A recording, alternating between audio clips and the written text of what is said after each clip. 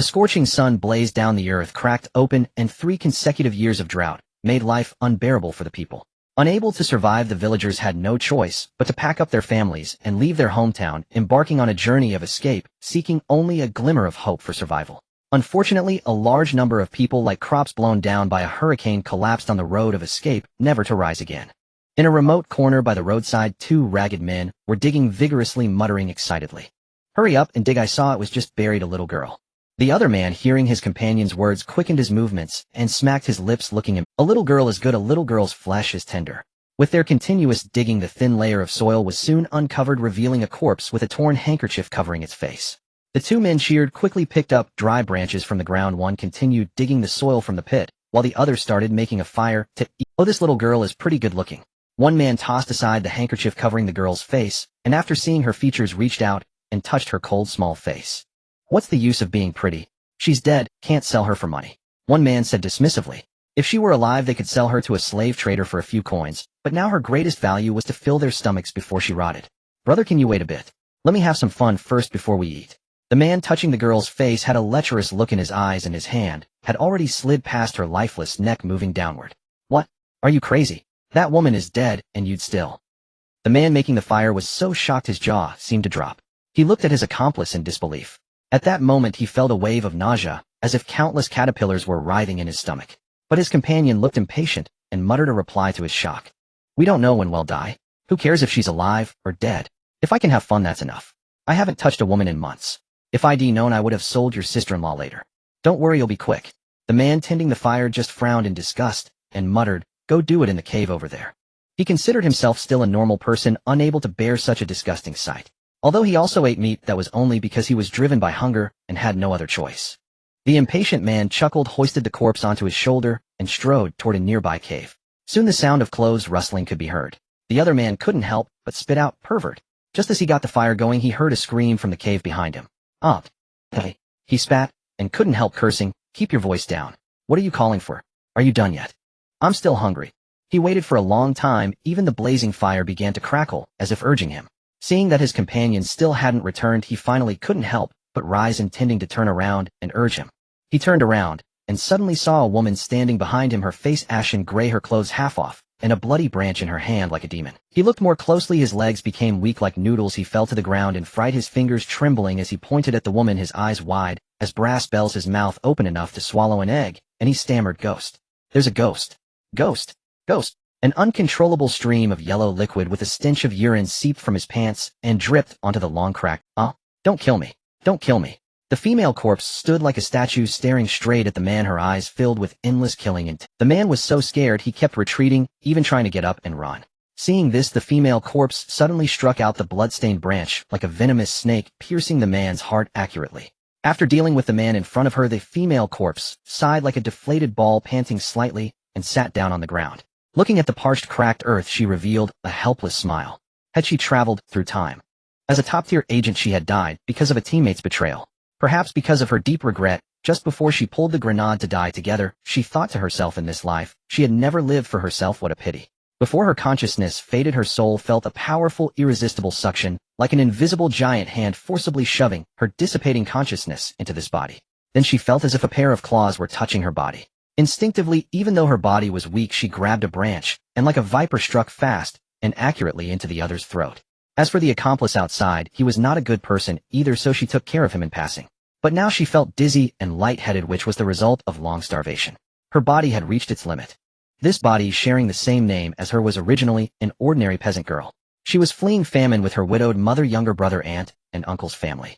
On the road, she always gave her meager food to her mother and brother, often lying that she had eaten enough, which eventually led to her starving to death on the escape. Her family had just buried her when these 2 vicious men discovered her, intending to eat her. Zhao Xie would not show mercy to those with such violence. The hunger in her stomach surged like a tide. Zhao Xie, enduring the discomfort, struggled to her feet and came to the dead man's body. Crouching, she searched like a treasure hunter, hoping to find some food. After searching for a long time, she found only a few copper coins. The situation with the man in the cave was similar. Actually, thinking about it, it was understandable. If they had food, why would they do such heinous things? Weighing the dozen or so copper coins she had found on the dead men, Zhao Xie sighed helplessly. On this road of escape, food was even more important than if only I had a big white steamed bun right now. As she was daydreaming, Zhao Xie felt a slight warmth in her hand.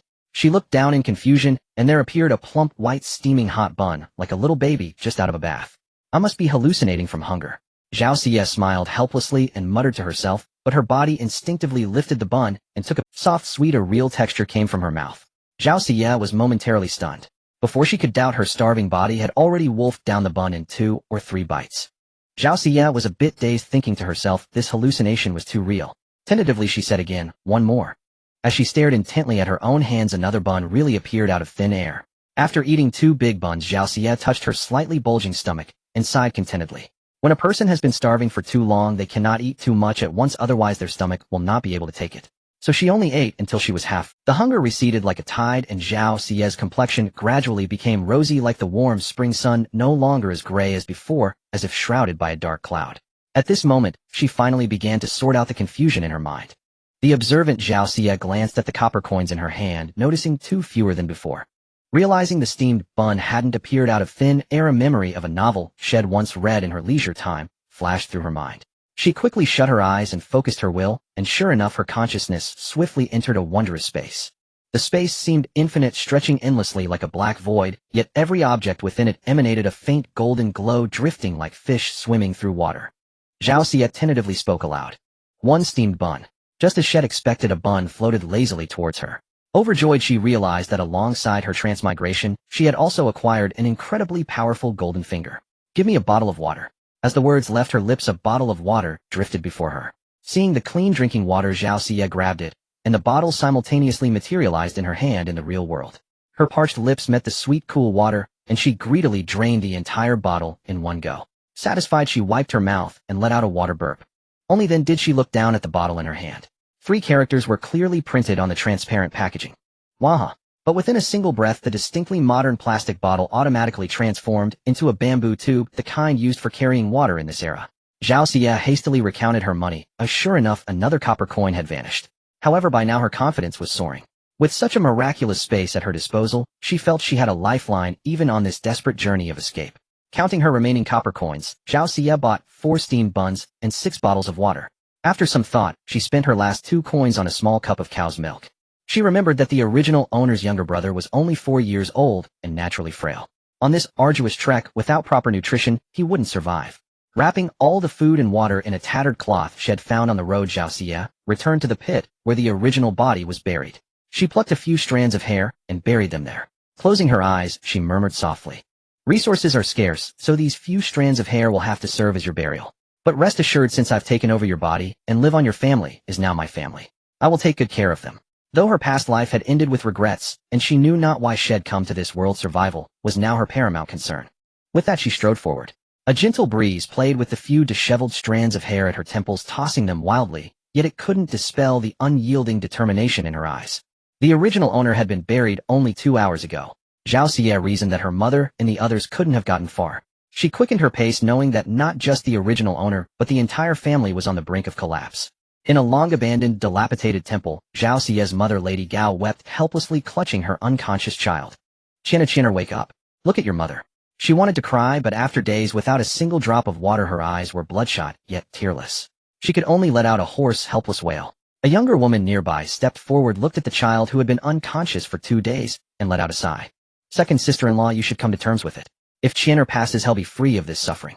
The elder woman beside Lady Gao couldn't help but rebuke her, though her voice lacked any real strength. "Mengshi, you are Qianer's third aunt, how can you curse him like this?"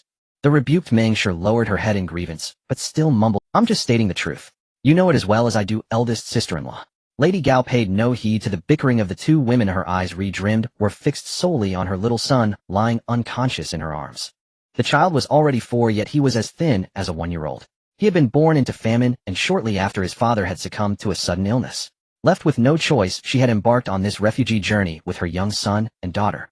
Now that her daughter was dead, if her only son were to follow, she truly had no will to live. At this thought, Lady Gao clutched her child tighter, hoping to hold on to him for just a little longer, and began to hum a hoarse lullaby. "The moon is bright, the wind is still." It was the song she always used to soothe her children. She hoped it would bring him some comfort now. It was all she as a mother could do for him. She had already resolved that after burying her son, she would follow him.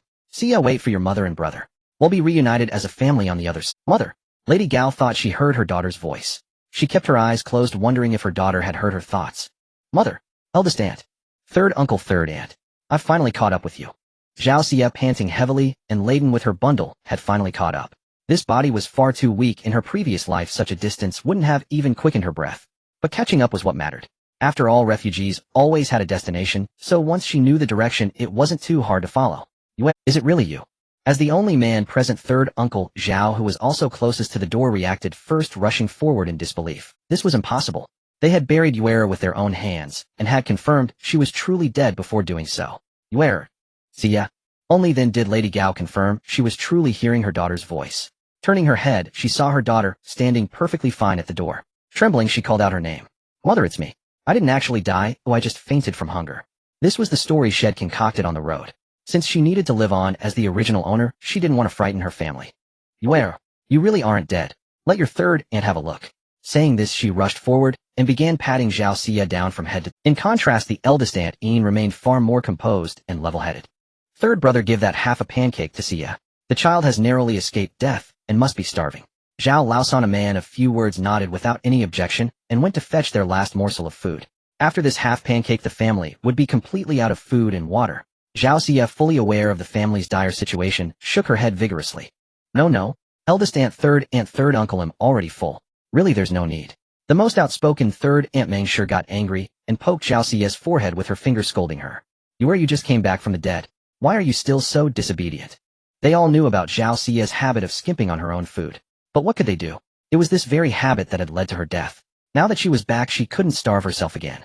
Even Gao Shi, who was holding the child, couldn't help but speak. Xia, be obedient, eat it. Her thought was simple: if one of her son or daughter could survive, that would be enough. Facing the small piece of flatbread that third uncle pushed over, which had been sitting for who knows how long, and was already rock-hard, far from delicious, yet it stirred a warm current in Zhao Xia's heart. This was a familial affection she had never experienced in her past life. But this stalemate was no solution. It was better to let food speak for itself. Zhao Xia quickly shook her head, then untied the bundle she carried on her back, carefully placed it on the ground, and looked up at her puzzled relatives surrounding her. I'm really not hungry, third uncle, look, she said as she swiftly opened the bundle, revealing steamed buns and water in a bamboo tube. Third Aunt Meng Sure, upon seeing the contents, was so startled that her voice turned shrill. Steamed buns. Heavens, they're actually steamed buns. But before she could shout again, a hand clamped tightly over her mouth. Eldest sister-in-law Yin Shi quick-witted and swift hurriedly covered Meng Shi's big mouth. Foolish woman, what are you shouting for? Even Zhao Laosan couldn't help glaring and scolding his guileless wife, though his voice was lowered considerably. On this refugee journey, human decency had long been ground to dust by harsh reality. To survive, people would do anything. If anyone heard they had steamed buns, who knew what trouble it might bring? Zhao Laosan glanced around alertly, and only when he was sure no one was coming did he breathe a sigh of relief and quickly cover the bundle. He pulled Zhao Xia aside and asked in a low voice, "You girl, where did these things come from?" At the same time, he stared seriously at Zhao Xia, as if trying to discern something. In truth, he could not be blamed for his wild thoughts. After all, a young girl suddenly bringing back such precious food on the refugee road. It was hard not to imagine the worst. He considered his family to be upright people. They could never allow a child to commit immoral acts for the sake of food. Especially since his second brother, before passing away, had earnestly instructed him to look after the second sister-in-law and her 2 children. If this girl had actually done something for food, he would have no face to see his second brother even in death. Zhao Laosan was usually taciturn. His sudden seriousness startled everyone. But looking at the steamed buns that would only be eaten on festivals, and then at Zhao Xia's obviously torn collar, they all seemed to guess something. Heavens, you girl who bullied you. Third aunt will go and beat them to death. The hot-tempered Meng Shi was the first to lose composure, gritting her teeth and ready to jump up and fight. You girl was only 14, still a child. If it really was. Although she said so, everyone knew in their hearts that in this world, who would stand up for them? Even if it was as they imagined, where could they find the culprit now? Eldest sister-in-law Yin Shi, her face full of grief and indignation, stepped forward to touch Zhao Xia's cheek, then helped her adjust the torn collar at her neckline. She opened her mouth, but could say nothing. It's all my fault for being useless. I'm sorry to your father to let you for food. Actually. Gao Shi's eyes were red, her voice hoarse, on the verge of beating her chest and wailing. After all, Zhao Xia's father had once been a village teacher who valued propriety and honor above all. If his daughter were truly treated like this, whether willing or not, he would never rest in peace. Seeing that this family, upon seeing the food, and then her torn collar, had already conjured up a dramatic scenario, Zhao Xia had no choice but to quit. Of course, this explanation was a lie she had just concocted on the road. Lie or truth didn't matter. What mattered was to give these items a legitimate source. Otherwise, given this family's stubborn integrity, they would rather starve than eat. Oh, I really was lucky. I fainted from hunger lying in the dirt when suddenly crying sounds came from beside me. I heard it seemed like someone's old master had just passed away and was buried next to me. Later the crying stopped, and I climbed out. Just then by the grave next to me there were these offerings. Having said this, Zhao Xie saw that everyone's expressions had softened a bit, but still not fully satisfied, she quickly added. Then I kowtowed several times to the old master. Although taking offerings is not proper, I told the old master that once we get through this hardship, we will definitely burn a lot of paper money for him. So it's considered a loan. Zhao Xie kept observing everyone's expressions. Although they didn't eat, their eyes occasionally glanced at the steamed buns in the bundle. After all, being hungry for so long, wanting to eat is human instinct. Finally, after a long silence, Gao Shi asked, Xie, is what you said true? You mustn't lie to your mother. Zhao Xie nodded like a chick pecking rice, quickly stuffing a steamed bun into each person's hand. Really hurry up and eat. I've already had one. Everyone held the steamed buns in their hands, still hesitant, but their constant swallowing gave away their inner craving. Seeing that everyone hesitated to take a bite, Zhao Xie hurriedly urged, everyone eat quickly. Only when you're full will you have strength. We still have to continue our journey. Gao Shi nodded at this, took the first bite of the steamed bun, and the others, seeing this, also began to eat. I think we should eat half and save the other half for the day after tomorrow, eldest sister-in-law Inshi said, suppressing her desire to eat her fill at once, and still reminded everyone. After all, the road ahead was long. Today there was food, but tomorrow might not be so lucky. It was always wise to leave a backup. Everyone nodded in agreement, but Zhao Xie spoke up with a different opinion. Eldest Anne, in my opinion, we might as well eat them all. We haven't been full for so long, our bodies can't take it. If we become too weak to walk, wouldn't that be more troublesome? Besides, the weather is hot now. Steamed buns don't keep as well as flatbread. If we keep them longer, they'll spoil. It's better to eat them than waste them. As long as she had her space, Zhao Xie was confident she could support the whole family. The only thing to consider was how to get money, and she already had a plan for that. I think you girl is right. Eldest sister-in-law, fill your stomach first, so you'll have strength to continue tomorrow. And if others find out we have steamed buns, it might cause trouble. So the safest place for the buns is in our stomachs. Tomorrow's worries are for tomorrow. As the only man in the family, Zhao Laosan spoke up at this moment. After all, the family consisted of women and children. If a fight broke out, he alone couldn't protect them. With Zhao Laosan's words, the whole family finally agreed, eat their fill first, even if only for one meal. Zhao Xie took the opportunity to take her little brother from her mother's arms, letting her mother eat the steamed bun first, while she carried the little brother to a corner, taking advantage of everyone eating and not noticing her. She secretly took out a small cup of milk and brought it to Chinner's lips. The child, half-starved, sensed the fragrant smell at his mouth and instinctively opened his mouth. The small cup of milk was quickly consumed. With the nutritional supplement, the child, who had been unconscious for 2 days, actually slowly opened his eyes, though still very weak. Sister, I think I dreamed of eating something delicious. Chinner woke up groggy and saw his sister looking at him with concern. Because he had been unconscious, he had no idea that Zhao Xie had already been through death once. Chinner is awake. The people who were eating steamed buns heard Chinner's voice and quickly gathered around. Most excited of all was naturally Gao Shi, who rushed over and hugged her son. Chinner, you're awake. You scared your mother to death. This is a blessing from heaven. May the Buddha protect us, may the Buddha protect us. After all, Zhao Xie, who had originally died and returned, was already astonishing enough. She had also brought back the hope of survival for the entire family. Now, even Chinner had awakened. Their excitement was palpable, for Chinner was the only male child of this generation, the hope of the family. The eldest sister-in-law, Inshi, quickly broke off a piece of the steamed bun in her hand, stuffed it into Chinner's thin little hand, and urged him. Chinner must be starving, eat quickly. Then she kept wiping her reddened eyes. The eldest brother of the Zhao family had been conscripted as a laborer on his wedding day and forcibly sent to the army. Since then there had been no news of him. Naturally, she had no children, so she had always treated Zhao Xie and Zhao Shiqian as her own. As for the third brother and his wife, they had been married for several years, but still had no good news. They were quite envious of the second brothers having both a son and a daughter. Aunt Chinner isn't hungry. Chinner already ate something delicious and is full. Chinner blinked his big eyes and refused the steamed bun Inshi offered because he was truly full. This child, has he been starved, silly? Only Zhao Xie knew what was going on, and she quickly made an excuse. I think Chinner just woke up and is still a bit groggy. Let him eat later. The sky is getting dark, so why don't we rest early? Today had been thrilling. Life and death, loss and recovery, survival against all odds. The family was utterly exhausted. Especially since they had rarely had a full meal, each person found a place to lie down and quickly fell into a deep sleep. The sleeping arrangement was also carefully planned. Gao Shi held Chinner at the innermost spot next to Zhao Xie. In front of Zhao Xie was Aunt Inshi, then Aunt Mengshi, and at the outermost was third Uncle Zhao. Even while sleeping, he kept a firm grip on a wooden club, ready to protect the family at any moment. Seeing this scene, Zhao Xie felt an immense warmth in her heart. She knew that these people were her true family. Hearing their even snoring, Zhao Xie knew it was time to move. She shifted slightly, then deftly maneuvered without disturbing anyone and soon stood at the doorless entrance of the dilapidated temple. As a top-tier agent, leaving without alerting a group of ordinary people was far too easy. Gazing at the sleeping family, Zhao Xia silently vowed that she would never let them go hungry again. So now she had to go out and get money. Though the common refugees were all destitute on this journey of escape, there was one group that would surely have some wealth. That was the bandits. In these chaotic times and famine years, even on the refugee trail there were inevitably roving bands of bandits who preyed on the common people. Ordinary folks prayed daily never to encounter them. But Zhao Xia was different. She intended to seek those people out. In her eyes, those wicked villains were like little monsters in a game that dropped gold coins, and she was the player out to farm those coins. On her way to catch up with her family that day, she had spotted a path littered with corpses. She had examined them, and found they had all been killed by sharp weapons, their clothes even stripped clean. The women were even more tragic, showing signs of inhuman torture before being killed. Anyone capable of such cruelty was certainly not a good person. Zhao Xia felt no guilt in taking their lives.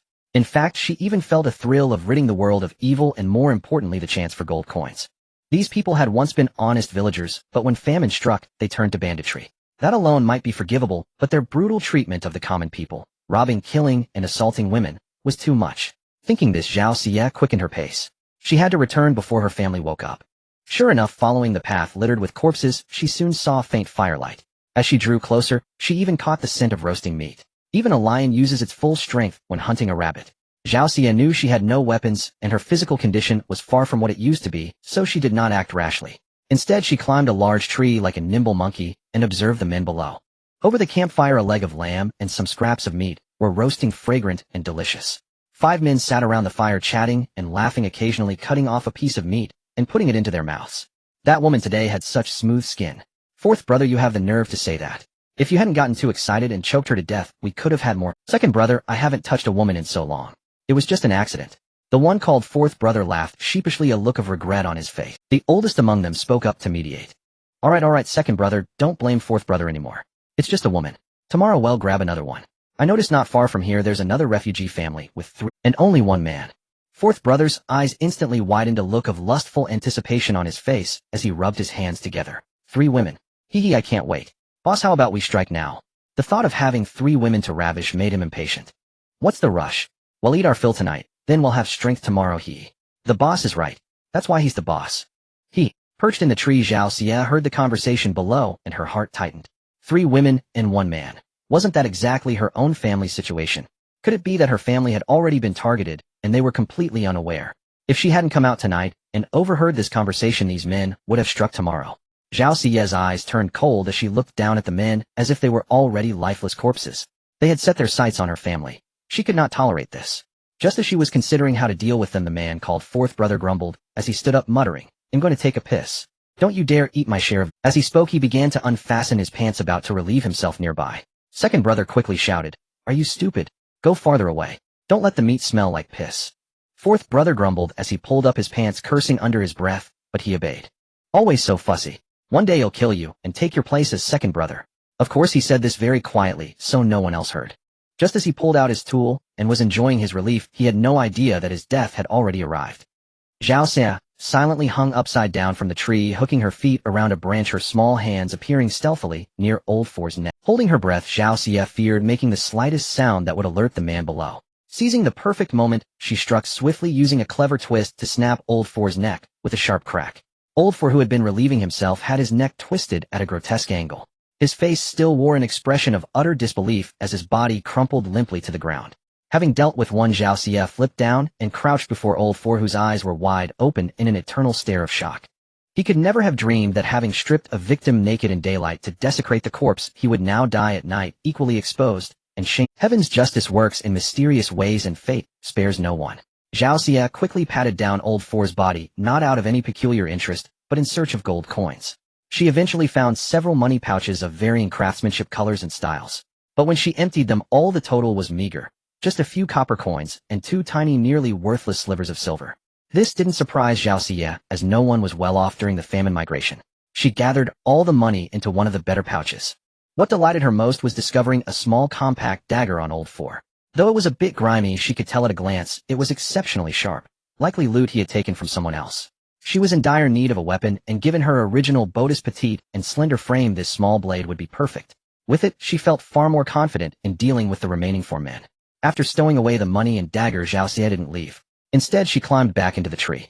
With poor visibility at night and her drab gray clothing, she was well concealed among the branches waiting for the next target to appear. Before long, by the campfire, the leader spoke up. "Why is Old 4 taking so long?"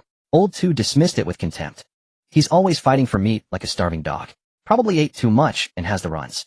Useless." The leader glanced in the direction Old 4 had gone, frowned slightly, and spoke to one of the others. "Old 5, go check on him. If he's really too weak from diarrhea to be of use, then." The leader made a throat-slitting gesture. After all, they had no intention of dragging along a useless burden. If they killed Old 4, they could recruit new members. In this era of scarcity, even diarrhea could prove fatal. Old 5 nodded in understanding. Unlike Old 4, who had left unarmed, he brought a rusted sickle. Watching from the tree, Zhao Xie witnessed it all. Truly heartless. They would turn on a comrade they'd shared a meal with moments before. Old 5 cautiously approached the direction Old 4 had gone, calling out softly. "Fourth brother, are you all right? The boss sent me to check on you." Though his words were respectful, his eyes were already filled with murderous intent. A useless member was worthless to their small group. If he was fine, so be it. But if he was truly too weak to carry his weight, keeping him would only waste food. "Fourth brother." The area remained eerily silent with no response. A chill ran down Old 5's spine. Sensing something was amiss, cold sweat began to bead on his forehead. Finally, he spotted what appeared to be a figure under a tree not far away. He held the sickle defensively to his chest and crept closer, only to find Old 4 sitting on the ground, head drooping.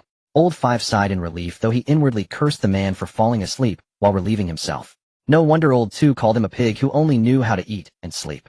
Even so, he didn't dare attack Old 4 recklessly. The man's brute strength was formidable, and since he was still useful, killing him would be a waste. "Fourth brother, how did you fall asleep?" Old 5 crouched down and reached out to shake Old 4, who was leaning against the tree. At the slightest touch, Old 4's neck twisted unnaturally, as if boneless, and his body toppled sideways. In the process, his bare backside was exposed, his pants never having been pulled up. Startled, Old 5 stumbled back and fell to the ground. Had seen dead men before, but never one with a neck twisted so grotesquely. Terrified, he scrambled backward. Just as those words escaped his lips, and he was about to get up and raise the alarm, a girl's voice suddenly came from behind. Just as those words escaped his lips, and he was about to get up and raise the alarm, a girl's voice suddenly came from behind him. "You're quite clever, aren't you?"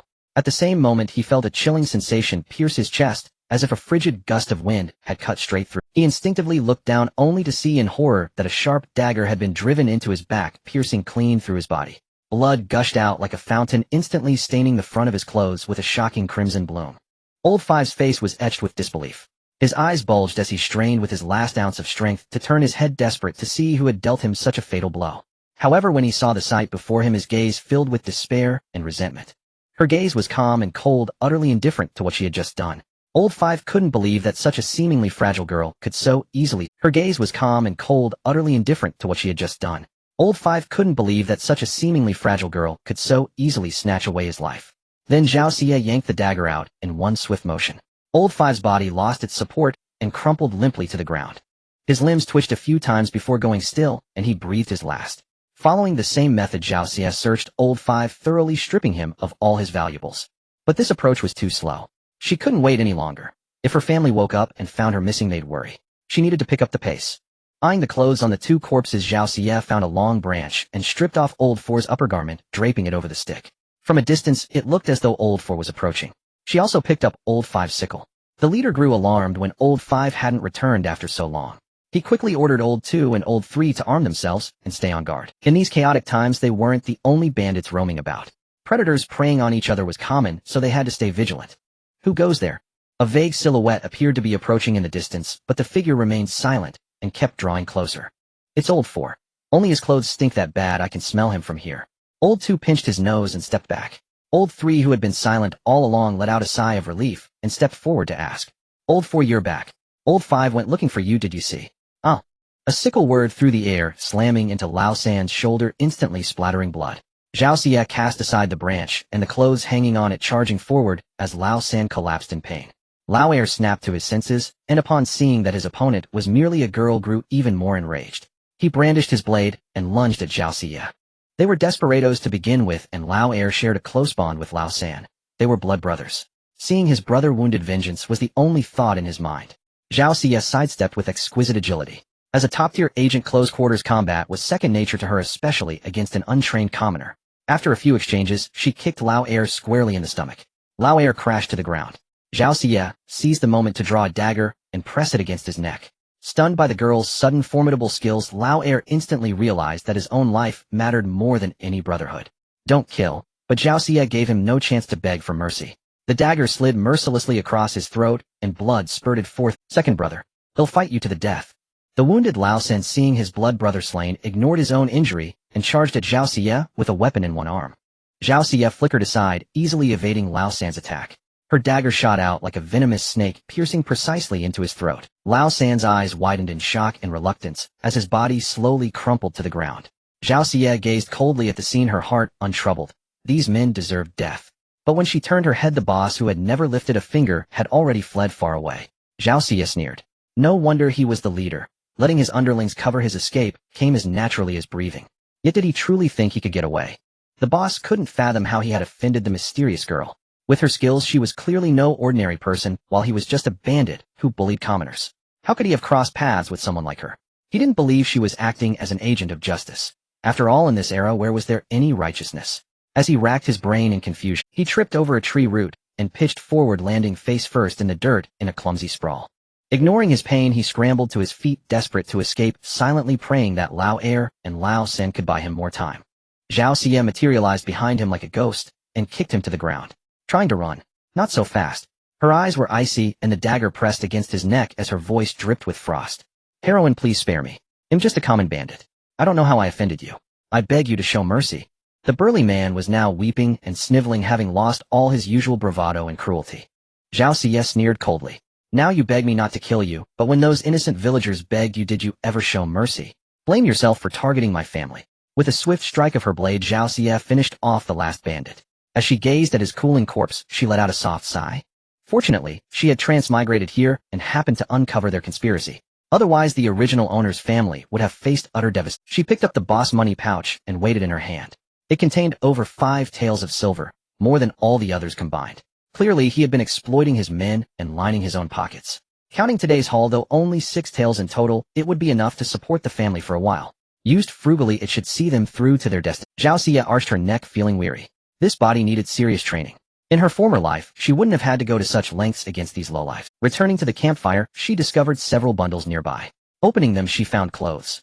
Old to be sure, but far better than what her own. Assuming these were also stolen by the bandits, she bundled the clothes onto her back. The leftover lamb leg and meat couldn't be wasted either. As Zhao Xie mulled over what excuse to fabricate, she took a shortcut to make the return trip easier. But mid-thought, she abruptly halted.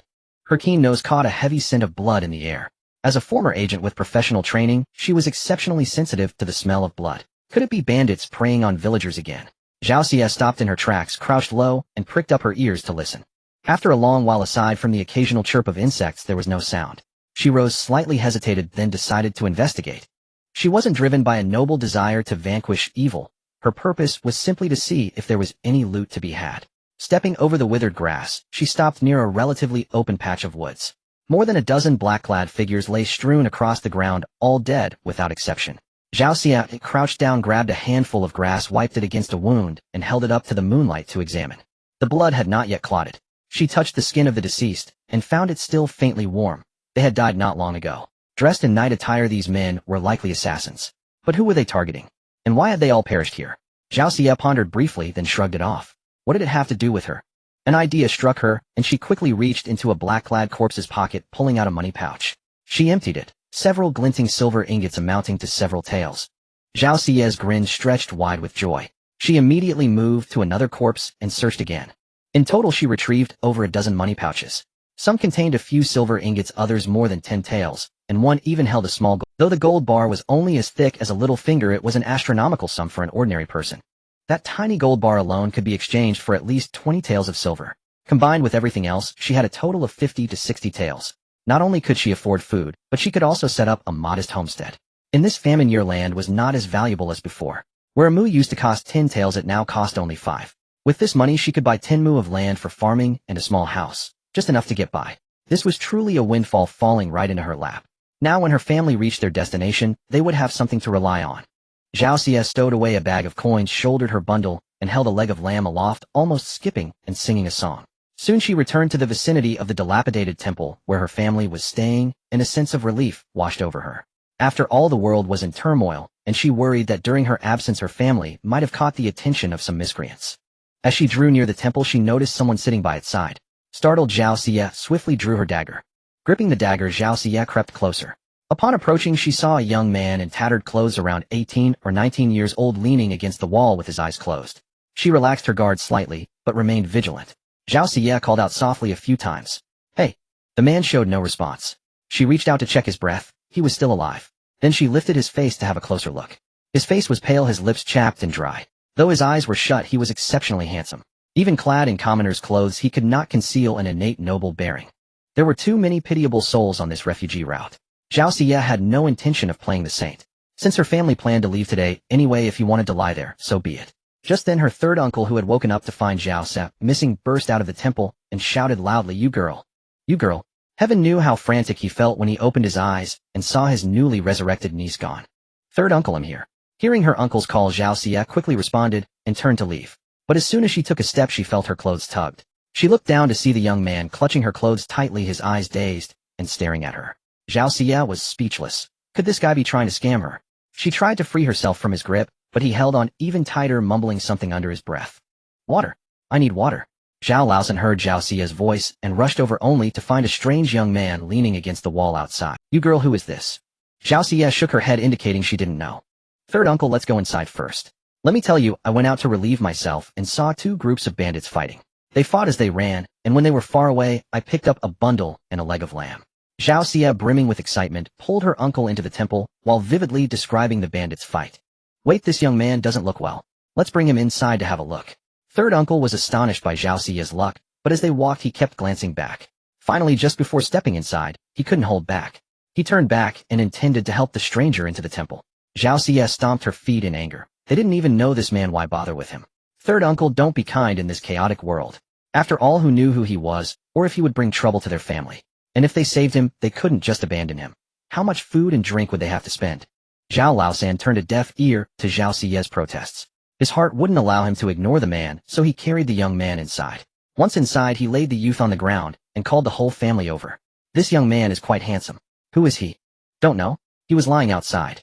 Oh dear, look at his head. It's still bleeding. Could the bandits have harmed him? Who knows, but he's still breathing."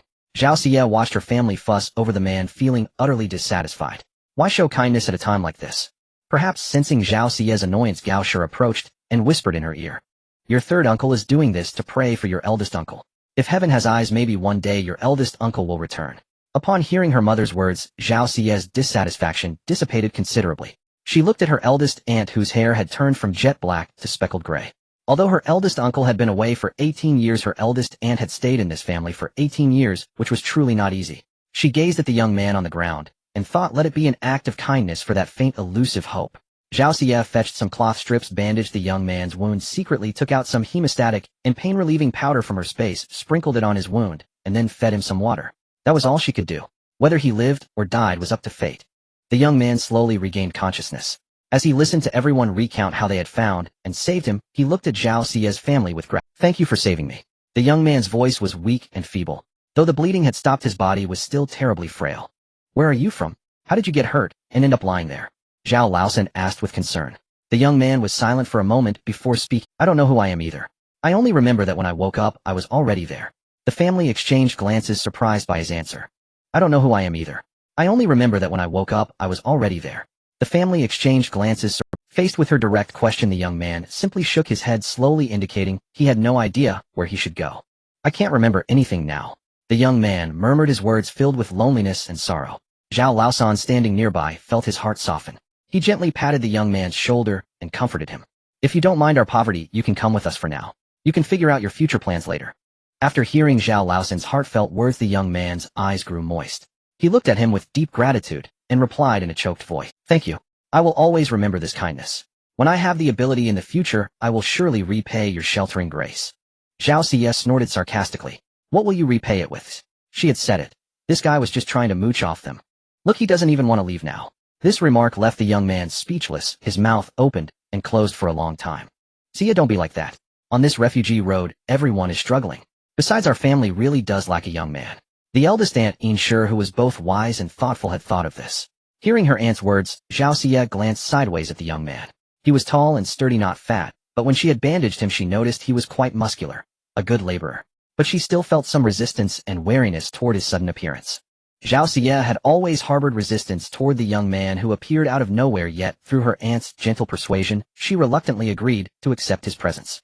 After all, a household of women and children relying solely on third uncle for protection was indeed beyond his capacity. With an additional able-bodied young man, the journey of fleeing famine would gain an extra layer of security. However, Zhao Xie did not let her guard down. She resolved to keep this man close by her side, ever vigilant lest she venture out, and he harbor ill intentions toward the family. You don't have a name yet, do you? How about we call you Ajin? Zhao Xie said, standing nearby with a look of indifference, a trace of imperceptible coldness and detachment flickering in her eyes. She parted her lips slightly, her tone calm, yet distant. She had deliberately chosen this character, its profound implication needing no explanation, a warning to the young man. Should he fail to act with caution, she could just as easily save his life as reclaim it. Ajin raised no objection to the name and accepted it willingly. He perceived Zhao Xie's wariness toward him, but paid it no mind. He merely sought temporary shelter and harbored no other intentions. Since the family had chosen to accept this person, Zhao Xie could hardly voice further objections. Though a trace of displeasure lingered in her heart, she was not one to hold petty grudges. She quietly opened the bundle she had carried back earlier. Inside were some garments, tattered and worn, yet still better than the ragged clothes the family currently wore, which barely covered their bodies. She distributed one piece to each person, then cast a furtive glance at the silent Ajin. With a final garment in hand, she tossed it to him. After all, he was injured and his clothes were inevitably stained with blood. Put it on. Though it's a bit worn, it's still better than what you have on. Ajin took the clothes, murmured his thanks, and staggered outside with third uncle putting them on with cautious sidelong glances. Zhao Xie watched him naturally step out of the dilapidated temple and felt rather satisfied. Not bad. At least he appeared to be a gentleman, knowing to excuse himself when a household of women needed to change without needing a word of reminder. He even called third uncle to join him outside. After changing, Zhao Xie began distributing food. This time she deliberately switched to flatbreads that were easy to store. Though not as tasty as steamed buns, they were convenient and durable. Of course, she still claimed they came from the bundle she had found. Each person received one, and the rest were set aside for the journey ahead. Yet while everyone was eating their flatbreads, Ajin keenly noticed Zhao Xie carrying the young Chiner to a corner, turning her back to them with a mysterious air. He found it rather puzzling. But as an outsider, even with his doubts, he chose not to pry. He simply lowered his gaze and silently chewed on the flatbread allotted to him. Though it was hardly a delicacy on this road of fleeing famine, it was nothing short of a feast. As for the lamb leg, it was quite small. Each person could only receive a modest sliver. Yet for those who were perpetually famished, even that small piece of meat felt like a dream come true. Third Aunt Meng even gave herself a hard pinch to confirm she wasn't dreaming. Let alone during this flight from disaster. Even in the years before the calamity struck, they could only taste a morsel of meat during the new year, at most mincing it into filling for dumplings to satisfy their cravings. The sheer luxury of savoring a piece of meat all by oneself was something she had never dared to imagine. Third uncle was in charge of dividing the meat. He first tore off a piece without skin and easy to chew, giving it to Chiner, then one to Zhao Xie, and the remainder went to the other adults. Just as Ajin was quietly gnawing on his flatbread, a rough, calloused hand suddenly extended before him, palm upturned with a piece of lamb leg meat resting in it. Ajin was momentarily stunned. He knew full well that his arrival had burdened this already struggling family. Being given a flatbread had already filled him with overwhelming gratitude. As for the lamb leg, he harbored not the slightest expectation. Take it. Zhao family's third brother was a straightforward man, unskilled in honeyed words. He simply believed that since they had come together, he couldn't let his own family feast on meat, while Ajin went hungry. After all, they were now partners of sorts. Ajin was homeless and his family had taken him in temporarily, while he helped guard the family and perform this. Uncle Zhao, no need. A flatbread is enough for me. Ajin could see the family's circumstances and felt too ashamed to share in their. If I tell you to eat, then eat. What's with all the nonsense? You're sickly and weak. You're not even helpful, just a burden dragging us down. Before the words even faded, Zhao Xie with a cold expression shoved the piece of meat into Ajin's hand, her tone icy and laced with impatience. Ajin looked down at the meat in his hand, then raised his head to gaze at Zhao Xie's proud, defiant face. A flicker of surprise crossed his hand. It seemed this seemingly fierce girl wasn't so detestable after all, just a bit overly cautious. Then, thank you. He no longer refused, for he knew full well that he was covered in wounds, beset by internal and external troubles, and his physical condition was indeed dire, desperately in need of nourishment. Once he escaped his current predicament, he would find a way to repay this family. After the meat was divided and consumed, the eldest aunt grew reluctant to part with the bones, insisting on keeping them to brew a broth. On the road of fleeing famine, every extra morsel of food meant an added chance of survival. Though she didn't fully understand Zhao Xie's abilities, her instinct drove her to be frugal and make the most of everything. This time Zhao Xie didn't stop her. If it brought everyone a little more peace of mind, why not? After the food was distributed, everyone tidied up briefly and prepared to set off once more. Zhao Xie walked at the very rear of the group, deliberately, keeping her distance from Ajin. Throughout the journey, she remained on high alert. Yet a full day passed, and Ajin continued to behave himself, showing no signs of anything unusual. Not only did he help care for the young brother, but he also crafted a small toy from dried grass for the boy. Within a single day, Qian'er had grown. He even voluntarily took on some of the heavier tasks. He offered to carry the family's entire supply of food and water for third uncle. However, third uncle knew this was the family's lifeline for survival, and despite Ajin's favorable impression, he remained cautious. Only Zhao Xie was preoccupied with devising a legitimate way to produce more food. Otherwise, the flatbreads alone would barely sustain the family for a single day. Food was manageable, but water was the greatest concern. There were only a few bottles left, and even with each family member taking just a small sip, the supply had dwindled considerably over the past 2 days. Zhao Xie had secretly replenished it twice, but to avoid drawing attention, she only dared to add half a bucket each time. But this couldn't go on forever. Zhao Xie mused that it was time for a stroke of fortune to come their way. Along the arduous journey, Zhao Xie's family bore witness to countless harrowing and appalling sights. Yet they were acutely aware that they could barely fend for themselves, and their hearts, though willing, were powerless to aid others. Even the decision to take in Ajin was an unspoken consensus driven solely by the necessity for a man to share the burden of manual labor. Third Uncle Zhao carried a pack laden with drinking water flatbreads and a few items of modest value, while Ajin's basket was crammed with a chaotic assortment of odds and ends. Behind them, the 3 women took turns cradling Qian'er, while Zhao Xie brought up the rear guarding the family. With their bellies filled, their pace outstripped that of the other refugees. Once we reach Fengshui County, things will be better. Indeed, it's been years since we last saw Ronyang. They chatted about mundane family matters as they walked, the atmosphere lighter than before. Having covered 2/3 of the distance, another half-month of travel would see them to their destination. Fengshui County wasn't always a desirable place, plagued by poverty and poor transport. Zhao Xie's aunt had married into a village called Tianshui, which fell under the county's jurisdiction. However, the 3-year Great Drought unexpectedly blessed the area. The entire county was situated along a river, and in Tianshui village the river was practically at their doorstep. While other regions suffered from severe water scarcity, this place, thanks to the flowing river, remained largely unaffected, transforming it into an enviable haven for all. Zhao Xie's aunt Zhao Ronyang had married there 5 years prior. Their family's destination for this exodus was her home. After a full day of arduous trekking, the family finally halted. Third Uncle Zhao held out his bamboo tube, as if it were a treasure, gently lifting the lid to take a cautious sip.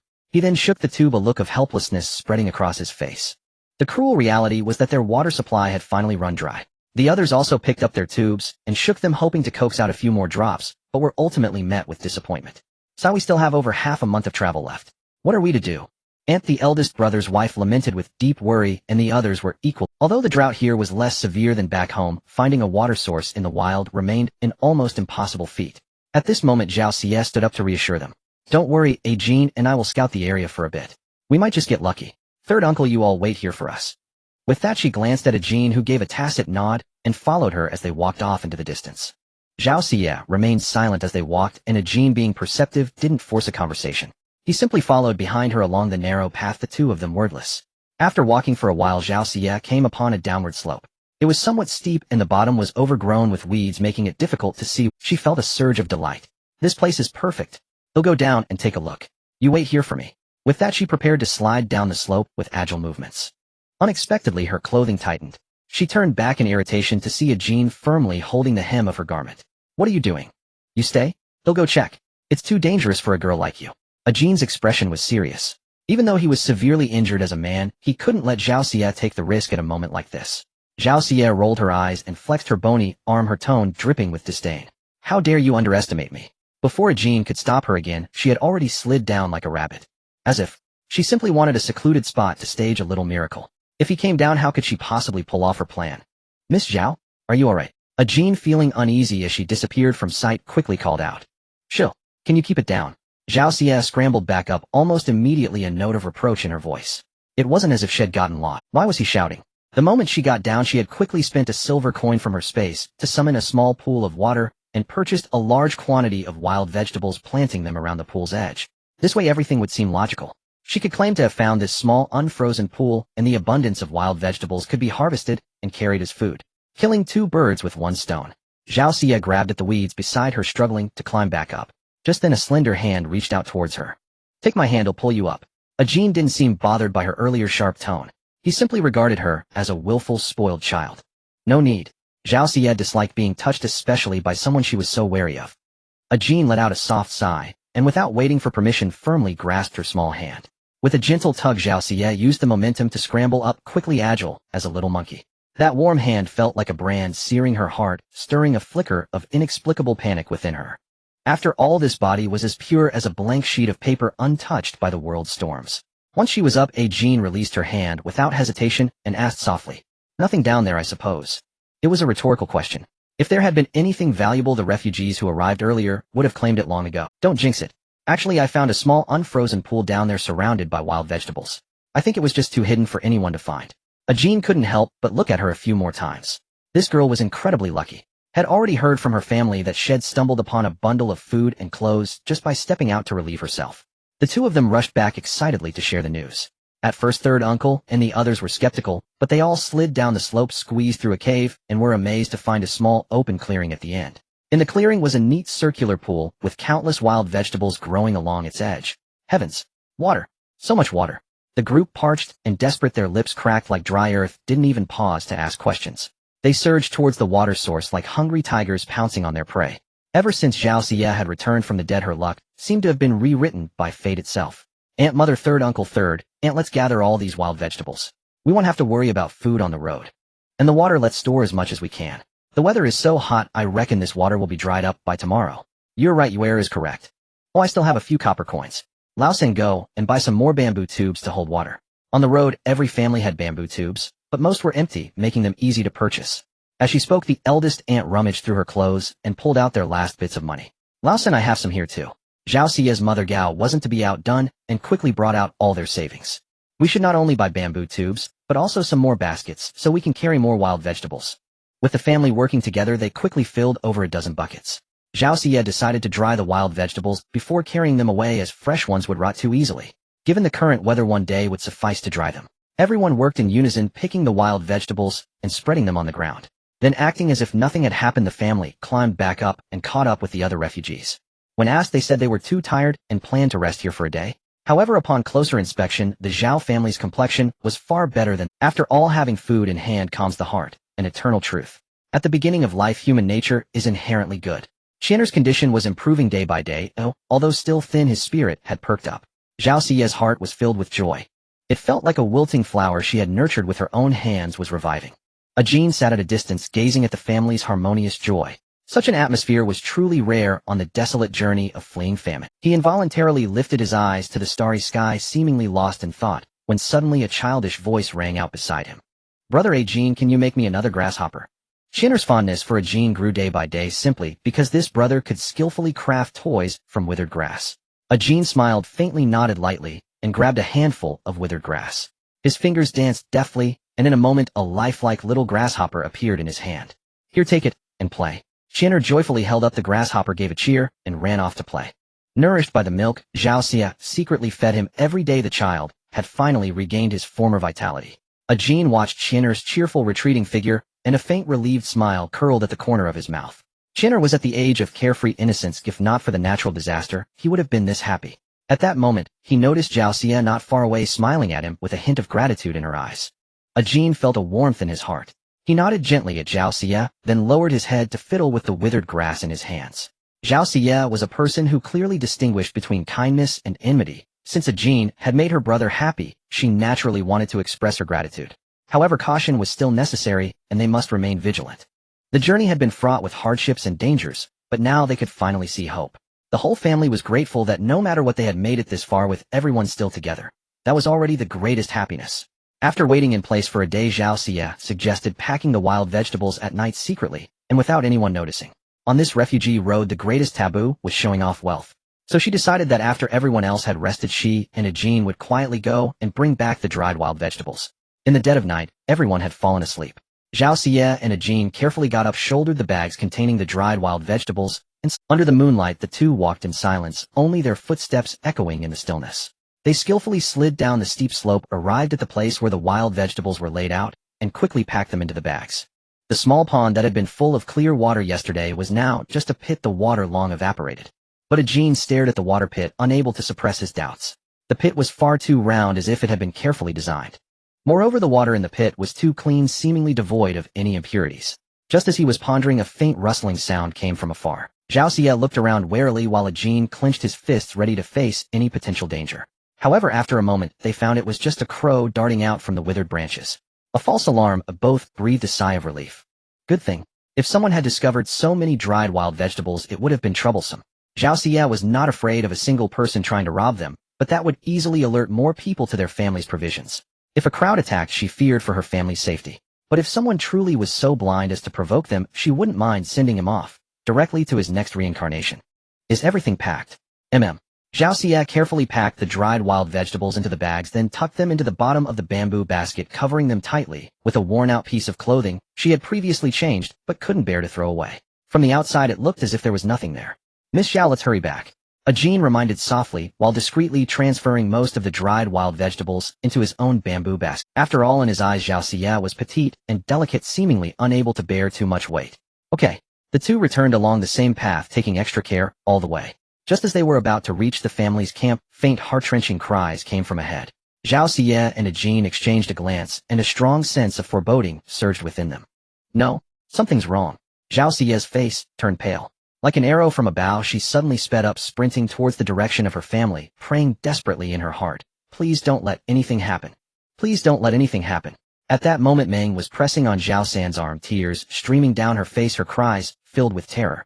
Nearby, the bodies of those who had just been brutally murdered lay scattered on the ground. Uncle 3, Aunt 3, eldest aunt, what happened? Zhao Xie's face turned ashen. She hurried to Meng's side and looked around. Her mother and her younger brother were gone. Bandits attacked, suddenly killing and snatching people. Your third uncle tried to protect us. Zhao Xie's mother, Gao, because she was carrying Qin'er, ran a bit slower and was taken by the bandits. When Zhao San tried to rescue them, he was slashed with a blade. Meng was sobbing uncontrollably. Zhao San, with red eyes and gritted teeth, slammed his fist against the ground, his jaw clenched tight, his eyes blazing with rage. You girl, your uncle is useless. I failed to protect your mother and Qin'er. Just wait, even if it costs me my life, I will bring them back. Before he finished speaking, he was about to get up and fight desperately, but Meng tightly grabbed him, because she knew that if Zhao San went alone, he would surely— Zhao Xie bit her lower lip hard, a glint of beastly, bloodthirsty madness flashing in her eyes. Uncle 3, let me go save my mother. Yin rushed over frantically, firmly holding back the enraged Zhao Xie, tears streaming down like a fountain, desperately pleading. You girl, are you mad? You're going to your death, don't you know? She was also anxious, but those bandits had knives and outnumbered them. For Zhao Xie to go would be no different from walking to her own death. Zhao Xie shook her head stubbornly and persistently. I must rescue my mother and brother. Her gaze was unwavering. At this moment, she could no longer hide her true strength. A dragon has an inverse scale that when touched incurs its wrath. For her, her mother and brother were the ones that must never be touched. If she couldn't even protect her own family, what meaning would such a life have?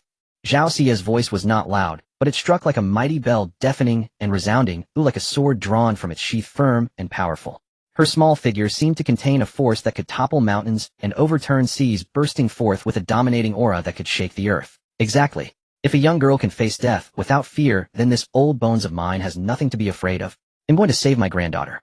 After all, it's just the two of us left in our family. What is death but a trifle? Beside him, an old man who had been sitting on the ground sobbing was jolted, as if injected with a stimulant. He sprang up suddenly, roaring loudly. You where I will stand with you. Ignoring his blood-drenched arm, third uncle Zhao rose with bloodshot eyes like an awe-inspiring guardian deity, ready to fight to the bitter end. Zhao Xie took a deep breath, forcing herself to calm down. Even in her urgency, she knew she couldn't act impulsively. A plan was essential. She crouched down, pulled out a piece of cloth, secretly exchanged some coagulant medicine within her space, and helped bind third uncle's wound. Fortunately, it was night, and everyone was too worried about their own families to notice the inexplicable white powder that appeared on third uncle's arm. Only Eugene, who was closest, couldn't help but furrow his brow slightly, though he said nothing. After securing third uncle's wound, Zhao Xie rose and turned to the other survivors, asking, Does anyone know the location of the bandits' lair and their situation? A heavy silence fell over the crowd. Everyone hung their heads, no one answering. Zhao Xie's heart sank. Could it be that no one truly knew? Disappointment crept over her. In truth, many harbored reservations. If the rescue failed, provoking the bandits could invite their vengeance. Just then a weak voice emerged. I know. Everyone turned to look. It was a young man, pale and seemingly frail, likely injured in the earlier attack as well. Zhao Xie's eyes lit up. She hurried over to him, urging him to speak, Yet noticing his wound, she pressed a cloth infused with medicinal powder. Speak quickly. The young man swallowed hard then spoke with a trembling voice. The bandits' lair is on Blackwind Mountain. Their stronghold is there just ahead, heavily guarded. It said their leader is ruthless, commanding a band of desperados. Zhao Xia listened intently, pondering countermeasures as she absorbed every detail. By the time he finished, a preliminary plan had formed in her mind. Thank you for the information. She cast a grateful glance at the young man, then rose and turned to the others. Who is willing to come with me to rescue our people? I suspect the stronghold holds no small amount of gold, silver, and food. If we succeed, all the spoils will be divided equally among us. She faced the crowd with unwavering resolve. Step forward if you're with me. A stir ran through the group as people exchanged hesitant glances. Soon a few young men stepped forward, declaring their willingness to join. Well, risk it. It's just death. Our lives now aren't much better than death anyway. The mere idea of rescue had given them pause, but the mention of the stronghold's riches ignited a fervent desire within many. For ordinary folk, even reaching their destination as refugee survival was a monumental challenge. Yet if fortune favored them with wealth, buying land and a home might not be an impossibility. As the saying goes, wealth is found in peril. As long as the stakes were high enough, there would always be those willing to gamble. Good. Zhao Xia nodded. First, we'll gather weapons and ropes, then infiltrate the stronghold quietly. As the crowd listened to her plan, they couldn't help but regard the girl with newfound respect. How did she know so much about strategy? A plan was devised: start a fire to draw the enemy's attention, use ropes to sneak into the stronghold, while a few remain at the front gate to create a diversion. This might just work. After preparing the weapons and ropes, Zhao Xia led the group silently toward Blackwind Mountain. Throughout the journey, they moved with utmost caution, treading carefully through the forest. As they neared the stronghold, Zhao Xia signaled for everyone to halt. She scanned the surroundings and spotted a location with fewer guards. Zhao Xia whispered her instructions. As planned, he'll sneak in and set the fire. Everyone nodded in agreement. Then, like an arrow released from a bow, a Jin shot out from the crowd, landing beside her like a bird in flight. His tone was resolute, brooking no argument. I'm coming with you. Without waiting for her refusal, he deftly hooked the grappling iron onto the wall with the agility of a monkey, then scaled it with the lightness of a swallow. Perched atop the wall, he extended his long, clean hand down to Zhao Xia. Gazing at the offered hand, Zhao Xia knew this was no time for hesitation. She grasped it firmly, using his support to scale the high wall with the agility of a leopard. They landed softly one after another. In the dim light, Zhao Xia studied a Jin's profile and whispered, "You didn't have to risk this. After all, those who came had either lost family or sought fortune through desperate means. A Jin, however, had no obligation to be here. Even if he chose to leave, she wouldn't hold it against him. Consider it my way of repaying a debt." A Jin replied softly. With that, the two moved like phantoms along the wall, dodging the guards above, and advanced stealthily into the heart of the stronghold. Unexpectedly, they stumbled upon the kitchen. Inside, two women, seemingly cooks, were chatting idly. "Did you see? Those wretched women the chief brought back today, they actually refused to stay. I know. Ungrateful wretches. Being wives to our brothers here is a blessing they don't deserve. Sigh, if only we weren't old and fated, stuck in this place, I'd be volunteering myself." Hearing this, Zhao Xia felt a slight relief. From their words, her mother and brother were likely alive. The purpose of capturing these women was to provide wives for the bandits. It made sense. This was how the stronghold maintained its stability.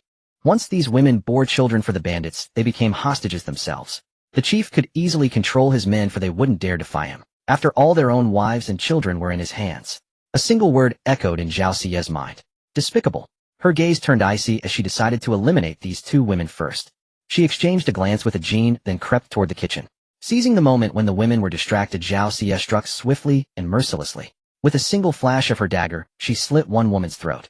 The woman felt a chill at her neck, instinctively touched it, and saw her hand drenched in blood. Before she could react further, she collapsed limply to the ground, her eyes wide with disbelief. Murder. At that moment, the other woman was struck by sheer terror. Her first instinct was to open her mouth and let out a piercing scream. But the scream never came. Her mouth was clamped shut by a long, powerful hand. Simultaneously, she felt a cold sensation at her neck. Looking down, she saw a blood-stained dagger pressed against her vulnerable throat. With the slightest movement or sign of resistance, the lethal blade would pierce her throat, sending her to the Yellow Springs to reunite with her recently dead. Clearly, keeping one alive was all that was needed to extract the necessary information. "Speak. Where are the captured women?" Zhao Xia's face was as dark as if it could drip water, her eyes glinting with icy light that sent chills down one's spine. She clenched her jaw tightly, her heart filled with contempt and disgust for the denizens of the stronghold. These people, by choosing to stand with the murderous and pillaging bandits, had already proven their moral character was anything but virtuous. In Zhao Xia's view, such individuals deserved no sympathy or mercy whatsoever. They might once have been ordinary folk, but they had strayed down the wrong path for various reasons, abandoning their conscience and moral boundaries. Now they had become accomplices to evil tumors on society. Zhao Xia knew well that she could not afford to show any leniency toward them. The crimes they had committed must be duly punished. Only then could justice be restored to the world and more innocent lives spared from harm. Wah? Wah. The woman, terrified by the death of her companion, shook her head frantically and tried to kneel and beg for mercy. Zhao Xia gritted her teeth. She could not afford to delay any longer, or else the arrival of a large band of mountain thieves would leave her unable to handle the situation. With a swift stroke of the blade, the woman's finger fell to the ground. Her eyes bulged, but before she could scream, Jean clamped her mouth shut silently. "They'll ask you one more time. Where are those women?" Now drenched in sweat from the pain, the woman dared not make any rash move. She could see that the young girl before her was ruthless, even more terrifying than the bandits in the stronghold. She quickly gestured with her eyes toward a direction, hoping to be let go. "Go lead the way. If you try any tricks, he'll chop you to pieces." Zhao Xia was truly furious, even resorting to cursing. Jean couldn't help but glance at the dead woman on the ground. One swift strike to the throat, fast, precise, and ruthless. Looking up at Zhao Xia, who was like an enraged kitten, he thought, this girl is no ordinary person. Jean hid a faint smile at the corner of his lips. Things were getting more interesting. Soon enough, a spacious and magnificent building appeared not far. 2 guards stood before the building, seemingly chatting about something. "I've brought you here as you asked. Can you let me go now?" The woman, trembling all over, clutched her bleeding hand and looked at Zhao Xia with pleading eyes, hoping for mercy and release.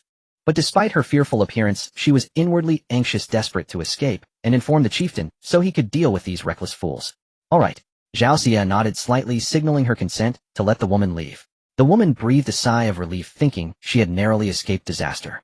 Just as she was rejoicing, a crude hook plunged into her heart, like lightning, and yanked back with brutal speed, tearing out her still beating heart. Jean tossed the heart aside like garbage and said calmly, "She said she'd let you go? I didn't." "And your eyes gave away your thoughts." Zhao Xia stared at the young man, her curiosity growing. Could an ordinary person kill so calmly? But now was not the time to dwell on it. She had to save the captives first. "All right, let's split up as planned. You set the fire to draw the enemy's attention, while I seize the chance to rescue the targets." Jean fixed his gaze on the 2 guards, a hint of worry rising in his heart. "Are you sure you're all right? Maybe we should swap tasks. I could draw the enemies away while you set the fire." But before he could finish, Zhao Xia cut him off without hesitation. She moved like a swift rabbit, dashing toward a specific direction. At the same time, the 2 guards noticed the unusual commotion and grew alert. They raised their weapons and shouted nervously, "Who's there?" skulking around in the shadows. Jean sighed helplessly. This girl was so headstrong. But since it was decided he could not linger, he quickly ran in the opposite direction from Zhao. Meanwhile, others at the entrance began to act. Some stepped forward and shouted loudly, "Chief, please return our families to us. We beg you." Several people stood at the gate making a racket. Soon enough, a few bandits came out cursing. "Shameless bastards. Your women belong. Get lost while you still can, or it'll take your lives." The bandits taunted arrogantly, showing no respect for the group. The white-haired old man at the front smiled ingratiatingly and bowed repeatedly. "My lord, please don't be angry. If my granddaughter can serve you, it's her fortune. But I have no one to rely on. Could you let me join the stronghold too?" Yes, we also wish to pledge allegiance. Please accept us." The leader snorted disdainfully.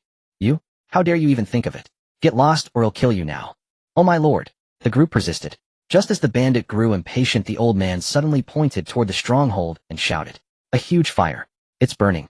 The bandit turned around and saw flames blazing inside the stronghold. He wanted to rush back, but the men kept pulling at him. He was about to cut them down when a hoe came down from above, striking him squarely on the head. The old man, who had seemed timid moments ago, now glared and struck again with the hoe. "You dare?" "Ah." The bandits, completely unprepared, were caught off guard. The group had been ready and waiting. Then he saw people rushing out from the stronghold in the distance, and knew they could not tarry. He hurriedly urged the young man beside him to speed up their "They'll kill you, evil scoundrels." The old man shouted in fury, landing more blows on the fallen bandits. Then he saw people rushing out from the stronghold in the distance, and knew they could not tarry. He hurriedly urged the young man beside him to speed up their, but even as they fled, they did not forget to create as much chaos as possible. They quickly took out the lamp oil they had brought, and splashed it without hesitation on the stronghold's gate. In an instant, the wooden gate blazed like a torch. Zhao Xia had once said that the greater the chaos, the higher their chances of rescuing their families. After completing this step, their next task was to set fires everywhere, further expanding the chaos. At this moment, Zhao Xia moved with remarkable agility, her actions swift and precise, swiftly disarming and subduing the 2 guards, and without hesitation, she then raised a heavy object and slammed it against the door lock. A resounding crash echoed through the air as the lock gave way and the door burst open. As the door creaked open, a faint sobbing reached her ears. Inside the room was filled with women, their faces haggard and eyes brimming with tears. Zhao Xie's heart raced with urgency. She rushed into the room, scanning the faces of the pitiful women one by one. Finally, in a secluded corner, she spotted Gao Shi trembling uncontrollably, clutching Qian'er tightly in her arms. "Mother!"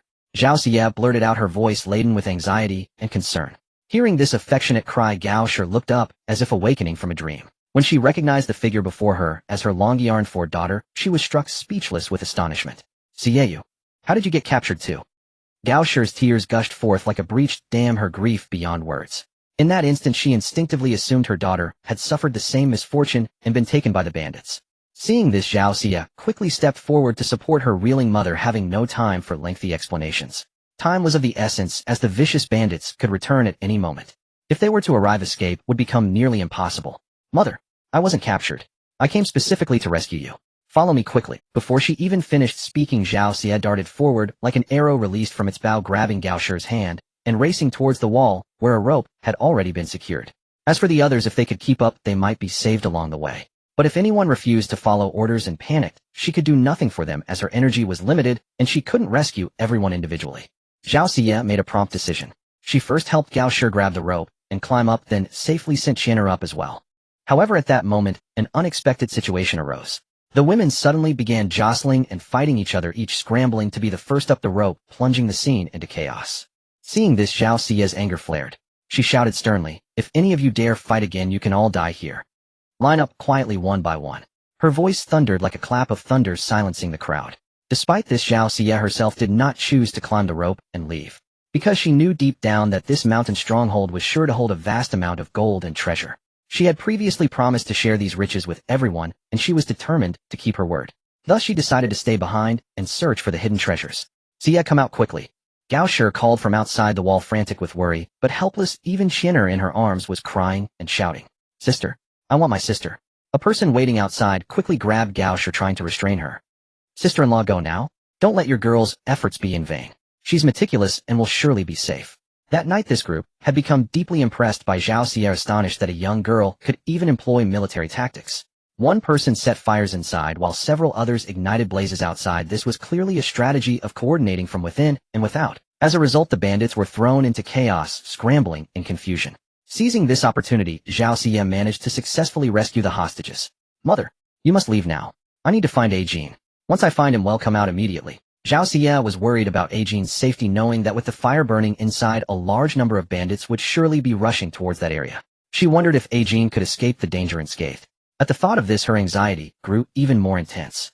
Without wasting more time on explanations with Gao Shi, Zhao Xie ran towards the source of the internal fire as the other women climbed up the rope one. Perhaps due to her extreme anxiety, Zhao Xie's attention wavered for a moment, and she accidentally stepped on a small stone. In an instant, she lost her balance completely and crashed heavily to the ground. A dull thud accompanied a searing pain that shot through her palm. She winced, looking down to see a deep gash across her hand, blood streaming from. Zhao Xie couldn't help but complain inwardly. This body is far too fragile. As she struggled to her feet, using her right hand to brace against a nearby tree trunk, she happened to glance down and was astonished to discover a small door faintly hidden within the bushes. The color of this door was remarkably similar to the surrounding earth, making it extremely difficult to detect without careful observation. Moreover, it was evident that someone had deliberately camouflaged it. Curiosity piqued, Zhao Xie reached out and touched the lock on the door, pondering silently. Hidden with such caution, could something important be concealed behind it? With that thought ignoring her injured hand, she swiftly picked up a hard stone and without hesitation slammed it forcefully against the lock. After several attempts, the lock finally broke open. However, faced with the pitch-black hole before her, Zhao Xie did not act rashly. She picked up another stone and tossed it into the hole as a test.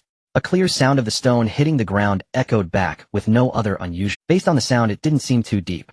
Feeling slightly reassured, Zhao Xie carefully jumped down, enveloped in darkness. She quickly retrieved a high-powered flashlight from her spatial storage. If the situation weren't so urgent, she wouldn't have been willing to use such a precious resource so casually. As the flashlight came on, its bright beam momentarily dazzled Zhao Xie. She squinted, carefully examining this small secret chamber. The walls were made of solid rock, indicating this chamber had been carved out of a massive boulder.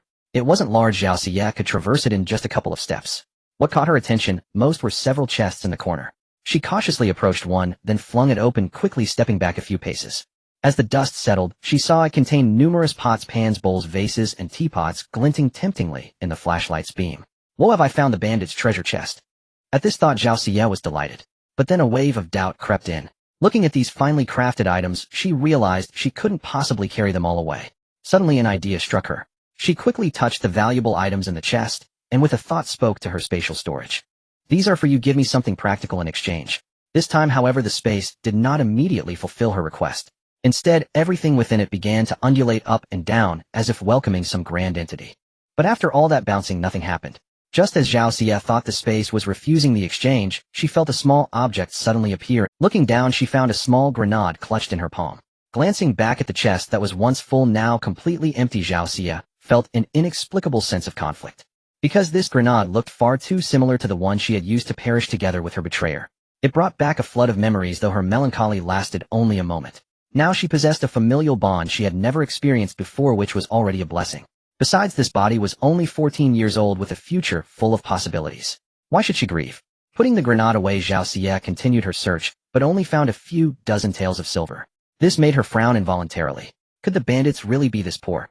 Although this amount would seem like a fortune to ordinary people. For bandits who robbed homes and plundered houses, it was hardly impressive, and it didn't seem necessary to go through the trouble of hiding it in such a concealed place.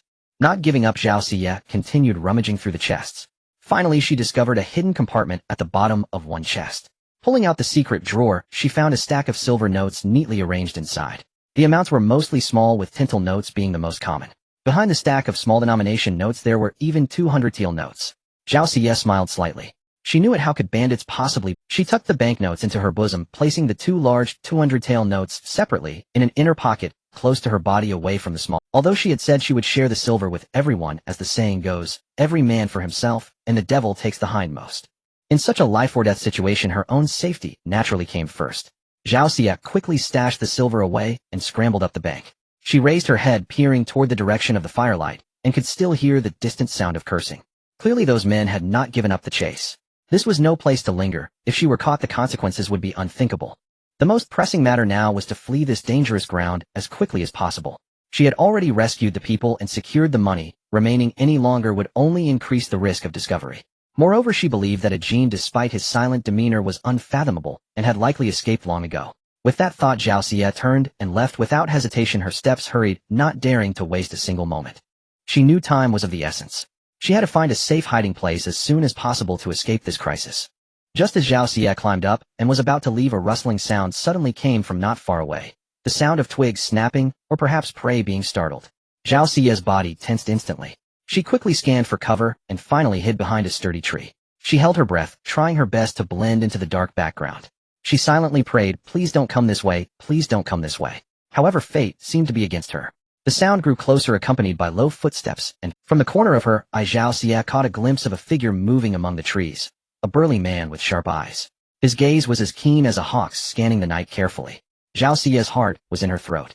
She knew that one wrong move would give her away. She pressed herself against the tree trunk, sweat trickling down her forehead. She had to be extremely cautious. The man gave her a formidable impression. Drip.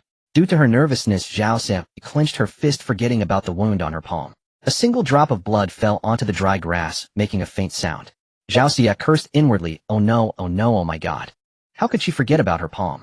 Although the sound of a single blood drop falling was nearly inaudible to ordinary people, those who were trained had remarkably acute hearing. What Zhao Xie didn't know was that although she was skilled in close combat, she possessed no inner energy or martial arts in this ancient world. For martial artists, their perception was far more acute. "So you're the one who set the fire." A man's low roar like a lion's came, followed by a powerful whoosh of air. "Die." At that moment, Zhao Xie desperately wanted to explain, "Big brother, you've got the wrong person. I didn't set the fire." In the nick of time, Zhao Xie's figure flickered as she swiftly rolled on the ground, narrowly dodging that fierce attack. Simultaneously, a loud bang echoed as the sturdy tree trunk she had been standing behind exploded, revealing a deep, head-sized depression. Witnessing this, Zhao Xie couldn't help but gasp, thinking to herself, Is this the power a human can wield? The corner of her mouth twitched involuntarily, her face full of disbelief. Before she could recover from the shock, his attacks came surging in like a tide once more. Zhao Xie dared not be the slightest bit negligent, frantically continuing to dodge. In that heart-stopping moment, her disheveled figure was finally fully exposed to the terrifying man's gaze. "A woman, huh? You've got some nerve, daring to cause trouble in my territory." When Zhao Xie's terrified face came into view, a faint, unnerving smile curled at the corner of the man's mouth. His eyes were like those of a fierce tiger gazing upon a struggling white rabbit, revealing a cruel and greedy glint. Zhao Xie's face was as pale as paper, cold sweat beading on her forehead, her body trembling uncontrollably. She stared wide-eyed, terrified at the mysterious man before her, as if she could feel the immense pressure and malice emanating from him. However, the man seemed indifferent to Zhao Xie's panic and helplessness. He still wore that creepy smile, advancing towards her step by step. Each step carried a heavy sense of oppression, making the surrounding air feel thick and heavy. As the distance closed, the cold glint in his eyes intensified, as if he intended to devour her whole. Zhao Xie, on the other hand, was scared out of her wits. She was certain that her slender arms and legs were no match for such an attack. Her only option was to use her small frame to dodge continuously. Zhao Xie was beaten back step by step like a withered leaf in the autumn wind, powerless against the fierce onslaught. She only managed to evade the storm-like attacks thanks to her petite figure. Zhao Xie's steps grew heavier, her originally agile gait becoming unsteady. Every step seemed to drain the last of her strength. She couldn't go on like this, the man was wearing her down. And in a single moment of distraction, Zhao Xie was caught by the man. He clamped a large hand on her arm and delivered a swift kick to her calf. Under the blow, Zhao Xie felt her leg nearly break, and she was forced to her knees in a particularly humiliating position. Run, why don't you run? Didn't think a little girl like you had some skills. But in front of me it's still not enough. Otherwise, how could I be the chief of this mountain stronghold? So he was the leader of the bandits. No wonder he was so skilled. Zhao Xie forced a bitter smile. She had always thought she was formidable, but it seemed she had been far too arrogant. Little girl, how about it? Willing to stay? I cherish talent. Having the courage to raid the stronghold at such a young age, you might have a bright future. The man spoke leisurely from behind her, seemingly intending to recruit her. Zhao Xie cursed inwardly, I don't want to be a bandit. But she wasn't stupid. She wouldn't dare refuse so bluntly. She quickly nodded vigorously, pleading for mercy with her words. All right, big brother, please let me go. I'm willing to follow you. It's not like I have any other choice. I can't even afford to eat.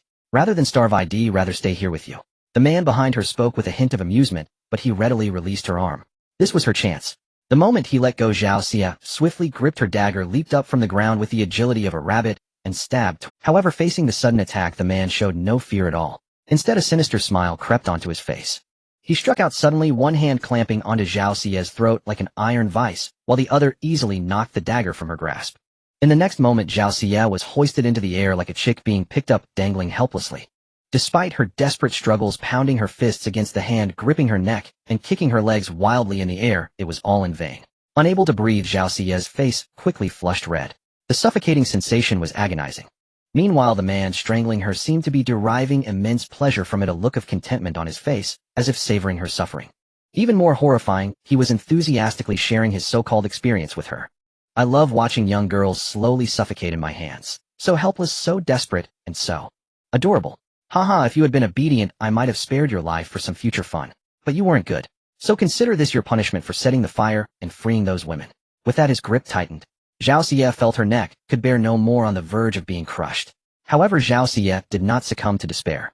Gasping through the suffocating pain, she struggled to raise one hand, defiantly flipping a middle finger as her lips trembled slightly. Just as the man, puzzled, leaned in close to Zhao Xie's moving lips, wondering what she meant, Ajin lunged out, like a ferocious tiger, a dagger streaking like lightning, toward the man's back.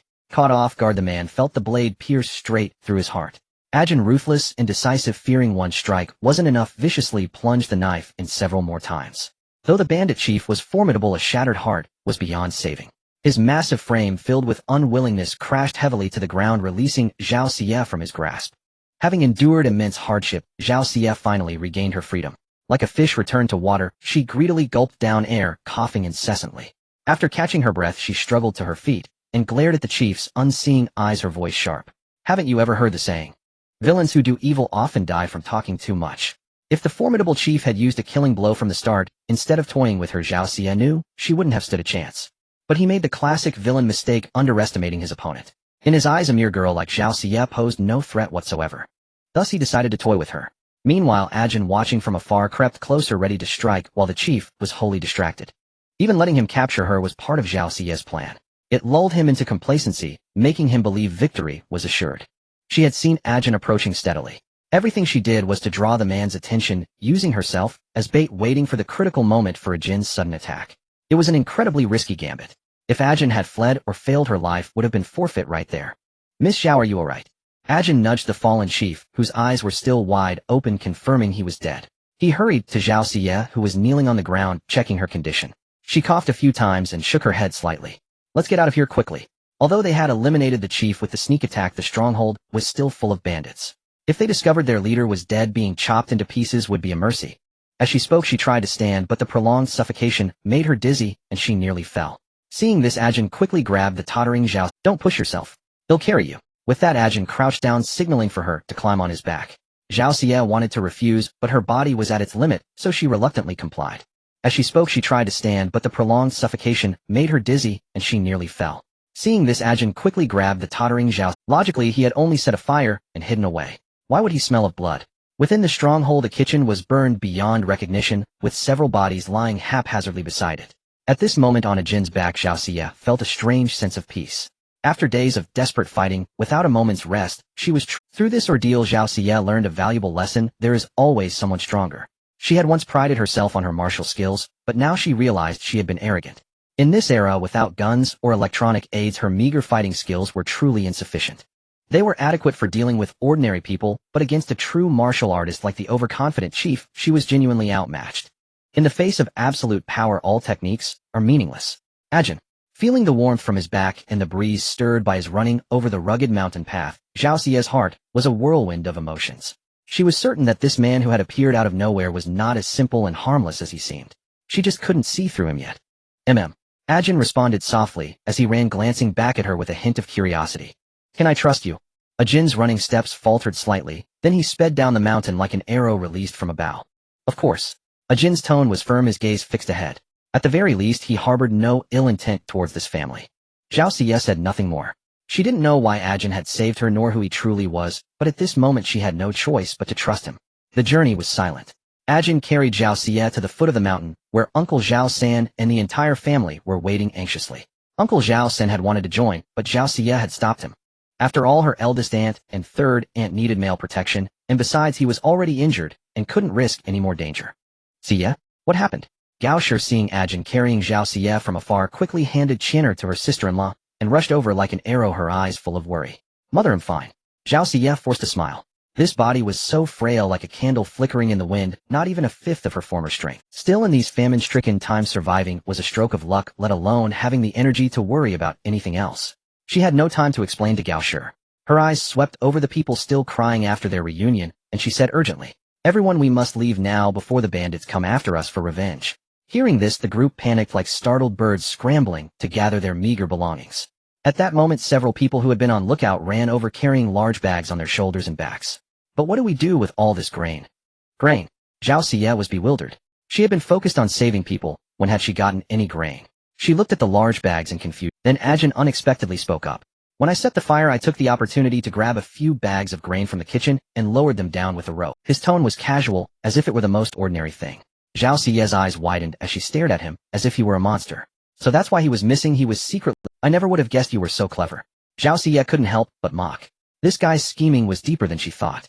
If she hadn't gotten lucky and found the bandits' hidden treasure chest, her haul might have been less than Ajin's.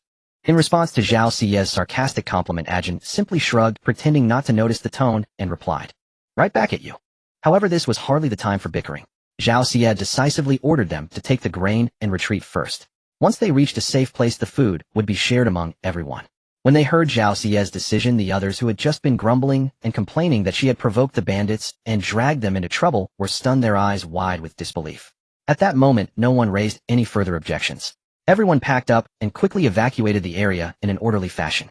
The bandit leader was dead, and the remaining rabble lacked the courage to pursue them far. After all, even bandits had their own territories and would never easily cross boundaries lest they incur the wrath of another gang. The group hurried on through the night, and finally at dawn they arrived at the next refuge for those fleeing the famine, which finally put their minds at ease. Along the way, third aunt couldn't help but mutter under her breath, "Ajin, you girl, why are you two so generous? Giving away so much grain to these strangers to split evenly. If we kept it for ourselves, it would be enough to last us until we reach your aunt's house." The thought of those sacks of grain being shared pained her heart. Faced with third aunt's endless chatter, Zhao Xie wasn't angry. She knew third aunt's personality, as she always spoke her mind and never kept things bottled up. So she explained softly, "Third aunt, I did this for our own good.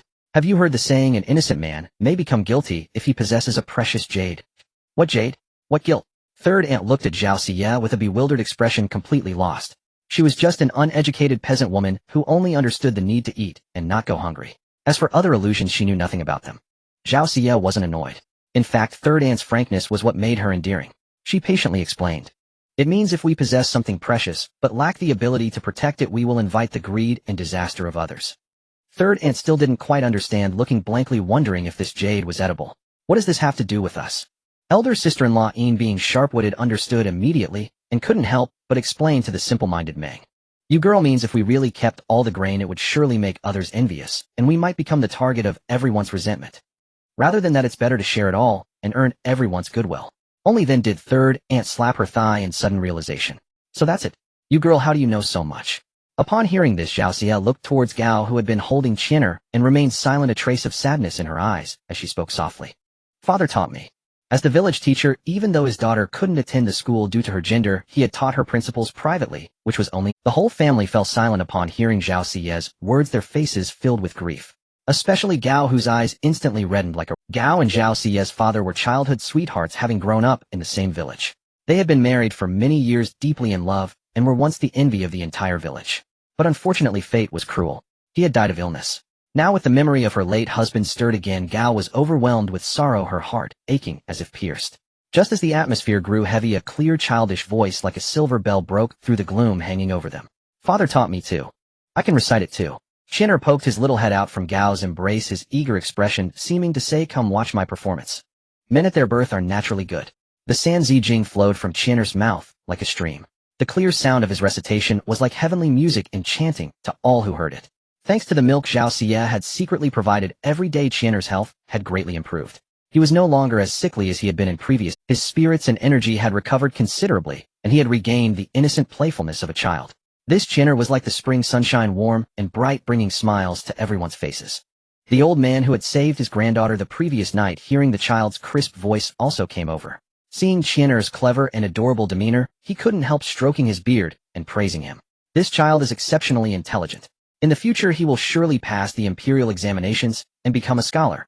In the eyes of ordinary farming families, passing the exam to become a scholar was already a remarkable achievement, enough to be described as smoke rising from the ancestral graves.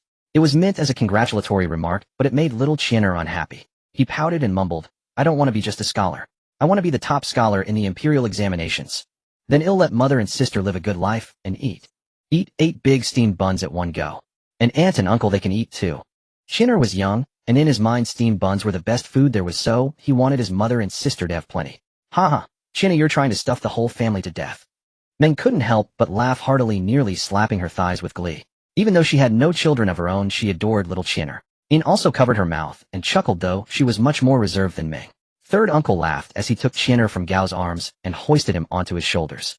Then with a comical bounce he declared, all right. Third uncle will work hard to earn money and send you to school. In the future, our Chinner will be the top scholar. Chinner, perched on third uncle's shoulders, clapped his hands and shouted. Chinner will study hard too, so third uncle can not only eat steamed buns, but also drink wine. Watching her family beaming with joy, Gao Chinner's mother revealed a bitter smile.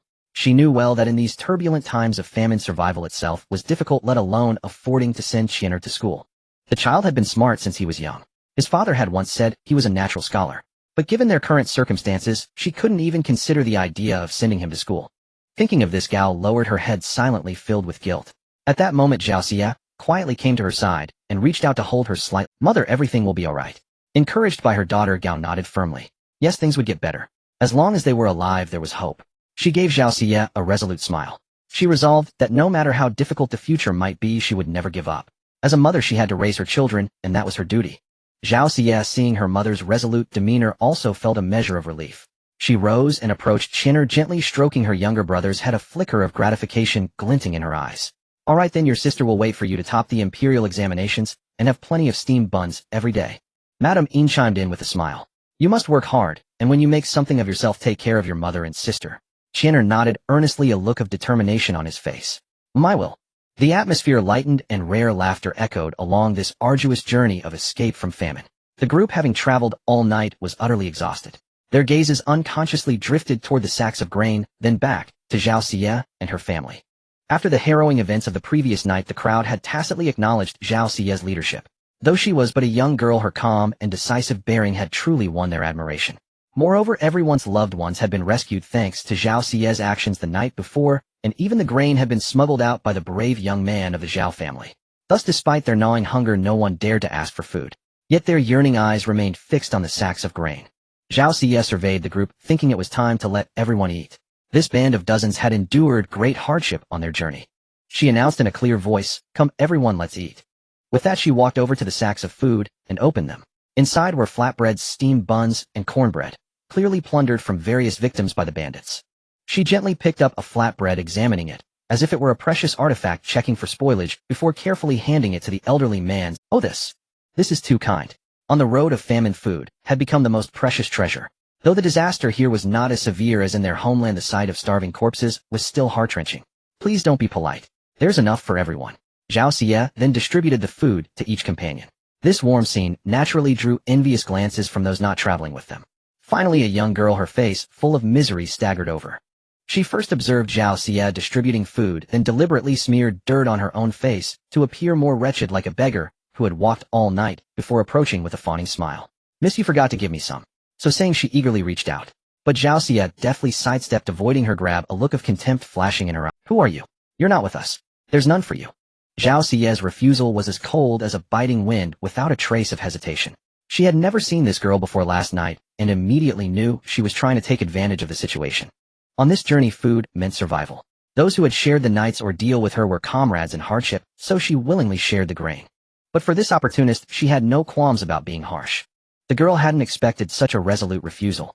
She had hoped to blend in and scam some food, but was exposed immediately. Is there a mistake? I really am with you all." The girl, still unwilling to give up, cast a pitiful glance at the men nearby, hoping they would speak up for her. "How, trying to trick me into giving you food? You're dreaming. If any of you want to give her your share, go ahead." Her eyes swept over the crowd with a warning that brooked no dissent. "But everyone's portion is limited. If you give yours away, you'll have none, and if you starve to death, don't blame anyone else." Then Zhao Xie turned away and continued distributing food to those who had traveled with her. The girl stood frozen, as if struck by a spell, stomping her feet in fury. She hadn't expected such a young girl to be so formidable. As for the men who had earlier eyed her with ill intent, they now wilted like frosted eggplants, hanging their heads after hearing Zhao Xie's warning. On this journey of hardship, life was the most precious. Who would willingly give up their hope of survival?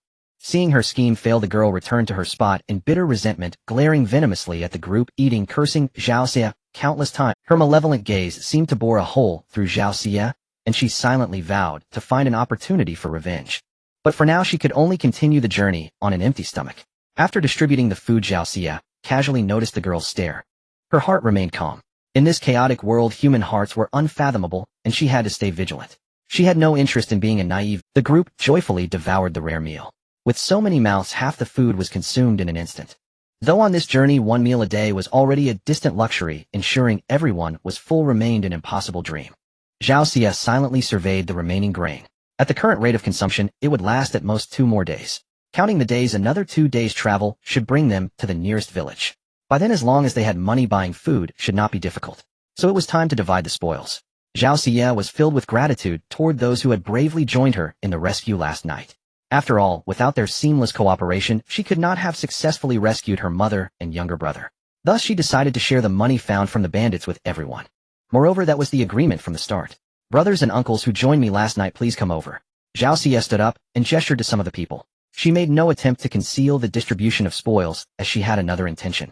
The group exchanged glances, puzzled as to why she was summoned. After all, most of them had risked their lives to save their own loved ones, with only a few motivated by the money Zhao Xie had mentioned. Nevertheless, they obediently gathered around. After the terrifying night they had endured, no one dared to underestimate this young girl any longer. "Miss, is something the matter?" Zhao Xie smiled softly, pulling out a stack of gleaming silver coins from her bosom and gently jingling them in her hand. "This is the silver I found on the bandits last night. We'll split it evenly."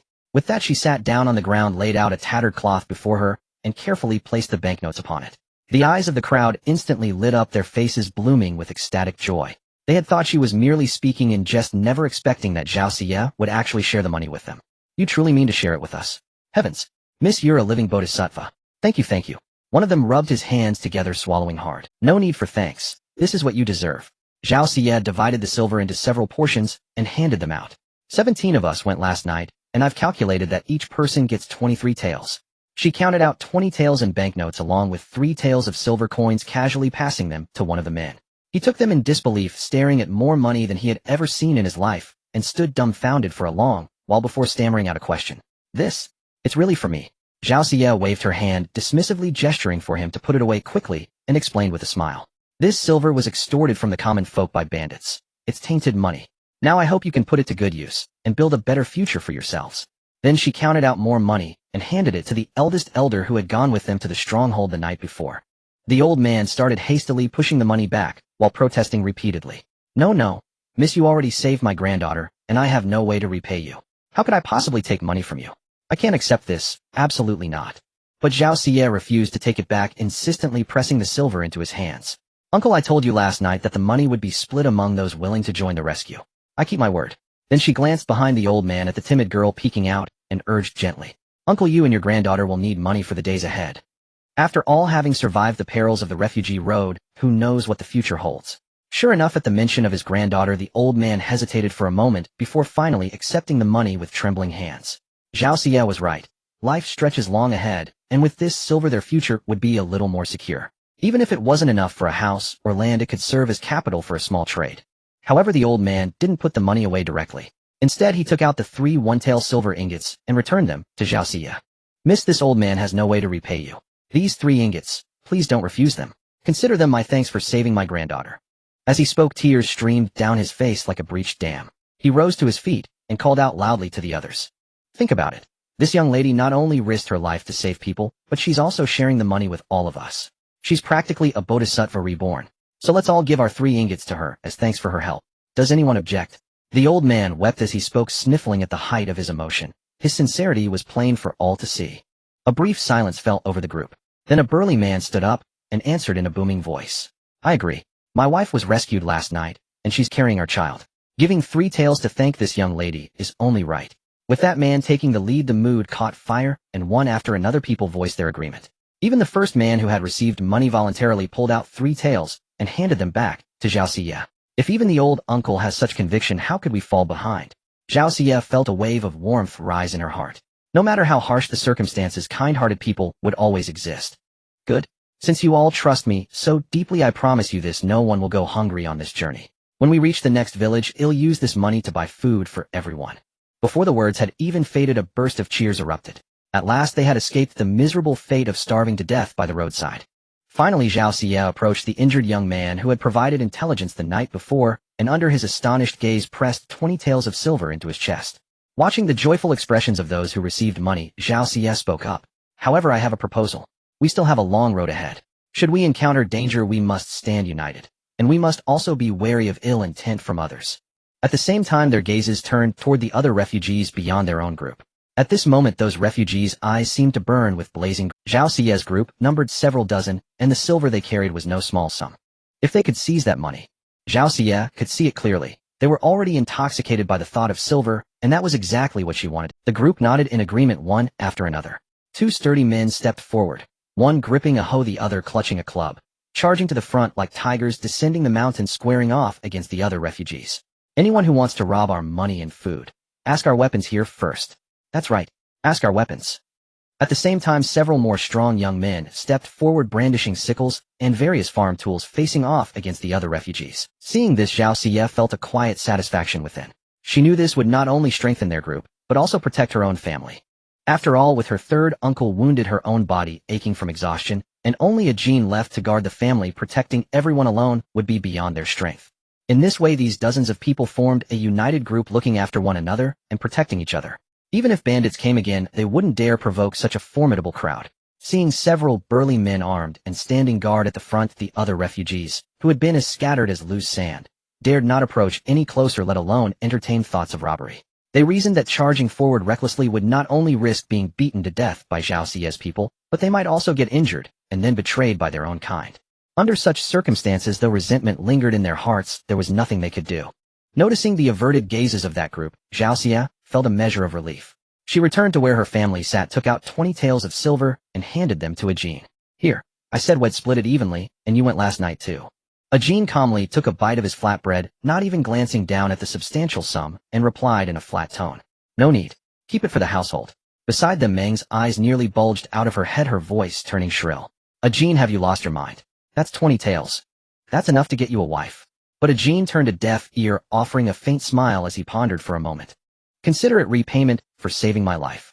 Zhao Xie saw Ajin refuse, and casually took back the silver thinking if he doesn't want it fine.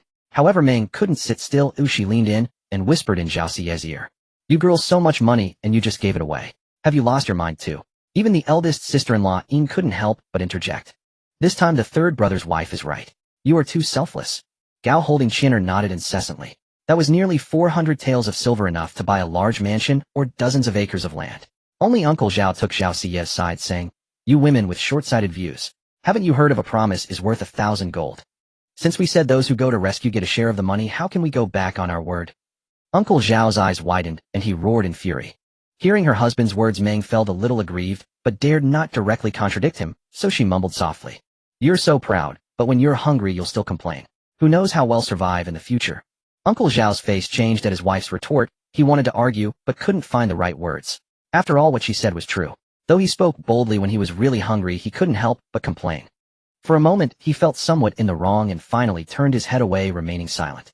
The air seemed to freeze, leaving only the faint sound of their— Uncle Zhao stood there silently, inwardly regretting that he had lost his temper with his wife. His wife, though illiterate and outspoken, had never complained about his inability to earn big money and had accompanied him through hardships and famine. He shouldn't have yelled at her like that.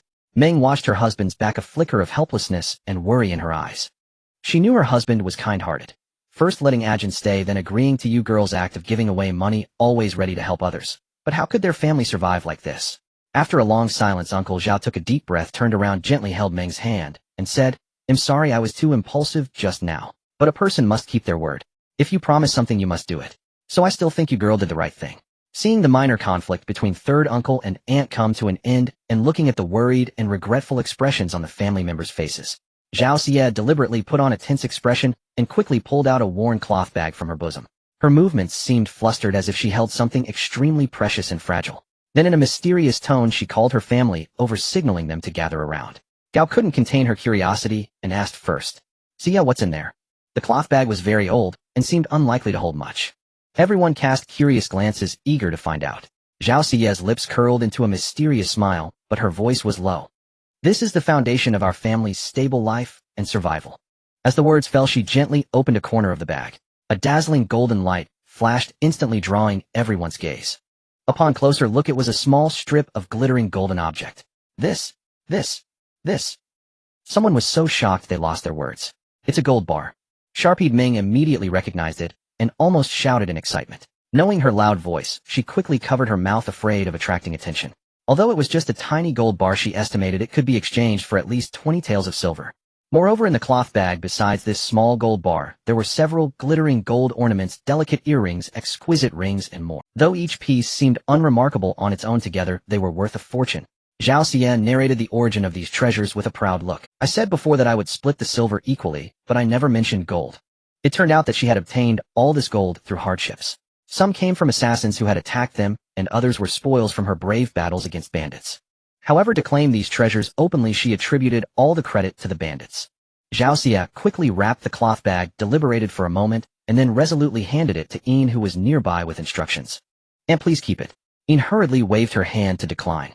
She knew she had contributed the least in the family. How could she accept such valuable items? So she quickly said, No, you girl, it's better to let your mother keep it. She glanced at the silent Gao, who was Yu's biological mother, so it was only reasonable for her to keep it. However, Zhao Xie unhesitatingly reached out and pressed Yin's hand. Her eyes were firm and powerful, radiating endless encouragement. Aunt, please listen to me. You must accept this gold. Seeing this, Gao quickly chimed in. Yes, sister-in-law, just take it. On second thought, the eldest sister-in-law, Yin, was the most pitiful among them. She had no children by her side and had lost her husband's support. Now having some money as a safety net was certainly a good thing for her. That's right, sister-in-law, just take it without worry. Meng also agreed with Zhao Xie's decision. The eldest sister-in-law is like a mother. As a respected elder in the family, Yin should be in charge of these crucial assets. Yin's hand trembled slightly as she finally took the gold with care and tucked it into her inner clothing. She even tightened her collar to ensure no trace was visible from the outside, as if those gold ingots had become an indispensable part of her life, needing her whole heart to guard them. Zhao Xie carefully took out the 40-tael silver note she had shared with Ajin, then gently raised her hand and presented it to Gao. Mother, please keep this money. Gao did not refuse like Yin did, because she knew that her own daughter trusted her to keep the money. Then Zhao Xie took out some loose silver coins.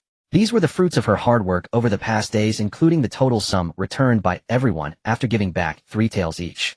She carefully counted out 40 taels, put them in a small money pouch, and handed it to Meng again. "Auntie, please take this money." Meng Shi was both surprised and flattered. She knew her own careless nature well, and was amazed that Zhao Xie would trust her with such a significant portion of their funds. "Oh, I really can't. I'm far too careless for such a responsibility. Besides, I'm always misplacing things. I'm just not suited to manage money." Hearing this, Zhao Xie found Meng Shi's words reasonable. After a moment's thought, she turned slightly and handed the money pouch back to her third uncle. "Third uncle, this pouch is too conspicuous to hide. Perhaps it's better to keep it in your bamboo basket for safety." Her decision surprised and impressed everyone present. She suggested dividing all the travel funds equally among the three families, showing no favoritism even among kin. "All right, don't worry, your third uncle will guard this silver with his life, if need be." Zhao Sanchu replied without hesitation, vowing to protect their belongings. Meng Shi hastily slapped her husband, muttering incessantly, "Don't say such inauspicious things." Zhao Sanchu's face paled slightly as he endured the sting, his mouth twitching before he finally managed to speak. "You foolish woman, you hit my wound." At that moment, Zhao Xie noticed her third aunt anxiously checking the injury on third uncle's arm, while she herself looked down at the scattered silver pieces, roughly a dozen taels in total. She carefully selected a few larger ingots, held them in her palm, and turned to Ajin, speaking softly. "Keep these.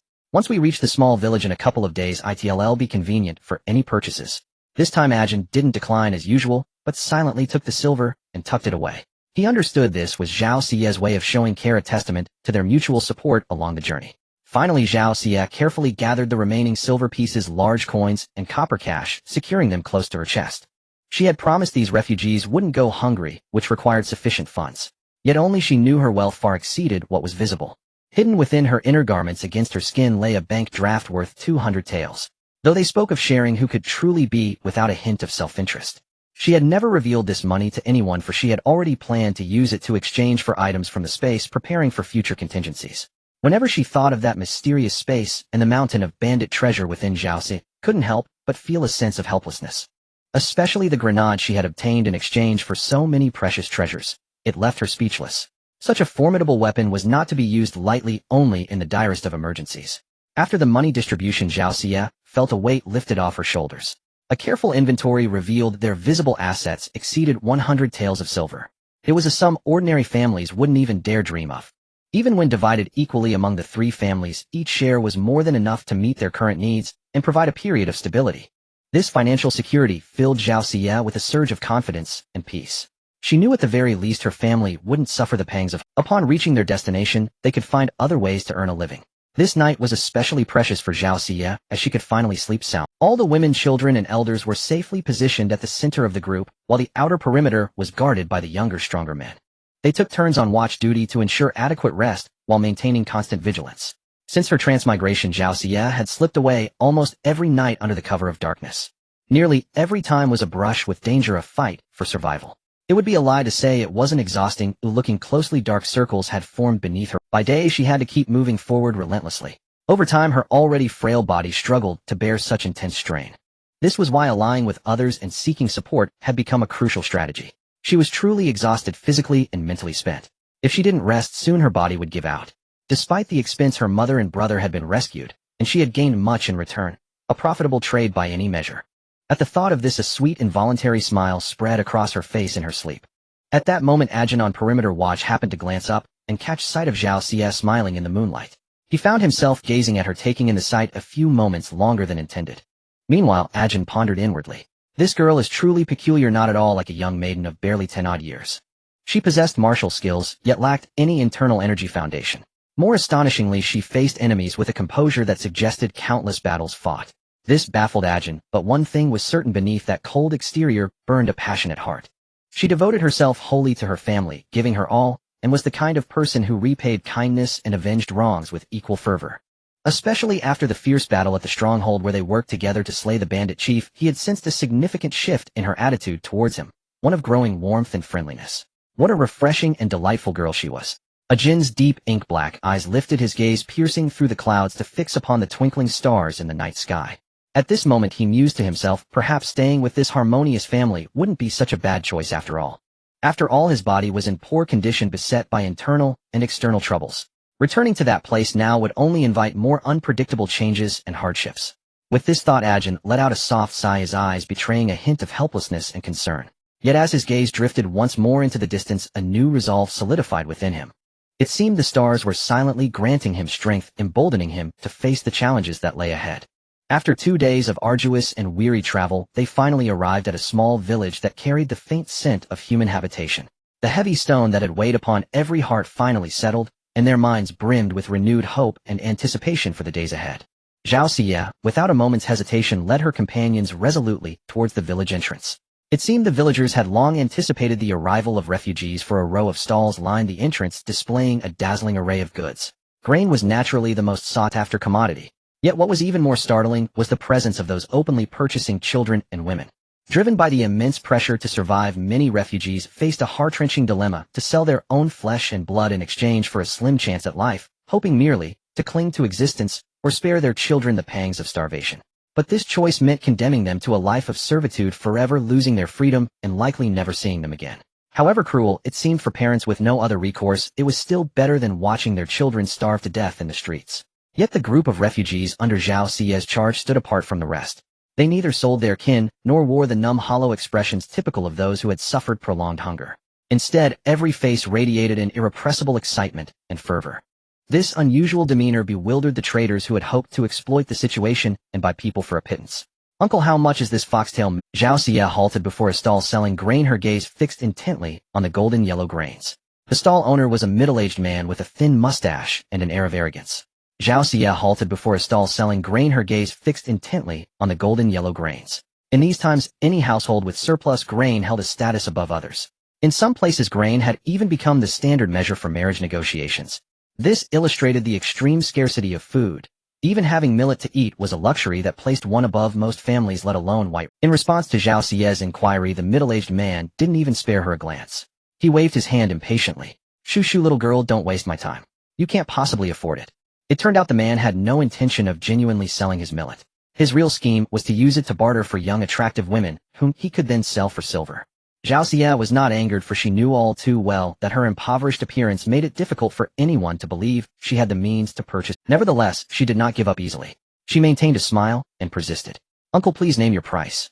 Annoyed by her persistence, the man retorted offhandedly. 30 coppers a caddy. That's too steep for you, so get out of here and stop causing trouble." In truth, the millet could be bought for 20 coppers a caddy at the town's grain store. But weary of her nagging, he had deliberately inflated the price to scare her. After speaking, the man tilted his chin up, slightly waiting to watch the startled Zhao Xie flee in defeat.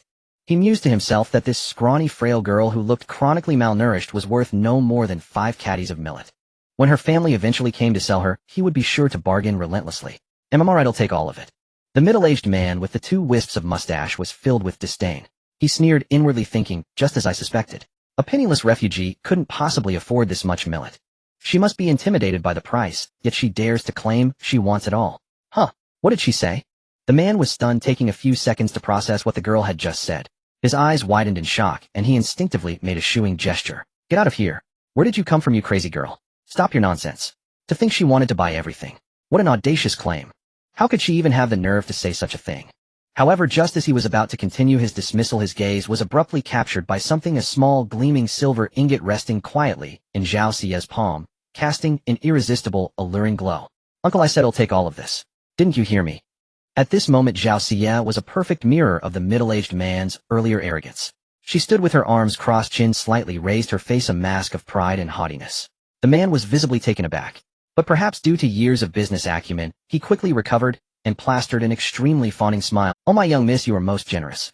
It has been a long time since I've encountered a customer with such spirit as yours. Please wait a moment, I'll weigh it for you right away." Even as he spoke, he didn't forget to compliment her extraordinary bearing. Yet his hands worked swiftly, pouring out the millet from the sack to weigh it. "The total is 51 caddies. He'll knock off the odd bit, let's just call it 50. After weighing, the man said with a beaming smile. Zhao Xie sneered coldly inside. How could she not see that this man was deliberately inflating? She knew that this type of millet used to cost only 10 coppers per caddy. Even with the drought-induced shortage causing prices to rise, it could never triple so outrageously. Yet she revealed no hint of displeasure. Instead, she nodded calmly and replied, Then please have the millet delivered to where we're staying at the western entrance of the village." The middle-aged man nodded, eagerly promising to do just that. He hoisted the heavy sack of rice onto his shoulder, his heart already singing with joy, and followed Zhao Xie towards the village's west gate. Along the way, he was already scheming about how to squeeze more money out of this girl. Perhaps he had been mistaken, as she might just be a maidservant from some wealthy. However, when they reached their destination, the sight before him left him utterly flabbergasted. The area was crowded with refugees clad in tattered clothes, just like Zhao Xie. Zhao Xie pointed at the crowd and spoke in a clear, crisp voice. "These are all my fellow villagers who fled here with me. We are famished. Please sell us the millet." She paused for a moment, arched an eyebrow slightly, and then continued, "We would never report you for inflating prices. I recall that according to the current dynasty's laws, selling goods at more than 3 times their original price is subject to a hefty fine, isn't it?" She deliberately drew out the last few words, stretching her voice long and slow. Meanwhile, the group of young men who had developed a tacit understanding during their days of flight rose to their feet, without a word from Zhao Xie. With enigmatic smiles on their faces, they fixed their gazes squarely on the middle-aged man. The middle-aged man, sharp-eyed and seasoned by years of wandering the martial world, immediately realized that these people were no ordinary folk. Any misstep on his part could bring endless trouble, even disaster, upon himself. At that moment, he was completely thrown into disarray, unsure how to handle the situation. He had originally planned to deal with only Zhao Xie, easily extorting some money from her. But things had taken an unexpected turn, and now he faced such a crowd. Even with his silver tongue, it was a tough spot to be in. Despite the odds clearly stacked against him, his deep-seated greed for the deal made it hard to let go. After a fierce internal struggle and a brief hesitation, he finally made up his mind and spoke through clenched teeth. "Very well, since you all want these grains, I'll be generous and sell them to you at a discounted price. Just 25 coppers per caddy." Then turning back to Zhao Xie, he put on a pitiful look and said, "Miss, you must leave me some margin to make a living, right? After all, the transportation costs are not cheap, and I've been through wind and rain traveling day and night. It's truly no easy feat." Upon hearing this, the young man at the lead instinctively looked toward Zhao Xie, as if waiting for her final decision. Zhao Xie smiled with satisfaction at the sight. She had no intention of being taken advantage of, but she also understood that it was only fair to give the other party some leeway. She promptly took out the silver and handed it to the middle-aged man, reminding him, "Count it carefully, make sure it's all there." The man quickly took the money, unable to hide his joy, and immediately plopped down on the ground to count the coins earnestly. After counting, a beaming smile spread across his face. Although his original plan to buy women and children to resell for profit had failed, he never expected to stumble upon such a lucrative deal. After all, if he bought the women and children, he'd have to cover their food and lodging, and there was no guarantee of finding buyers right away. In comparison, selling the grains so readily was a far better deal. "Thank you, miss, thank you. Oh, I also have a few caddies of mung beans here. Would you like to take a look?" The man's eyes darted shrewdly, and he swiftly pulled a small pouch of mung beans from the bundle on his back, presenting it to Zhao Xie, as if it were a treasure. His wrinkled face scrunched up into a grin, blooming like a chrysanthemum in full display. "All right, I'll take them, but you'll need to give me a good price." "Of course, of course." The middle-aged man clutched the money he had just earned and hurried away, beaming with joy and satisfaction. He couldn't wait to celebrate, for today had been an incredibly profitable day. He simply had to buy some fine wine and delicacies to reward himself. Before long, a massive figure towering like a mountain and draped in a turtle shell appeared in view. It approached with slow, steady steps. Zhao Xie's eyes widened in bewilderment. This? Could a turtle have really become a spirit? But turtles are supposed to crawl on the ground. How is it walking upright like a human? Just as she was stroking her chin, beginning to question the very theory of biological evolution, the giant turtle suddenly spoke. "Come, lend a hand. Take a look at this pot. Is it big enough? It'll definitely be more than enough to fill everyone's belly." The voice was slightly breathless, but it was unmistakably familiar. "Ajin, what have you turned into? Have you evolved into a giant turtle beast?" Zhao Xie exclaimed, her jaw dropping in astonishment. Ajin naturally had no idea what evolution meant, but he could tell she wasn't saying anything complimentary. "Oh my dear Ajin, I asked you to go to the village and buy a pot, and you come back carrying a bathtub this big." Several of the familiar young men, grinning broadly, quickly gathered around and began to unload the bathtub-sized turtle shell from Ajin's back with all their might. By now, Ajin was gasping for air, panting heavily. He waved his hand, dismissively indicating he had no desire to offer any further explanation. The truth was, Zhao Xie had asked for a bigger one given the number of people. A small pot simply wouldn't have sufficed for everyone.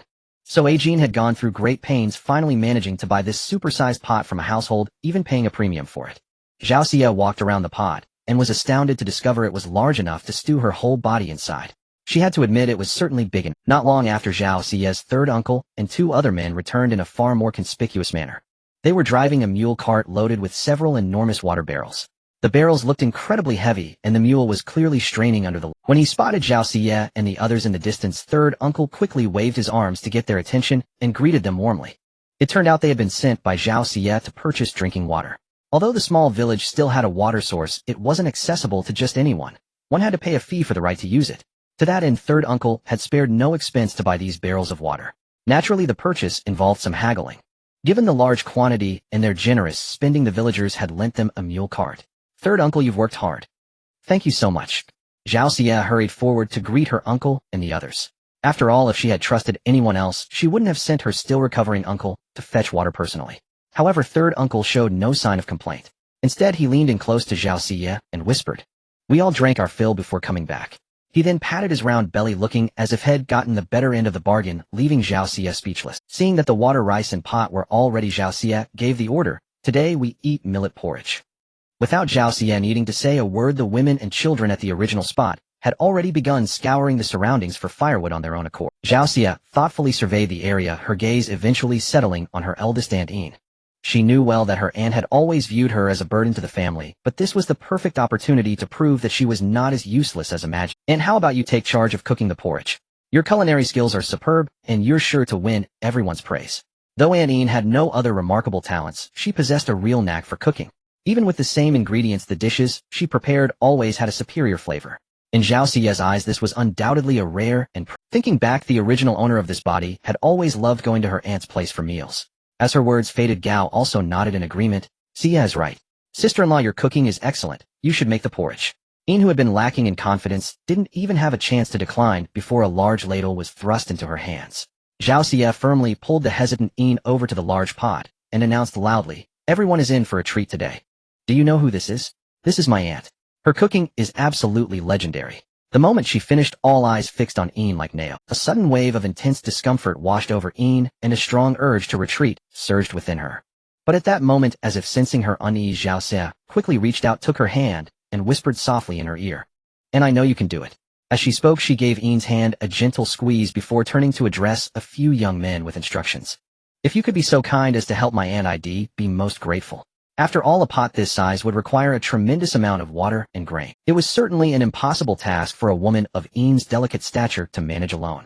Hearing Xia's request, the men didn't hesitate and immediately set to work. Some swiftly carried the freshly bought millet on their backs, walking briskly towards the pot. Others grabbed containers filled with water, hurrying to fetch more, all the while expressing their gratitude to Yin.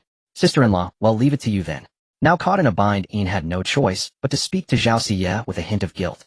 "Well, I'll do my best." Yin took a deep breath, and when she looked up again, her whole demeanor had transformed. She understood that Yuera was giving her a chance to showcase her abilities, and how could she possibly let the girl's kindness go to waste? Under Yin's direction, everyone worked in close coordination, and soon had a fire blazing. Gazing at the crystal-clear water in the pot, Yin pondered. Then she returned to her family spot, rummaged through a bamboo basket, and finally grabbed a smooth lamb shank bone. Turning to the family's only able-bodied man, Ajin, she said, "Ajin, find a stone and crack this bone open for me." After days of shared hardship and surviving the bandit attack together, Ajin had become deeply bonded with the family. Now the entire family had fully accepted him, treating him as one of their own. Their affection for Ajin was as close as their bond with Zhao Xia. They had him call Yin aunt, and publicly introduced him as a family cousin, as close as kin. "All right." Ajin, his strength fully recovered, responded without hesitation. He picked up the bone, found a suitable stone, and with a swift, powerful swing, easily cracked it in two. He then handed the broken bone to Yin. She took it naturally and examined the marrow inside. Though the marrow was scant, a bit remained. She tossed the bone into the pot, and the once flavorless water began to emit a faint, enticing aroma of lamb as it bubbled. At that moment, Yin began to methodically direct the others to pour the millet into the large, vigorously boiling pot. Then, taking the ladle herself, she stirred the pot continuously. Before long, the natural fragrance of the millet filled the air. For these refugees who had been starving along the journey, the sight of this pot of millet porridge moved some to tears of joy, never imagining they'd taste it again. Even if they had scraps of food along the way, finding drinkable water had been a constant struggle. They couldn't even remember the last time they had enjoyed porridge. For a moment, tears and laughter mingled, and as the millet ripened, this emotional peak was reached. "All right, everyone, line up to get your porridge." Over the past few days, everyone had learned of Zhao Xia's temper. Anyone daring to cut in line would be mercilessly expelled from the group. Just days before, someone had been beaten and banished for grabbing food. So this time, despite their ravenous hunger, no one dared to fight. Everyone lined up orderly with their bowls or containers. Yin, meticulous as ever, stood by the pot, patiently skimming the top layer of the porridge for each person. The top was cooler, allowing everyone to enjoy the hot meal sooner. Perhaps it was the added flavor of the lamb bone that made this seemingly simple porridge exceptionally delicious. Everyone ate with immense relish, utterly captivated. Seeing Zhao Xie still lost in thought, Ajin quietly brought over a bowl of porridge and gently offered it to her. Here, you should eat too. Though no one said it aloud, everyone knew that Zhao Xie was the hardest worker among them. Unknowingly, she had become their pillar of strength. Especially with organizing this millet porridge, she had not rested from start to finish, spending not only a great deal of time and energy, but also her own. Seeing that everyone had gotten their porridge, Zhao Xie finally breathed a sigh of relief, especially noticing there was still some left in the pot, which inexplicably gave her a sense of security. This must be the feeling of having grain in hand, brings peace of mind. Just as she was lost in this thought, a bowl of golden millet porridge appeared before her like a precious gift. Looking closely, this bowl was even thicker than the others. Zhao Xie glanced down at the steaming porridge, then looked up to see Ajin, who was deliberately turning his head away, trying to appear nonchalant. A gentle smile touched her lips as she accepted the porridge and said softly, "Thank you." As for that word of thanks, whether it was for the porridge Ajin had offered, or for the shared hardships along the journey, or perhaps for their life and death bond within the stronghold, only Zhao Xie truly knew. Madame Yin gently wiped the fine beads of sweat from her forehead. Standing by the stove in this sweltering heat was truly unbearable, yet her heart brimmed with joy at this moment. The chorus of praise from those around her rose and fell, and for the first time in her life, she realized she was not entirely useless. It was only natural for the third brother and his wife to support each other in their old age, while the second brother's family, blessed with both sons and daughters, represented the continuation and hope of the Zhao lineage, surely a contribution to the family that reflected well on Lady Gao. She, in contrast, had always been like an outsider with no one to rely on. Now, gazing at the fragrant porridge she had carefully prepared, which received such high praise from everyone, Madame Yin was overwhelmed with a mix of emotions, and her gaze unconsciously drifted toward Zhao Xie.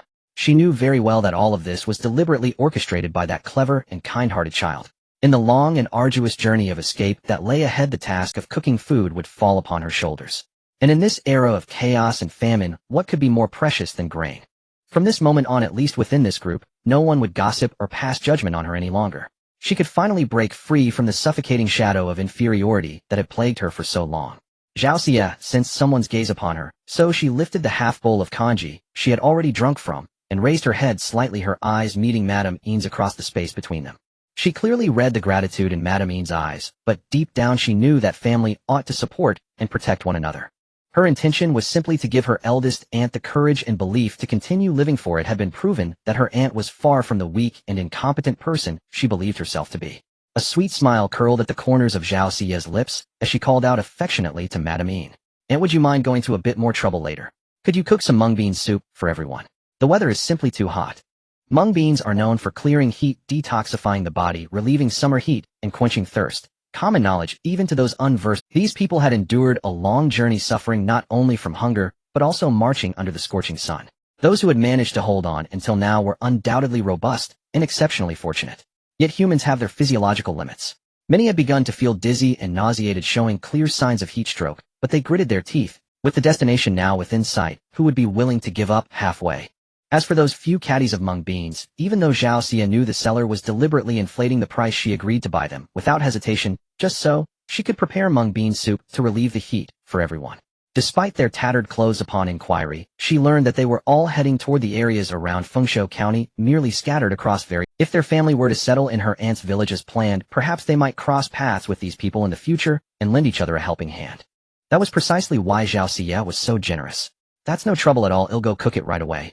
Hearing there was more work to be done, Madame Yin immediately wiped the beads of sweat from her forehead, with her sleeve, her eyes lighting up, as if she were inexhaustible, and she sprang into action at once. Seeing this, some of the people stepped forward to assist Madame Yin, while others expressed their gratitude repeatedly. "Sister-in-law, let me help you." A crisp and pleasant voice rang out. Madame Yin turned to see a young woman brimming with enthusiasm, and a bright smile and a warmth spread through her heart. "Thank you so much." Another elderly woman came over, as well, producing a handkerchief. "Look at you, drenched in sweat. Here, dear, this handkerchief is brand new. Don't you mind it? Go on, wipe your face." Madame Yin accepted the handkerchief and smiled gratefully. "Thank you." The woman replied, "Don't mention it. We should be the ones thanking you. That porridge you made was absolutely delicious.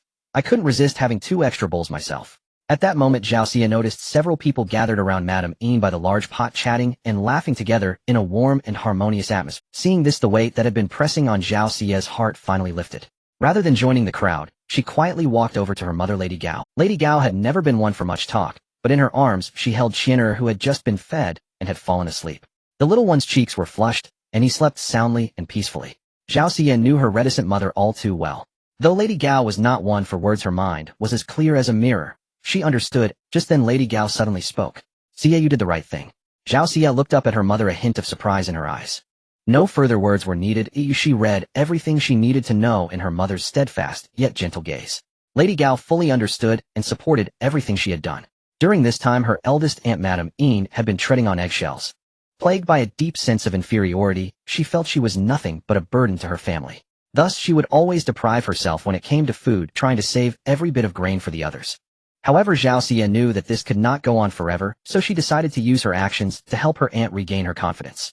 She recalled that at the darkest of times her aunt had even considered leaving the group to fend for herself, hoping to give her family a better chance at survival. Had it not been for Madame Meng discovering her and holding her back with all her might, she might have been gone long ago. "Mother, I remember father once said that a family should support and protect one another, and that only with harmony can a household prosper." Mother and daughter exchanged a knowing smile, understanding each other's hearts without the need for words. Perhaps this was what it meant to be bound by blood. Just as they were talking, Zhao Xia suddenly noticed a grand procession of carriages approaching in the distance. Such an opulent display on a road of famine refugees was truly astonishing. Zhao Xia took a closer look and counted 4 carriages in total, with the one in the center being the most lavishly adorned. Moreover, there were over a dozen guards accompanying the carriages, armed with real blades and spears. Through the slightly lifted curtain of a window, one could vaguely make out numerous maidservants and attendants waiting on the occupants inside. "Oh, look at that. I wonder which noble family is traveling so far from home. What a grand spectacle. Indeed, just look at those gems embedded in the carriage. One glance tells you they cost a fortune." The people around them also stopped to stare, exclamations of awe rising one after another. Curiosity stirred among the crowd. Who was this noble figure bold enough to tread such a secluded path? Whispers and murmurs rippled through. At that moment, the curtain of the most opulent sedan chair was slowly drawn aside, and a young maid with delicate features leaped out gracefully. She then extended her arm, carefully assisting a middle-aged lady adorned in resplendent attire and exuding an air of elegance as she stepped out. The lady appeared to be in poor health. Merely descending the few steps from the carriage left her unsteady and frail. After struggling immensely to alight from the carriage, she staggered over to a nearby tree, seemingly on the verge of vomiting. Supported by her maid, the lady then made her way to a cleaner spot beneath another tree. The maid swiftly laid out a soft cushion so the lady could sit and rest comfortably. Once the lady was settled, the maid took out an exquisite folding fan and gently waved it, sending a refreshing breeze to ease her discomfort. The lady looked unwell. Her face was as pale as paper and beads of sweat rolled down her forehead, offering no relief from the heat. The lady looked unwell. Her face was as pale as paper and beads of sweat rolled down her forehead, offering no. Though her features were not strikingly beautiful, she possessed a unique charm like aged wine that had deepened in flavor over time. Despite faint crow's feet at the corners of her eyes, her noble and refined bearing remained utterly unaffected. Perhaps it was her upbringing and background that lent her every gesture an air of distinguished grace. Zhao Xia couldn't help but think of her own mother, who was of similar age.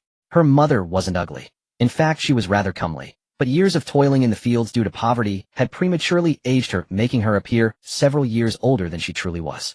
A pang of bittersweet sorrow welled up in Zhao Xia's heart. For once she showed a rare childlike tenderness, nestling close to her mother Lady Gao and affectionately wrapping her arms around her neck. "Mother, once we prosper and grow wealthy, I'll make sure you ride in a luxurious sedan chair and wear the finest silks, just like that lady." Zhao Xia spoke with earnest conviction. Hearing this, Lady Gao gently stroked her daughter's dry, brittle hair, lacking nourishment for so long, and replied softly, "Xia, I desire nothing more than for you and Chinner to grow up safe and healthy. That is my greatest wish in life." For herself, she paid little heed to material comforts or luxuries. Though out of a woman's instinct, she couldn't resist a brief glance at the noble lattice attire. In her heart, such things were merely superficial and held as long as her children were happy and content, she wanted for nothing. Just as the mother and daughter were conversing, Meng, who was tending to the large pot nearby, called out loudly, "The mung bean water is ready." Hearing the shout, Yin quickly reached out and tugged at the straightforward Meng, gently reminding her, "Why are you shouting so loudly? The mung bean water tastes better once it's cooled down." With this reminder, Meng suddenly realized she had been too hasty and nodded vigorously in agreement. Right, sister-in-law is correct. And if we add a bit of sugar, oh my, the flavor would be absolutely divine." As she spoke, Meng unconsciously licked her lips, as if savoring the imagined sweetness. Uncle Zhao, standing nearby, watched Meng's gluttonous expression with a mix of exasperation and amusement, and couldn't help but tease her. "You little glutton. Even at a time like this, all you can think about is sugar." Perhaps because Uncle Zhao's voice was a bit too loud, Chinner, who had been sleeping soundly in Lady Gao's arms, suddenly woke up, his big round eyes blinking. "Sugar. Eat sugar. Chinner wants some too," the little one murmured. The child was truly unfortunate. Only 4 years old, yet he had already endured 3 years of famine struggling just to fill his belly, let alone taste candy. The last time he had sugar was 2 years ago when a wealthy family in the village celebrated a wedding and handed out a single piece of wedding candy to the children. Though it had been a long time, the delightful sweetness was still etched vividly in Chinner's memory.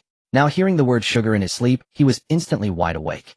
Seeing her son's pitiful expression, Lady Gao felt a pang of anguish. She gently stroked his little head and comforted him softly. Be good, Chinner. Once our family's situation improves, Mother will buy you plenty of candy to eat. Meng quickly chimed in as well. That's right, Chinner is the most well-behaved child. Once we have our own land and harvest a bountiful crop, we can sell it for money and buy candy. Chinner could tell that there was no candy to be had, and a wave of disappointment washed over him. His bright eyes dimmed, and he slumped like a deflated balloon, curling up in Lady Gao's arms with his lips pouted, his face a picture of displeasure. Seeing her little brother so miserable, Zhao Xie's heart ached. As the eldest daughter, she couldn't bear to see him upset. She stood up, without hesitation gently stroked Chinner's head, and said softly, "Don't be sad, Chinner. Your sister will go buy you some delicious candy." However, Lady Gao quickly tried to dissuade her. Though she knew Zhao Xie had a bit of money saved up, it was meant for their future livelihood. They hadn't even reached their destination yet, so every coin needed to be spent wisely. Xie, don't take him too seriously. He was just saying that on a whim. Lady Gao sighed helplessly. But Zhao Xie didn't heed her mother's advice. Instead, she turned her hopeful gaze toward Chinner, whose eyes had begun to sparkle with renewed anticipation. She smiled tenderly, then said with firm resolve, "It's all right, Mother. Children get cravings sometimes, it's only natural. And when I went to buy rice earlier, I happened to notice a small stall selling candy nearby. He'll just go and pick some up." As she finished speaking, Zhao Xie turned around and noticed the people around her gazing at her with hopeful and grateful eyes, as if she were their hero. With a gentle smile, she addressed the crowd. "Don't worry, you'll be back soon." Then she turned and headed toward the village entrance where the stalls were speaking as she walked. "After enduring such a long journey, your mouths must be craving something flavorful. Let me buy some sugar to add to the mung bean soup. It'll be a little treat for everyone." Before Gao Shi could even protest, Zhao Xie had already set off alone toward the village entrance where she had bought rice earlier. Ajin watched her go alone, a knot of worry tightening in his chest. The road of refuge was fraught with danger, and a young woman traveling by herself was far too vulnerable. Silently, he rose to his feet and followed at a distance. Whether it was due to her lack of caution or the softness of his footsteps, Zhao Xie remained completely oblivious to the fact that she was being followed. She stopped at a secluded, deserted spot. After glancing around furtively, she began to murmur under her breath. To his astonishment, a large paper-wrapped bundle materialized in her hand along with a smaller pouch. "Give me sugar, give me sugar." Ajin stood frozen, utterly dumbfounded by the scene unfolding before him. Zhao Xie had conjured items. Could she truly be a celestial maiden descended from the heavens, as the rumors claimed? Or was she some malevolent spirit in disguise? Doubt clouded his mind as wild theories raced through his thoughts. He took several deep breaths, trying to steady his heart, which was pounding from sheer shock. Then he fixed his gaze on Zhao Xie, his eyes filled with curiosity and bewilderment. Seizing the moment while Zhao Xie was still unaware, Ajin quickly averted his gaze and quickened his pace, hurrying away as if fleeing from some. Meanwhile, oblivious to being watched, Zhao Xie joyfully opened both packages. One contained pristine white sugar, and the other was filled to the brim with candy pieces that would make any child's mouth water. In this time of famine, even at the makeshift stalls in this temporary refuge village, such precious and luxurious sweets were simply nowhere to be found. Yet what others lacked, Zhao Xie possessed. How could this not fill her with excitement and pride? In ancient times, the price of candy was exorbitantly high, far beyond the reach of ordinary folks. But for someone from the modern world, these sweets were nothing more than commonplace treats, easily enjoyed by nearly every child. It was for this reason that Zhao Xie unhesitatingly exchanged for these candies and sugar from her space. Though the cost wasn't insignificant to her, ever generous by nature, this small expense was hardly worth a second thought. After all, what mattered most was bringing joy and happiness to everyone. When Zhao Xie, without a moment's hesitation, poured the entire bag of glistening white sugar into the large pot of cooked mung bean soup in front of everyone, each person present was stunned, their eyes nearly popping out in disbelief. In ordinary households, even crude brown sugar was considered a luxury, while the snow-white high-grade sugar was a delicacy many had never laid eyes on in their lives. Even the wealthiest families in the village would hesitate to splurge on such an expensive item. Yet Zhao Xie casually waved her hand and dumped such a vast amount of precious white sugar into the pot. "Oh my little ancestor, you'll bankrupt us." Meng Shi cried out, her heart aching as she stamped her feet in distress. Even with their current savings, she would never dare to be so recklessly extravagant. But Zhao Xie remained utterly indifferent, for in this ancient era white sugar was indeed astonishingly expensive.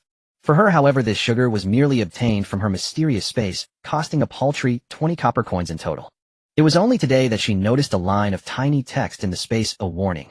items from the space are strictly prohibited from being sold She supposed it made sense. The price of the sugar alone would multiply tenfold if she were to sell it.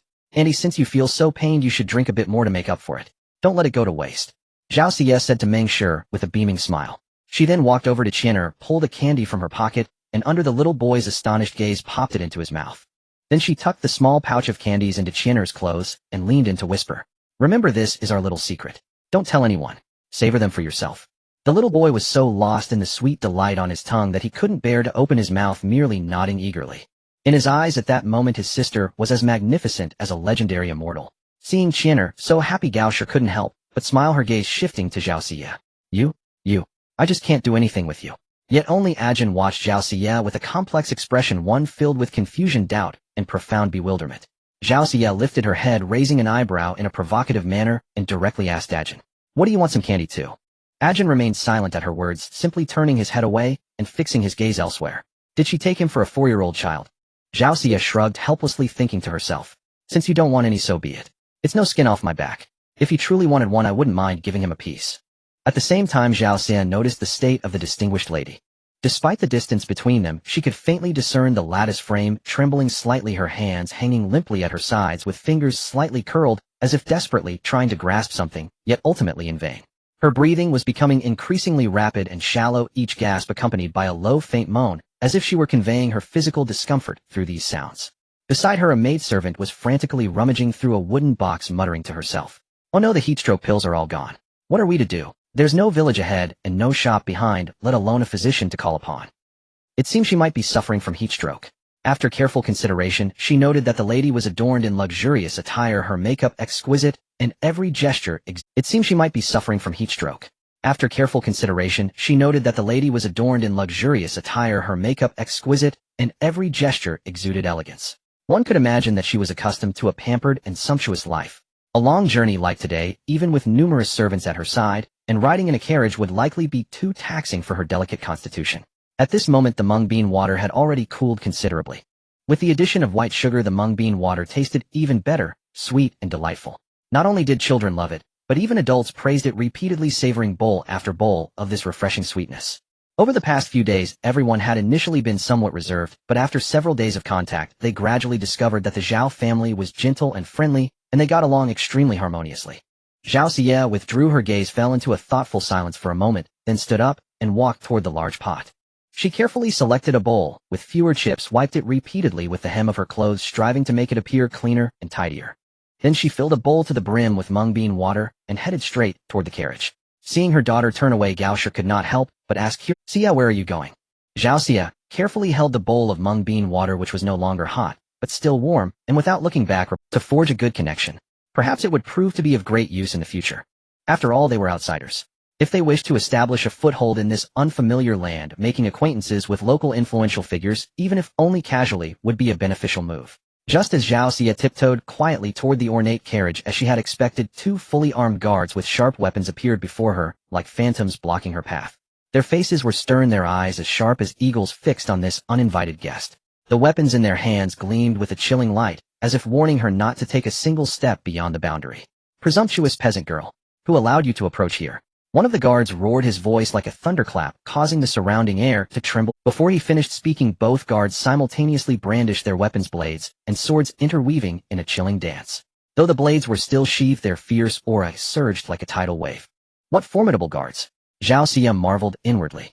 In just a single encounter, she profoundly felt the immense strength and authority of these 2 guards. It must be noted that while her body currently possessed no inner energy, the keen insight into danger honed during her time as an elite member of the Special Forces team remained intact. Facing such formidable opponents, Zhao Xie knew she could not afford any carelessness. She took a deep breath, steadied herself, and calmly explained to the 2 guards, "I have important matters to report to the noble in the carriage. Please grant me passage." However, the 2 guards remained unmoved, still staring at her coldly, as if judging the truth of her words. Just then Zhao Xie noticed a flicker of unusual expression in the guard's eyes, and she immediately understood that she must find a way to prove her identity and intentions. At least she was as clear as a mirror. If a fight broke out with her current abilities, she was certainly no match for these 2. Moreover, there were over a dozen more guards of similar skill around the carriage, and at that moment, all their gazes were fixed on her. Zhao Xie suppressed her innate tension, forced a seemingly harmless smile, with great effort, and sweetly grinned at the 2. Two big brothers, please don't misunderstand. Hey, race, the thing I saw from afar that the lady seemed unwell, possibly suffering from heat stroke. I happen to have some boiled mung bean water which can relieve heat and cool the body. If you don't mind, could you please pass it on to the lady? Indeed, everyone, even the guards, knew that mung beans had the effect of cooling and relieving heat. However, they remained exceptionally cautious toward this sudden stranger. The two exchanged glances. The lady was indeed unwell, and their medicine had run out. So one of them lowered his voice and said to Zhao Xie, "Please wait here for a moment, miss." Without another word, one of them turned and dashed away like the wind in the blink of an eye, reaching the lattice side. He leaned down and whispered a few words to the maid who was fanning the lady. Meanwhile, the other guard remained highly vigilant, firmly blocking Zhao Xie, preventing her from taking another step forward.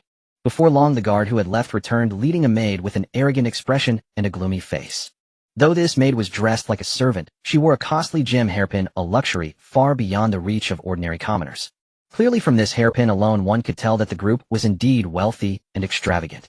The maid first scrutinized Zhao Xie from head to toe, then wrinkled her nose slightly, as if in disdain, and silently took a step back. Seeing this, Zhao Xie felt a twinge of embarrassment and awkwardness. She knew well that she smelled unpleasant, but during this escape there was no time to bathe. Sometimes finding a drink of water was already a blessing. "Who are you? What is your intention?" Facing the maid's suspicious gaze, Zhao Xie did not show cowardice or humility. Instead, she straightened her back and calmly repeated what she had told the guards. Indeed, upon seeing the mung bean water in Zhao Xie's hand, the maid's eyes lit up. It was truly a timely help. The lady, being delicate and having traveled for days, could no longer bear it. However, she raised her head again and carefully examined Zhao Xie's face, as if trying to find some clue beneath her calm exterior, but ultimately found Zhao Xie's heart was completely at ease. She was merely lending a hand to this noble lady who might bring her benefits in the future, harboring no ill intentions or hidden motives, so naturally, she felt no fear under the woman's unwavering gaze. The maidservant was clearly tempted, yet still hesitated, her hand never reaching out to accept the mung bean water Zhao Xie offered. Sensing the woman's inner concern with keen perception, Zhao Xie unhesitatingly raised the bowl to her own lips, took a small sip, and swallowed it right before the maidservant's eyes, demonstrating beyond doubt that the drink was perfectly safe. At that very moment, another maidservant beside the lady suddenly cried out in alarm. "Sister Hongling, the lady has fainted." Hearing this, Zhao Xie paid no heed to the fierce guards glaring at her like wolves. She hastily thrust the mung bean water into the maidservant's hands, urging her on without pause. "Quick, take it to your lady and have her drink it. Saving a life is the priority. Stop dawdling. Feed it to your lady at once, then massage her temples and the philtrum. Have someone fan her vigorously and use a damp cloth to wipe her neck, hands, and feet. Move quickly." The maidservant stood stunned for a moment, her eyes deepening with suspicion, and her voice rose several pitches as she spoke. "Who exactly are you? How do you know so much?" Zhao Xie could no longer contain herself and rolled her eyes dramatically, muttering inwardly. Wasn't this just common sense? We've been fleeing famine all along the way, and people often suffer heat stroke. This is how we treat them. I've told you everything I know. If you don't believe me, there's nothing more I can do. After hearing Zhao Xie's words, the maidservant glanced back at her unconscious mistress, steeled her resolve, and spoke to Zhao Xie. "If this method truly works, you will be handsomely rewarded." With that, she hurriedly picked up the mung bean water and rushed to the side of the unconscious. Though she had witnessed Zhao Xie drink the mung bean water herself, doubt and worry still lingered in her heart. So she first carefully produced a silver needle and dipped it into the liquid to test it, then took a small sip herself. After observing for a long while to ensure it was harmless, she cautiously fed the mung bean water drop by drop into the unconscious lattice mouth. Watching this scene, Zhao Xie muttered inwardly. These wealthy folk were truly pampered, requiring such an elaborate, painstaking procedure, even for a simple bowl of mung bean water. Once the mung bean water was completely consumed, the maidservant followed Zhao Xie's instructions and quickly began massaging the lady. Before long, the lattice face, which had been as pale as paper and contorted with pain, gradually relaxed. Meanwhile, Zhao Xie had returned to her temporary lodging and rummaged through her bamboo basket to find a handful of wild vegetables that had long since been dried in the sun. Thank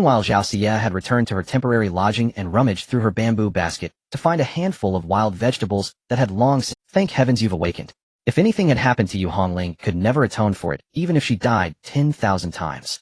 The lattice appearance, though still pale and weak, was considerably better than before. Supported by another maidservant, she could now manage to sit up.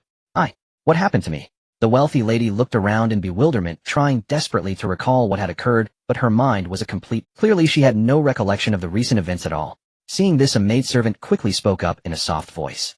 "My lady, you suffered heat stroke and fainted just now." Upon hearing this, the wealthy lady let out a helpless sigh. "I'm so useless." She still had a very important matter to attend to, yet here she was struck down by illness merely while traveling. "My lady, please don't say that. Forgive Hongling for speaking out of turn, but searching so aimlessly like looking for a needle in a haystack is truly. The maidservant trailed off as if holding back something difficult to say. However, the wealthy lady merely shook her head gently. Though her face was haggard, her eyes burned with unwavering determination. No matter what, I must find her, she murmured to herself. This was not only her parents' dying wish, but also her duty as an elder sister. Her poor younger sister had vanished without a trace after that accident over 30 years ago. Throughout all these years, she had never once given up the search for her sister. She recalled that harrowing night long ago. If her sister, then only a few months old, hadn't suddenly burst into loud cries, waking her from sleep and drawing the guards' attention, that assassin would surely have used her to threaten their parents. Yet just as the assassin, gravely wounded and unable to seize her, was at his last gasp, he mustered his final strength and snatched away her baby sister from her swaddling clothes. Though the assassin was struck down by the guards shortly afterward, her sister was nowhere to be found, as if she had vanished into thin air. Hongling was well aware of her mistress' obsession, for every year, whenever she had even a moment of free time, the lady would go out searching. Sadly, after all these years, there was still nothing to show for it. She even secretly speculated that perhaps the latter's younger sister had long met with misfortune, killed by those wicked villains all those years ago. But she dared not utter such words, fearing it would only stir up more sorrow and pain in her mistress' heart. My lady, relying only on a leaf-shaped birthmark. Hongling had barely spoken halfway when she noticed the shift in her mistress' expression and wisely chose to fall silent.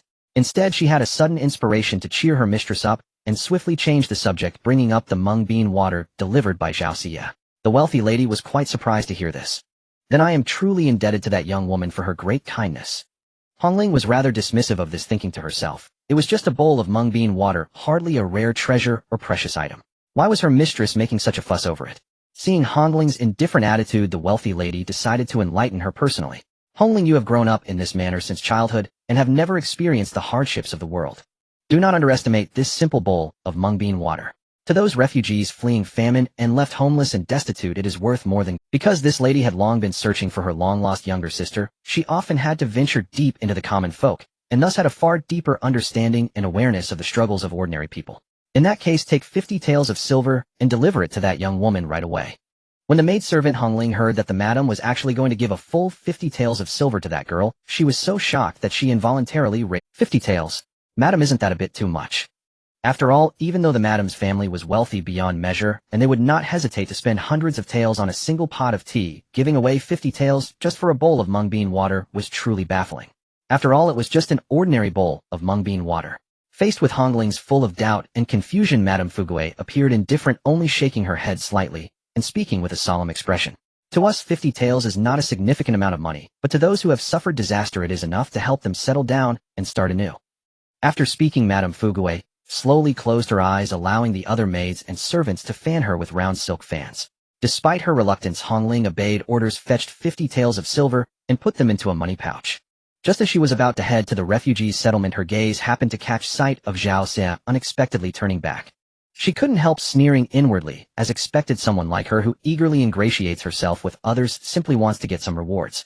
She really couldn't be bothered to waste words with her, so, without a second thought, she directly handed the money pouch to Zhao Xia and said in a flat tone, "Take it, consider it as a reward for your help to the madam today. You're lucky. From now on, use this money to live well." Hearing this, Zhao Xia quickly reached out to take the money pouch, gently kneading the heavy bag in her hand, her heart filled with uncontrollable excitement and agitation. After all, a quick estimate would tell that the amount of silver inside was indeed substantial. Truly, the wealthy are so generous and lavish when they. Perhaps it was because she was dizzy with joy from this huge sum of money. At this moment in her eyes, the maidservant, who clearly showed a contemptuous expression, suddenly became kind and lovely. So she quickly put on a smile, her face full of gratitude surging like a tide toward the maidservant, bowing repeatedly to thank her. "Thank you for the madam's gift. Thank you for your help, sister. It must be you who spoke well of me in front of the madam. That's why she was so generous." As the saying goes, one does not strike a smiling face. Zhao Xia's sweet words of "sister" indeed softened the maidservant's expression, though she just snorted a reply. "Take care of yourself." Then she intended to turn back. But Zhao Xia quickly stopped her, calling out, "Sister, wait a moment, sister. Please also give this to the madam." Saying this, she cheerfully handed over a handful of dried wild herbs. The maidservant curiously glanced back, thinking she had brought some rare treasure, but when she looked closely, it was actually a handful of wild herbs that had been stored for who knows how long. Her face instantly turned extremely unpleasant. What does this mean? Did she think they were short of food and could only survive on wild herbs? Her tone couldn't help but carry some anger. Just now she thought this girl was quite articulate, but now it seemed she was a bit dim-witted. "No need, take it back and eat it yourself. Our madam wouldn't deign to eat such things. Not to mention the madam, even their horses eat much better than. Zhao Xia hurriedly took 2 steps to chase after her, but the so-called guard blocked her way with a gloomy expression. She dared not advance further, and could only shout loudly. Sister, you misunderstand. This wild herb is actually a medicinal plant. Don't be fooled by its ugly appearance. If brewed into water and given to the madam, it will be more helpful for her illness. This wild herb was dried by Zhao Xia's family a few days ago, and hadn't been eaten yet. Don't underestimate this unremarkable plant. It's actually a dandelion, also known as pugongying or dinglonco, grows everywhere in the fields. If brewed into water and drunk, it can effectively clear heat and detoxify, improving heatstroke symptoms. The maidservant indeed stopped scrutinizing Zhao Xia from head to toe and spoke with suspicion. You a refugee know too much, don't you?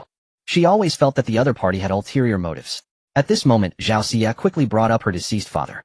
To be honest with you, sister, my father was a village teacher in his lifetime. He had read a few medical books, could read, and knew some herbal medicine. He was a remark. Changing the topic, Zhao Xia lowered her head slightly, and said, It's a pity he passed away, otherwise we wouldn't have to flee so far from home. But father taught me to help whenever I can, which is also a way to accumulate good deeds. After all, the person was already dead, so she could say whatever she wanted. Besides, this was a way to bring glory to her father, as surely he wouldn't refuse in the underworld. The original Zhao Xia knew little about medical principles, but as a top agent she herself had some knowledge of it. She applied this knowledge to her deceased father so no one would be suspicious. Hearing Zhao Xia's words, Hongling's gaze clearly softened a bit. So she too was a person with a bitter fate. Thank you. Hongling then nodded at Zhao Xia. After a moment's thought, she slipped a small ring off her finger and handed it to Zhao Xia. You can't call me sister for nothing, take this to play with. Zhao Xia was naturally grateful, holding the ring tightly in her hand, and again sighed inwardly that the rich really had extraordinary generosity. Even a maidservant could be so generous. Although the ring was not made of gold, the small clear red gemstone on top was like a brilliant star, making it obvious at a glance that it was valuable. Zhao Xia happily put away the silver, gently stroking the small, exquisite ring, already having a plan in mind. Mother, here you are. Just now I gave a bowl of mung bean water and a handful of wild herbs to the people in that carriage, and they rewarded me with this ring. After saying this, Zhao Xia took Gao Shi's rough hand and gently slipped the ring onto her finger. Gao Shi was both surprised and delighted. This was the first time in her life she had ever worn jewelry. She couldn't help but gaze at it repeatedly. So beautiful, mother is so beautiful. Little Chinner beside her also clapped, praising the ring's beauty. In the past he had woven a bracelet for his mother using dogtail grass, but grass was grass, and it would soon fall apart. This thing must be expensive, Xia. Maybe we should exchange it for some silver. Gao Shi couldn't bear to put the ring down. As a woman, how could she not be tempted? But she also knew well the family's current situation, and the road ahead was full of uncertainty. Every single penny was crucial. Saying this, Gao Shi wanted to take off the ring, but Zhao Xia quickly stopped her and comforted her softly. Mother, although this ring can fetch some silver on this refugee journey, where can we go to exchange it? You should keep it on her. As for the money, you need not worry. Zhao Xia did not mention the 50 taels of silver. She planned to wait until they reached her aunt's village to use it for purchasing a house and land. Her mother was already middle-aged, yet she had never worn a single piece of gold or silver jewelry. The sight weighed heavily on her heart. Looking at the splendid attire of wealthy ladies, and then at her own mother's haggard appearance, she could not bear it. Only after her daughter's gentle persuasion did Mrs. Gao put the ring back on her finger. She murmured about selling it in the future for money, but her hand kept stroking it, and the smile on her lips never faded. After everyone had eaten their fill, they decided to rest on the spot for the night and continue their journey the next day. Although their destination was closed, they decided to travel together for safety. Moreover, some among them were carrying large sums of money. The night was beautiful and the moonlight bright. Even as they rested, Mrs. Gao, by the light of the moon, regarded the ring as a treasure, looking at it and touching it again and again. Watching the satisfied smile on her mother's face, Zhao Xia smiled as well. She silently vowed to ensure her family would live a happy life. Suddenly, she heard a faint noise as if someone was stealthily approaching their camp. She stood up alertly, and at the same moment several young men on guard duty also rose to their feet. A Jin swiftly positioned himself in front of their group of women and children, standing like an unyielding wall. Even third Uncle Zhao, who could only use one hand due to his injury, unhesitatingly grabbed a wooden stick, his eyes wide as bells. Perhaps because food had been plentiful recently, these once starving refugees now possessed the strength to resist an enemy. Zhao Xia gently woke the sleeping elderly women and children. Everyone acted in silent, coordinated haste. The children were placed in the center, surrounded closely by the women. Around them stood the elderly, the weak, and the injured men, and forming the outermost ring were the young and strong, their eyes scanning with hawk-like vigilance. Didn't expect you to be this cautious. Since their cover was blown, there was no need to hide any longer. Over 40 masked men emerged, their weapons glinting menacingly. The leader who was missing an eye had a single remaining eye that gleamed with a cold, piercing light. As the de facto leader, Zhao Xie naturally stepped forward. Seeing the overwhelming numbers against them, she clenched her fists, forced a smile, and took a step forward. Gentlemen, what is the meaning of this? We are but a group of refugees. Surely we are not worth such an elaborate show of force from you all. Her words carried a hidden implication suggesting they posed no threat. Although she knew they wouldn't let them go easily, she still hoped they might show some mercy. On this path of fleeing famine, bandits, robbers, and mountain thieves were as numerous as fish in a river. However, most traveled in small groups of 3 or 5. But this organization was so vast that she had to take it extremely seriously. The last time she faced such a crisis was when she went to the mountain stronghold to rescue someone. Even then it was a covert operation. Now they were facing the enemy heathen. Look at the enemy, no fewer than 40 men, all burly and armed with sharp blades. On their side, they had barely a dozen young people armed only with wooden sticks or farming tools. This group of refugees, numbering in the dozens, was mostly made up of the old, weak, sick, and disabled. If a fight broke out, they stood absolutely no chance of winning. So she could only force a smile and strive to avoid conflict. Oh, claiming to be refugees now? Have you forgotten how generously you were handing out food to everyone just the other day? A girl's voice cut and laced with sarcasm and contempt. Zhao Xie's pupils suddenly contracted, for from behind the leader stepped out a smiling girl. She recognized her immediately. Wasn't she the girl who had tried to swindle food and drink a few days ago only to be scolded away by her? In that instant, realization dawned on Zhao Xie. This group was deliberately targeting them. No wonder. Someone must have leaked the information that their group had food and money. Zhao Xie speculated that they might have been secretly observing her group for days. Seeing her by Rice today confirmed she had money prompting this night, so they were clearly well prepared. No wonder they brought so many men. Zhao Xie glared fiercely at the smirking girl. She was a refugee too, yet, because Zhao Xie wouldn't give her food that wasn't hers to claim, she had deliberately tipped off these bandits. Had she ever considered how many innocent lives her words would cost? The girl, feeling guilty under Zhao Xie's intense stare, slithered up to the leader like a snake, urging him on incessantly. Please just kill them all now and take their money and food. Once we're back, I promise to serve you with all my heart. With that, the one-eyed leader, in full view of everyone, shamelessly patted the girl's bottom, eliciting a coquettish giggle from her. Zhao Xie clenched her jaw, realizing that a fierce battle was unavoidable tonight. Her mind raced, searching for a strategy, while her hand tightly gripped the grenade she had procured from her space. However, she knew deep down that against such a large number of enemies, a single grenade would hardly be enough. What could she do? How was she going to get through? At this moment, almost everyone felt a sense of despair.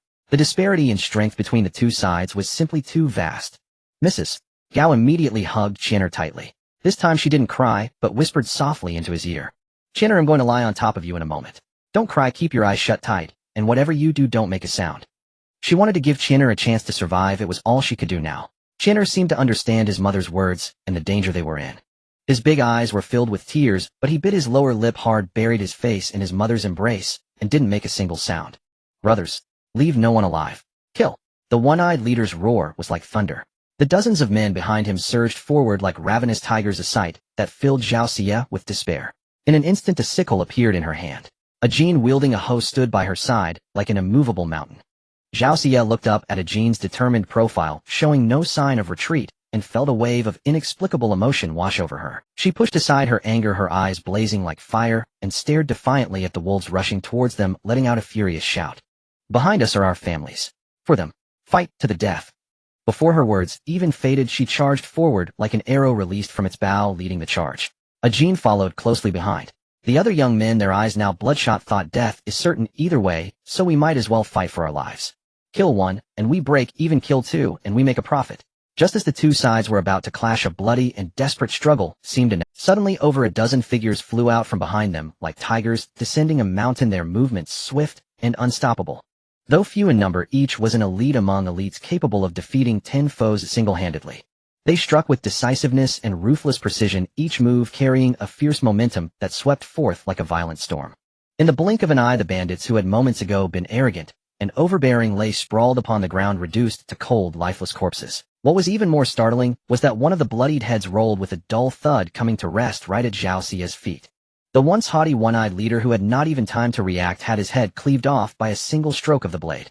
Zhao Xie and the others, who had braced themselves for a desperate fight, stood frozen in shock, utterly bewildered and at a loss. Who were these extraordinarily skilled and powerful warriors? Could they truly be divine soldiers sent from heaven to rescue them? Not only Zhao Xie, but even the refugees clutching various farming tools were left gaping in astonishment, their mouths agape, as if their jaws might drop to the ground at any moment. Who exactly were these people who had descended so suddenly from the heavens? Their movements were swift and agile, every strike like that of a lethal assassin. The bandits who had been so insolent moments before were now utterly powerless, with no chance to fight back or even flee. The more perceptive bandits, sensing the dire situation, immediately realized they had encountered formidable opponents, truly supreme masters, especially when they witnessed their notoriously brutal leader, One-Eyed Dragon, have his head sliced off as easily as cutting a melon. Terror seized their very souls. The severed head tumbled several times across the ground before coming to a halt, a sight that completely shattered the remaining bandits' will to fight, leaving them with only the desperate desire to flee this terrifying place. By the latter's command, all those guilty of murder, plunder, and heinous crimes shall be executed without mercy. A voice rang out from among the guards, laced with undisguised, piercing, killing intent. Before the echo faded, the other guards roared in unison, "We obey the latter's command." Their collective shout reverberated across the fields. This battle was nothing short of a one-sided massacre. Faced with the numerous highly skilled guards, the vicious bandits couldn't even muster the strength. Some cowardly souls attempted to escape amidst the chaos, but their schemes were futile. The well-trained, highly alert guards reacted swiftly, pursuing with lightning speed and cutting down the fleeing bandits without a hint of mercy. Within moments, the previously arrogant bandits lay scattered and motionless, none spared, all meeting their doom. Zhao Xia quietly watched the unfolding scene, a complex mix of emotions flickering in her eyes. She keenly recognized the vast gap between herself and these warriors. The martial skills she had once prided herself on now seemed utterly insignificant. Yet this feeling of inadequacy lasted only a fleeting moment before vanishing without a trace. After all, she had only recently arrived in this strange world, and infinite possibilities still awaited her exploration and discovery. Just like that seemingly delicate and fragile wealthy lady who, despite residing in the inner chambers, could still strategize from afar and command her formidable guards. So what if her martial arts couldn't compare? It didn't have to be a stumbling block on her path forward. With sufficient wealth and power, she wouldn't necessarily have to personally confront every danger. Moreover, she still possessed that mysterious space. No matter how formidable one's martial arts might be, could they possibly withstand the blast of a... Just as Zhao Xia was lost in thought, one of the guards who had successfully annihilated all the bandits stepped forward and walked straight towards her. Ajin, standing beside Zhao Xia, instinctively took a half step forward, subtly shielding her with her own body. However, the guard did not approach too closely, stopping after a few paces. Yet his gaze held a hint of puzzlement as he scrutinized Ajin. He mused inwardly, the aura emanating from this person seems different from the ordinary refugees, but strangely, I cannot sense any fluctuation of inner energy from him. There were only two possibilities for this situation. First, the other's strength was so profound and unfathomable that it far surpassed his own, rendering him unable to perceive the presence of that inner force. Second, for some reason the person had lost all their inner energy, perhaps due to having suffered extremely severe internal injuries. Regardless of which scenario it was none of his concern, and he was too indifferent to ponder it further. The guard gave a slight bow towards Zhao Xia, then retrieved a small bronze token from his bosom and tossed it to her. Zhao Xia extended her hand deftly and caught it securely. She lowered her head to examine it closely. The token was made of unremarkable bronze, clearly the lowest grade of token used by aristocratic families, typically issued to the servants within noble households. A slight frown creased Zhao Xia's brow as a hint of confusion showed on her face, and she turned her gaze towards the guard. Because of the token gifted by the lady, the guard's attitude toward Zhao Xia had noticeably shifted, becoming more amicable and courteous. "The lady specifically instructed me to tell you, miss, that she is deeply grateful for your timely assistance. She offers you this token as a token of her appreciation, hoping it may provide you with some help in the future." The guard spoke softly, then cast a brief glance at the dozens of corpses scattered nearby, and the horrifying sight of blood pooling like a river, and couldn't help but offer a word of advice. "Allow me to offer a word of caution, miss. Leave this place as soon as possible. You have already attracted unwanted attention. The lady can protect you once, but she cannot shield you forever." Having said that, he coldly wiped the blood off his weapon on a corpse, and along with the other guards vanished as quickly as they had appeared. Zhao Xia clutched the token tightly in her hand and shouted loudly in the direction where the guards had disappeared. "Thank the lady for her assistance. Until we meet again." Meanwhile, inside the carriage traveling away under the moonlight, the noblewoman took a sip of the water infused with the dried dandelions Zhao Xia had given her, then closed her eyes to rest. Now, with the guard's reminder, Zhao Xia suddenly realized that perhaps it was precisely because their group was too conspicuous that they had attracted the covetous gaze of countless ill-intentioned individuals. Indeed, she had been remiss in her thinking. Looking at the elderly, the weak, the sick, and the disabled in their group, if a fight were to break out, they would surely be at a disadvantage. At this thought, Zhao Xia couldn't help but let out a long sigh. It was all her fault for not considering everything thoroughly, focusing only on filling everyone's stomachs, while overlooking the lurking dangers of this era plagued by war and natural disasters. Had it not been for the wealthy lady sending aid tonight, how many of them would still be alive at this moment? With this in mind, Zhao Xie felt a surge of intent. In the current situation, although eliminating this group of bandits might serve as a deterrent to others with ill intentions, it was by no means a long-term. Everyone pack up your belongings quickly. We must travel through the night. If we endure for a few more days, we will reach Harvest Town. Only then will we be truly safe. Zhao Xie made the decision on the spot. After all, this was a desolate, uninhabited, deep mountain forest with no governance or restraint whatsoever. Once they reached the town, things would be entirely different. Even if some harbored malicious intentions and sought to cause trouble with the town's garrison soldiers and officials watching over them, with hawk-like vigilance, those villains would not dare to act too brazenly. The young lady speaks the truth. We should press on as soon as possible to avoid attracting other uninvited guests. Moreover, the thick coppery stench emanating from these corpses alone is highly likely to lure ferocious beasts. Zhao Xie had long become the pillar of the group, so someone immediately echoed her sentiments. One must know that dozens of corpses were strewn haphazardly across the scene. Just how powerful was the nauseating rancid odor wafting from the pools of blood on the ground? Many could no longer bear the pungent stench and tightly covered their noses. That's right. We've all eaten our fill these past few days, and everyone has regained some strength. There's no time to lose. Let's set off right now. The moment the words were spoken, people quickly began to organize their belongings, seemingly intending to hit the road immediately under the cover of night. Upon hearing the word corpses, a wave of delight surged within Zhao Xie. How could she have forgotten about them? With that thought, she walked without hesitation toward the pile of corpses, completely disregarding the shocked and bewildered stares of those around her. Approaching them, she crouched down and began rummaging through the bodies. Miss Zhao. Someone finally mustered the courage to speak, but as soon as they drew near the corpses, the overwhelming, sickening stench of blood hit them so hard they nearly vomited. This Miss Zhao's tastes are far too extreme. These were a pile of corpses with miserable deaths and hideous faces. What was there to feel around? Yet Zhao Xie remained utterly oblivious to the reactions of others, as if she couldn't even smell the pungent stench of blood. Not only that, she even accidentally smeared her hands with still liquid blood, but she simply pretended not to notice. Found it. It was when she reached the third corpse that Zhao Xie suddenly exclaimed in excitement. What? Found what?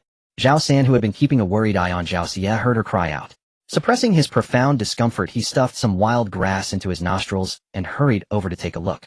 There stood Zhao Xie, her face beaming with delight, as she opened her palm, revealing several pieces of tarnished silver stained with blood. Since they were bandits, I figured they must have some money on them. Now that they're dead and have no use for it, it might as well benefit us. Upon hearing there was money to be had, the eyes of the other refugees lit up instantly, as if catching a glimmer of hope. Some, driven by greed, even sought to emulate Zhao Xie, reaching out to search the corpses for valuables. However, when one particularly bold individual barely touched a corpse, he was overcome by the overwhelming nausea and hastily scurried aside to vomit, retching until the world spun around him. After all, searching for money among those mutilated, dismembered corpses with scattered limbs and entrails required immense mental fortitude. Not everyone possessed such courage and endurance. Even with their hearts full of desire for the money, they simply couldn't overcome the deep-seated. Zhao Xie didn't stop others from joining in. If anyone else wanted to feel around for money, they were welcome to. It was free money after all. Unfortunately, they simply couldn't handle such a gruesome and intensely unsettling task. Thus, she alone had to laboriously push and maneuver the corpses, moving them back and forth. She was drenched in sweat and panting heavily, but her diligent efforts were ultimately rewarded. After all the trouble, she managed to find a few taels of silver from the over 40 corpses. Zhao Xie washed the blood off the silver with water, then carefully weighed it in her hand, softly uttering a few words. How poor! She was now quite well off herself, having secretly stashed away 200 taels, the 50 taels bestowed by the wealthy lady, and various other bits of silver. In her eyes, a few taels of silver now were hardly worth mentioning. Hearing Zhao Xie's words, the others couldn't help but mutter inwardly. This Miss Zhao certainly talks big. In the countryside, a typical family living frugally spends only a few taels of silver in an entire. Zhao Xie seemed dissatisfied with the silver, tucking it into her clothes with a hint of displeasure. Yet despite the envy in everyone's eyes, no one showed the slightest resentment. After all, they hadn't lifted a finger when she was searching the bloody corpses for money. Once the silver was put away, everyone had also finished packing their belongings. With a resolute gaze, Zhao Xie gave the order, and the entire group once again embarked on their long journey, pressing forward through the vast dark. This time Zhao Xie was more cautious than ever. Leading by example, she personally took charge of several able-bodied young men as the vanguard, marching at the very front of the group. The center of the group was where the women, children, and elderly huddled closely together. Ajin without hesitation shouldered the crucial task of guarding the rear, leading a few other young men to secure the back, coordinating with the front to ensure absolute safety. Throughout the journey, everyone remained in silent, unspoken agreement, with only the rustling sound of footsteps treading through the undergrowth breaking the stillness. Having just survived a harrowing ordeal, everyone was now completely focused and alert, their vigilance heightened to an unprecedented level. Despite the difficult trek through the pitch-black night, fortunately, they could lean on one another, offering immense comfort to their souls. Zhao Xie, leading the group, widened her eyes, carefully scrutinizing the terrain and road conditions, pausing to observe and looking around, never daring to slacken her vigilance. Her painstaking efforts paid off as the journey was smooth and uneventful. Her meticulous caution was not without reason. Just moments ago, while turning over the corpses, an unexpected situation unfolded before their eyes. The body of the detestable girl who had led the way was nowhere to be found. Presumably, this cunning creature had seized the chaos to flee. Perhaps because she was a woman, the guards had not realized she was in league with the bandits and had shown her mercy, letting her go. Consequently, Zhao Xie's vigilance grew even sharper. Who knew if these bandits had reinforcements? Worse, that despicable woman might very well have run off to tip them off. If such a thing were to happen without the assistance of the wealthy lattice guards, it was uncertain whether their group could remain safe. Therefore, the most pressing task was to distance themselves from this place of trouble as quickly as possible. Only then could true safety be ensured. Over the next few days of travel, Zhao Xie began to gradually reduce their numbers, letting those with clear destinations leave first. This included one of the men who had ventured to the stronghold with her. Supporting his pregnant wife, he knelt before Zhao Xie before their departure. "Young lady, your great kindness we shall never forget. If ever we have the fortune to be of service, we will not refuse." Zhao Xie hurried forward, carefully helping up the pregnant woman with her large belly before softly instructing the couple. "Live well from now on. The road here has been hard, but I believe your good days are still ahead." As she spoke, she gently touched the pregnant woman's belly, pondered for a moment, then pulled out a few pieces of silver and pressed them into her hand. "Oh, young lady, you have given us a new lease on life. We have nothing to repay you with. How could we take your silver?" Seeing the couple's refusal, Zhao Xie shook her head and spoke seriously. "Don't refuse. Keep those 20 taels hidden away, only use them once you've settled somewhere. This money is for your daily needs. Besides, the child is about to be born, having some money on hand will make things easier." In the end, Zhao Xie also packed them a few caddies of grain and watched them leave. Within just a few days, the once massive refugee group had dwindled dramatically from dozens of people to only about 20 or so remaining. Parting was always sorrowful, for along the way they had supported each other and survived countless life and death trials together. Yet all good things must come to an end. Where there is meeting, there is parting, and it was unavoidable. Finally, the remaining few said their goodbyes at Fengshui. The road ahead was still long, and each had their own path to follow. No one could overly interfere with another's choices. In the end, the entire vast group was reduced to just Zhao Xie's family. They silently watched the tranquil and peaceful town before them, where the townsfolk lived stable, joyful, and harmonious lives, a scene that stirred deep emotions within them. Finally, the arduous and bitter days of fleeing were over. Recalling the past few months felt like living through a terrifying nightmare. But fortunately, the time of sweet reward after hardship had finally arrived. "Third uncle, are we heading to Aunt's house next?" Even though Zhao Xie knew full well the destination, she couldn't help but ask again. After all, such a large group arriving unannounced, would it cause Aunt a great deal of trouble? At the thought, a wave of worry surged within her. "Yes, you girl, once we reach your aunt's house, we will truly be settled," third uncle replied softly. "Besides, we sent her a letter before we set out. I'm sure she's eagerly awaiting our arrival every day." As he spoke, third uncle's eyes were filled with anticipation and nostalgia. It had been years since they last met after Ro Nyang got married. They were of similar age and had been closest in childhood. At the thought of seeing his little sister, soon a smile never left third uncle's face. "Third brother, I think we should buy some grain to bring with us. These days no household has it easy. With so many of us, just the mouths to feed will be too much for Sister Rao's family." For ordinary folks, even if this area was less affected by the disaster, they only had just enough to get by, and certainly couldn't support so many extra people. Inshur, being the eldest and highest-ranking sister-in-law, naturally thought more broadly, and couldn't help but voice her concern. Mengshur, always blunt, and speaking without thinking, chimed in. "Isn't that the truth? I heard her mother-in-law isn't a good sort at all." Gaoshur quickly tugged at Mengshur, signaling her to watch her tongue, and interjected to soothe. "Third brother's wife, once you get to their house, mind that mouth of yours." Realizing she had spoken out of turn again, and seeing her husband glare at her, Mengshur obediently shut her mouth. Yet inwardly she felt quite wronged. Wasn't she speaking the truth? Everyone knew it. Third Uncle Zhao spoke up to comfort the group. "Perhaps that aunt has a temper, but she grew up with our mother. I doubt she's as bad as the rumors say." He forced a dry chuckle, but seeing no one respond, he awkwardly fell silent. Amidst the chatter, Zhao Xie keenly caught a crucial piece of information: her aunt's mother-in-law was difficult to deal with. However, this did not instill fear in her. After all, with her skills as a top-tier agent, handling a mere rural shrew was hardly a challenge. Well, I think eldest aunt is absolutely right. How can we visit relatives empty-handed? We should buy plenty of grain to bring along. Zhao Xie declared with confidence. After all, with money in hand, she was fully capable of such generosity. Upon entering the grain shop, Zhao Xie waved her hand and effortlessly ordered 50 caddies of millet, 50 caddies of mixed flour, and a full 10 caddies of beans. Finally, she even generously bought a large slab of pork, as if these items cost nothing at all. Even the shopkeeper couldn't help but steal a few more glances at Zhao Xie and her party. Their attire was utterly shabby, yet they spent with so many purchases they had no choice but to hire a mule cart for delivery. Thanks to the cart, Jean was finally relieved of carrying that enormous turtle shell, that enormous pot, and was overjoyed. Sweetwater Village, where their aunt lived, was not far from Harvest Town. Riding the mule cart, the journey was reasonably swift, and after a bumpy ride of about an hour they arrived at the village entrance. It was dusk, and at the village entrance clusters of villagers were chatting. Spotting the mule cart from afar, they began whispering among themselves. "Oh, whose mule cart is that? So many things on it." Another person spoke up. "I don't recognize the faces. They're not from our village, are they? Then what are they doing here?" Someone speculated. "Could they be refugees fleeing famine? We've had quite a few come to the village lately." Immediately someone retorted. "How could that be? Didn't you see all the stuff on their cart? Besides, have you ever seen refugees who can afford a mule cart?" As the villagers chattered about this sudden appearance of Zhao Xie's family, third uncle, Zhao, jumped off the mule cart and asked with a smile. "Excuse me, is this Sweetwater Village? How do we get to Zhao Rao's parents' home?" It was a perfectly ordinary inquiry, but at that moment the villagers who had been huddled together in conversation fell into a brief, deliberate silence, as if they had all agreed beforehand. Their gazes involuntarily drifted toward the Zhao family. Finally, an elderly man who appeared somewhat older stepped forward hesitantly. "What business do you have with her? And who are you to her?" Third Uncle Zhao, though clearly sensing the odd looks, answered frankly, without much hesitation. "I'm her brother." After a brief thought, he found it difficult to admit that their family had been ruined by a natural disaster and had come to seek refuge with his sister, so he gave a vague response. "Just came to see her." The old man nodded with a complex expression, then pointed in a certain direction and said, "Follow this road straight ahead. The third house is hers." Having said that, he seemed to have more to add, but since they were strangers meeting for the first time, he refrained from further comment. After a long pause, he finally, "It's good to go see her. After all, that girl had suffered greatly since her marriage. Even an outsider like him sometimes found it hard to bear.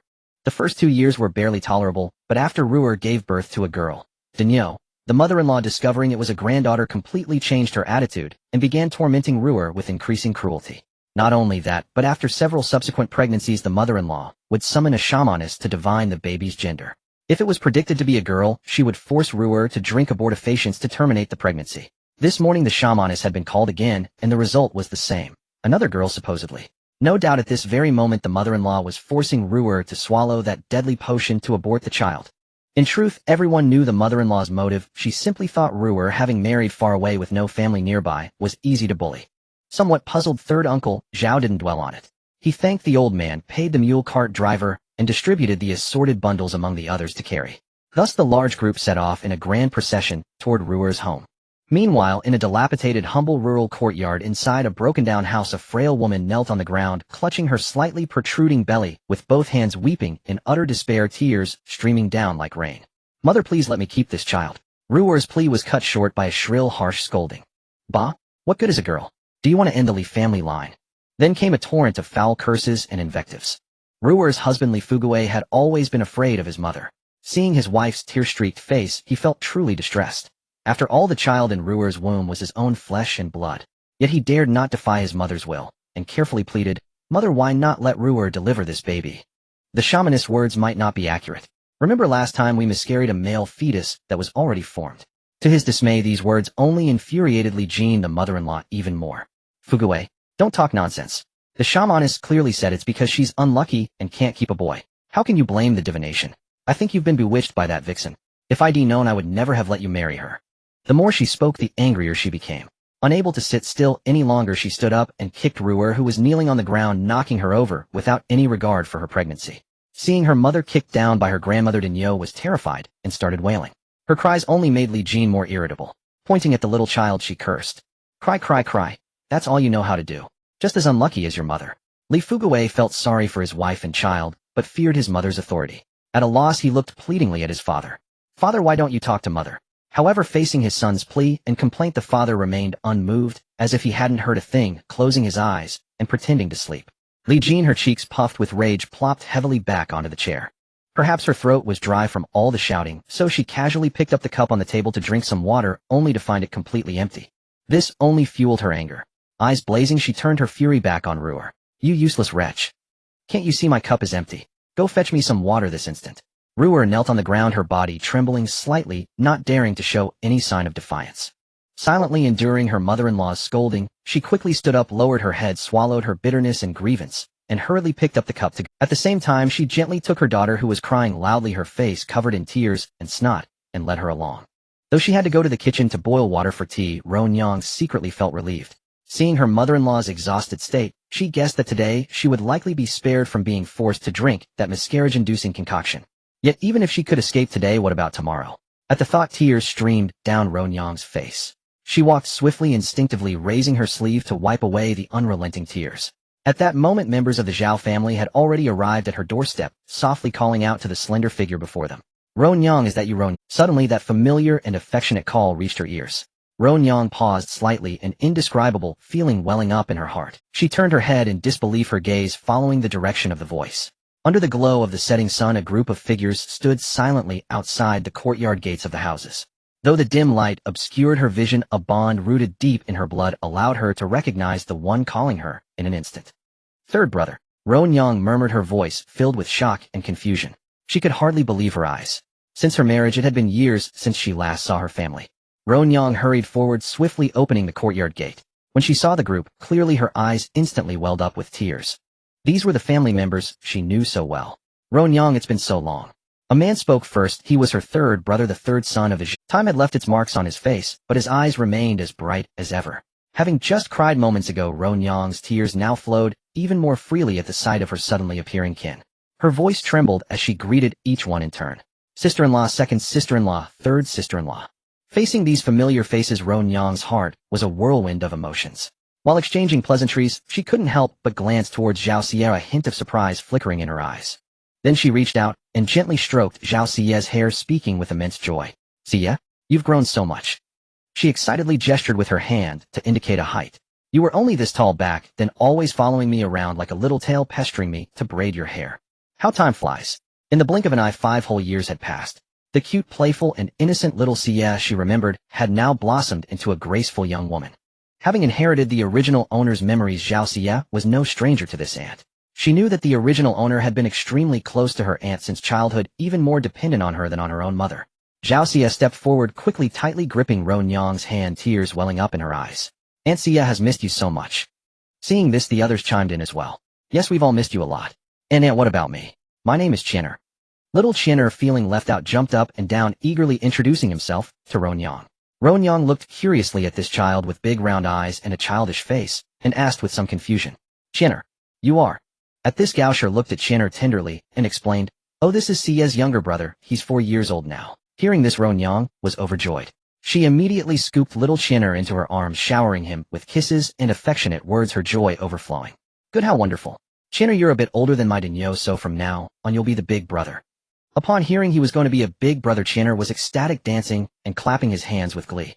Inshur quickly walked over to Roan Yang's side, tightly holding her hand, her eyes full of compassion. The little girl from back then was now a mother. Having married into the Zhao family early, Inshur had watched Roan Yang grow up step by step, and naturally felt great fondness and care for this well-behaved and sensible girl. Just as Inshur was about to engage in some heart-to-heart talk with Roan Yang suddenly gasped, her face turning as pale as paper. Cold sweat beaded on her forehead, and a pained expression contorted her features. Roan Yang, what on earth is wrong? Inshur was startled and quickly asked. Mengshur, always swift and decisive, rushed forward without a word. She grabbed Roan Yang's arm, which she was trying to hide, and yanked it up with force. Everyone looked closely and saw that her fair skin was covered with shocking patches of bruises. This? Roan Yang, what happened? Seeing this, Zhao Sen trembled with rage, his eyes wide with fury. He couldn't contain his anger and roared. Did that bastard Li Fugu, and we sent you a letter before we left. Well, you didn't receive it. Logically, Roan Yang should have known long ago about their intention to come and seek refuge, but from her words, she seemed completely unaware. Could that crucial letter have been lost somewhere along the way? Before anyone could say more to Roan Yang, the Li family members inside the house heard the commotion outside and came out one by one to see what was happening. Leading them was Li Jinshi. She stood with her hands on her hips, looking up at the Zhao family with an arrogant expression, adopting a haughty and condescending posture. Ron husband Li Fugui, upon seeing his wife's family arriving, had a shifty look in his eyes, clearly showing guilt and an urge to avoid them. Bringing up the rear was Ron father-in-law. Initially, he wore an indifferent expression, but after stepping out the door his gaze was involuntarily drawn to the women of the Zhao family, a hint of lust flashing in his eyes. However, fearing his own wife's fierce and sharp temper, he quickly averted his gaze. Nevertheless, he continued to steal glances at them from time to time, not even sparing the young Zhao Xia. He thought to himself, this little girl is rather pretty and charming. Who exactly was Zhao Xia? She was so perceptive that she could detect his malicious intent. She suddenly glared at him, her fierce gaze piercing like a sword, startling him into quickly looking away. However, he was filled with confusion. How could a mere little girl have such a terrifying look in her eyes? Li Jinshi, on the other hand, looked the Zhao family up and down, then let out a contemptuous laugh. The words that followed were infuriating. Oh, who do we have here? A band of beggars fleeing from somewhere, coming to my home to beg for food. Unfortunately, we have no spare rations to toss to you paupers. Now get lost. Li Jinshi naturally recognized the Zhao clan members. Moreover, her lack of surprise at their arrival suggested she had anticipated it all along. Zhao San suppressed the fury burning in his chest, reminding himself that she was after all his sister's mother-in-law. He tried to convince himself that perhaps her eyesight had failed her in her old age, preventing her from recognizing them. After all, the arduous journey had left them looking rather disheveled. Auntie, it's me, Zhao San, Ron third brother. Li Jinshi cast a sidelong glance at him and let out a cold snort. I don't care who you are. I say you're beggars, and beggars you are. Now get out of here before you dirty my floor. Rage surged within Zhao San, but his good upbringing prevailed. He took a deep breath, striving to keep his voice steady. Annie, we're not here to beg. We've brought our own grain, we won't touch your food. We just came to see Ron. With that, he stepped aside, revealing over 100 jin of grain on the ground that he and a jin had carried. He glanced at Li Fugui, who stood with his head hung low, and his tone turned colder. And would also like to ask about the wounds on my sister's body. Now that her family had arrived, how could they stand by and watch their own be bullied? At this moment, her 3 sisters-in-law and 1 brother formed an unshakable bulwark of support. That's right, Annie. Even if you don't recognize us, surely you recognize my mother-in-law. You two have known each other since childhood. Ainshur spoke softly, her usual gentle demeanor now laced with a cool edge. Otherwise, we could discuss this matter, and when my mother-in-law arrives this evening, she can speak with you directly. How about that? Ainshur's words were a velvet glove on an iron fist. Not a single insult, yet every syllable struck home, causing Li Jinshi's face to change color on the spot. As Ainshur fell silent, Zhao Xia's mother, who had been quiet all along, unexpectedly spoke up. Indeed, my husband dotes on Ron to the bone. If he ever learned that his most beloved sister had been tormented to such a state, he would crawl out of his coffin at the dead of night to settle the score with the wretch responsible. Zhao Xia listened quietly, realizing that her aunt and mother, who usually seemed so gentle, had sharper tongues than anyone when it truly mattered. She could even picture her grandmother appearing in her dreams with a grim face, and her father, even more fearsome, climbing straight out of his coffin.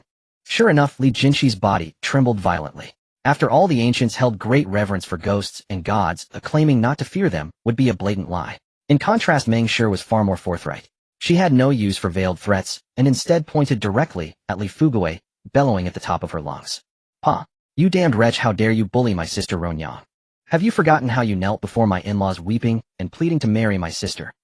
If it weren't for your sworn oath to treat her well, or face a miserable end, do you think my in-laws would have willingly given Ron to a wretch like? Just look at yourself. What are you compared to my sister Ron?" The more she spoke, the angrier she grew. Her face flushed crimson, veins bulging on her forehead. She clenched her fists so tightly that the muscles in her arms trembled with the strain. With a sudden flick, she rolled her sleeves up to her elbows, revealing a pair of thick, powerful forearms poised, as if ready to charge at Li Fugui and brawl at any moment. Back in the day when Ron was young, she was renowned as the most beautiful woman for dozens of miles around, with countless suitors vying for her hand. But fate played its cruel trick. One day when Li Jinshi returned to her hometown, Li Fugui caught a glimpse of Ron's beauty. From that moment on, he was utterly captivated, determined to marry her and no one else. Moreover, Li Jinshi had been her mother's close friend since childhood, and Li Fugui had sworn a solemn vow to cherish Ron. Though their hearts were heavy with reluctance, the old couple eventually nodded through their tears, hoping only that Li Fugui would treat Ron well for all his days. To ensure their daughter could hold her head high in her husband's home, the Zhao elders had spared no expense. They sent her off with a sturdy young ox for plump piglets and 8 fluffy lambs as her dowry. Such a lavish dowry was a rarity not only in their small village but even across the entire county. A truly exceptional display of generosity. At this moment, Li Fugui felt nothing but suffocating humiliation. Faced with the barrage of accusations and insults, he could only hang his head and endure in silence, not daring to utter a single word in his own defense. After all, while he hadn't been the one to strike the blows, it was his own mother who had been beaten. How dare you curse my son? Li Jinshi cherished her only son like the apple of her eye. How could she tolerate anyone hurling insults at him to his face? In an instant, fury consumed her. All the blood rushed to her head, and her only thought was to charge at Meng Shi and fight to the bitter end. Though Meng Shi was straightforward, she was no stranger to quarrels between women and showed no sign of backing down. Especially when she raised her voice, the sound was truly deafening. Come on then. If you've got the guts, let's fight. Whoever loses is the coward. Let the whole village see how that spineless Li Fugui hides behind his old mother's skirts. Just as Li Jinshi and Meng Shi were about to engage in a fierce brawl, Ron Yang's father-in-law rushed out like the wind and tightly grabbed hold of Li Jinshi, who was charging forward. The man who usually kept to himself now glared with wide eyes and barked in anger. Do you really want the entire village to witness our family's disgrace? If you don't care about your reputation, I certainly do. Get inside now, and stop making a spectacle of yourself. The commotion had drawn the attention of many villagers who gathered around to watch the drama unfold. Who dares to mock me? He'll tear their mouths apart. Let me tell you all, I'm no pushover. Li Jinshi continued her tirade, utterly unrelenting. Just as she was foaming at the mouth and cursing incessantly, a tiny insect like a shooting star streaked across the sky, tracing a graceful arc before landing squarely in her throat. Cough. Wah. What? She tried to speak, but her lips only trembled slightly, and she could no longer utter a single complete. Her eyes widened in sheer panic as she pointed frantically at her throat. She hastily reached out, disregarding her own pitiful state, and desperately clawed at whatever seemed to be lodged there. Consumed by anxiety, yet utterly helpless, she spun around like a frenzied ant on a hot pan, but not a single sound escaped her lips. No one else noticed this scene, but Zhao Xie saw it all with perfect clarity. It was the ever-quiet and unassuming Ajin who had just plucked something from a tree and flicked it with unerring accuracy straight into Li Jinshi's mouth. Seeing this, Zhao Xie quietly approached Ajin and whispered curiously, "What did you do?" Ajin, expressionless, casually picked his ear and replied indifferently, "I just wanted some peace and quiet, so I caught a stinging caterpillar from the tree." His tone was as calm as still water, as if it were the most mundane. The stinging caterpillar, an insect that appears ordinary, actually harbors a hidden toxicity. Upon contact with human skin, it immediately causes redness, swelling, and unbearable itching. Should one be unfortunate enough to have a stinging caterpillar crawl down their throat, the delicate flesh within would suffer unimaginable torment, with consequences too dire to contemplate. Zhao Xie couldn't help but raise her thumb in genuine admiration. Truly, only you could pull that off. With so many onlookers present, her original plan to teach the foul-mouthed old woman a lesson had become exceedingly complicated. Even if she was burning with anger, how could she openly resort to violence in front of everyone? Yet in full view of the crowd, just as Li Jinshi was hurling insults, an insect had accidentally fallen into her mouth. It could only be chalked up to sheer bad luck. At this moment, she must be filled with bitterness with no one to confide in. Having witnessed the family's attitude, Zhao Sen had already grasped the general situation. He grabbed Ron Yang angrily and said, "Ron Yang, come with your third brother. There's no need to stay in this household any longer." The moment he finished speaking, he reached out to lead her away, but Ron Yang shook her head tearfully and placed a hand on her abdomen. It was then that Zhao Sen noticed his sister's belly was slightly swollen, clearly indicating she was several months pregnant. "Ron Yang, you're with child," Zhao Sen exclaimed in astonishment. Upon hearing this, Meng Shi's eyes immediately reddened and tears streamed down uncontrollably. She had always yearned for a child of her own, but had never been blessed with one. Now seeing Ron Yang's protruding belly and recalling the scars on her arms, the anger in her heart surged beyond all restraint. In contrast, Inshi, being older and more thoughtful, quickly grabbed hold of the impulsive Meng Shi, who was about to charge at Li Fugui, and beat him, while simultaneously trying to soothe the furious Zhao San. "Third brother, calm down. Do you want Ron Yang's child to be born without a legitimate status? Even if they chose to divorce, the unborn child would face an incredibly awkward future, neither acknowledged by the Li family nor registered under the Zhao. This child was disowned by the Li family before even being born. The mother, though surnamed Zhao, was already a married-out daughter, and with both parents deceased, she truly no longer belonged to that household. Moreover, knowing that one's mother divorced one's own biological father has a profound impact on a child. They would be ridiculed from a young age, and it could even affect their prospects for marriage in the future. So what? At worst, the child will take the surname Zhao, and I'll raise them as my own son." Inshi knew full well that Zhao San's words were merely spoken in a fit of rage. Across the entire realm, which divorced women didn't suffer all sorts of cruel gossip. Some were even driven to the brink of despair by the rumors and slander, unable to survive. At that moment, Gao Shi stepped forward, joining Inshi in comforting the rage-blinded Zhao San. "Third brother, the eldest sister-in-law, is right. In my opinion, you need to calm down for now. Let's hear Ron Yang tell us what exactly happened between her and Fugui. After all, we've only just arrived and don't truly understand the real situation. What do you think?" After saying this, Gao Shi quickly shot a meaningful glance at Zhao San, signaling her to also help persuade Zhao San. Having gone through a life-and-death ordeal herself, Gao Shi knew her daughter had become exceptionally astute. She had witnessed everything along the way. Therefore at this moment she was full of hope that Zhao Xie would step in and reason with her third uncle. In this era, a woman raising a child alone was an incredibly difficult feat. Gao Shi knew this hardship all too well from personal experience. Moreover, once branded as an abandoned woman, Ro Nyang would be subjected to constant scorn and ridicule for the rest of her life, her reputation perhaps even worse off than a widow's. For this reason, unless it was absolutely unavoidable, no one wished to see Ro Nyang leave the Li family. Especially considering her current pregnancy, the situation was even more delicate. Zhao Xie understood her mother's silent signal perfectly. How could she not know what was on her mother's mind? Despite her deep reluctance, she had to admit that this world was an utterly male-dominated society, where women's status was pitifully low and they often had no choice but to submit. In that fleeting moment, a grand wish took root in Zhao Xie's heart. May the day come when true equality between men and women prevails. Third uncle, please don't act rashly. My mother and eldest aunt are right. We must first get to the bottom of this matter. Besides, since we're all here, now no one will dare to bully Aunt again, Zhao Xie declared with righteous indignation. At this moment, Li Jinshi, who was standing nearby, had already been tormented to the point of a flushed face and gasping breath. She strained to open her mouth, but found it nearly impossible to breathe properly. Seeing this, Ro Nyang's father-in-law was thrown into a panic. He hastily shouted for Li Fugui to go find help, and to rush Li Jinshi to the town's physician as quickly as possible. In an instant, the entire Li household was plunged into chaos, with everyone scrambling about in a flurry. With the concerted efforts of the kind-hearted villagers, they managed to lift the nearly suffocating Li Jinshi onto a mule cart and sped off towards the town in a hurry. After they had disappeared into the distance, only Ro Nyang and Daniel remained in the house, which made their conversation flow more smoothly and comfortable. With reddened eyes, Madame Yin gently comforted Ro Nyang. Ro Nyang, tell us all the grievances you've suffered these years. We will seek justice for you. Faced with the relentless questioning from her family, Ro Nyang couldn't hold back her tears. Wiping the corners of her eyes, she poured out the bitterness and suffering she had buried deep in her heart over the years. In the beginning, when she was newly married to Li Fugui, they truly enjoyed a period of tender affection and blissful harmony. Even more fortunate, she soon became pregnant. During that time, her mother-in-law Li Jin treated her with great care and attention. When Li Jin learned that Ro Nyang had lost her appetite due to morning sickness, she went to great lengths to prepare all sorts of delicious dishes to satisfy her cravings. After all, in rural families, daughters-in-law were usually robust and hardworking.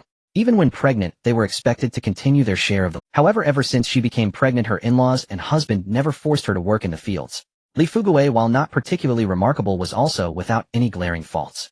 Aside from being obedient to his mother, he was actually quite caring towards Ro Nyang. At that time, Ro Nyang was overjoyed, believing that such happiness would last her a lifetime. Unfortunately, good times didn't last long. When her eldest daughter Daniel was born, the precious grandson Li Jin had been longing for day and night turned out to be a girl. This displeased her immensely, and her attitude towards Ro Nyang took a sharp turn for the worse, becoming increasingly harsh and filled with constant ridicule and spiteful words. Yet life had to go on. Ro Nyang had no choice but to endure the humiliation and continue living.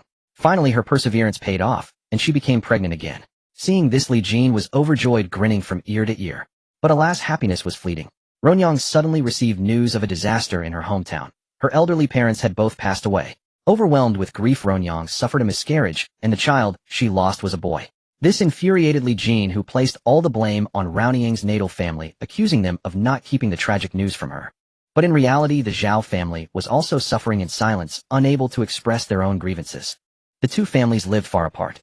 They had no idea that Ro Nyang was pregnant. They simply felt that as a daughter she ought to know about such a momentous event in her family, so they sent a letter to inform her. From then on, Li Jin strictly forbade Ro Nyang from having any contact with her natal family. For instance, she privately intercepted a letter the Zhao family sent before they came seeking refuge. She even disregarded Raoniang's frail health and forced her to become pregnant again quickly. This time, having heard of a fortune teller who could determine the gender of an unborn child, she spared no expense to invite the woman to their home for a ritual. And the result? The fortune teller unhesitatingly declared it would be a girl. Enraged, Li Jin cruelly forced Ro Nyang to drink the abortion. As blood flowed from Ro Nyang, a life that had not yet taken shape vanished. And just as the fortune teller had said, the fetus was indeed a girl. After that, Li Jin's belief in the fortune teller's words grew even stronger. She forced Ro Nyang to undergo abortions 3 times in succession, each time subjecting her to immense pain and suffering. Terrified of enduring such torment again, Ro Nyang could only tremble and try to hide her pregnancy by wearing loose-fitting clothes. However, as time went on, Raoniang's belly grew larger, and it became impossible to conceal the truth any longer.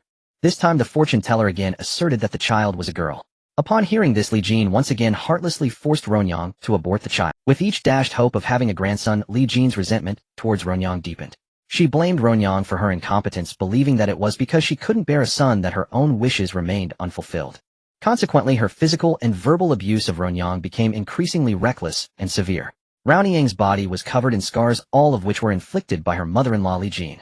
In the face of Ronyang's repeated forbearance, Li Jin not only failed to show any restraint, but became even more aggressive and unreasonable. Now, even if Li Fugui wanted to speak a few fair words for Ronyang, he would be mercilessly scolded by Li Jin. It was as if Ronyang had committed an unforgivable sin simply by failing to produce a grandson. Furthermore, another significant reason for Ronyang's difficult situation was that she had married far from home. Her family was distant, and she had no relatives or friends here to support or defend her. Besides, Ronyang's mother had once grown up alongside Li Jin, and there was at least some bond between them. But now that her mother had passed away, those old ties were a thing of the past. Upon hearing this story, the most indignant person was actually the young Zhao Xie, who was not yet betrothed. Having received a modern scientific education, she knew well that according to relevant research and a global consensus, the key genes determining the sex of a child actually come from the male. In other words, if a couple fails to have a son, the fault lies more with the father's genetics, not something the mother can control. However, how could she explain this scientific principle to these ancient people? Zhao Xie was at a loss for a solution. Filled with indignation, she could only vent her frustration with a single remark. "This is utterly unreasonable." Madame Meng chimed in. "Exactly. It's like planting an eggplant and getting a cucumber. It's crossbred." Zhao Sen quickly shot his tactless wife a glare and scolded, "If you can't speak properly, keep your mouth shut." Realizing her faux pas, Madame Meng quickly looked apologetically at Ronyang and whispered, "Ronyang, I didn't mean it that way." Ronyang, however, was not angered. Instead, a warm current surged through her heart. She knew her third sister-in-law's nature all too well. Though not eloquent, she was kind-hearted. This scene of the whole family gathering together in harmony was something she hadn't witnessed in years. The adults sat on the ground. Originally, Ronyang had invited everyone inside for a detailed discussion. However, thinking of Li Jin's unpleasant demeanor, they all preferred to sit casually on the ground outside the courtyard, finding it more comfortable and carefree. At this moment, Ajin, who was not a member of the Zhao family, also voluntarily took on the responsibility of looking after the children. Qin'er and Daniel were shy and reserved at first, but within moments they had warmed up to each other, becoming inseparable playmates. Brother Qin'er. Daniel, from now on, I'll protect you."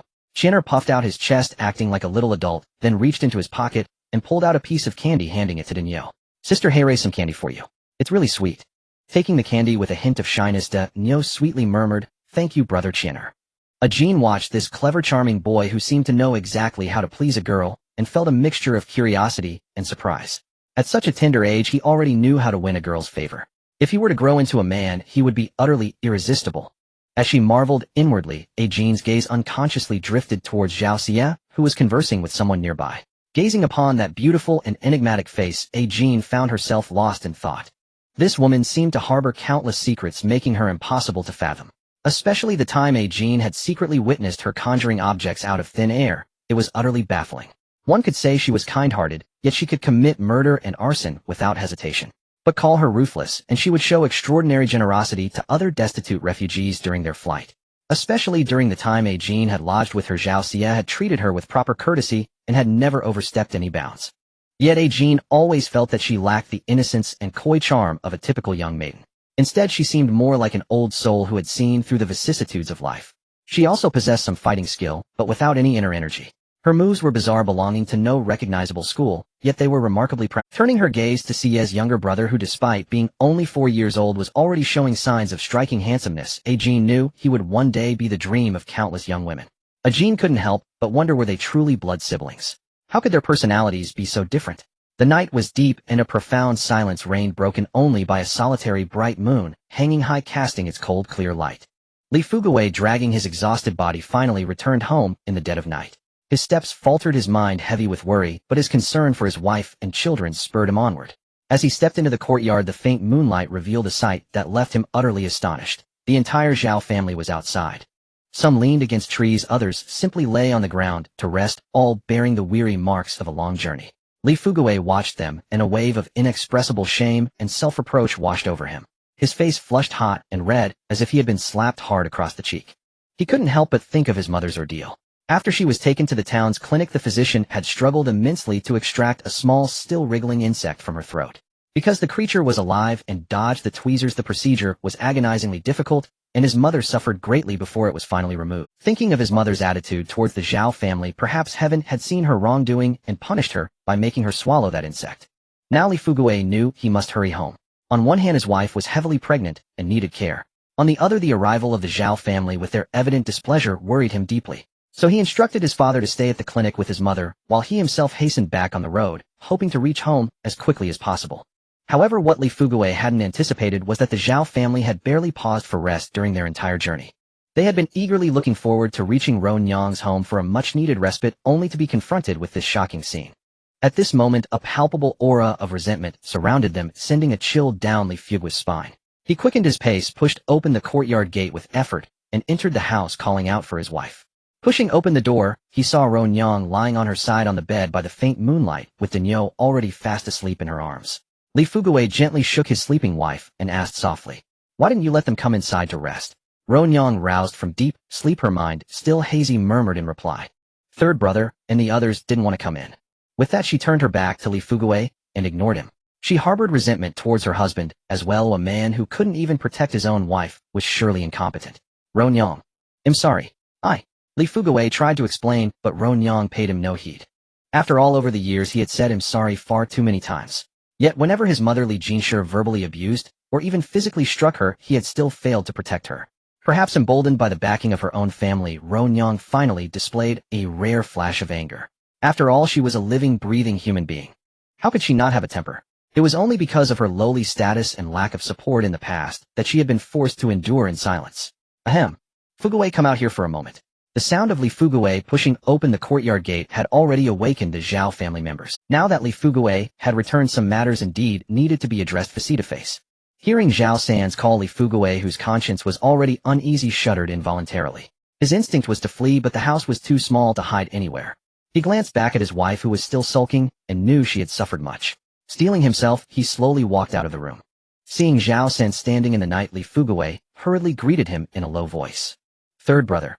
At this moment, Zhao San's eyes held a deep, probing gaze as he fixed them on Li Fugui, a look that was both scrutinizing and laced with disappointment. Then with a grave expression he asked, "I only want to ask you one thing. Do you sincerely wish to spend the rest of your life with Ron Yang?" This time Li Fugui nodded without the slightest hesitation. No matter what, he was truly devoted to Ron Yang. "Of course, third brother. My only wish is to stay with Ron Yang for a lifetime, growing old together." Zhao San's face darkened upon hearing this, and he demanded sternly, "If that's the case, then how could you stand by idly and watch your mother bully Ron Yang without saying a word?" This rebuke struck Li Fugui like a blow to the head, leaving him speechless and utterly stunned. Facts spoke louder than words. His mother was of a violent and erratic temperament, and he had been terrified of her since childhood. It wasn't just him. Even his father, when at home, knew her temper well, and thus tried to stay quiet to avoid provoking trouble. Due to this deep-seated fear ingrained in his heart, whenever he wanted to shield his wife from his mother's scolding, the moment his mother's temper flared, he would fall silent, his words dying in his throat. "Also, where is the dowry my sister brought when she got married? Where are the cattle, sheep, and pigs? This courtyard is now completely empty. Not a single large animal, not even an ordinary chicken or duck, is to be seen." Zhao San demanded angrily, his voice seething with fury. Gazing around the courtyard, he found it utterly desolate. Not a single cow, sheep, or pig in sight, let alone the more common chickens, ducks, or geese. Confronted with this accusation, Li Fugui could only hang his head low, mustering the courage to stammer out a reply.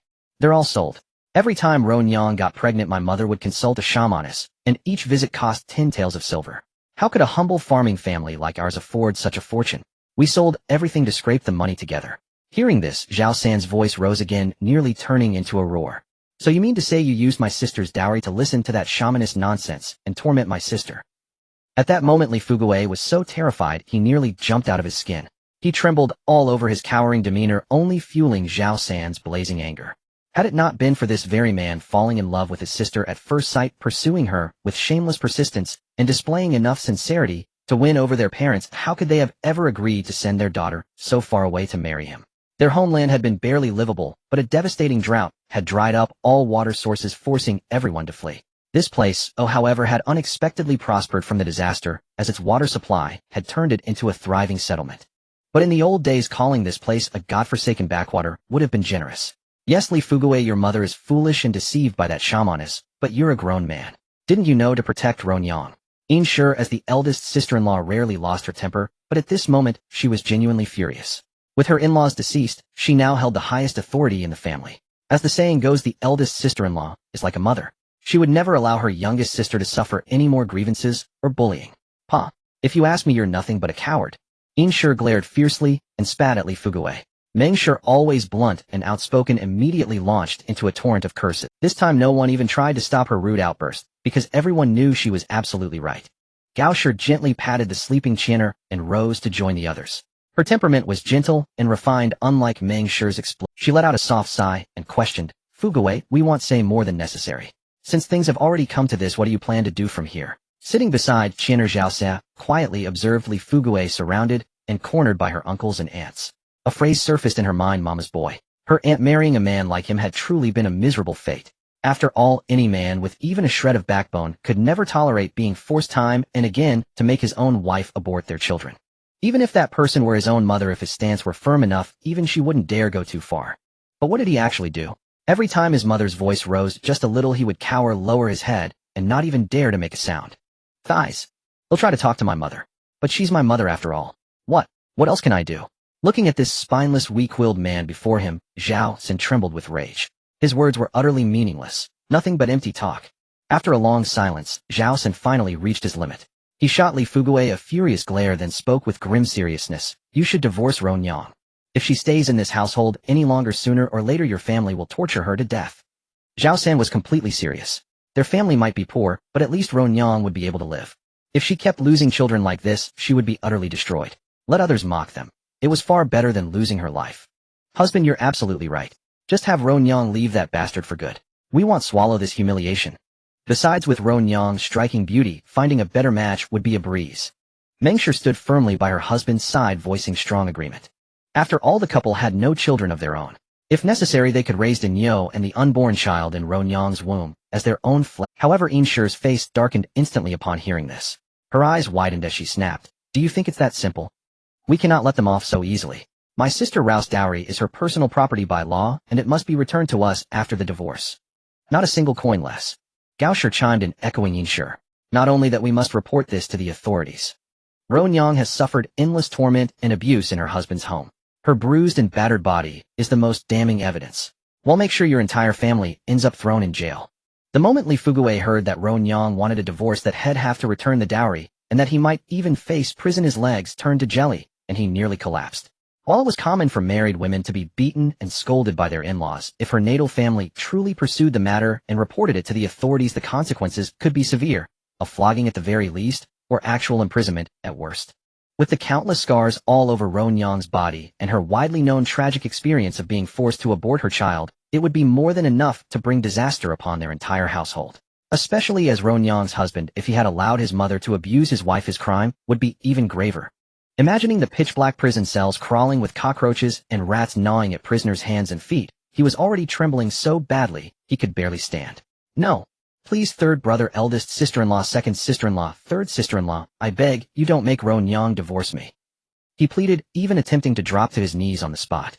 Part of this was genuinely because he couldn't bear to lose a beautiful wife like Ron Yang, and part was because he was terrified of the threats from the Zhao family. The Zhao family members exchanged knowing glances. It seemed the threats were working. Gaoshur in particular couldn't help but turn to look at her remarkably clever daughter. Indeed, it was Zhao Xie who had suggested that divorce was the last resort when all else failed. If they actually went through with it, her aunt would never be able to hold her head up high again for the rest of her life.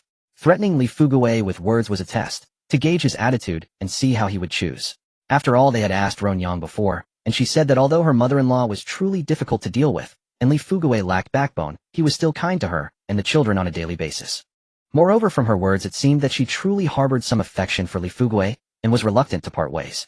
However, this situation could not last indefinitely, so the key was to compel Li Fugui to protect Ron Yang. After all, they were outsiders and could not constantly watch over Ron Yang. This heavy responsibility could only be entrusted to that worthless Zhao Xin. Seeing that Li Fugui was genuinely terrified, quickly steadied his knees as they were about to bend, and said, a man's knees hold gold. How can you kneel so casually? Actually, if it were possible, we wouldn't want Ron Yang to divorce you. She said that you have been quite good to her. With a shift in tone, even Li Fugui, who had been frightened out of his wits a moment ago, realized that there was room for negotiation. Third brother, I will treat Ron Yang well from now on. Zhao San sneered with contempt. And what about when your mother bullies Ron Yang? Li Fugui was momentarily speechless. Yes, what should he do in that case? I He stammered, unable to form a complete sentence. Seeing this, Inshur interjected at the perfect moment, offering a suggestion. In my opinion, you two have been married for so many years, it's high time you set up your own household. If you live separately, even if your mother wants to cause trouble, it won't be so easy, will it? Set up our own household. Li Fugui was clearly taken aback. He had never considered leaving his parents to live independently. At this moment, he suddenly became bewildered, like a helpless child. That's right, set up your own household.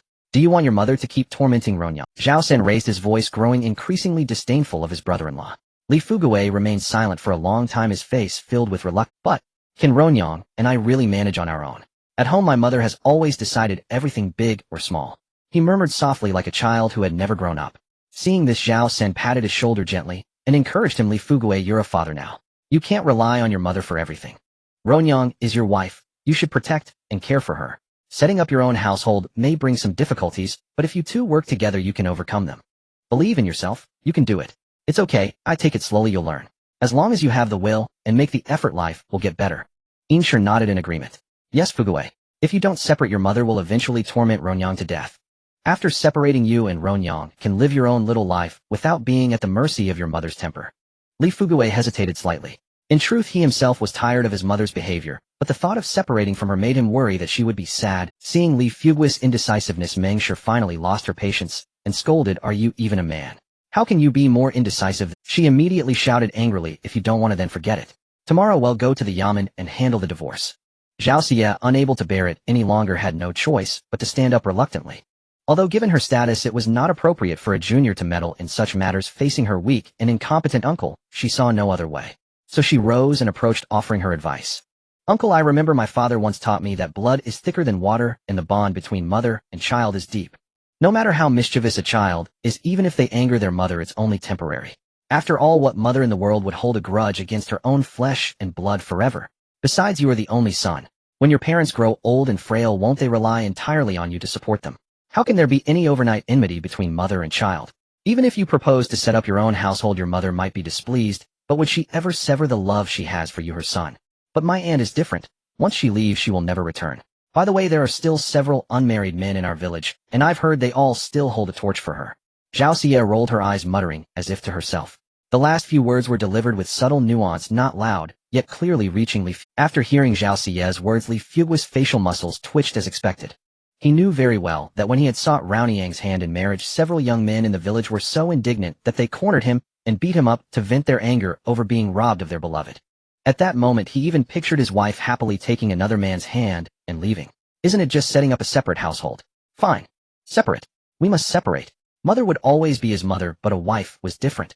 If he wasn't careful, she could become someone else's wife. At this moment, his resolve was exceptionally firm. He even wished he could turn around and leave immediately. Tomorrow, when my parents return, I'll bring up the matter of dividing the family. This might be the most decisive decision Li Fugui had ever made in his life, aside from the time he insisted on marrying Ronyang and no one else. Zhao Xie nodded with satisfaction and exchanged a glance with her third uncle and the others, thinking the tactic of alternating a carrot and a stick might not be clever, but it was certainly effective. Zhao San, as if changing his face, swiftly transformed his expression. The anger from moments ago vanished, replaced by a beaming smile as he patted Li Fugui's shoulder and made a solemn promise.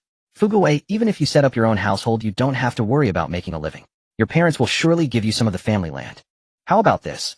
I, your third brother, promise you that if you agree to separate our Zhao family, we'll give you an extra calf, 4 piglets, and 8 lambs. What do you think? Although such gifts would be considered a huge fortune for an ordinary family, for the 3 branches of the Zhao family, who among them didn't have dozens of silver taels on hand, spending a little money to make Ronyang's life better, this was a very worthwhile deal. Moreover, the money was earned by Zhao Xie, and since she proposed the idea, everyone naturally supported it wholeheartedly. Third brother, there's no need to be so generous. You've had a hard journey yourselves. Li Fugui was greatly astonished to hear Zhao Sen make such a generous promise, yet he still spoke with a hint of doubt.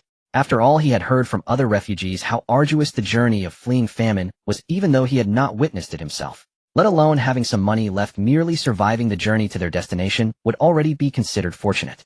Uncle, please accept it. It's a token of my aunt's appreciation. We will certainly keep our word. Zhao Xie quickly added. In truth, she had already set her sights on another malicious fat sheep to fleece. It was just that there were too many matters at hand. Once she found the time, she planned to go and slaughter this fat sheep. How could her own aunt suffer needlessly because of her wild talk? Moreover, she guessed this sheep should be quite plump, given that a single bout of nonsense could fetch 10 taels of silver. Zhao Xie believed that Li Jin's wife was certainly not the only one willing to become her faithful follower. At dawn, as the sky was just beginning to lighten, the village was still shrouded in a thin layer of morning mist. Li Jin's wife sat on a mule cart, the mule carrying her slowly along the rugged path towards the village. The creaking of the cart's axle intermingled with the sound of the mule's hooves. Li Jin's wife returned to the village with her husband, but she, who was usually healthy, appeared haggard, her eyes revealing a trace of exhaustion. She sat quietly on the cart. Rural folk always rise early, and quite a few people were already on the road heading to tend their crops. Seeing her returning from outside the village, they took the initiative to greet her. After all, last night's incident had happened recently, and it was at night, so only a few villagers living near her house probably knew what had happened. Li Jin's wife, however, had a sore throat, so she merely nodded in acknowledgement without saying much. At that moment, a little boy playing with mud nearby looked up at her with a puzzled expression and spoke in his childish voice. "Granny, why are you carrying an old lady on your back? That old lady is so scary. She's even strangling your neck," with a fierce look on her face. After saying this, a look of fear appeared on the little boy's face, and he even involuntarily took a few steps back. Li Jin's wife had always been most afraid of ghosts and spirits. However, since it was broad daylight, she was somewhat scared but unwilling to show it in front. So she widened her eyes, pointed at the little boy, and despite her throat burning as if scorched by fire, she painfully squeezed out a sentence from her throat. "You, little brat, are talking nonsense. Ill beat you to death." The little boy seemed frightened, turned tail, and ran away in a panic, not stopping until he reached a deserted place. His originally terrified face suddenly broke into a delighted grin. He carefully reached into his bosom, fumbled around, and pulled out a small cloth bundle wrapped tightly in a handkerchief. He gently opened it, revealing some pieces of candy inside. The little boy eagerly popped one into his mouth, his face instantly beaming with an expression of blissful satisfaction. Li Jin's wife turned her head and glared fiercely in the direction the little boy had run off, feeling deeply vexed. She didn't want to stay a moment longer, so she quickened her pace towards her home. She had originally planned to rest well after returning home. But who would have thought that the moment she stepped into the yard, she saw her son Li Fugue busily loading all sorts of things onto a handcart. Li Jin's wife couldn't help but wonder what on earth this child was doing. Li Fugue's father also found it strange and asked, "Fugue, what are you up to?" At this moment, Li Fugue was busy packing things. Hearing his parents' voices, he stopped his work, wiped the sweat from his forehead with his hand, and answered naturally, "Father, mother, I want to divide the family property and live separately with Ronyang and Danu." Upon hearing this, Li Jin's wife looked as if she had been struck by lightning, an expression of disbelief on her face. She opened her mouth, her voice trembling, as she asked, "Fugue, what did you say?" However, before Li Jin's wife could finish her sentence, Li Fugue interrupted her with an unprecedented solemnity and seriousness. "Father, mother, I have decided. I want to live separately. Fortunately, grandfather and grandmother's old house is empty, and I plan to move there. But rest assured, I will definitely come back to visit you during festivals. If you have any chores needing my help, just come and find me. Don't stand on ceremony. Also, let's split the family land in half. In the future, when working in the fields, I can take on more."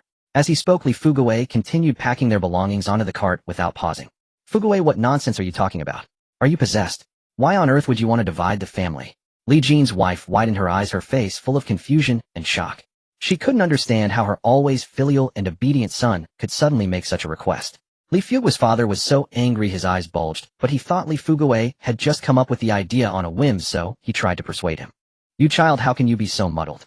For no good reason, what son suddenly divides the family property from his parents?" Li Fugue, however, was very insistent, a stark contrast to his usual timid demeanor. He had figured it out: if things continued like this, his wife would truly run away. By then there would be no time for tears. As for his parents being angry, at worst, he would apologize later. After all, his parents would never disown him. "Father, mother, I have grown up. I am capable of supporting my own small family. If we don't divide the family, Ronyang and Danu will always be wronged in our home. I don't want them to suffer anymore." Hearing this, Li Jin's wife was furious. Her fingers trembling, she pointed at Li Fugue and cursed. "You unfilial son. Is this the idea of that little slut? Ill beat her to death." Li Jin's wife grabbed a broom from the yard and made a move to rush to the side room to settle scores with Ronyang. But she had only taken 2 steps when she heard a loud thud behind her. Turning around, she saw Li Fugue had fallen to the ground, rolling his eyes uncontrollably, his whole body convulsing incessantly, as if struck by an epileptic fit. Son, what's wrong with you?" Li Jin's wife valued this son the most. Seeing him suddenly collapse, she was terrified and rushed over to him. Li Fugue, who had been convulsing, abruptly stopped his movements, his eyes snapped open. But the tone he used made Li Jin's wife feel both familiar and terrified. "Li Jin's wife, you jinx. You nearly killed my grandson. Do you realize that?" This phrase, jinx, made Li Jin's wife collapse to the ground because those words were all too familiar. It was exactly what her deceased mother-in-law used to call her. What do you think your uncle can successfully persuade his parents? Ronyang asked with a furrowed brow, her voice laced with worry.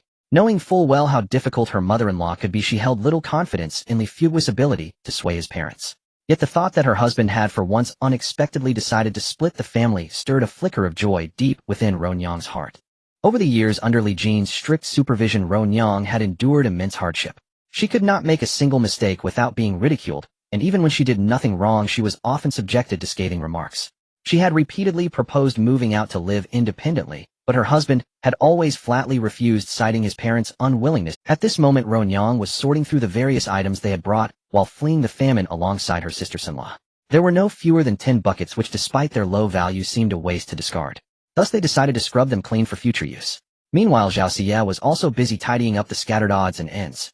Hearing her aunt's question, she replied, without pausing her work, "If uncle goes alone to talk to them, it definitely won't work." As she spoke, Zhao Xie flashed a sly grin and leaned in close to her aunt's ear, whispering, "But what if we add the threat of the one your mother-in-law fears most, her own mother-in-law? She wouldn't dare not to be afraid then." Then Zhao Xie proceeded to explain her plan in detail to her aunt. It turned out that she had heard Li Jin was a firm believer in ghosts and spirits. So she had used candy to bribe a child in the village, instructing the child to tell Li Jin that an old woman was on her back, choking her neck. Next she had Li Fugui suddenly feigned illness, pretending to be possessed by his grandmother, using this to frighten Li Jin. Finally, they concocted a lie, telling Li Jin that Li Fugui's lifespan was originally short, but because he had married Ronyang, she had used her own fortune to extend his life. However, if Li Fugui were to leave Ronyang, he would surely die within a year. Furthermore, Zhao Xie claimed that Li Jin and Ronyang were destined to clash. If they continued to live together, they would inevitably hinder each other, and this was also the reason the unborn children had perished. Therefore, for Li Fugui to survive, and for Ronyang to bear a grandson for the Li family, the mother-in-law and daughter-in-law had to live separately. So for the sake of the family, they had to part ways. The supposedly possessed Li Fugui, to further prove his words, instructed Li Jin to go and inspect his grandmother's grave. He claimed that because the clash between Li Jin and Ronyang was so severe, even the ancestors could not rest in peace, which forced them to possess his body. After saying all this, Li Fugui closed his eyes but soon opened them again, his gaze filled with confusion and bewilderment. "Father, mother, why am I lying on the ground?" Li Fugui muttered under his breath. At this moment Li Fugui's father's face turned extremely grim, while Li Jin was in tears. However, the two did not give up hope. They quickly rushed to their ancestral grave nearby. Upon arriving, the sight before them left them utterly shocked. Beside the ancestral grave, which had been lush and overgrown with weeds just a few days ago, everything had now turned withered and yellow. At this moment, they could no longer deny their fear, believing they must have angered their ancestors. Terrified, the couple knelt down and begged for forgiveness, their foreheads repeatedly striking the ground, producing a dull, thumping sound. Li Jin recalled the child saying an old lady was choking her neck, yet she could not see anyone. She also thought about the insect that had suddenly flown into her throat last night, causing her unbearable pain. At this moment, she attributed all her misfortunes to the ancestors' wrath, believing it was caused by her clash with Ronyang. Although she hated Ronyang for making her suffer, so she thought of her precious son. If he left Ronyang, he would be dead within a year.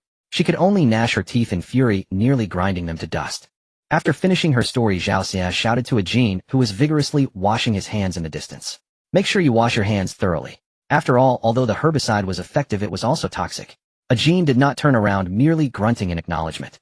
Ronyang, however, looked at the unfamiliar Jin with a strange gaze, then at her remarkably clever niece, and suddenly blurted out a question. "Shiyue is a Jin the child groom you've been raising?" Upon hearing this, Zhao Xie was stunned, speechless, a series of rapid coughs escaping her throat. Cough, cough, cough. It was as if she were trying to cough out her entire lungs. She had never expected Ronyang to say something so hilarious and exasperating. Zhao Xie coughed uncontrollably, her face turning bright red, inwardly lamenting her plight. At this moment, Jin, who had been washing his hands, saw Zhao Xie coughing so violently that her face was flushed, and a wave of concern washed over him. He naturally picked up a water flask that still had some water in it, walked briskly to Zhao Xie's side, and said softly, "Here for you." Zhao Xie, too uncomfortable from coughing to pay attention to anything else, hurriedly took the flask, tilted her head back, and gulped down several large mouthfuls of water. As the water soothed her throat, her coughing gradually subsided, and the churning discomfort in her chest slowly dissipated. Seeing this, Ronyang smiled ambiguously, but said nothing more. Jin was utterly bewildered by Ronyang's inexplicable smile. He noticed her gaze constantly shifting between him and Zhao Xie, as if she were observing something. Could it be that something was on his face? Jin wondered. He quickly returned to the spot where he had been washing his hands, cupped some water, and hastily splashed it onto his face. He was growing more and more curious about Zhao Xie. Just a moment ago, for instance, she had suddenly handed him a bottle of some unknown liquid. The substance had a pungent smell. Zhao Xie had instructed him to find the Li family's ancestral grave and pour the liquid in a circle around it. Not long after, Li Fugui returned beaming as he pushed a cart laden with various items. Although these items were not worth much, they were things they were accustomed to using daily. "Daddy!" Dinyo spotted Li Fugui immediately and ran over to greet him on her little legs. From Dinyo's affectionate demeanor towards Li Fugui, it was evident that, as Ron Yang had said, he treated her and Dinyo quite well. At this moment, Chinner, who was playing with Dinyo, also saw Li Fugui bend down to pick her up and plant a kiss on her cheek. He silently lowered his head, a wave of bitterness welling up in his heart. It must be wonderful to have a father's love. When his father was still alive, he too had been cherished in this way. The little child couldn't help but recall the past, feeling a pang of sorrow. Just then Zhao Sen silently scooped up Chinner and placed him on his shoulders, holding him steady with his hands, and called out, "Flying, flying, Chinner is flying." Zhao San's feet began to move swiftly. Chinner was delighted, bursting into cheerful chirps. Gaosher, witnessing this scene, quietly wiped the corner of her eye and revealed a gratified smile. Although the Zhao family wasn't wealthy, they were all genuinely kind-hearted people, and the family atmosphere was harmonious. "Fugui, how did it go?" Ron Yang was of course most concerned about whether Li Fugui had managed to persuade his parents to divide the family. She stood at the doorstep, gazing into the distance toward the direction her husband would return, from her heart filled with both anticipation and anxiety. When she saw Li Fugui walking back with a beaming smile, a surge of joy welled up within her, yet it was tinged with a hint of nervousness, and she knew that smile might signify good news, but she also feared it might be a false alarm. So Ron Yang quickly hurried forward to meet him, asking him, "So, did they agree?" Li Fugui looked at his wife's anxious expression, nodded with a smile, and said, "Father and mother agreed, and mother even said she would try to see you less in the future."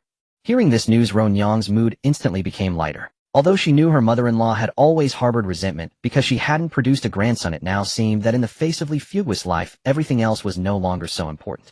Ron Yang wept, tears of joy blurring her vision. For years she had endured her mother-in-law's harsh words and mistreatment. Now she could finally escape this predicament and live a life of her own. The couple exchanged a smile, their eyes filled with longing for the future. They seemed to envision a brand new beginning, a future full of hope. Li Fugui was well aware of the grievances Ron Yang had suffered over the years, and he felt deep remorse and guilt. He gently set Dinyo down, then tenderly took Ron Yang's hand, speaking softly with a hint of pleading. "Ron Yang, you've suffered so much all these years. It's all my fault for not protecting you properly. From now on I will work hard to give you a good life. If you didn't protect her well, his beautiful wife might end up someone else's." Ron Yang felt her husband's sincerity and love, and she held his hand tightly, saying with a smile, "It's okay. As long as our family can be together, living peacefully and happily, they'll be content." From that moment on, the couple decided to move forward hand in hand, facing the challenges and difficulties of the future together. They believed that as long as they loved each other and supported one another, they could create a beautiful tomorrow. "Ron Yang, it was all my fault before. Can you forgive me?" Ron Yang's face instantly flushed crimson, as she felt extremely shy, especially with so many people around. Her usually dull and taciturn husband had suddenly become so enlightened today. The sisters-in-law, being experienced women, exchanged knowing glances, then turned away and continued with their tasks. Zhao Sen was playing with Chinner nearby, seemingly oblivious to what was happening. Clearly he had no time to watch the sweet couple. Only Dinyo, who was closest, blinked with curious eyes, staring blankly as her mother's face grew increasingly red. This innocent little one naturally couldn't understand what was happening between her parents. Thinking her mother was sick, she cried out loudly, "Mother, why is your face so red?" If she hadn't shouted, it might have been fine, but now even Ron Yang's ears turned red. She hurriedly tried to pull her hand away from Li Fugui's firm grip. Just then Zhao Xie appeared at the perfect moment, quickly taking Dinyo's little hand and leading her away. To soothe Dinyo, Zhao Xie murmured something. "Dinyo, be good. Your father is whispering sweet nothings to your mother. Let's go play over there. Oh, cousin has a packet of candy here, it's all for you." "Sweet nothings? What's that?" "Dad never said that to me." "Ahem. Well, some young lad will say sweet nothings to you in the future. It's a bit too early for that now." Baffled, Dinyo tilted her head, blinked her big round eyes, and pondered deeply. Her tiny brows were furrowed, as if she had encountered some difficult problem. Suddenly her gaze fell upon Ajin, who was silently standing under the tree. Her eyes lit up as if she had remembered something important. Dinyo clapped her chubby little hands, and said with a giggle, "I know. Brother Ajin must be secretly whispering sweet nothings to cousin too. Mother told me that brother Ajin is cousin Xie's child husband." Children are easily excited, and once they get excited their voices naturally rise. At that moment, everyone who had been pretending to be busy stopped what they were doing. Their gazes, as if drawn by a magnet, swept back and forth between Ajin and Zhao Xie, especially the three sisters-in-law, who were reminded of the scenes during their flight from famine. Back then Ajin was always closely following Zhao Xia. No matter what danger they encountered, he never complained and always protected her. At this moment, everyone was filled with curiosity, secretly speculating about the relationship between Ajin and Zhao Xia. Meanwhile, Ajin's face was bright red, and he was so embarrassed he didn't know what to do. He quickly tried to explain. It's not like that, Daniel, don't talk nonsense. However, his voice was gradually drowned out by the whispers of the crowd. Looking at Ajin, he was a bit older than Zhao Xia, and though he was homeless, he was a diligent and steady young man. He was also quite handsome, truly a promising and fine-looking person. Apart from being usually quiet and reserved, he seemed to be a perfect match for Zhao Xia in every other way. Second sister-in-law. Look. Meng Shi hurriedly leaned in, winking and hinting. Gao Shi tilted her head, pondered for a moment, then said something that made Zhao Xia feel both amused and helpless. Well, when it comes to children's matters, let them decide for themselves. Yin Shi, who was usually the most composed now, wore an ambiguous smile and whispered into Gao Shi's ear. Yuer is only 14, still a bit young. Her body can't handle it. I think we should wait a couple more years. Ajin looked helpless, groaning inward. What was all this about? The reason he had been following Zhao Xia all along was initially because he felt it was too dangerous for a young girl to be alone, and later because he was curious about her amazing ability to conjure objects out of thin air. How had he been so inexplicably labeled as a child husband? If his extremely proud father were to learn that his son had become a live-in son-in-law for another family, he would probably rush all the way from the distant northern border and break his legs. At the thought of this, Ajin couldn't help but shudder. Correct, he had not lost his memory, but his physical condition was extremely poor. Although he appeared unharmed on the outside, his internal organs were severely damaged to the point where he could not use even a trace of his inner strength. Given this situation, he decisively blended into a group of refugees fleeing famine, partly to take the opportunity to recover some of his internal injuries and partly to effectively conceal his true identity. After all, he was still unable to determine who had attempted to kill him. Zhao Xia found it impossible to defend herself, as those people were all her elders, and she really could not argue with them face to face. Therefore she instinctively looked toward Ajin, but who would have thought that this fellow would remain silent, simply staring blankly, as if he had no idea what it— At this moment Zhao Xia was finally convinced Ajin's mind had definitely gone bad. Just look at that dazed expression. To put an end to the gossip about herself as soon as possible, Zhao Xia had no choice but to use her ultimate move. Aunt Mother Third, Aunt, please hurry and prepare some food. I'm really about to starve to death. After all, in this vast world, nothing is more important. Moreover, ever since they arrived at Aunt's house yesterday, everyone had been in a state of hunger to the point where their stomachs were completely empty. Perhaps it was because they were so angry yesterday that they completely forgot about eating, but now they finally had a place to settle down. After Zhao Xia's reminder, everyone's stomachs began to emit a series of rumbling sounds one after another. Oh, I'm sorry, I actually forgot to— They'll go back to my parents' place to get some right away. Hearing that they were going to cook, Li Fuguwei suddenly slapped his thigh. He had been so busy dealing with the joyful matters that he hadn't brought a single grain of food. With that, he hurriedly prepared to run back, but was stopped by Zhao San. Fuguwei, don't go. We still have grain here. However, Li Fuguwei turned around stubbornly, thinking to himself, how much would such a large family consume in one meal? How could the small amount of grain that Zhao San and his family had managed to save by frugal living during their flight from famine possibly be enough? But thinking about going home, he would surely be scolded by his mother until he was crying and sniffling. Unless absolutely necessary, he really didn't want to move a step or even set foot in the house. Zhao San was silent for a moment before speaking again. Enough. There are 50 gene of millet and 50 gene of mixed flour, enough to fill our family's stomachs for now. Don't make the extra trip home to get more. Zhao San knew very well that Li Fuguwei had run out so hastily just to avoid a direct confrontation with his nagging mother. Since they already had grain, there was no need to go back and be a nuisance. What? When Li Fuguwei heard Zhao San casually mention how much grain they had, he was so shocked that he couldn't utter a complete sentence for a long time. How could you have so much grain? Weren't you also fleeing from famine? Li Fuguwei's eyes widened, and he asked in disbelief. Zhao San chuckled, his face full of pride, and then explained to everyone. Speaking of which, this time we really have to thank our girl. She happened to meet a noble lady on the road and kindly helped her.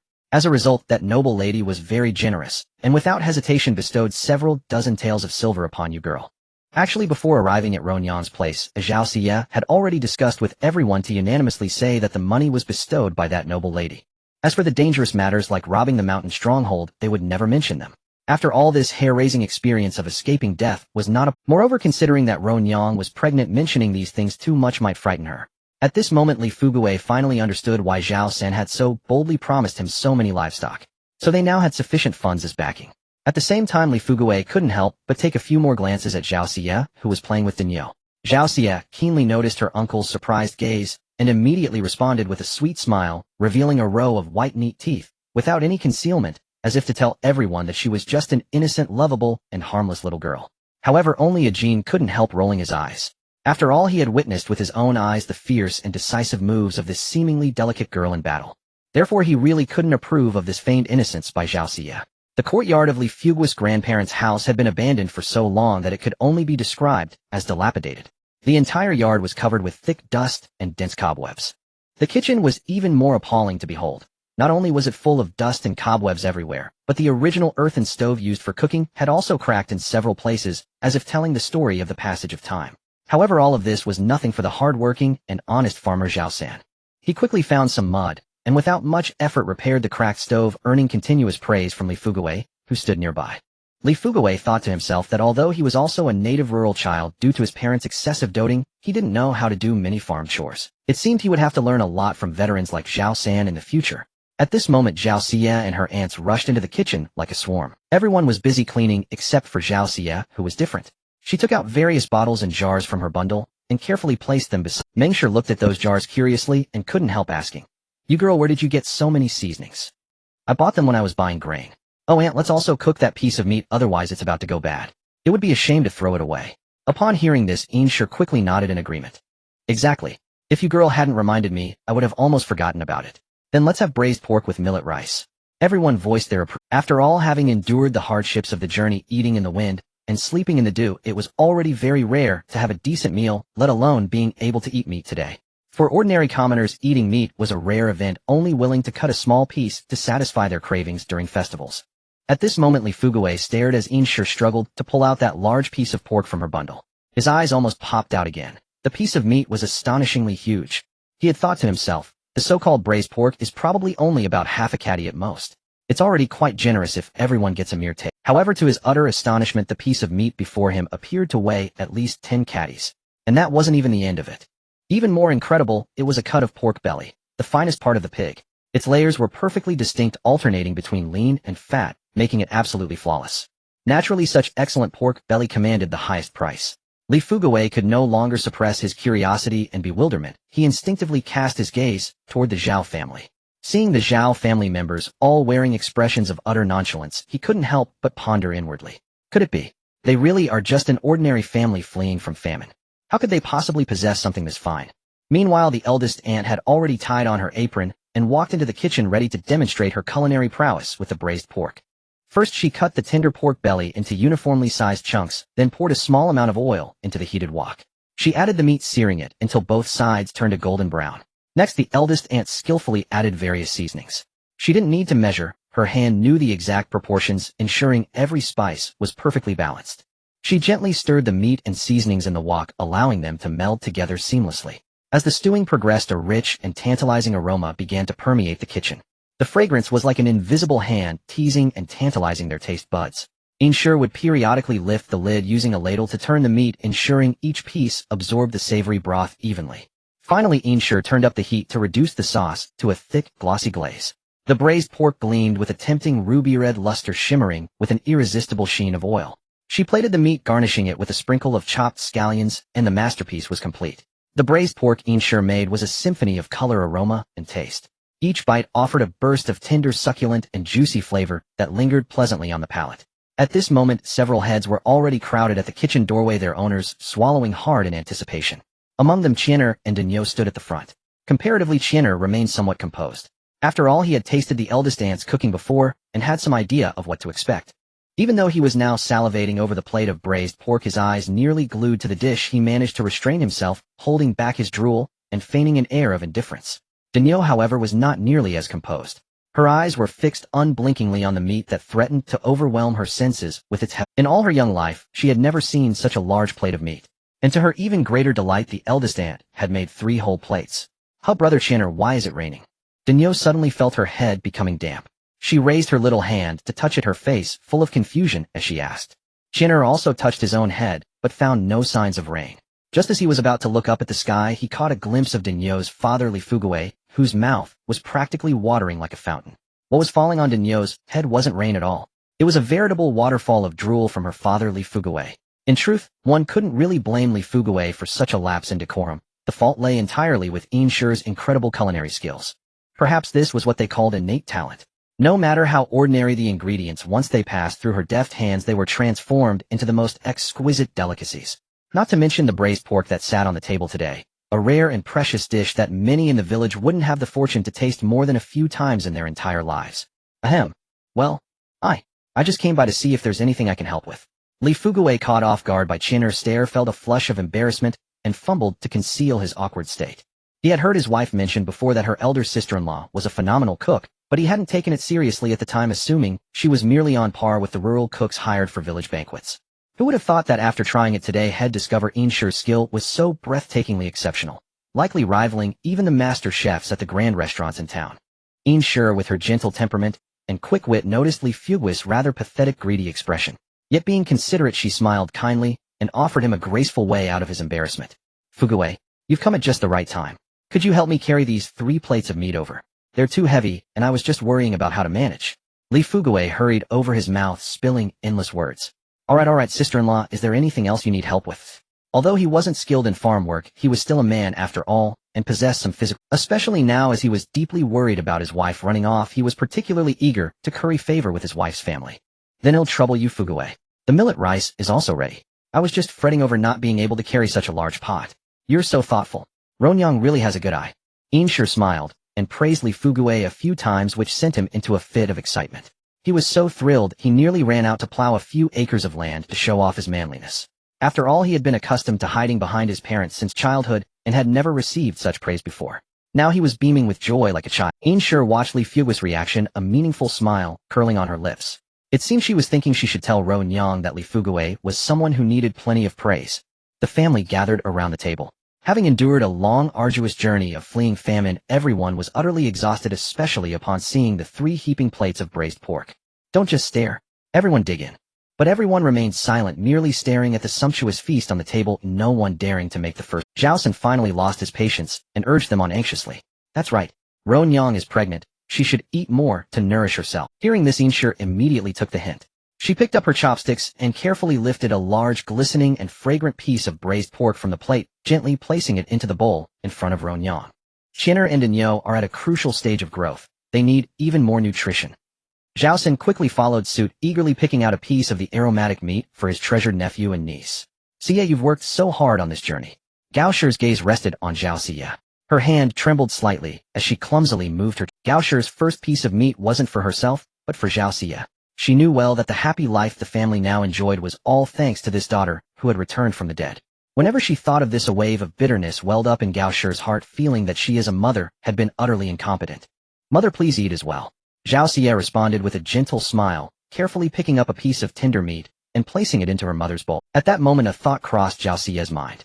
She picked up another fragrant piece of meat and cautiously placed it into the bowl of Ajin, whose over the past period Ajin had indeed been of great help, especially during several perilous situations when he never hesitated to step forward. Zhao Xie had already accepted him in her heart. After all, everyone has their own secrets. As long as he posed no threat to her family, she would let it be. However, she simply couldn't resist teasing him. Eat up. Staring at it won't fill your stomach, she said with a proud, haughty expression. Ajin looked at her adorable demeanor and the traces of grease at the corners of her mouth, unable to suppress a gentle smile. At this moment, a warm and harmonious atmosphere filled the shabby little courtyard.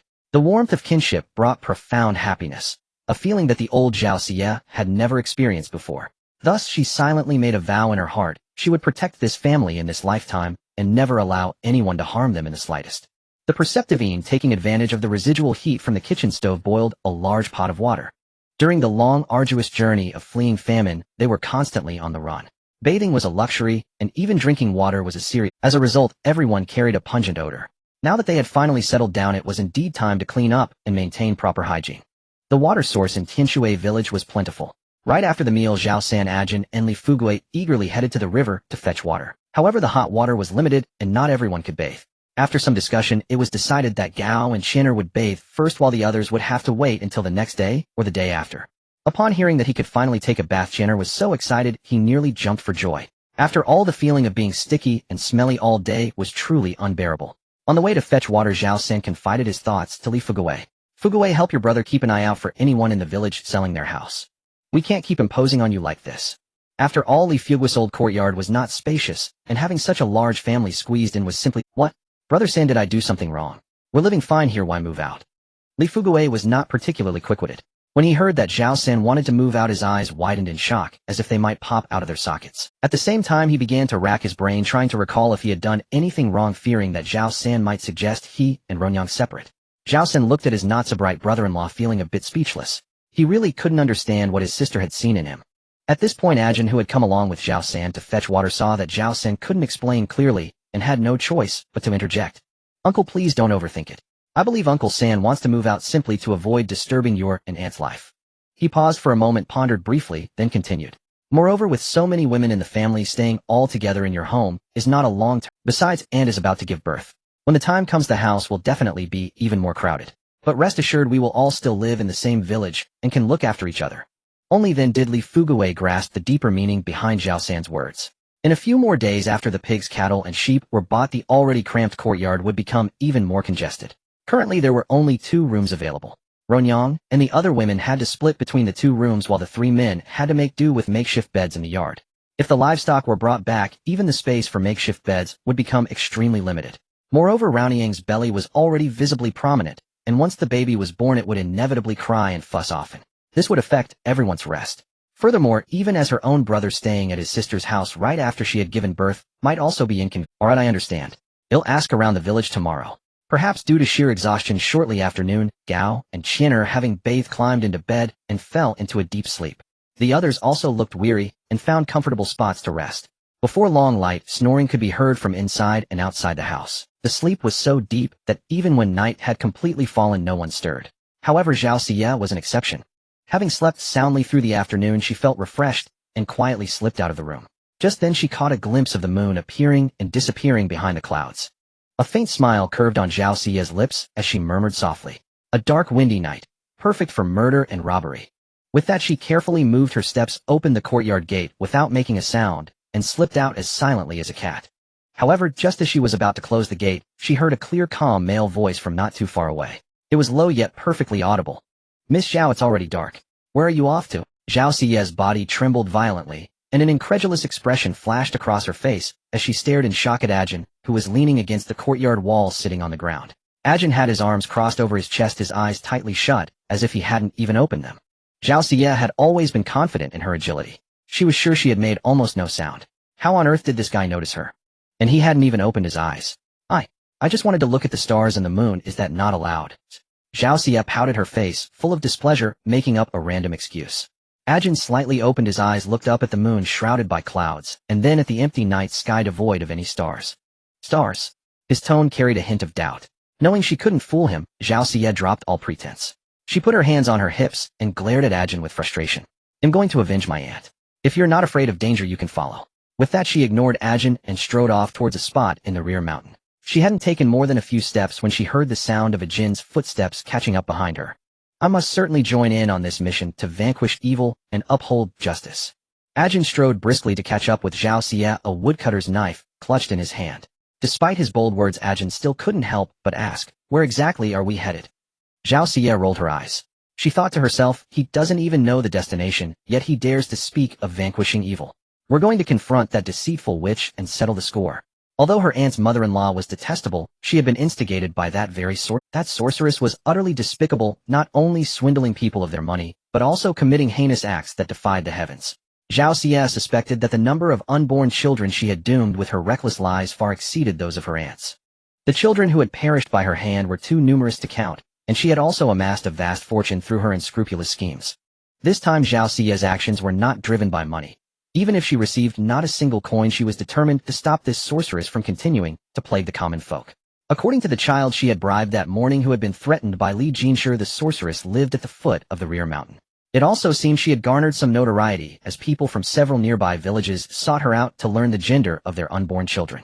Legend had it that she possessed magical powers, and even claimed to be a reincarnated deity. In short, she spun grand tales about herself. It was a pity that these simple villagers genuinely believed her wild nonsense.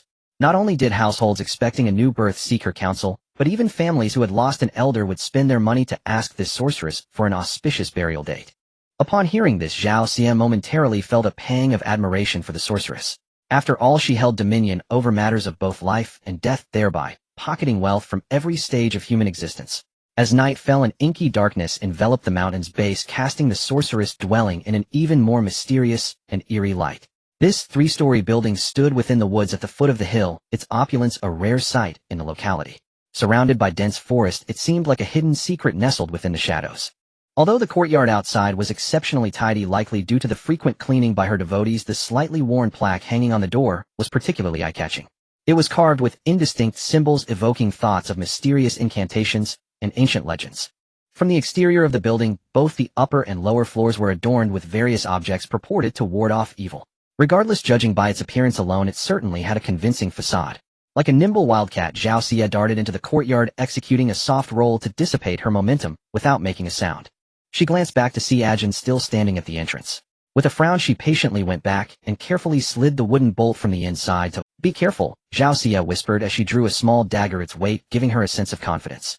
The two of them then groped their way into the house. As they entered, a wave of incense smoke hit them, causing Zhao Xia to wrinkle her nose. At that moment, Ajin thoughtfully offered her a cloth covering his own mouth and nose first. This incense must be of the cheapest kind, not only foul-smelling, but also stinging the eyes. Given the sorceress' high income, one would think she wouldn't skimp on this expense. It seemed she didn't hold much reverence for these deities after all. Looking around, they saw strange ornaments and yellowed portraits adorning the walls, while a table in the center was laden with incense burners and talismans. In the tranquil night, the sorceress' abode felt isolated from the world, exuding an atmosphere of mystery and unease. Only a faint candlelight flickered, casting shadows over the strange symbols, filling the mysterious domain with both curiosity and dread. Zhao Xia scanned the room, but found no trace of the sorceress. She reasoned that the first floor was likely for receiving guests, so the sorceress was probably upstairs. Gripping her small dagger tightly, Zhao Xia crouched and hid beside the staircase while gesturing frantically to Ajin. However, Ajin looked utterly bewildered, completely failing to understand her signals. This made Zhao Xia grind her teeth in frustration, cursing. Was this fellow here to help or to cause trouble? But this was not the time for anger. Suppressing her irritation, she leaned in and whispered to Ajin, her voice low. "Let's go upstairs." With that, Zhao Xia began to ascend the stairs with agile, cautious steps. Her movements were light and silent, as if she feared drawing any unnecessary attention. Ajin followed closely behind. Upon reaching the second floor, the rooms were even darker, and the air was thick with a nauseating stench. Zhao Xia halted, signaling for Ajin to stay quiet. She took a deep breath, then gently pushed the door open, in one of the rooms they tiptoed forward, carefully observing their surroundings.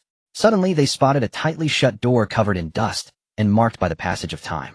Zhao Xia halted, signaling for Ajin to stay quiet. She took a deep breath, then gently pushed the door open, which let out a slight creak. A faint sliver of light seeped through the crack, casting a dim glow into the dark room. The two exchanged a tense glance before slowly peering. The sight before them made their eyes widen in shock. An ancient, mysterious altar stood at the center of the room, upon which a bizarre idol was. The idol emanated a sinister aura that sent chills down their spines. Its face was contorted as if racked with agony, its eyes glowed with an eerie light seeming to pierce into the depths of one's soul. The sorceress was kneeling before the altar, muttering incantations in a low, raspy voice that sounded like an ancient spell. Zhao Xia tightened her grip on the dagger and advanced towards the sorceress step by step. Her heart pounded and her breath grew ragged, but she continued to move forward with determination. Yet just as she was about to strike, the sorceress suddenly whipped her head around, fixing them with a gaze as cold as ice. That look was like a sword piercing through Zhao Xia and making her shudder involuntarily. A sneer spread across the sorceress' face, as if she had anticipated their arrival all along. She slowly rose to her feet, clutching a black staff whose tip glimmered with an eerie light. "How dare you? Attacking this immortal fairy? Ba, may the infinite lifespan be praised." This exclamation left Zhao Xia stunned in her tracks. Was this a fusion of Buddhism and Taoism? In that moment of distraction, the sorceress hurled a handful of white powder directly at Zhao Xia's face. "What the?" Zhao Xia swiftly bent backward to dodge, and in that instant the floor beneath the sorceress cracked open, and she slithered down through the gap like a slippery eel. Trying to escape? No way. Demetia. Zhao Xia was furious. When had she, a top-tier agent, ever been ambushed by an old witch who then fled right before her eyes? It was an utter. Zhao Xia immediately used her mind to enter the space, intending to exchange a large-scale destructive weapon. But the space flashed a red light and issued a non-stop warning. Warning, the item the host wishes to exchange is too destructive for use in this era. Exchange not permitted. Zhao Xia gritted her teeth in anger. She merely wanted to exchange a volley of rocket launchers. In the face of absolute destructive power, any escape technique was futile. Zhao Xia did not merely want to blast the enemy into pieces. No, not even ashes would remain. Only then could her rage be somewhat assuaged. However, the space adamantly refused to provide what she needed. With no other choice, Zhao Xie had to settle for a lesser option, spending half of her fortune to obtain a tear gas canister. Perhaps because it failed to fulfill Zhao Xie's wish for a rocket salvo, the space felt a twinge of guilt, and this tear gas was exceptionally. Zhao Xie hurled the tear gas into the passage. Within just a few breaths, a violent coughing sound came from somewhere beneath the courtyard. Zhao Xie's eyes lit up, and she urgently called out to Ajin. Quick! It's in the courtyard. Ajin looked at her in bewilderment, having not seen what had happened at all. He only saw Zhao Xie throw an unknown object into the secret passage, and then heard the old witch coughing violently, as if she were coughing out. Without time to ponder, Ajin rushed downstairs. When he reached the stone table in the courtyard, he was astonished to discover a hidden secret path. Peering into the passage, he saw the old witch, tears and mucus covering her face, utterly disheveled. At this moment, the old witch had lost all ability to escape. She knelt on the ground, tears streaming nonstop, coughing incessantly. In fact, she was only 2 steps away from the exit. If she had endured a little longer, she might have succeeded. But now it was all too late. The old witch inwardly lamented her misfortune. Just moments ago, she had been running smoothly, when suddenly an unknown object was thrown from above, emitting white smoke that spread rapidly. She felt a burning pain on her exposed skin and throat, and her eyes hurt so much she couldn't open them. Could it be that the opponent is a top-tier master from some martial arts sect? The old witch silently questioned herself, beginning to regret provoking such a formidable enemy, even though she couldn't recall when she had ever encountered. Cough, cough. Don't kill me. I'm from the 5 Poison sect. The old witch was startled, convinced that the opponent was a master of poison. She quickly revealed her affiliation, hoping to intimidate the enemy with her sect's reputation. Unfortunately, Zhao Xie was not impressed. Ajin acted swiftly, dragging the old witch out of the tunnel entrance, and with lightning speed binding her tightly with a pre-prepared rope, rendering her completely immobile. With her eyes burned, the old witch could not open them. She had no choice but to plead repeatedly, "Spare me, noble lady. I am but an old woman living in seclusion in this remote area. I truly don't know how I have offended you. If I have inadvertently shown disrespect, please forgive me. My 5 Poison sect will surely find a way to make amends for today's offense." Zhao Xie's face darkened as she slowly walked toward the old witch.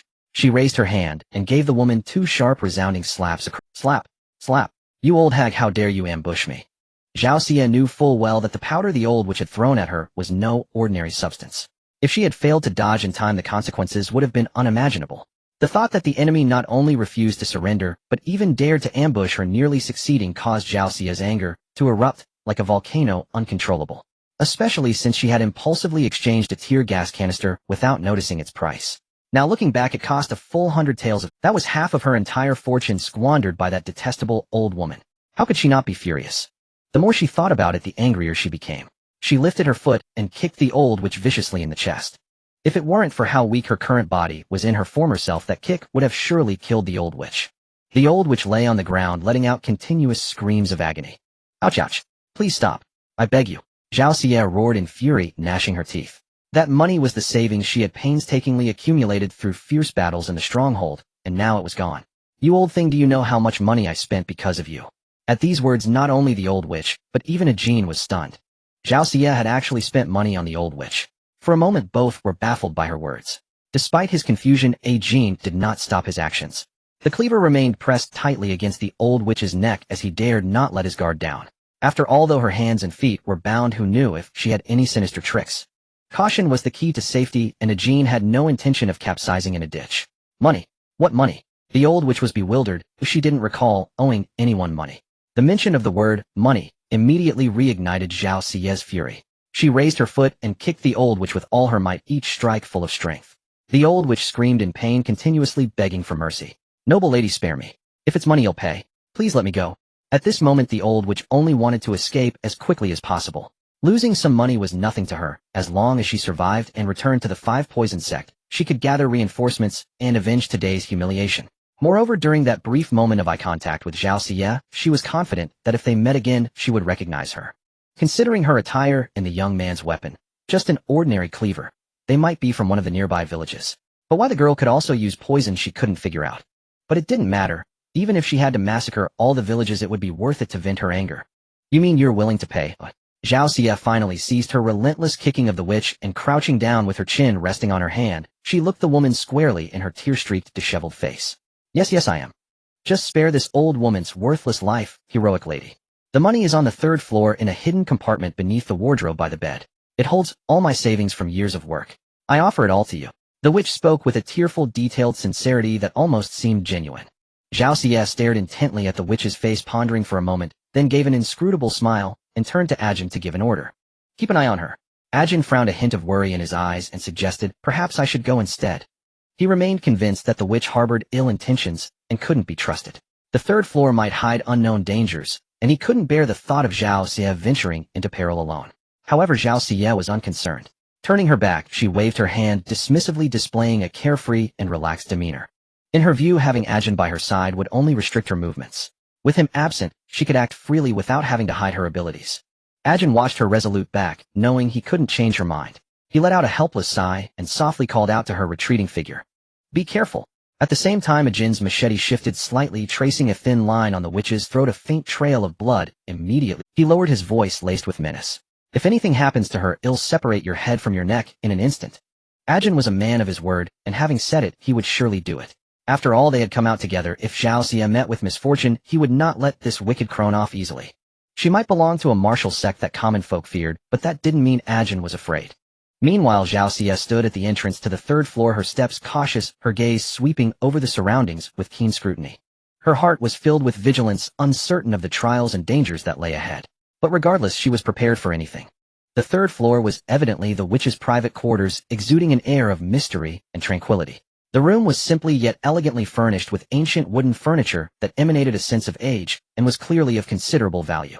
Despite the serene facade, Zhao Xie knew all too well that beneath this placid surface could lurk countless perils and crises. Her sharp, hyper-vigilant eyes seemed to possess an uncanny ability to perceive dangers hidden within the shadows. Every faint, almost imperceptible sound, every slightly unusual detail commanded her full attention and scrutiny. Perhaps behind that tightly shut door lay concealed secrets, or beneath the seemingly soft carpet lurked a deadly trap. Zhao Xie's breathing grew shallow and steady as she noiselessly surveyed her surroundings, refusing to miss even the slightest, most easily. She was acutely aware that any lapse in attention in this seemingly calm place could lead to a single misstep, plunging her into an abyss of no return. Yet she faced the difficulties and dangers before her without a shred of fear. After all, rigorous training had honed her keen eyesight, allowing her to easily discern the hidden mechanisms at play. Compared to the highly advanced electronic mechanisms of the future, these crude and simple devices were utterly insignificant and failed to capture. Zhao Xie crouched down steadily, swiftly producing a powerful flashlight from her bosom, its beam precisely illuminating the carpet on the floor as she meticulously studied its wear patterns. As expected, after a thorough inspection, she noticed certain areas were significantly more worn, clearly indicating high-traffic zones. When the intense light fell upon these spots, faint, glinting silver threads became visible, lying precisely along the path one would have to tread. It was obvious that accidentally kicking those silver threads would trigger the room's booby traps. Zhao Xie lightly touched a thread, a glint of delight flashing in her eyes. The texture and feel of this silver thread pleased her greatly. She mused that if she could take it back and modify it, she might forge a rather exceptional. However, she didn't rush in. Instead, she carefully retreated, her steps slow and steady. Simultaneously, she reached out to the wall, her fingers gliding over every inch of its surface. Sure enough, before long, she touched a slightly raised section. With a surge of excitement, Zhao Xie pressed firmly on the protrusion. A faint click sounded from within the third floor room. Zhao Xie smiled slightly, inwardly relieved. Seems the traps are deactivated. I knew there had to be a central control. Without such a design, that old witch would be in constant danger of tripping her own mechanisms and killing herself. She returned effortlessly to the third floor, and searching the room, finally discovered a pair of extremely sharp scissors. With great care, she snipped the tenacious, hard-to-cut silver threads one by one, collecting them meticulously and stowing them within her clothes. Though limited in quantity, if used cleverly, these threads would undoubtedly prove to be excellent weapons. Subsequently, Zhao Xie moved to the large wardrobe beside the bed, extending her delicate hand to pull open the door. But in that very instant, thanks to her foresight, she moved with the agility of a nimble cat, swiftly rolling aside in a flash. Almost simultaneously, a short, but deadly arrow shot out from the wardrobe, with lightning speed, streaking through the air like a bolt of lightning and slamming into the wall right behind where she had been standing. The arrow's force was immense. Despite its small size, it embedded itself deep into the wall, its fletching still quivering. It was easy to imagine the dire consequences had that arrow struck Zhao Xie. At that moment in the courtyard, Ajin heard the thud of the projectile hitting the wall, and his heart filled with anxious dread. Without hesitation, he shouted out, "Miss Zhao, are you alright?" After such an extended period of rest and relaxation, the witch's eyes finally cracked open a sliver. Seizing the moment when Ajin's attention drifted elsewhere, her limbs began to stir restlessly. Though her movements were exceedingly subtle, she slowly worked at loosening the ropes that bound her. At this moment, a hint of contempt curled upon the witch's lips. Without true skill, how could one ever earn the right to be a member of the Five Poison sect? She mused silently to herself. That young woman, could her surname be Zhao? In this village it seems only Li Jin's wife's daughter-in-law bears that. It's clear this matter must be connected to her. At this thought the witch's visage grew increasingly contorted, and a cruel, sinister smile tugged at the corner of her mouth as she schemed viciously within her heart. That woman carries a child in her womb. Since that's the case, I shall show no mercy. Meanwhile, Zhao Xia effortlessly sidestepped the crude trap, curling her lip in disdain. She rose nimbly once more and approached the large cabinet. As she gently opened its doors, she was astonished to discover a colossal water. Zhao Xia carefully edged closer to the vat and took a subtle sniff. A faint foul odor invaded her nostrils, piquing her curiosity. Frowning in thought for a moment, she took a few steps back, grabbed a wooden stick, and cautiously pried open the vat's lid. Then she switched on her high-intensity flashlight and shone the beam inside. As Zhao Xia craned her neck to peer within the sight before her, caused her stomach to churn violently. Even though she was long accustomed to life and death, she nearly retched at that moment. The vat was filled with a pale yellow liquid, and what was truly horrifying was that countless fetuses, some fully formed and others not, were densely immersed within it. Some fetuses were completely developed, their distorted faces and mutilated bodies clearly visible. Others were underdeveloped, presenting grotesque shapes. Zhao Xia had always considered herself bold, but upon suddenly encountering such a terrifying scene, her body involuntarily trembled. Even in her past life as an agent, she had endured countless unimaginable horrors, and even after transmigrating into this ordinary peasant girl's body, she had taken lives. Yet upon seeing the dense array of fetal corpses in the vat, a profound sense of revulsion welled up within her. A quick glance revealed no fewer than 10 fetuses in just this single vat. Why would the witch collect so many fetal corpses in her room? Zhao Xia pondered this for a moment, and suddenly a chilling thought crept into her mind. Could it be? At this thought a pang of sorrow pierced Zhao Xia's heart. She replaced the lid on the vat, gently stroking its surface while murmuring softly to herself.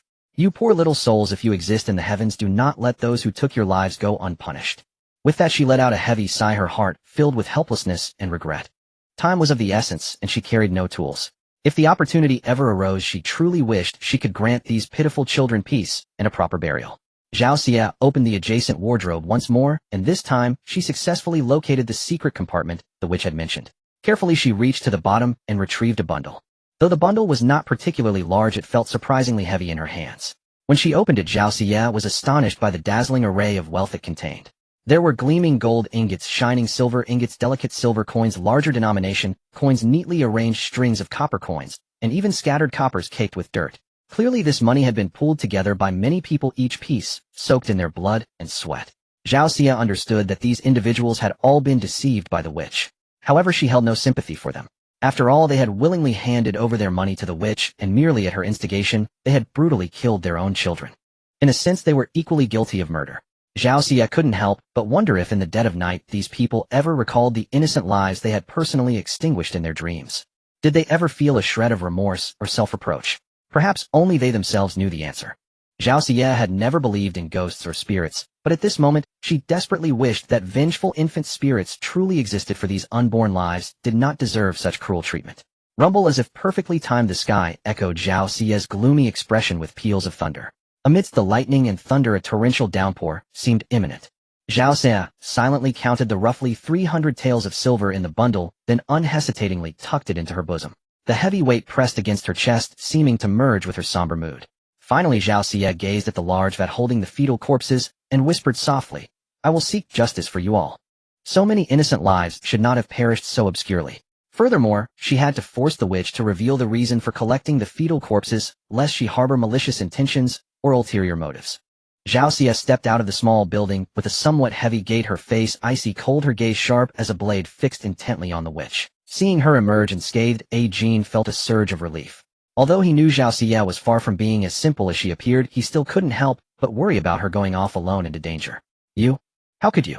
The witch's eyes widened in utter shock as she stared at Zhao Xia, who had walked out of the building completely unharmed, her mind reeling with disbelief. She knew full well that the third floor of this building was riddled with intricate traps where a single misstep would trigger a chain reaction. Yet this young woman before her had emerged without a scratch, causing the witch to question her own judgment. Could it be that she hadn't even gone upstairs? Or was this seemingly ordinary girl actually a hidden master of unparalleled skill? The witch's mind raced with possibilities, but she could never have imagined that for a former agent like Zhao Xia these so-called traps were as simple and childish as child's play. Without a word, Zhao Xia walked over to the witch and crouched down beside her.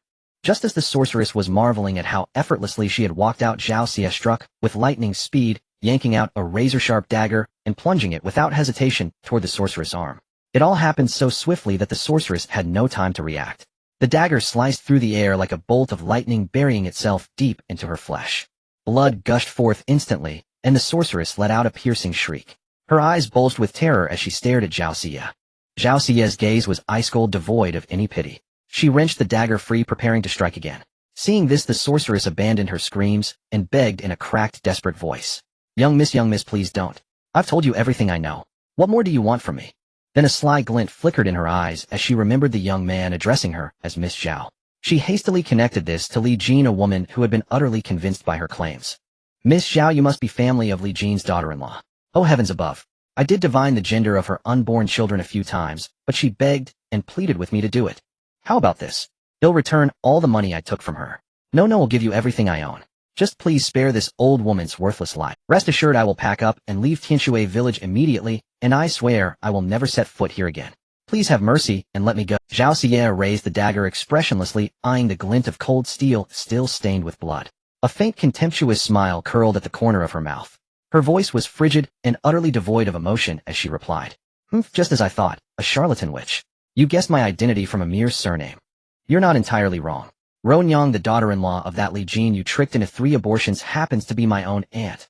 The moment the words left her mouth, Zhao Xie lunged forward, driving the dagger viciously into other parts of the sorceress' body, leaving 2 more bloody, gaping wounds. The sorceress shrieked in agony, but Zhao Xie remained unmoved. She straightened up calmly, then spat coldly at the sorceress. "These 3 wounds are vengeance for my unborn cousins." Zhao Xie's voice was cold and resolute. Though the sorceress was on the verge of fainting from the pain, she inwardly cursed the wild girl who dared to harm her, plotting how she would return to the 5 Poison sect to summon reinforcements and exact her revenge. Yet her face contorted into a mask of sincere supplication. "You're right, miss, you're right. I'm a wicked old hag who deserves this. You've avenged your family and served justice. Please have mercy and spare my life." The sorceress wept and wailed, looking utterly pathetic and pitiful. But no one noticed that beneath her robes she was subtly struggling, trying to free herself from her bonds. "My family's blood debt is finally paid, but what about the lives of those unborn children in your house? How will you atone for them?" Zhao Xie suddenly raised her voice, shouting in fury. At that moment, a blinding flash of lightning tore across the sky, illuminating the pitch-black night, as if it were day. The sorceress was stunned. She had assumed Zhao Xie never reached the 3rd floor, which was why she had escaped unscathed. But now she had revealed knowledge of the fetal remains hidden in the large vat on the 3rd floor. That meant she had indeed gone up there and opened that vat. How is that possible? "Children?" Ajin frowned slightly, unable to stop himself from asking. Zhao Xie gave a slight nod, her voice trembling as she described what she had witnessed: pale, waterlogged fetuses, some not fully formed, others with their eyes still open. "Tell me, what do you want with the corpses of those fetuses?" Hearing Zhao Xie's description, even the usually composed Ajin was seized by a rare fury. Veins bulged on his forehead. He pressed the firewood knife harder against the sorceress, cutting into her skin, drawing blood. A little more force, and it would slice into her flesh. A flicker of hesitation crossed the sorceress' face. She didn't answer immediately, averting her gaze as if trying to evade the question. "Not talking? Then he'll stab you until you're riddled with holes, avenging those innocent children." Zhao Xie's voice was cold and firm, carrying an undeniable authority. With that, the small dagger in Zhao Xie's hand traced a cold arc through the air, hurtling towards the sorceress' body with terrifying speed. The sorceress' eyes widened in terror as she felt death's cold breath upon her. No. He'll talk. The 5 Poison sect needed the fetuses as a medicinal guide to create a new poison. That's why I collected them. The sorceress stammered, a mixture of fear and helplessness in her eyes. It turned out that the 5 Poison sect had long been dedicated to researching potent toxins. This time they had encountered a problem. They needed a special ingredient to complete their new poison. And that ingredient was unborn fetuses. This was why the sorceress relentlessly instigated pregnant women to have abortions regardless of the child's gender. She only coveted those poor little lives.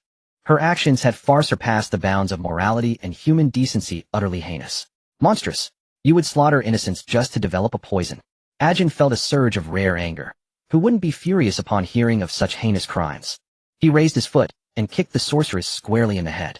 Already gravely injured, she crumpled to the ground, without a sound, lying complete. Ajin took a few deep breaths, trying to calm the storm of emotions within him. Once his emotions had steadied, he turned his gaze back to the motionless sorceress. As he bent down to check if she had breathed her last, an unexpected turn of events occurred. The sorceress, who had appeared to have her eyes tightly shut, suddenly snapped them open. In an instant she broke free from her restraints. Caught off guard, Ajin was struck hard in the chest as she lunged at him with a powerful palm strike. Then with astonishing speed that belied her age she sprinted away shouting, "Haha, you little brats. Once I summon my reinforcements, I'll slaughter your entire village." Ajin's heart raced with desperation. Instinctively he tried to channel his inner energy to give chase, but in that instant he forgot that he himself was gravely wounded. This sudden exertion sent his chi and blood into a violent turmoil. A sweet metallic taste rose in his throat, and with a jolt he coughed out a mouthful of blood. "Ajin, you're injured." Zhao Xie's eyes reddened instantly at the sight of Ajin spitting blood. Regardless of everything, they were comrades who had once faced life and death trials together. Seeing him hurt and bleeding, how could she not feel a surge of anger and anguish? Frantic with worry, she mentally reached out to her space, intending to exchange for a powerful killing weapon. That detestable witch had to die today. But before she could even voice her intention, the witch, who had been sprinting swiftly, suddenly stumbled, as if tripped by something unseen, her body lurching forward involuntarily. Just as she was bewildered by the sensation of her feet being inexplicably dragged, causing her to lose balance, a jagged stone sharp as a blade loomed menacingly before her eyes, directly in the path of her head. As she fell, the stone seemed to rapidly magnify in her vision. Even though she saw it clearly, the inertia of her body made it impossible to avoid. She could only watch helplessly as she collided with the rock. "Aunt!" A blood-curdling shriek tore from her lips. The witch's body began to twitch slightly, as if enduring immense agony. Her eyes bulged wide, filled with shock and resentment. But ultimately her body ceased all movement, as if all life had drained away. "Ajin, where are you hurt?" Zhao Xie hadn't known that Ajin was already severely injured. Alarmed, she feared the witch had used some sinister trick. In her mind, Ajin must have been wounded while battling that wicked witch. Ajin, meanwhile, felt his internal energy in chaos, his body weak as if struck by a heavy hammer. His legs gave way, and he collapsed onto the ground, unable to move. His face was as pale as paper, with beads of sweat the size of beans forming on his forehead. Fortunately, his consciousness remained clear. It was just that the earlier fight had aggravated his internal injuries, and he needed time to recover his strength. Seeing Ajin in such a state, Zhao Xie was beside herself with worry. She wanted to check him for wounds. She reached out her hand, trying to feel for injuries on his body, but Ajin firmly grasped her hand instead. "I'm fine. Go check on that despicable witch." His voice was low and faint, as if each word required immense effort. He knew this was no time for concerns about propriety between men and women. He held Zhao Xie's hand, only to reassure her. Zhao Xie gritted her teeth. She understood that if they didn't eliminate that cunning witch, neither of them would be safe. So she took the machete. Ajin offered, her gaze resolute as she strode towards the witch. "I'm fine. Go check on that despicable witch." His voice was low and faint, as if each word required immense effort. Wary of only after confirming the witch posed no threat did she let out a sigh of relief. However, Zhao Xie dared not let her guard down entirely, remembering how the witch had feigned death earlier to escape and wounded Jin. With machete and dagger in hand, she inched forward cautiously, as if treading on thin ice, towards the witch, who lay utterly still on the ground. The witch was face down.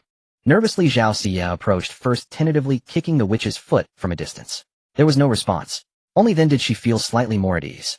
Holding the machete across her chest, she shuffled a few steps closer. She brushed aside the witch's tangled hair. The sight before her made her gasp sharply. The witch's head was split clean in two like a cut watermelon. A grotesque mixture of red and white matter was splattered on the ground.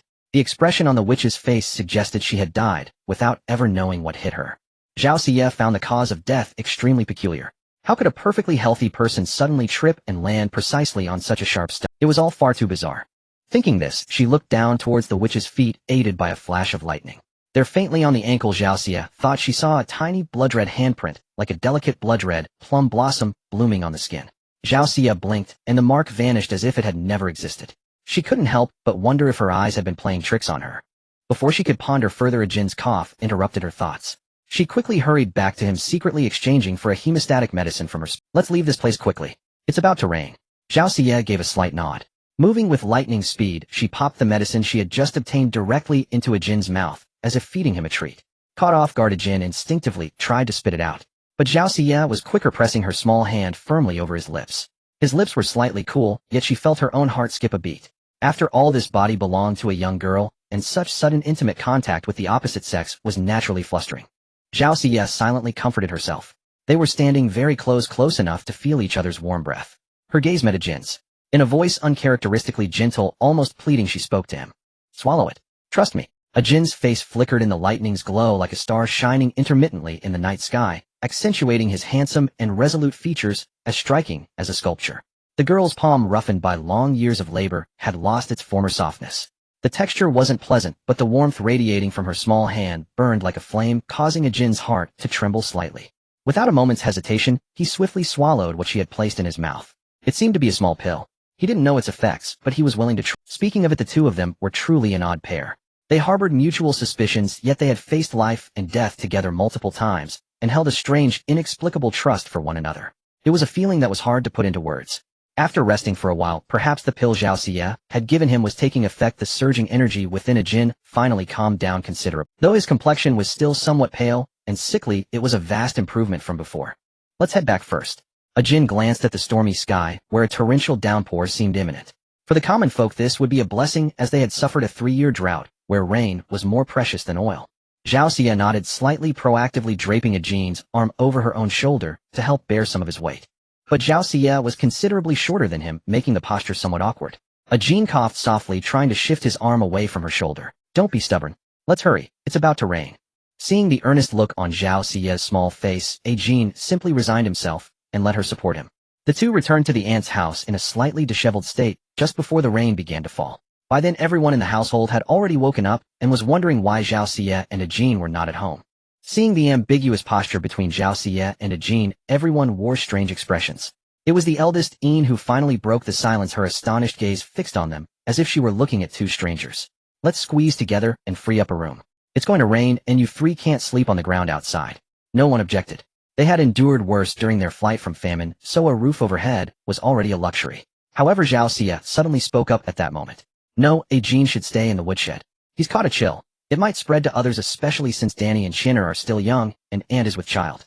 After saying this, she paused thoughtfully, an unnatural flush creeping across her face, like paper singed by fire curling slightly. They'll go to the woodshed to take care of him.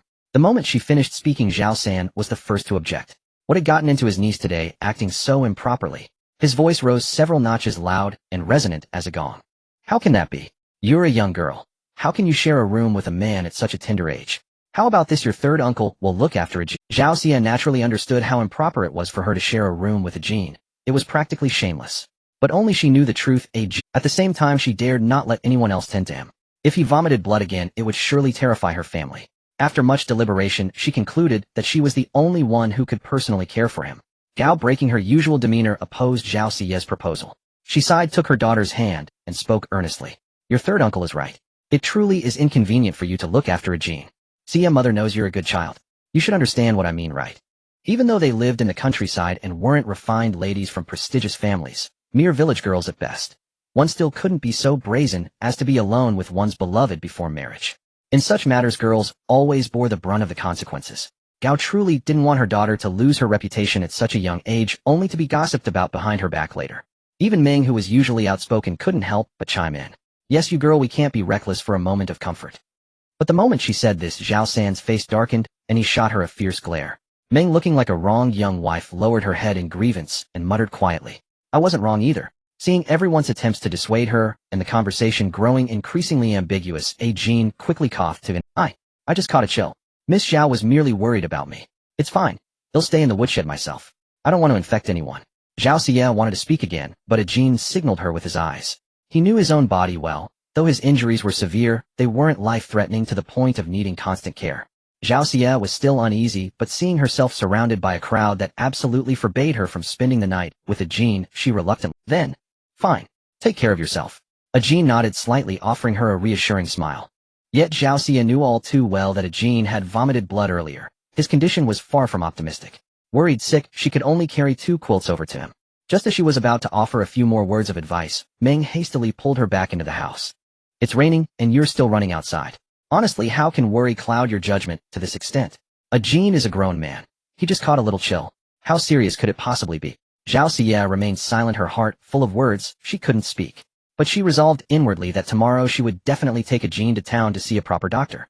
Who knew what sinister methods that witch had used to wound Ajin so gravely? Dying so easily was truly a pity. How the wretched witch wished she could prove her innocence. I only pushed him. His injuries have nothing to do with me. After a night of heavy rain, the morning air was exceptionally fresh. A scent mingling fresh grass and earth wafted through the air.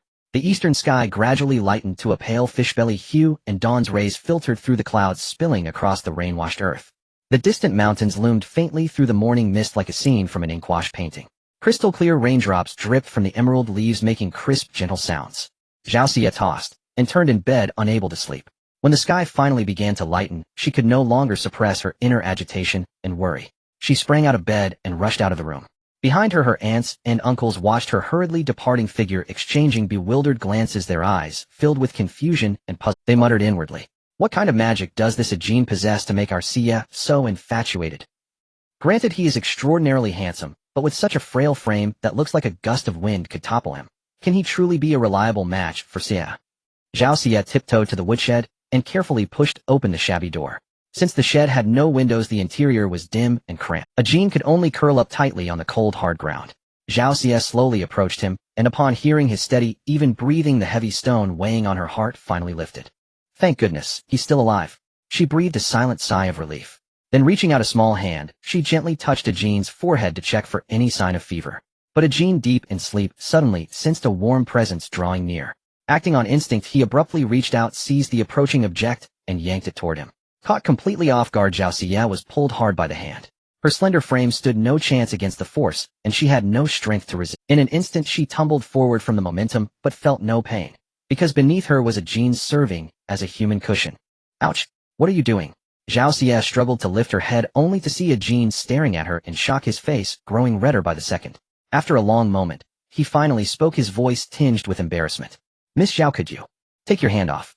Only when Ajin pointed it out did Zhao Xie's other hand instinctively clench. It was firm, warm, but not soft, rather hard in fact. Only then did she realize her hand was resting somewhere it absolutely should not be, and she had been kneading it without pause like some lecherous rogue harassing an innocent maiden. A deep blush crept across her face. And Miss Zhao. Ajin's face was like a ripe apple, red enough to bleed. It turned out he had been fast asleep, his robes loose and unbuttoned.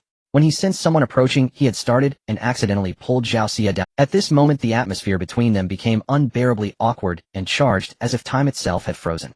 To make matters worse, she hadn't just fallen on him.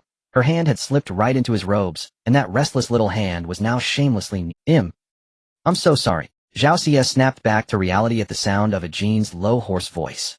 She quickly apologized while yanking her hand out from his chest, scrambling off him in a flustered mess. But she wasn't one to take all the blame herself. She pouted and shot back, "It's all your fault. I was just trying to check on you out of kindness, and then you went and pulled me down like a madman.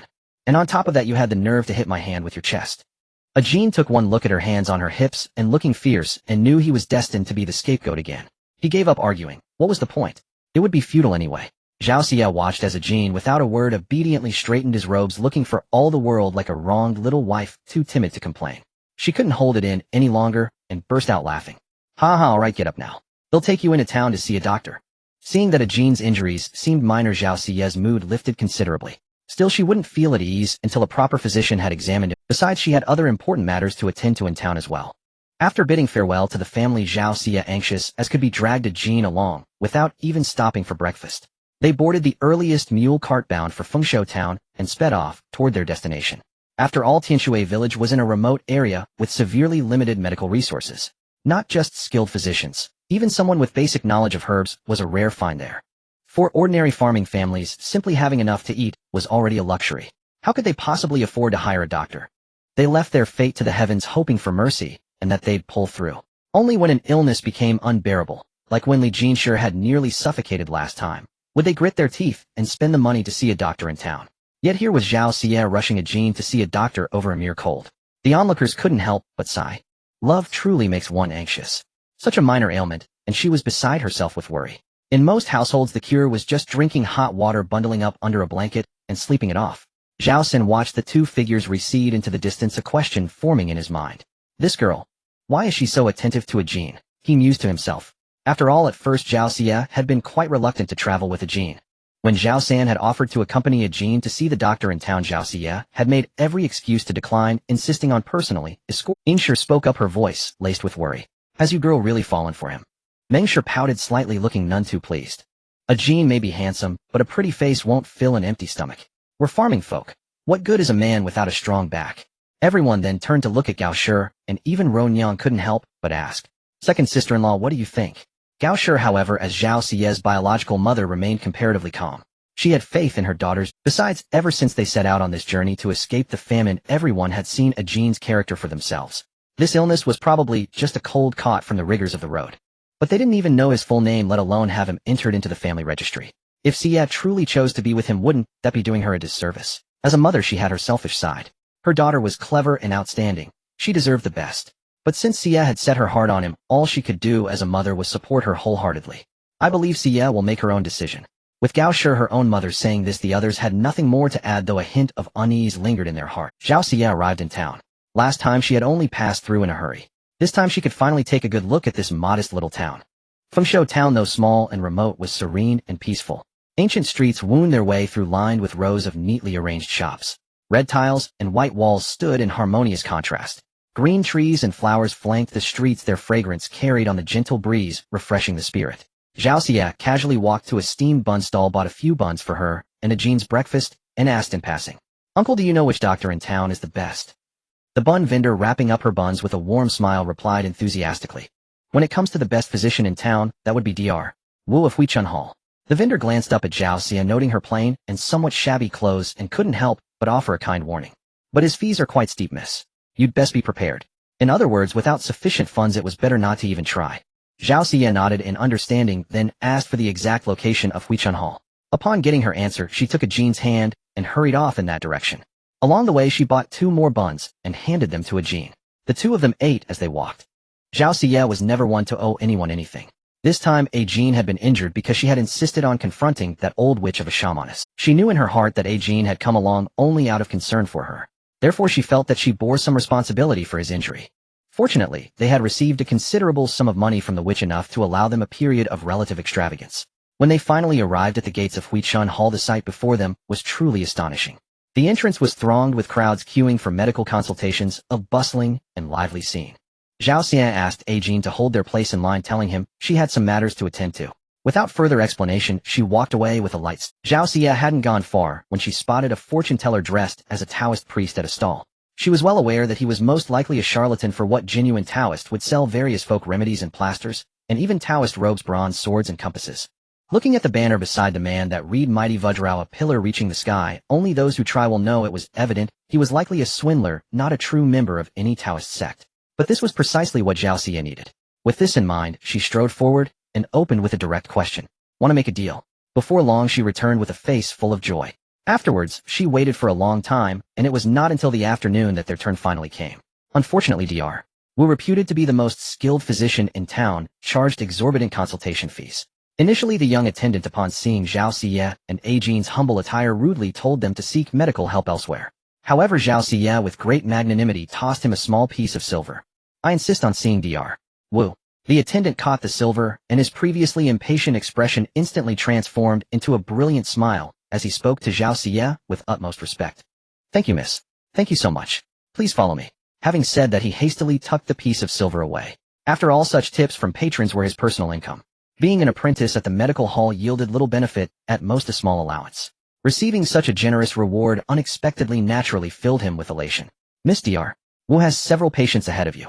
The attendant, wearing a fawning expression, sidled up to Zhao Xia and whispered cautiously, "But don't you worry, I can't take your reward for nothing.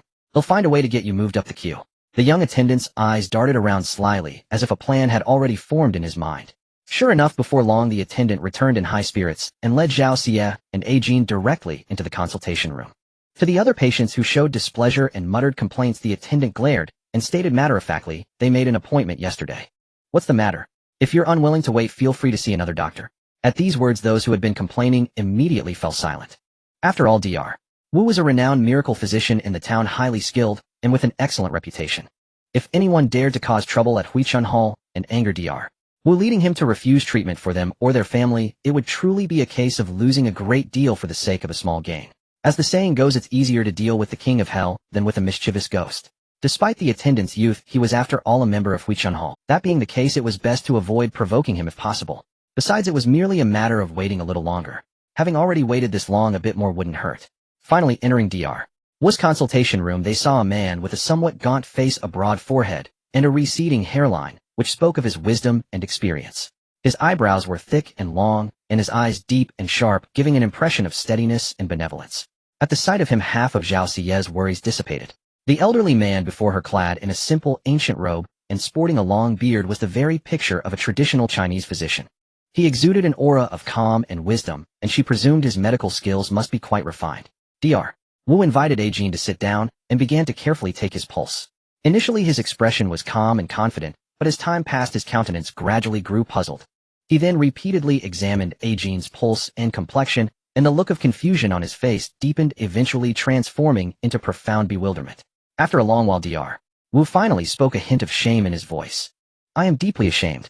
I have practiced medicine for many years and considered myself to have seen much, but this young man's pulse is truly bizarre. I have never encountered such a peculiar condition. The meridians in his body appear to be in complete disarray, with qi and blood severely stagnated. With my current medical knowledge, I truly do not know where to begin treatment. I suggest you seek a more skilled physician. Perhaps they will have a way to cure this young man. Upon hearing these words, Ajin was not surprised. After all, cases of severe internal injury like his were uncommon and extremely difficult to cure. Not just the doctors in this small town, but even some renowned physicians would find such injuries highly challenging. It must be noted that in this town, almost no one had truly learned martial arts, let alone cultivated internal energy. This old physician had likely never even encountered such a case, so how could one expect him to treat it? Ajin had a clear understanding of his own condition, so he was mentally prepared for Dr. Wu's helplessness. Oh, is it that serious? Zhao Xie's face instantly turned pale, and a fine layer of sweat broke out on her forehead. Her eyes widened and her lips trembled slightly as her heart filled with resentment and curses for that detestable witch. The old physician wore a helpless expression and slowly nodded in agreement. After all, faced with such a strange and complex pulse, he was indeed at his wit's end. He let out a deep sigh. Alas, at best I can prescribe some medicine to dispel blood stasis and nourish the body for this young man. However, if this young man hopes for a full recovery, he will likely have to travel to a larger city to seek out a more accomplished physician. I'm afraid no one in our small town possesses such medical skill. Zhao Xie spoke up without a moment's hesitation. Fine, prescribing some medicine is fine too. Taking something is better than taking nothing. At this point Zhao Xie was grasping at straws. She thought that even some nourishing medicine would be beneficial for Ajin, who was weak and spitting up blood. Zhao Xie, laden with a large bundle of medicine, walked out of Huichun Hall with a heavy heart, her steps feeling incredibly burdensome. Her heart was filled with self-reproach and pain, as if an immense weight was pressing down on her. Was Ajin destined to live his entire life like this? As she walked, she silently reflected that Ajin was in the prime of his youth, his future once brimming with hope, yet now he had suffered such misfortune because of her own fault. He had not yet established a family or career, and his life was already ruined. This thought pierced Zhao Xie's heart with agonizing pain. The more she thought about it, the deeper her guilt and the heavier her gloom became. She felt she had failed Ajin and could never make amends for the harm she had caused him. In her heart she resolved to find a cure for Ajin's affliction at all costs, determined not to let him waste his life away. Ajin, don't worry.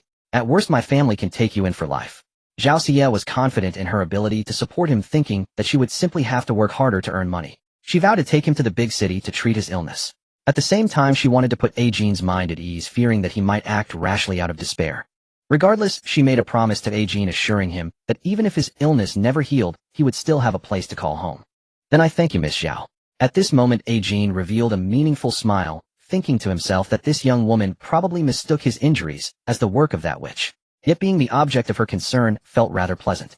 With this thought, Ajin decided against clarifying the misunderstanding. After the two had finished all their tasks and just returned to the village, they saw Li Fugui already waiting for them at the village entrance.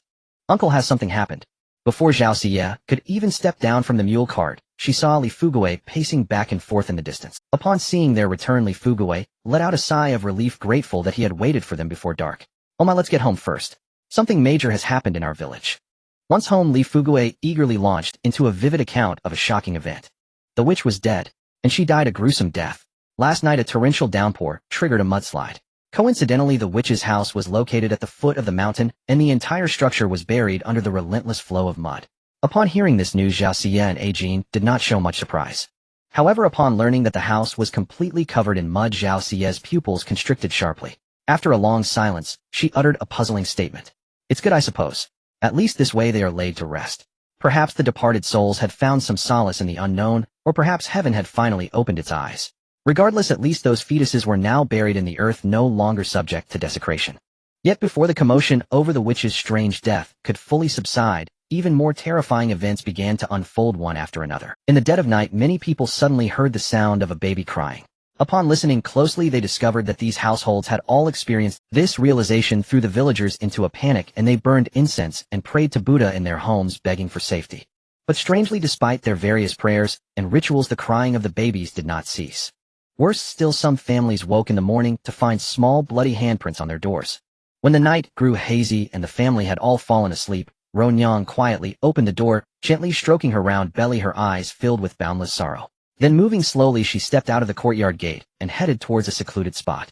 Finding a suitable place, she crouched down with some difficulty, took out spirit money from her bundle, and began to burn it in silence.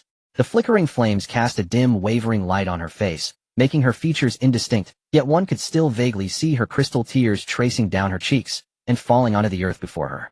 Recently, the disturbances caused by the vengeful spirits had grown severe. Every nightfall, the villagers dared not step out of their homes out of fear. Yet the frail Ron dared to come alone to this desolate place.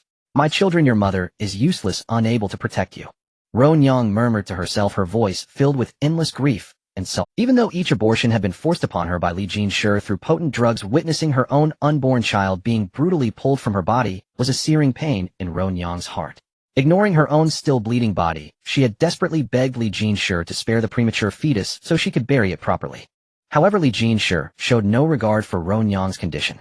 She not only beat and kicked her, but also refused to hand over the fetus remains. This was because the witch had declared that this fetus was a debt collector and it had to be disposed of by her, or else the next child would also be a girl.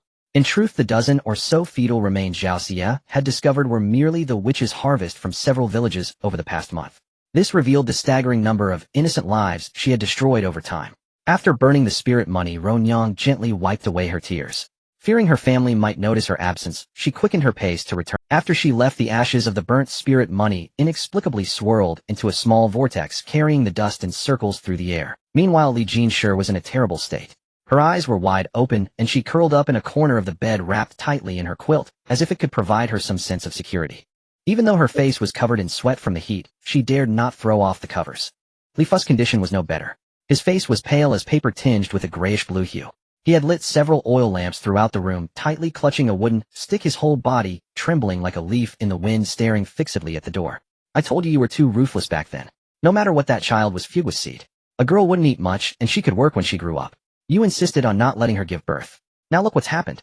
We're haunted by ghosts." Li Fu, shivering, scolded Li Jinshi on the bed. Hearing this, she flew into a rage and retorted immediately. "Huh, you have the nerve to talk. Who was at that side all day long about not having a grandson to hold? If it weren't for your miserable attitude, would I have been so desperate for that little wench to bear a son? Now you're blaming me. Don't forget you agreed to this from the start.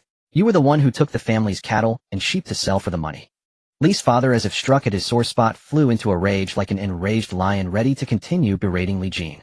But before he could speak, a faint, ethereal baby's cry sounded once more right on cue. The sound was distant and indistinct, its origin impossible to pinpoint. It seemed to pluck at the old couple's nerves, both subtle and terrifying. Wah wah. Li's father forgot his tirade. He let out a frightened yelp, darting onto the bed like a startled rabbit huddling under the quilt with Li Jin. "It's here. It's here again." Li Jin's face turned pale with terror. Her legs gave way, and she collapsed onto the bed with a thud, pleading incessantly. "Spare us, we are innocent. If you seek revenge, go to your mother. She's the one who aborted you. It has nothing to do with us." Zhao Xia, hiding outside the window, curled her lip in disdain, thinking, never have I seen such shameless people. She turned up the volume on the small player, emitting the baby's cries. The sound became even more piercing, like weeping and wailing. Simultaneously, she produced a specially made grappling hook and scraped it against the window of the Li household. The grating sound sent shivers down Li Jin's spine, causing her to shriek as if she would tear her throat. After about an hour, Zhao Xia deemed it sufficient. Any longer, and the Li couple might be scared to death. She packed up her player and nimbly leaped over the courtyard wall, for she still had other stops to make. After about an hour, Zhao Xia deemed it sufficient. Any longer, and the Li couple might be scared to death. She packed up. This time she arrived at another house in the village belonging to the Wang family. Like the Lis, they had also aborted several children, and their faith in the witch doctor was just as fervent. Zhao Xia crept to the Wang family's window and pressed the play button. The baby's cry echoed again, shattering the stillness of the night. The Wang family was instantly startled into screams, looking around frantically for the source of the sound. "Who is it? Who's there?" The man of the house, Wang asked with a trembling voice, trying to muster his courage. But no one answered him. Only the eerie, terrifying cries of a baby filled the air. Zhao Xia stifled a laugh and continued scraping the window with her hook. Inside, the wife was so terrified she hugged herself, unable to speak, her body shaking uncontrollably. A clear conscience laughs at false accusations, but a guilty one fears the knock at night. If they weren't haunted by their own misdeeds, they wouldn't be so frightened. After a while, satisfied with the effect, Zhao Xia put away her player and silently slipped away from the Wang residence. She thought to herself that only a few more families remained. She hoped this campaign would bring deserved retribution to those who had harmed the unborn. After leaving the Wangs, Zhao Xie ghost-like visited the remaining households that had undergone abortions. Fear enveloped the entire village. Those with guilty consciences dared not venture out at night. When the last household had been sufficiently frightened, Zhao Xie's mission was complete.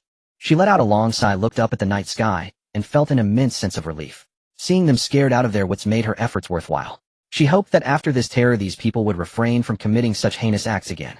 Bathed in moonlight, Zhao Xie lightly made her way home. Meanwhile in the woodshed, Jean watched the courtyard gate through a small crack in the door, like a curious eye waiting for that slender figure to appear. For several consecutive nights, Jean had noticed Zhao Xie slipping out furtively after everyone had fallen asleep, like a nimble little rabbit. Although he never exposed her, he silently waited for her return each night. Especially with the recent commotion about the ghost baby in the village, Jean couldn't help but connect it to Zhao Xie's mysterious midnight outings. A suspicion began to form in his mind that she was somehow involved. Finally, Zhao Xie's figure fluttered in through the courtyard gate like a dancing butterfly. She seemed to be in an exceptionally good mood, humming a tune under her breath. Oh, we common folk today were truly happy, he. Unable to contain his curiosity any longer, Jean let out a soft cough. The sound was like a pebble dropped into a still lake, sending ripples through the silent night. Hearing Jean's voice from the woodshed, Zhao Xie's heart tightened. Knowing he was still awake, a wave of guilt washed over her. Flustered, she hastily stuffed the small player deeper into her sleeve. She composed herself, flashing a row of white teeth in an awkward smile, like a small white flower swaying gently in the night breeze. Jean pushed open the door of the woodshed, his handsome face clearly defined in the moonlight, a faint, elusive smile playing on his lips like the brightest star in the night sky. And you, Miss Zhao? They locked eyes, neither speaking for a moment. The air around them seemed to solidify in eerie silence, like an invisible veil enveloping them. Finally, Jean sighed, a hint of affection in his voice that he himself hadn't noticed, like the warmest breeze of spring. Get some rest. The night is deep and the dew is heavy. Be careful not to catch a cold. He was indeed curious, but he preferred to believe in Zhao Xie's innate kindness that she wouldn't engage in such childish pranks without reason. Why don't you ask where I've been? Zhao Xie was puzzled. Jean knew she had snuck out at night. And since he was awake waiting for her, this wasn't the first time he'd noticed. Why didn't he inquire? You must have your reasons. Why should I pry? With that, Jean yawned, closed the woodshed door, and waved a hand at her. Seeing the closed door, Zhao Xie frowned slightly, but quickly relaxed. If he wasn't going to ask, why should she worry about it? As dawn broke, the villagers' first words to each other were filled with fear. Did you hear it last night? Hear it? I was too scared to even go to the outhouse. Another slapped his thigh and exclaimed, "Ah, this is too terrifying. When will it end?" I heard Li Jean was so frightened she couldn't get out of bed this morning. Another person nodded in agreement. And the Wang family's wife ran back to her parents' house at dawn. I saw her walking all unsteady, she was truly terrified. An old man, hunched over, took a puff from his pipe and muttered under his breath, "If you ask me, it's just karma. Haven't you noticed? The ones affected are all families who had that which doctor determined the sex of their babies, and then now that you mention it, that seems right." As they whispered among themselves, a wandering Taoist priest clad in an old worn robe that fluttered gently in the breeze slowly walked to the entrance of Tianshui village. His figure was gaunt, yet he exuded an otherworldly aura. His graying hair was casually secured with a simple wooden hairpin. He carried a modest bundle on his back from which hung a bagua emblem. In his hand, he held a bamboo staff with a string of prayer beads tied to it. The Taoist walked directly over to the group of whispering villagers, formed a hand seal, and spoke courteously. "I am a wandering cultivator. Might I trouble you for a drink of water?" Though the villagers were deeply unsettled by the recent ghostly infant incidents, their simple, honest nature as farming folk remained unchanged. A villager quickly hurried off to fetch a gourd of water and offered it to the Taoist, who accepted it without hesitation and drank it all in one go. After finishing, he casually looked up towards Tianshui village, his brow furrowing deeper and deeper. After a long moment, he spoke in a voice loud enough for those nearby to hear. "This village is shrouded in a dense aura of malevolent energy. It seems a catastrophic disaster is imminent. Pray tell, has your village recently suffered a bloody calamity? Have there been sudden inexplicable deaths or other strange occurrences lately?" With that, he set down the gourd, took up his bagua mirror, and began to chant incantations in an unintelligible tongue, gesturing and tracing symbols in the air. Upon hearing these words, the villagers' faces changed dramatically. The eldest among them, acting as their representative, bowed repeatedly to the Taoist, pleading for help. "Master, you are absolutely right. Something truly sinister has befallen our village." The elder then anxiously poured out the entire story about hearing a baby's cries every night, adding further details. Just a few days ago, the renowned shaman woman who lived on the hill behind the village passed away suddenly. Strangely, her small dwelling was completely buried by a mudslide triggered by a torrential downpour. You see, the hills around our village are not high and the soil has been stable for years. This sudden mudslide was utterly baffling, as if it were deliberately manipulated by some unseen force. What's more, the mudslide stopped abruptly right at the shaman's home, halting its destructive path as if it had a purpose. Faced with such a monumental catastrophe, how could mere mortals have orchestrated it? The villagers buzzed with discussion, but before they could make sense, that very night the ghostly infant's cries returned, growing more intense by the day. It not only wailed incessantly, but began scratching at doors and windows, seemingly trying to force its way inside. By the next morning, terrifying little bloody handprints were found on the doors. Within just a few days, several villagers had fainted from sheer fright. Every time night fell, the village was enveloped in an oppressive darkness, as if cloaked by some mysterious power. The terrified villagers bolted their doors and windows, not daring to step outside. The suffocating tension hung over everything, making it feel as though the entire village was caught in a monumental crisis. Yet remaining in this perpetual state of fear was no solution. After all, these were simple farmers who depended on tilling the land. If they couldn't sleep at night, how could they possibly find the energy to work during the day? In their dazed and exhausted state, some had already been injured while working in the fields, adding further hardship to their already difficult lives. The elder narrated all this with great agitation, firmly believing that this Taoist who could perceive the village's malignant aura must possess extraordinary abilities to resolve this disaster. The crowd held their breath, their eyes fixed on the Taoist, waiting for his solution. As expected, after a moment of deep contemplation, he let out a heavy sigh, as if making an extremely difficult decision. He gritted his teeth and finally spoke. "I can help you dispel this calamity, but I will need your full cooperation. This will cost me 10 years of my cultivation, but since I have drunk from your village's well, I consider it a debt of gratitude." Upon hearing the Taoist's willingness to help, the villagers were moved to tears of gratitude, bowing and showing their respect. One quick-thinking villager had already hurried off to inform the village chief of this good news. The mysterious Taoist, acutely aware of the urgency, instructed the villagers to quickly procure ceremonial offerings and incense, as he intended to conduct a grand ritual within the village to banish the dreadful malevolent force. Meanwhile, the village chief of Tianshui village was deeply troubled. The nightly hauntings had left him frantic and at his wits' end. In truth, he had long wished to seek help from Taoists or monks to perform exorcisms. Unfortunately, Tianshui village was not wealthy, and they simply couldn't afford the travel expenses to bring in a renowned priest. Just as the chief was pacing anxiously, unable to eat or sleep, a villager rushed in with important news. A wandering Taoist had appeared at the village entrance. With a single glance, he had perceived the malignant aura permeating the village and had volunteered to lend his aid. The chief was overjoyed, his relief as profound as a parched land receiving life-giving rain or a thirsty traveler finding a sweet spring.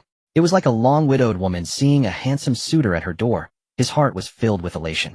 Without a moment's hesitation, the chief had the villager lead him to meet the wandering Taoist. The moment he laid eyes on the man, all doubt vanished. This was undoubtedly a true master. Because the Taoist had proactively declared he would accept no payment, launching into a discourse about being a cultivator who viewed worldly wealth as dung, leaving the chief utterly bewildered and impressed. This only solidified his belief that this was a sage of transcendent wisdom. Under the chief's direction, the villagers sprang into action, preparing everything according to the Taoist's specifications. As night descended, the Taoist set up an altar in the center of the village, lit the incense, and began the ritual. He brandished a peachwood sword, chanting mysterious incantations. A solemn atmosphere enveloped the entire village. As the ritual progressed, the malevolent aura gradually dissipated. Some of the bolder villagers couldn't resist coming out to watch. Perhaps due to a placebo effect, witnessing the Taoist's vigorous and commanding performance alleviated much of their fear. After the ritual concluded, the Taoist's expression was grave as he told the villagers, "The ghostly infant's fierce spirit has been temporarily suppressed, but the underlying threat to this village has not been completely eradicated." The chief was shocked, his voice trembling as he asked, "Only temporary? Master, you cannot possibly stay here to protect us forever. If that terrifying thing returns, what are we to do?" The old Taoist priest's face contorted with distress, his body swaying slightly, as if on the verge of collapse. The village chief, quick of eye and hand, rushed to steady him, his voice laced with concern. "Master, what is the matter?" The old Taoist priest let out a bitter laugh, followed by a long, heavy sigh. "Alas! Although I have depleted my own cultivation to barely suppress that malevolent ghost infant, its resentment runs deep, and it has now grown formidable. Even I, with all my power, cannot fully vanquish it." Upon hearing this, the village chief's face twisted with despair, his heart sinking into a void. Could this village truly be beyond salvation? He gazed at the old Taoist priest in utter hopelessness, his eyes filled with helplessness and sorrow. Yet at that very moment, the old Taoist priest spoke again, offering a glimmer of hope. "However, all is not lost. To eradicate this scourge, we must seek another way. But rest assured, village chief, I have wounded the ghost infant. It will not dare to appear and terrorize anyone for the next 3 days. Only 3 days of respite. At this moment the village chief's mind began to race with calculations. Perhaps he should just pack up his family, sell the house and land, and flee this place altogether. But you need not worry. For the next 3 days I will stay in the village and contemplate how to dissolve the ghost infant's resentment. The village chief's face lit up with joy upon hearing this, for he firmly believed that this old Taoist priest was a true master of profound skill. As long as he remained in the village, everyone would feel a measure of relief. The village chief immediately pounded his chest in assurance. Master, please make yourself at home. Stay as long as you wish. You are welcome to reside in my own house. With that he helped the seemingly weakened old Taoist priest, displaying a reverence and deference that surpassed even the filial piety he showed his own father. On the night of the old Taoist priest's ritual, which lasted until the dead of night, the bone-chilling cries of the infant were indeed heard no more. The villagers, who had been in a state of high tension and fear, were so overjoyed that they nearly rushed out to kowtow and thank the old Taoist priest. However, when they saw the pitch-black darkness outside, they shrank back and burrowed into their quilts. For the entire village that night was as precious as rain after a long drought. Everyone was immersed in sweet dreams, savoring this hard-won peace and tranquility. Zhao Xie was among them, sleeping especially deeply, as if trying to make up for all the sleep she had lost over the past days. Every night she had to wait until her family was fast asleep before she could slip out quietly to attend to that important matter. She could only return home just before dawn, managing to catch only a brief nap before having to get up and act as if everything was normal. During the day, she could find no excuse to rest. The past days had been truly arduous for her. As the first rays of morning sunlight spilled across the land, the villagers gradually emerged from their homes, their faces beaming with joyful smiles. Whenever they met, they couldn't help but praise the Taoist priest's extraordinary abilities. Just as the villagers were on the verge of breaking down, this Taoist priest had stepped forward and saved them all. They were filled with immense gratitude toward these simple farmers. Were not skilled with words to express their thanks. They preferred to show their appreciation through actions. Without any prompting, everyone opened their storage cabinets, took out the rare and precious foods they usually hoarded, and vied with each other to offer them to the Taoist priest as a token of their respect and gratitude. Some brought out eggs they had saved for their children, others brought golden pastries, plump vegetables and fruits, and still others brought their own home-raised chicken. They all rushed towards the Taoist priest's dwelling, urging each other along the way, afraid their gifts would be too late. Among them were families who had been terrorized by the ghost infant every night, including Li Jinshi and his wife. Yet even now she still maintained her belief in her own innocence. Upon reaching the village chief's doorstep, they gathered outside the house. At that moment the village chief was the first to step out. In truth, his enthusiastic invitation for the Taoist priest to stay was not only out of his duty as village chief, but also because having a master of such skill under his own roof brought him a greater sense of security. Seeing the crowd approaching with various gifts, the village chief cleared his throat, straightened his posture, and assumed an air of authority as he declared, "The master has said that ridding the people of this scourge is the duty of a cultivator. He appreciates your good intentions, but asks that you take your gifts back." The villagers immediately began to murmur amongst themselves, their admiration for the Taoist priest growing even stronger. "I told you all. This master is a true transcendent sage. He has no use for our paltry worldly gifts. Indeed. The master is practically a celestial being descended to earth." After all, in their minds, anyone who could regard wealth and riches as nothing more than dirt was not far from being a deity. Combined with the fact that they had all witnessed his remarkable abilities, they were all utterly convinced. Some were so moved that they immediately fell to their knees and began kowtowing profusely.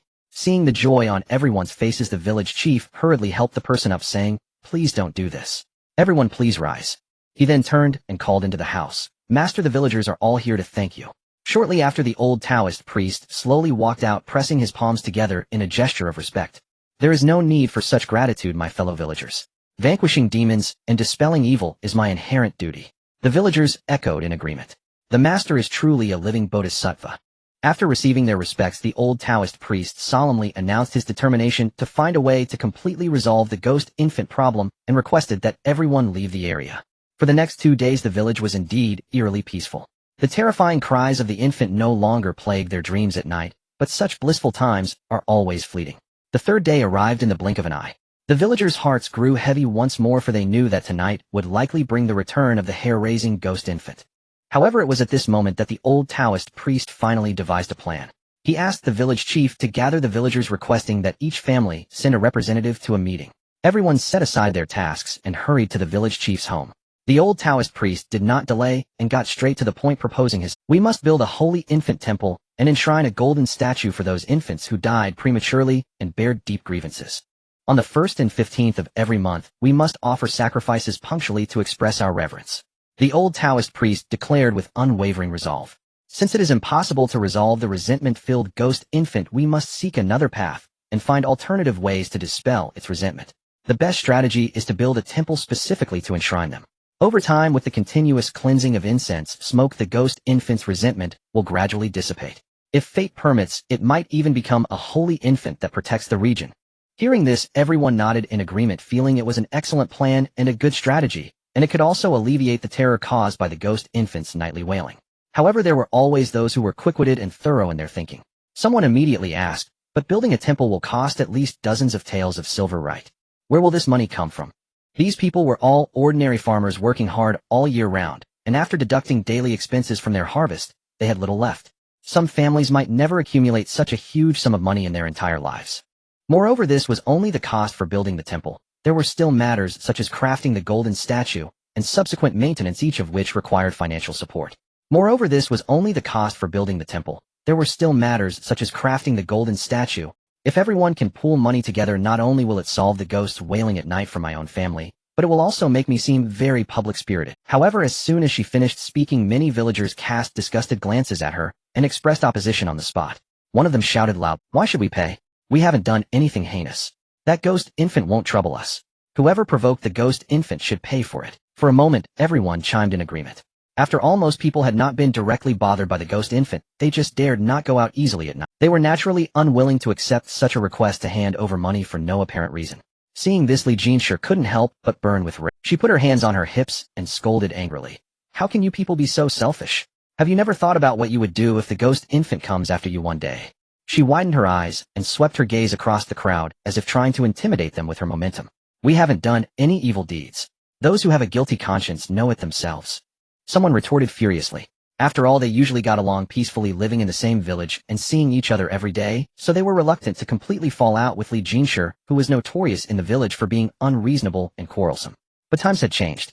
When it came to real money and interests, who would be willing to pay to clean up Li Jinshi's mess? The scene descended into chaos, but Li Jinshi still refused to let go. She gestured wildly and shouted curses. "I'm giving you a kind reminder. Don't be ungrateful. Besides, the ghost infant shouldn't seek revenge on me. What do I have to fear? The one who should really be afraid is that little slut Ronyang." Li Jinshi sprayed spittle as she spoke. At this moment, she still felt she had done nothing wrong, not even a trace of regret. However, when he heard her insulting his sister like this, Zhao San's anger flared up instantly. As a grown man, he couldn't very well engage in a shouting match with his sister's mother-in-law in public, could he? That would not only damage his image, but also potentially cause greater conflict. However, just because he couldn't didn't mean his wife Meng Shi couldn't. Zhao San secretly glanced at his wife, who was itching for a fight. Seeing her husband rarely encouraging her to speak up and curse, Meng Shi's eyes lit up. She immediately rolled up her sleeves, bulged her eyes, and stepped forward triumphantly like a rooster about to fight. "Pa, Li Jinshi, I never thought you'd live to this age and indeed become thicker-skinned as you grow older. You still have the nerve to mention our Ronyang. How badly Ronyang has suffered at your hands over the years. All the folks here have witnessed it. You're still putting on an innocent act, wanting to have your cake and eat it too. Do you think you can fool others, but can you fool the ghost? Do you take everyone for fools? What's the deal with the ghost infant that comes to you every night? And those pants you hang out in your yard every day? I think you've wet your pants from fear." Meng Shi's tongue was truly sharp. This torrent of words, as fierce as a tiger descending a mountain, left Li Jinshi dumbfounded for a long time, unable to speak. She could only tremblingly point a finger at Meng Shi. You. Meng Shi curled her lip disdainfully and continued, raising her voice as if afraid the people around couldn't hear. "What, me? Am I right? Everyone come see. This old hag has wet her pants." Li Jinshi's face flushed red with anger. Unable to bear such humiliation any longer, she immediately raised her hand to strike Meng Shi. "He'll kill you." However, Meng Shi was not one to be bullied. Not only did she show no fear, but she also revealed an eager expression, as if she were looking forward to the fight. "Old hag, today I'll make you taste what it means to have a face full of blooming flowers." The two were about to come to blows. Some villagers tried to mediate, others pulled them apart, and chaos ensued. More people were watching from the sidelines, whispering as they stared at the clawing Li Jinshi and Meng Shi. "Whose woman is that? She's quite a shrew." Someone in the know explained. "Hey, you don't know? That's Ronyang's third sister-in-law. Ronyang's family has come. This time Ronyang has some back." The person nodded with sudden understanding and said in a low voice, "No wonder there's such a big grudge. It turns out Ronyang's family has arrived." This Li Jinshi really brought it upon herself. Who told her not to treat Ronyang like a human being? Even we outsiders can't stand it. Just as the two were in a heated quarrel, the old Taoist priest stepped forward. "Enough. Stop arguing. He shouted with a face as dark as a pot bottom. If you keep fighting it will get dark and the ghost infant will come out. Even I can't do anything then. Then he pointed at Li Jinshi, whose face was scratched by Meng Shi like claw marks. Especially you. You don't know that death is near. Tonight the ghost infant will kill you first. At these words Li Jinshi no longer cared about grappling with Meng Shi. She was so frightened that her whole body trembled like a sieve. She quickly scrambled to kneel before the Taoist priest, her face covered in red marks, her hair as messy as a bird's nest, and kowtowed repeatedly. Master, save me, save me. She knew well the abilities of this wandering Taoist. Since he had explicitly stated that the ghost infant would come for her life, that very night, how could she not be terrified? Meanwhile Mrs. Meng, though breathless after being pulled away, was in far better shape than Li Jin's wife. She held her head high, glancing at her husband with a smug expression like a general seeking reward after a victorious battle. Zhao Sun looked helpless, but still managed to smile at her. Clearly he was quite pleased with her fierce and satisfying retaliation. It was a small measure of revenge for Ron Yang.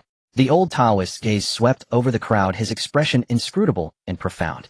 He began to speak while forming a mystical hand. In my view, the whole village should contribute. Many of you are innocent. So let it be this way. Those who know what they have done, you know it in your hearts. You will fund the construction. Of course, if you choose not to, that's fine too. But when the ghost infant's resentment comes seeking vengeance tonight, don't blame me for not warning you.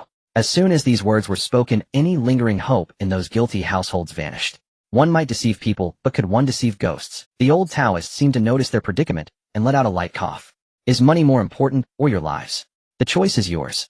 Seeing the families still hesitating, the village chief cleared his throat and spoke up. How about this? Since this concerns the entire village, the village fund will cover the temple's future maintenance costs.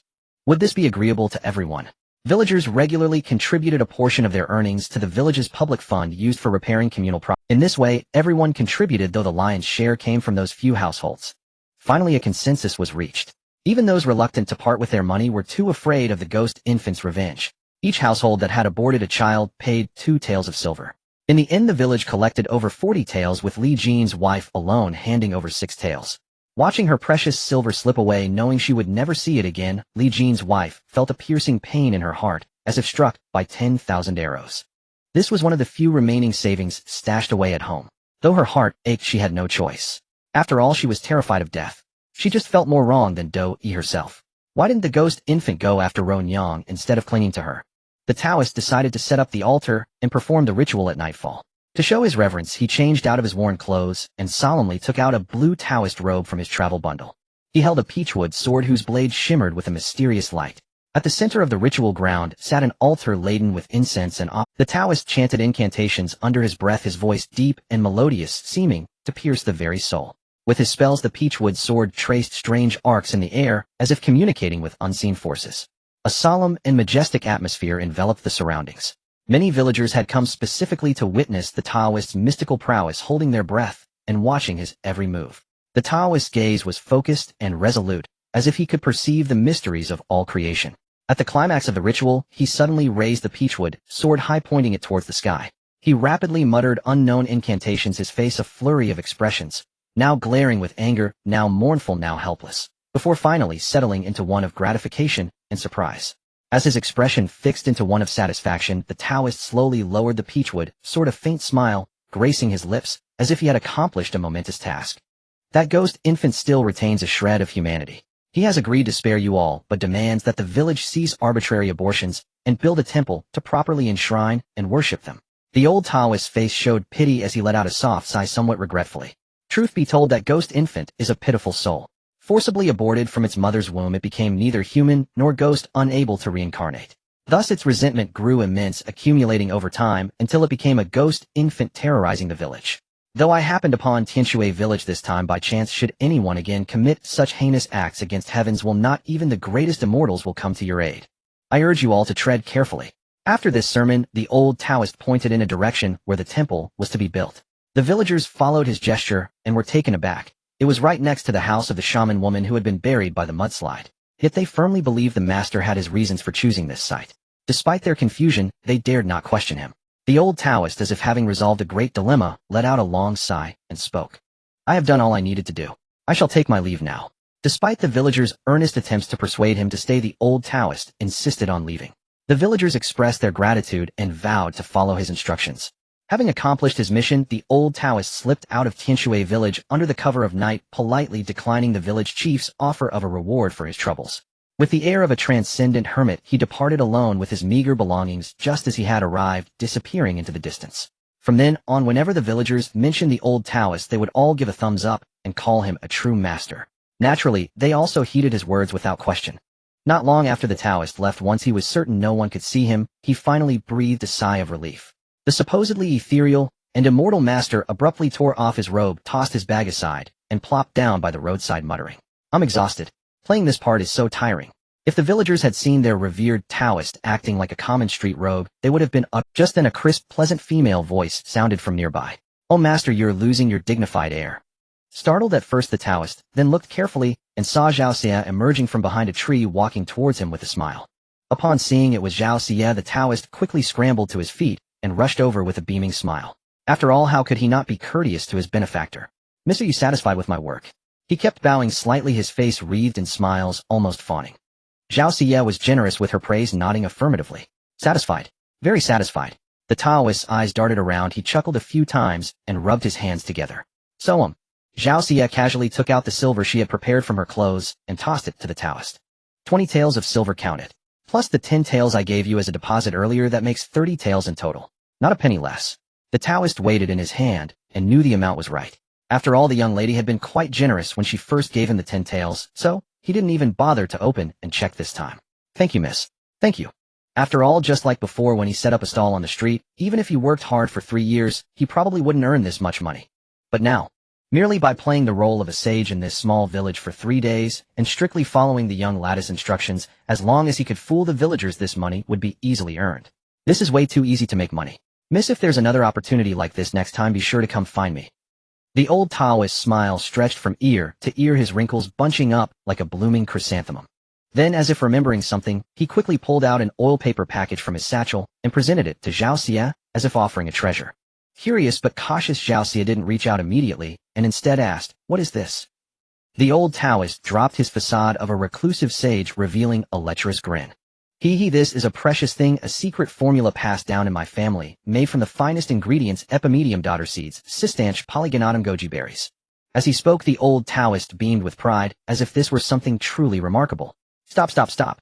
Old Fong, this is your secret formula. I've almost heard it all. Aren't you afraid you'll learn it?" Zhao Xie quickly interrupted his rambling. For some reason, the more she heard the names of these herbs, the more uneasy she felt. The swindler disguised as an old Taoist was known as Old Fong. His success in fooling the villagers of Tianshui village was entirely thanks to Zhao Xie. It was all part of her careful scheme. Old Fong seemed to pass by Tianshui village by chance, but in reality, it was deliberate. Initially, he just set up a stall on the roadside, telling fortunes to passers-by and scamming small amounts of money. However, when Zhao Xie appeared and struck a significant deal with him, his fate changed. Although Old Fong was puzzled by Zhao Xie's willingness to spend a fortune to have him put on an act here, his professional ethics kept him from asking too many questions. Now facing Zhao Xie's doubt, Old Fong puffed out his chest confidently, showing he didn't mind. "This is prepared with precise proportions. How could anyone replicate it easily?" With that, he gave a quick glance at Zhao Xie's youthful figure and added, "Consider this a gift for you, miss. It might come in handy someday. Just a tiny bit is enough. It's quite potent." Old Fong studied Zhao Xie's attire. Her hair was braided. Clearly, she was an unmarried young girl, but perhaps in a couple of years she'd pin up her hair and marry, and then she'd find this useful. Zhao Xie grew more confused, but still took the palm-sized oil paper package from Old Fong. She examined it repeatedly, but couldn't figure it out. Zhao Xie grew more confused, but still took the palm-sized oil paper package from Old Fong. Old Fong, caught off guard by a young woman asking such a question, blushed slightly and felt a bit awkward. Fortunately, the night was deep, which somewhat masked his embarrassment. "Ahem. Well, this is called mighty Vajra powder. Or you could say an aphrodisiac." Old Fong cleared his throat and quickly defended his prized creation. "Don't be fooled by my usual tricks. This stuff is the real deal. My family were renowned specialists in men's health in the past. I know I've taken a lot of your money, so I prepared a little gift for you. Don't underestimate this amount. It's enough for all the men in your village to use once. You can take it orally, sniff it, or even apply it externally." Zhao Xie clutched the oil paper package tightly, wishing she could throw it away immediately, because it was utterly repulsive. Take it away. I don't want it. Who in their right mind gives an unmarried girl an aphrodisiac?" Zhao Xie acted as if she had touched something filthy. Even after returning the package to Old Fong, she frowned and vigorously wiped her hands on her clothes, as if trying to scrub off her skin. "See, you don't appreciate a good thing. Maybe one day you'll find it useful, and then you'll thank old Fong. After all, everyone's circumstances differ, and a woman's fate in marriage is left to heaven's will. While wiping her hands, Zhao Xie remarked, if this medicine is so miraculous, why are you pretending to be a Taoist? Wouldn't selling the medicine directly be better? If the medicine were truly as potent as he claimed, countless men would flock to it. Then not just commoners, but even wealthy and influential men, who often had multiple wives and concubines, would greatly need such this way he could have made a fortune by now. Hearing this, old Fang's enthusiasm instantly deflated. He sat on the ground with the oil paper package in hand, and began to sigh deeply. I tried promoting this medicine before, but I got no choice. I had to set up a fortune-telling stall to make a living and sell the medicine on the side. I'm too poor to afford a wife, I'm just an old bachelor. As long as I can eat my fill, I don't worry about anything else. Seeing old Fong so dejected, Zhao Xie couldn't help but feel pity. Indeed, these times are hard, and most people are already doing their utmost just to survive. Zhao Xie quickly comforted him. Don't lose heart. As the saying goes, all that glitters is gold. If your medicine is as good as you say, it will eventually find a buyer who appreciates it. Zhao Xie casually asked, so where have you tried selling it? Old Fong drooped like a frostbitten eggplant, listless, and replied weakly, just some taverns, tea houses, and such. Hearing this, the muscles in Zhao Xie's face twitched involuntarily. She instantly understood why old Fang's medicine not only didn't sell, but also got him beaten. It's a miracle they didn't beat you to death. They must be kind-hearted, Zhao Xie said with exasperation. Upon careful reflection, it occurred to him that when people were happily gathered for tea conversation or a meal, suddenly having someone approach them seeking an aphrodisiac was tantamount to publicly proclaiming their inadequacy in that very regard. Anyone would be furious, and it would be a mercy if they weren't beaten to death. After all, no man can endure such humiliation. Even if it were true, one would never dare to voice it in front of so many people. Doesn't everyone deserve to save face? Yet at this very moment, old Fong remained utterly bewildered, seemingly oblivious to the fact that his efforts were entirely misguided. Zhao Xie shook her head, helplessly muttering to herself. Enough. After all, he did help me fulfill a wish, so I might as well lend him a hand. Old Fong, in your opinion, what kind of men are most in need of such a thing? Zhao Xie asked. Old Fong replied without hesitation. There are plenty. Just look at the people in that tavern. Many of them appear overindulged with dark circles under their eyes. My medicine would be a miraculous cure for them. Hearing this, Zhao Xie became furious. She raised her hand and smacked old Fong hard on the head, scolding him irritably. Are you out of your mind? Even if they have the need, would they dare to buy medicine in front of others in public? Your true customer base should be in places like brothels, places of romance and revelry. Old Fong rubbed his sore head and nodded thoughtfully, as if suddenly enlightened. You mean? Old Fang's eyes lit up as if he finally understood. Zhao Xie nodded with satisfaction, thinking to herself. This old Fong usually puts on such a convincing act, tricking the villagers with all sorts of stories. How could he be so dense when it comes to his own affairs? Exactly. I think many people in such places would find it useful, Zhao Xie affirmed. Old Fong grew more excited and quickly chimed in. You're so thoughtful. They'll go to the brothels to peddle the medicine. With that, he turned and hurried off, apparently eager to start immediately. He thought he had guessed correctly, but Zhao Xie shook her head.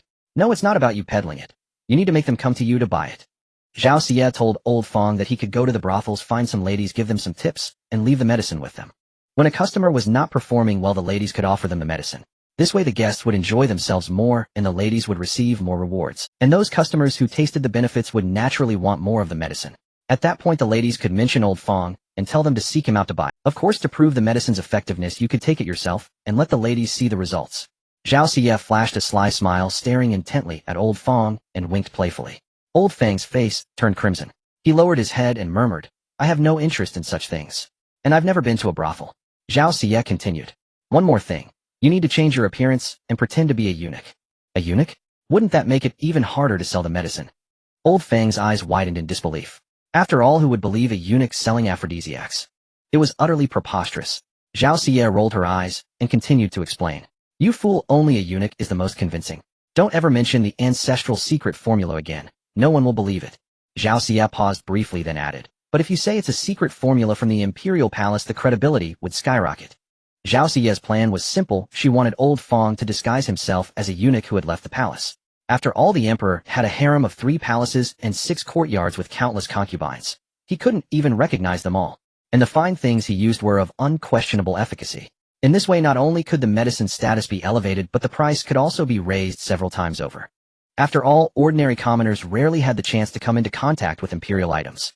Therefore, they would naturally hold such things in awe and reverence, and even a slightly higher price would be perfectly acceptable. However, you can only sell it for 3 days in each town. Hearing this, Old Fang's voice rose an octave, his face full of confusion. If, as you say, people are willing to pay for it, why limit it to just 3 days, eh? Zhao Xie slowly stood up, clasped her hands behind her back, and gazed into the deep night afar. Scarcity marketing. Remember, rarity makes things precious.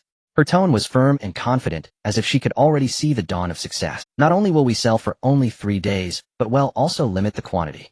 She turned to Old Fang, smiled, and her eyes sparkled with, but even though you sell only 3 days in one town, you can go to other towns and continue selling. A city might have a dozen or even dozens of towns under its jurisdiction. With that, did he still need to worry about business? Hearing this, Old Fang stood stunned, staring at Zhao Xie, as if he no longer saw an ordinary girl, but a celestial maiden who could save the world. This was truly divine guidance. The strategy was so brilliant. Why had he never thought of it before? With a thud, Old Fang, overcome with excitement, dropped to his knees and kowtowed frantically, muttering incessantly. Miss, your great kindness, Old Fang will never forget it. If I can truly revive my ancestral secret formula, I. Old Fang stammered, suddenly at a loss, realizing he had nothing to offer in return to Zhao Xie. He felt a pang of regret. How foolish he was. She had helped him so much, yet he couldn't even complete a simple expression of gratitude. How could she possibly be in need of money? The casual way she had given him 30 taels of silver was enough to prove her wealth. Yet puzzlingly, her attire was unusually plain and shabby, making it hard to understand the reason. Zhao Xie helplessly helped Old Fang to his feet. She had merely recounted a few common tricks used by many businesses in her past life. Nothing extraordinary, hardly a great favor. Finally, Zhao Xie waved farewell to Old Fang and looked down at the oil paper package that had returned to her hands, a hint of helplessness washing over her. The old man had been quite persistent, insisting on giving her something to ease his own conscience, for otherwise he would feel deeply uneasy. In the end, the bundle of medicine was forced back into her hands. Gazing at the medicine in her hand, despite the lingering disdain, she felt she ultimately decided to keep it, for it was after all a token of his goodwill. Perhaps it might prove useful someday. And if it truly proved useless, she could always give it to Ajin in the future. Given how frail he appeared, he would certainly have need of such medicine. The next morning, as the sun had just begun to rise, the village chief, brimming with urgency, could not wait a moment longer. He boarded the earliest mule cart and headed for the town, bearing a crucial mission to invite skilled artisans to the village to construct a temple. Building a temple on flat ground was in itself a formidable undertaking, but the current situation was far more treacherous. The area had just been ravaged by a mudslide, leaving behind a treacherous landscape of scattered boulders and overgrown weeds. However, to their relief, the villagers volunteered in droves, rushing over to lend a hand. Some, driven by a deep sense of guilt, believed that putting in extra effort might appease the wrathful infant spirit. Others, acting out of pure kindness, felt a pang of sympathy upon learning that the spirit was born from an unborn fetus resentment, and were thus more than willing to help. Working together with a united will, it wasn't long before a patch of clean level ground was revealed. At the same time, Zhao San led his entire family to the site, his intentions simple and earnest, merely to contribute his own humble share of effort. After all, the temple that was to be built would also enshrine the spirits of his 3 unfortunate nephews. Zhao San led his entire household, a formidable procession. Ronyang, being heavy with child, could not join, and Gao Shi stayed behind to keep her company and look after the young Chinner and Dano. Aside from them, every other family member was present. The most conspicuous among them was undoubtedly Ajin, who had a massive pitch-black iron wok strapped to his back. Originally, Zhao Xie had wanted him to stay home and rest, but he insisted on coming along. And so he once again shouldered the enormous black wok. The sight of it made Zhao Xie stifle a laugh, for he looked just like the famed Prime Minister Turtle from the Dragon King's court in the old legends. Meanwhile, Zhao Sen carried a large sack of flour on his back. Li Fugawei toted a cutting board and rolling pin. In Shi and Ming Shi brought various vegetables, and a host of other miscellaneous items were also hauled along. Among the group, Zhao Xie was undoubtedly the most carefree, carrying only a single slab of pork in one hand and a small bundle of essential seasonings in the other. Before they even reached the site, Zhao San was already bellowing at the top of his lungs. "Fellow villagers, don't rush home for lunch today. We're going to fix you all a good meal."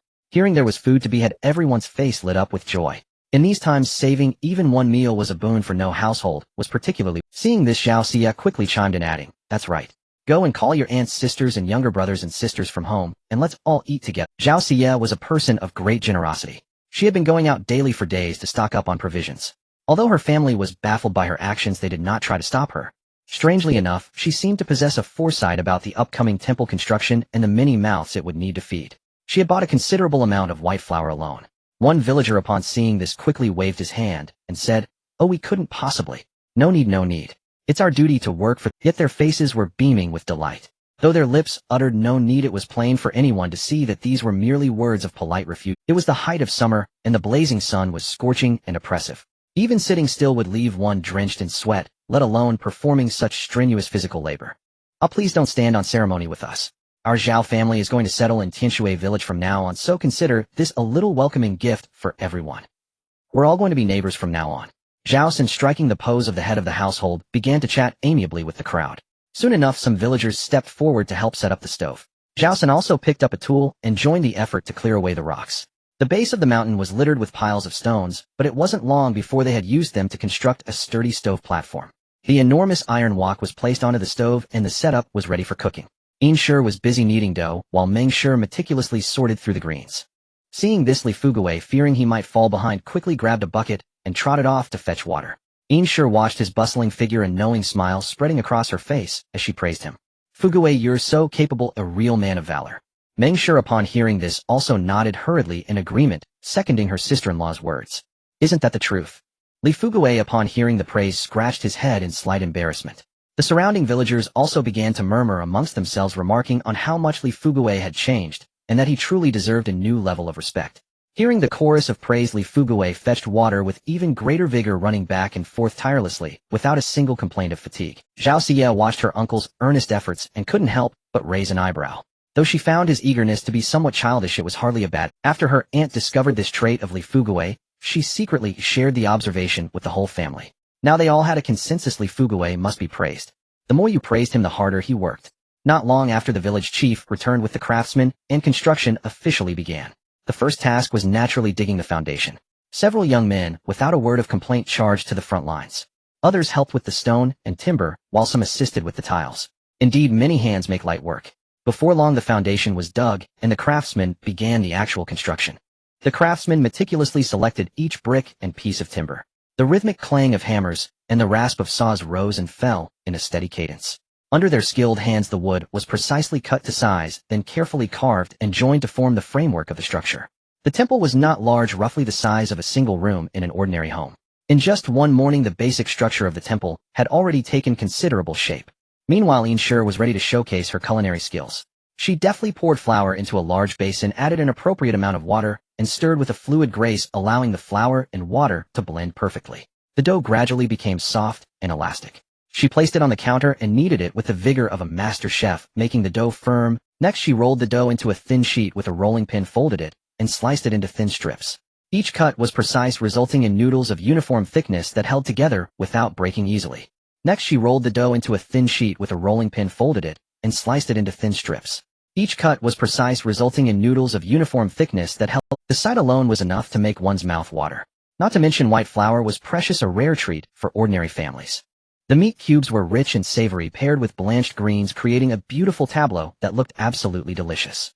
Though most rural households made hand-pulled noodles, they typically used mixed grain flour and simply added salt. None could match the refinement of Inshur's creation. It was a work of art. Soon a steaming bowl of fragrant hand-pulled noodles was placed on the table. Zhao San called out to the workers to stop their labor and come eat. Those who had initially wanted to be polite could not resist the inviting aroma of the noodles. They abandoned their tasks and hurried over. There was no table, but the villagers didn't mind. Each took a bowl and squatted in the shade to eat. Since there were not enough bowls, they had to take turns.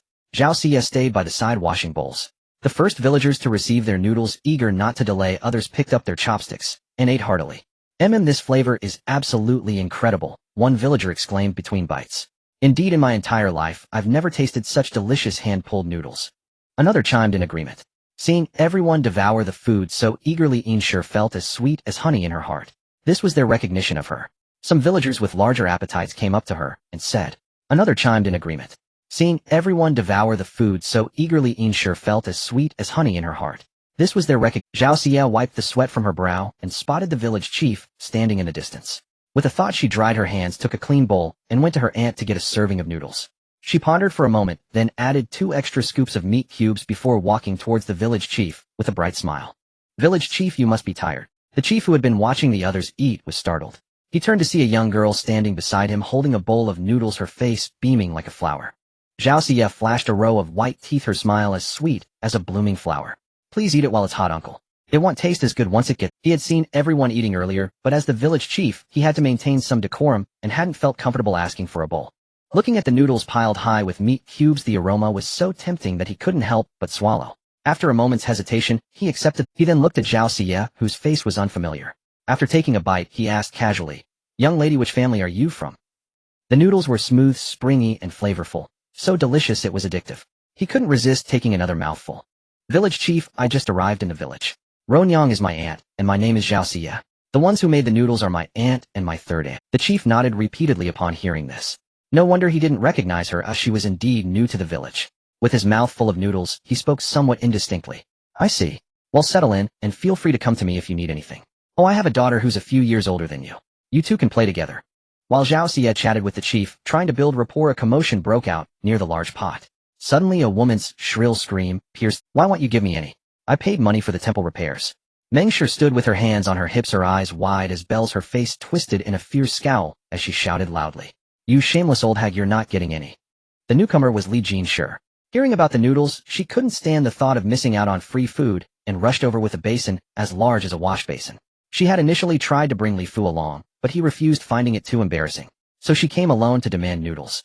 Jinshi gently tugged at Meng Shi's sleeve and whispered, "Maybe just give her a little so we don't make a scene for everyone." But Meng Shi was relentless and yelled at the top of her lungs, "If they want to see a joke, they'll see hers. Look at the size of that basin she brought. If she could carry it, she'd probably bring her bathtub. What nerve trying to take such advantage."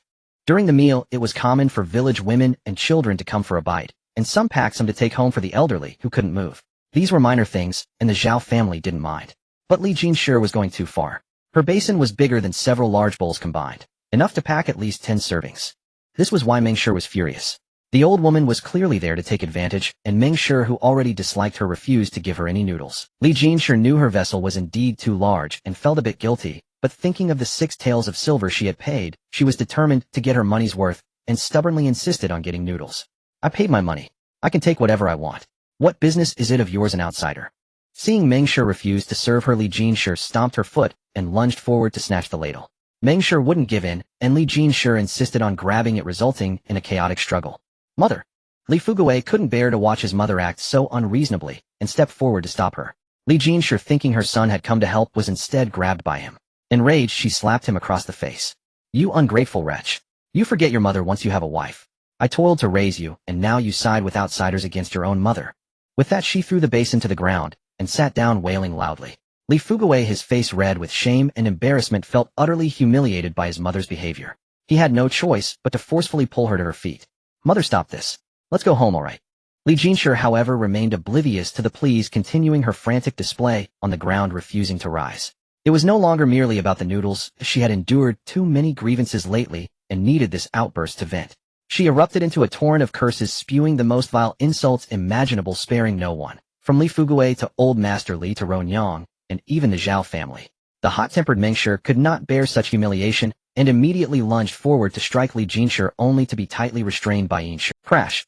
Just as chaos erupted, a pillar that had been standing upright moments ago suddenly toppled over, slamming onto the ground. The sudden shock startled Li Jinshi into silence, her curses caught in her throat. "Oh dear, why has this pillar fallen? Indeed, it was fine just a moment ago." At that moment, the village chief, carrying a bowl, walked over with a displeased expression and scolded loudly, "Look at this. What is the meaning of this spectacle? Brawling in public like this is utterly disgraceful." His face was grim, clearly displeased with the chaotic scene before him. "What is all this commotion?" Upon seeing the village chief, Li Jinshi clung to him as if grasping at a lifeline, rushing forward and weeping profusely as if she had suffered the gravest injustice. "Village chief, please, I beg you to seek justice for this old woman. When we were building the temple, I unhesitatingly contributed a full 6 taels of silver. And now am I not even allowed to take some food to fill our stomachs? Although the food I brought was indeed plentiful, our family has hearty appetites, so it couldn't be helped. Village chief, after all, you and my old man share the same surname, Li. How can you bear to watch these outsiders bully me so mercilessly?" The village chief's name was Li Zong, and by lineage he was indeed of the same generation as Li Fugui's father. However, due to the passage of time, their kinship had long exceeded the 5 degrees of mourning, rendering them no longer actual relatives. Now, as Li Jinshi attempted to use this distant connection, the village chief's expression soured visibly. Yet as the leader of the village, he had to step in to resolve the matter. "Enough. Li Jinshi, stop your shameless antics. When others don't give in to you, you throw a tantrum. You are a grandmother now, do you have no regard for your own dignity or that of your descendants?" The speaker pointed angrily at the large pot emitting steam. "And that noodles. The Zhao family paid for it out of their own pockets to share with everyone. What does that have to do with your temple donation? They didn't spend a single cent of yours." They worked hard, and instead of a word of thanks they receive your insults. You are a disgrace to Tianxue village. These words struck a chord with the onlookers who began to murmur in agreement, stepping forward to defend the Zhao family. Having just enjoyed their noodles, they felt obliged not to side with the other party. The village chief cursed in anger, then looked up, his gaze thoughtfully fixed on the pillar that had stood so solidly moments before, but now lay inexplicably toppled on the ground. Li Jinshi, you must heed this advice. Regardless, your husband and I share a distant kinship. I'm warning you out of goodwill. You'd better stop this disturbance now. We are in the midst of building the Holy Infant Temple, and that pillar suddenly collapsing might be a sign that the Holy Infant is angered. You know very well what you've done. If you continue to make trouble and something sinister happens tonight, don't expect anyone to save you. After all, that mysterious master had already left the village. If the ghost infant were truly angered and sought retribution, Li Jinshi would be, "Oh dear Li Jinshi, are you trying to bring calamity upon us all?" At the mention of the ghost infant's wrath and recalling the terrifying cries that had echoed through the nights recently, the villagers were struck with fear. That's right. Leave now. Otherwise don't blame us for being harsh. If the ghost infant truly returned for revenge, it wouldn't just be Li Jinshi who suffered. The entire village would be in peril. Suddenly public anger was ignited, and some hot-headed individuals even picked up tools ready to forcefully escort her away if she refused to leave. With their own safety at stake, they cared little for village ties. You all. Oh, woe is me.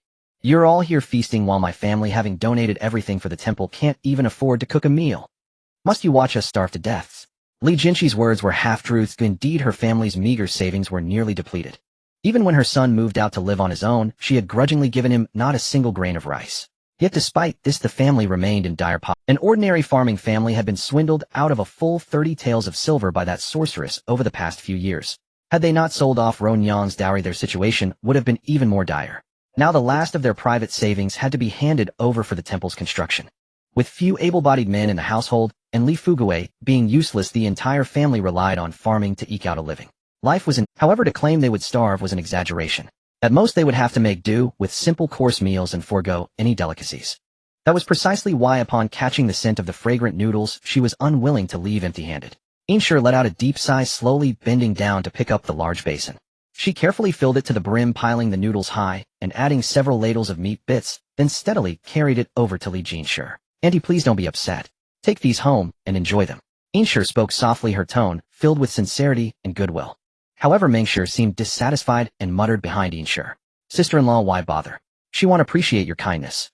Ainshur did not respond to Mengshi's words, silently turning back to the stove, lowering her head to continue making noodles with focus. Her voice remained gentle, as if unaffected. "Let it be, it's just some noodles. After all, she is Fugui's mother. Consider it a way for him to save." Ainshur busied herself with her work, while patiently speaking to Mengshi. As expected, the moment Li Jinshi got her hands on the noodles, she immediately stopped her tantrum on the ground. Li Fugui also let out a sigh of relief. After all, that was his mother, seeing her make such a scene was truly embarrassing for him. Li Fugui raised his head and nodded at Ainshur. Though he wasn't particularly sharp-witted, he understood that his sister-in-law had swallowed her anger, and specially prepared a full basin of noodles for his mother, all to spare him from humiliation. This realization filled him with deep gratitude toward Ainshur. If that's more like it. Li Jinshi finally felt satisfied, and rose from the ground, brushing the dust off her clothes.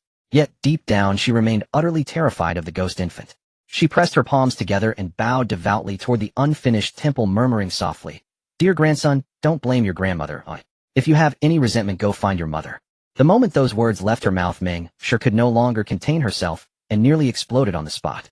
However, Ainshur quickly held her down and urged her to stay calm. All right, just let this old woman leave quickly. She's absolutely repulsive. Otherwise, if Mengshi resorted to force, it would surely spark and Fugui, come help your mother carry these things home. Li Jinshi could only think of hurrying home to enjoy that fragrant bowl of noodles, but the basin full of food was too heavy, and she couldn't lift it on her own no matter how many times she tried. So she had no choice but to call her son over for help. Li Fugui didn't hesitate. He quickly picked up the basin and strode off, thinking to himself, "Better hurry and leave before I make more of a fool of myself here." "Ouch, Fugui, why are you walking so fast? Wait for your mother." As that annoying figure faded into the distance, everyone breathed a collective sigh of relief. Once peace was restored, they all returned to their respect. Zhao Xie, beaming with a smile, sidled up to Ajin, glanced down at his feet, and teased, "Does your foot hurt?" Though others might not have noticed, Zhao Xie had seen from afar that while Li Jinshi was throwing her fit, Ajin had quietly slipped over to a pillar, and while everyone's attention was fixed on Li Jinshi, given it a vicious kick before quickly slipping away. And so that pillar had inexplicably toppled over right in front of everyone. Ajin's expression remained as calm as still water. He merely shrugged to show, "It's all right." That was his reply. Seeing this, Zhao Xia couldn't help but burst into giggles, blinking her lively eyes as she leaned close to Ajin's ear and whispered, "Stop pretending. I saw you hopping around a few times." Hearing this, Ajin's expression shifted slightly, but in the end he offered no rebuttal. After all, he had lost all his internal energy, and even kicking a pillar left his entire leg numb for a long while. Seeing Ajin remain silent, Zhao Xia thought to herself, seems his body really is frail, so fragile. Maybe those medicines old Fong prescribed will actually be of use to him. Seems his body really is frail, so fragile. Maybe those medicines old Fong prescribed will actually be of use to him. But Zhao Xia seemed to have overlooked a crucial fact. That pillar had been deeply embedded in the earth. The fact that Ajin could knock it over with a single kick was truly astonishing. After that detestable Li Jinshi departed, everyone had essentially finished off the noodles and promptly returned to work. The first order of business was to set the fallen pillar upright again. However, the workers now wore solemn expressions and muttered incantations. They were well aware that this structure was being built for the ghost infant, and they couldn't help but wonder if Li Jinshi's clamor had offended the spirits, bringing this ominous sign upon them. As for such manual labor, Zhao Xia, being a delicate young lady, was naturally of no help. So she once again approached the village chief and said gratefully, "Village chief, thank you for upholding justice earlier. Would you like another bowl of delicious noodles?" The village chief was delighted by Zhao Xia's sweet and sensible demeanor, a kind smile spreading across his face. After all, his own daughter was older than her, but far too pampered and spoiled, nowhere near as clever and sharp as Zhao Xia. The more he looked, the more he liked her. Who could resist such a sweet-tongued girl calling him Uncle Chief at every turn? Moreover, having just enjoyed the noodles Shed brought, he couldn't help but soften his tone. "This is all my duty as village chief. No need to be." As the head of the village, handling all sorts of village affairs was his responsibility by nature. It wasn't a matter of showing favoritism or backing, and Zhao Xia knew very well that small village chiefs like him often craved respect, so she went out of her way to flatter and ingratiate herself with him. After all, to establish a firm foothold in Tianshui village, she had to maintain good relations with the village chief. "Village chief, there's actually something else I'd like to trouble you with. You're highly respected and incredibly resourceful in our village. Xia has always admired you immensely. As the saying goes, a smiling face is never met with a fist." A bit of flattery before getting down to business was half the battle won. "I'd like to ask if there are any houses for sale in the village. My aunt's condition is getting worse, and she's about to give birth. With all of us squeezed together like this, it's really quite inconvenient." The village chief knew they were all crammed into the shabby, old house of Li Fugui's grandparents. The courtyard was small to begin with, and having so many people squeezed in there was indeed very inconvenient. Moreover, Zhao Xia thought to herself that building a new house would not only be time-consuming and labor-intensive, but also require a substantial amount of money. It would be too conspicuous. Even with wealth, one shouldn't flaunt it so recklessly. But it wasn't that Zhao Xia was unwilling to spend the money, rather she was worried about attracting the attention of those with ill intentions. After deducting the recent expenses for inviting old Fong and other miscellaneous costs from the silver shed seized from the sorceress, she still had over 300 taels left. That was more than enough not just to buy a small cottage in the countryside, but even to purchase a shop in town. Zhao Xia had gone to all this trouble and orchestrated this elaborate charade for one primary purpose: to attain peace of mind and a clear conscience. This money was tainted with too much sin. It was bought with lives. She couldn't spend it with an easy heart. But now, after all her elaborate efforts, she had given those children some closure, and she could use the silver with a clear conscience. The village chief frowned slightly in thought, and surprisingly, he did come up with a suitable courtyard. "Now that you mention it, there is indeed a courtyard for sale. To be honest, it belonged to a villager who lived alone. After he passed away a few years ago, it's been left vacant ever since." The village chief smacked his lips and continued, "The house isn't big, just one room with a kitchen located at the village entrance. But the yard is large, the biggest in our entire village." As he spoke, he gestured with his hands as if the courtyard were right before his eyes. Then he added, "Although it's a bit run down and the yard has been left to overgrow, the price is low. We country folk aren't too particular. As long as it keeps out the wind and rain, it's fine. With a bit of repair, it'll be livable." Zhao Xia's heart stirred upon hearing this. She had only asked casually, never expecting such a courtyard to actually exist. And from the sound of it, the conditions weren't bad, and the price was reasonable. However, she couldn't make the decision alone, as she needed to discuss it with the others. So she quickly thanked the village chief, and said she would consult with everyone. The village chief nodded in understanding. Then lowering his voice, he said to Zhao Xia, "That man had no children, so the house technically belongs. I could lower the price a bit more for you." Zhao Xia's heart raced with excitement. She cast a grateful glance at the village chief before hurrying off to find Zhao San and the others. They gathered together, earnestly discussing the courtyard. Everyone agreed it seemed quite suitable, and the price was fair. After some deliberation, they were quite tempted to buy it. Deciding to take a look first, the village chief, being a straightforward man, led them toward the house, without hesitation. Inshur and Mengshur, having just finished their work, also followed along, curious to see what the new house was like. However, when the village chief brought them before the house, the high expectations Zhao Xie had harbored instantly evaporated. The courtyard was indeed enormous. The front and backyards combined spanned over an acre. But it was overrun with weeds and in complete disarray, with the surrounding fence leaning and collapsed in a heap. The small house stood alone in the center of the yard, its walls covered in moss and weeds swaying atop the roof in the wind. What's more, the gate seemed ready to collapse at the slightest touch. Could such a house really be lived in? Zhao Xie was the first to shake her head, doubts creeping into her mind. This place is way too dilapidated. Though she had wanted to keep a low profile, she couldn't bear to have her family live in such a rundown place. I'm sorry, Uncle Village Chief, this. Zhao Xie immediately abandoned the idea of buying the house and promptly apologized to the village chief. After all, making the village chief come all this way for nothing was truly embarrassing. However, Inshur kept staring at the small room, her gaze deep in thought and absent-minded. After a long while, she suddenly spoke up. I think this courtyard is quite nice. It would be wonderful with a little tidying up. Hearing this, Zhao San frowned slightly and quickly whispered to Inshur, Sister-in-law, we have some savings now. There's no need to be so hard on ourselves. We can afford to live more comfortably. But Inshur merely shook her head gently, her gaze still fixed on the small house. Now that she was alone, what meaning was there in living in a grander home? For her, the most important thing was that this house was at the village entrance. If anyone entered the village, she would see them at a glance. If your eldest brother comes back, I can spot him the moment he arrives. Inshur spoke these words slowly, a hint of hope and expectation in her voice. At this, everyone fell silent except for the village chief, who was unaware of the situation. Zhao San in particular found himself at a loss for words, his heart filled with a mix of emotions and deep feeling. It had been so many years since his eldest brother had left, yet his sister-in-law still clung to that faint glimmer of hope. Everyone in the family had long accepted the fact that his brother had fallen on the battlefield. Everyone except her, who refused to believe he was gone. After a brief silence, Zhao Xie decided to break the heavy atmosphere. In a deliberately light tone, she said, since Aunt likes this place, let's buy. I think the house, though a bit old, doesn't have any obvious structural issues. With a few repairs, it'll be perfectly livable. Especially this spacious yard. If we plant some vegetables in the front and back, it should be more than enough to feed the whole family. That's wonderful. Inshur cast a grateful look at Zhao Xie, knowing deep down that she simply couldn't let go of her obsession. They had already left their hometown. How could she ever see her husband return? Uncle Village Chief, how much is this courtyard? The village chief was rather curious. This young girl seemed to possess a natural leadership that guided the entire family's decisions. Even for a major matter like buying a house, the whole family deferred to her opinion. He couldn't help but take a few more glances at Zhao Xie as he spoke. 8 taels of silver. The yard's just sitting there empty. It'd be a shame to let it go to waste. If you don't mind it, you can buy it. But I must be upfront, the old man passed away inside the house. It's been vacant for years now. If you find that inauspicious, feel free to reconsider. The village chief was an honest man and didn't hide anything from the Zhao family regarding the sale. Zhao San shook his head slightly, a hint of bitterness crossing his face. Brother village chief, you wouldn't understand. On our journey fleeing the famine, we saw countless dead. What's so frightening about the dead? They're merely soulless shells. It's the living who are truly terrifying. The others nodded in agreement. The scenes along their exodus were nothing short of a living hell. They had witnessed it all. What was a mere house where someone had died compared to that? Zhao Xie didn't waste words and nodded readily. All right, this courtyard belongs to my aunt from now on. The village chief was astonished at how quickly Zhao Xie agreed. He had thought that if they haggled, he could have conceded a bit more, given that the place was indeed shabby and had a death attached to it. Yet the Zhao family paid and signed the deed with such swiftness. Even as he held the money in his hands, the village chief found it hard to believe. The Zhao family buying a house felt as effortless as buying a turnip, truly baffling.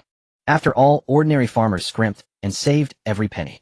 Wouldn't such a large expense require careful thought and lengthy discussion before finalizing the deal? And I believe we should first find some craftsmen to properly repair this house before you move in. It would be more prudent that way. Zhao Xie reminded her gently, for the house had been vacant for a long time. Moving in directly might pose safety hazards that would make it hard for anyone to feel at ease. All right, let's follow Xia's arrangement then. The aunt responded with a warm smile, deeply grateful for Zhao Xia's thoughtfulness and care. After all 8 taels of silver had been paid by Zhao Xie herself, and she had also reminded her earlier to spend the remaining dozens of taels sparingly, as the days ahead were long. Moreover, as a widow, the aunt would surely face many difficulties and challenges in the future. Having some silver on hand would always provide a greater sense of security. Especially after Zhao Xie successfully dealt with that troublesome, which despite the immense hardships and obstacles throughout the ordeal, she ultimately secured a considerable sum of income. It was just a pity that such opportunities were not so easily encountered.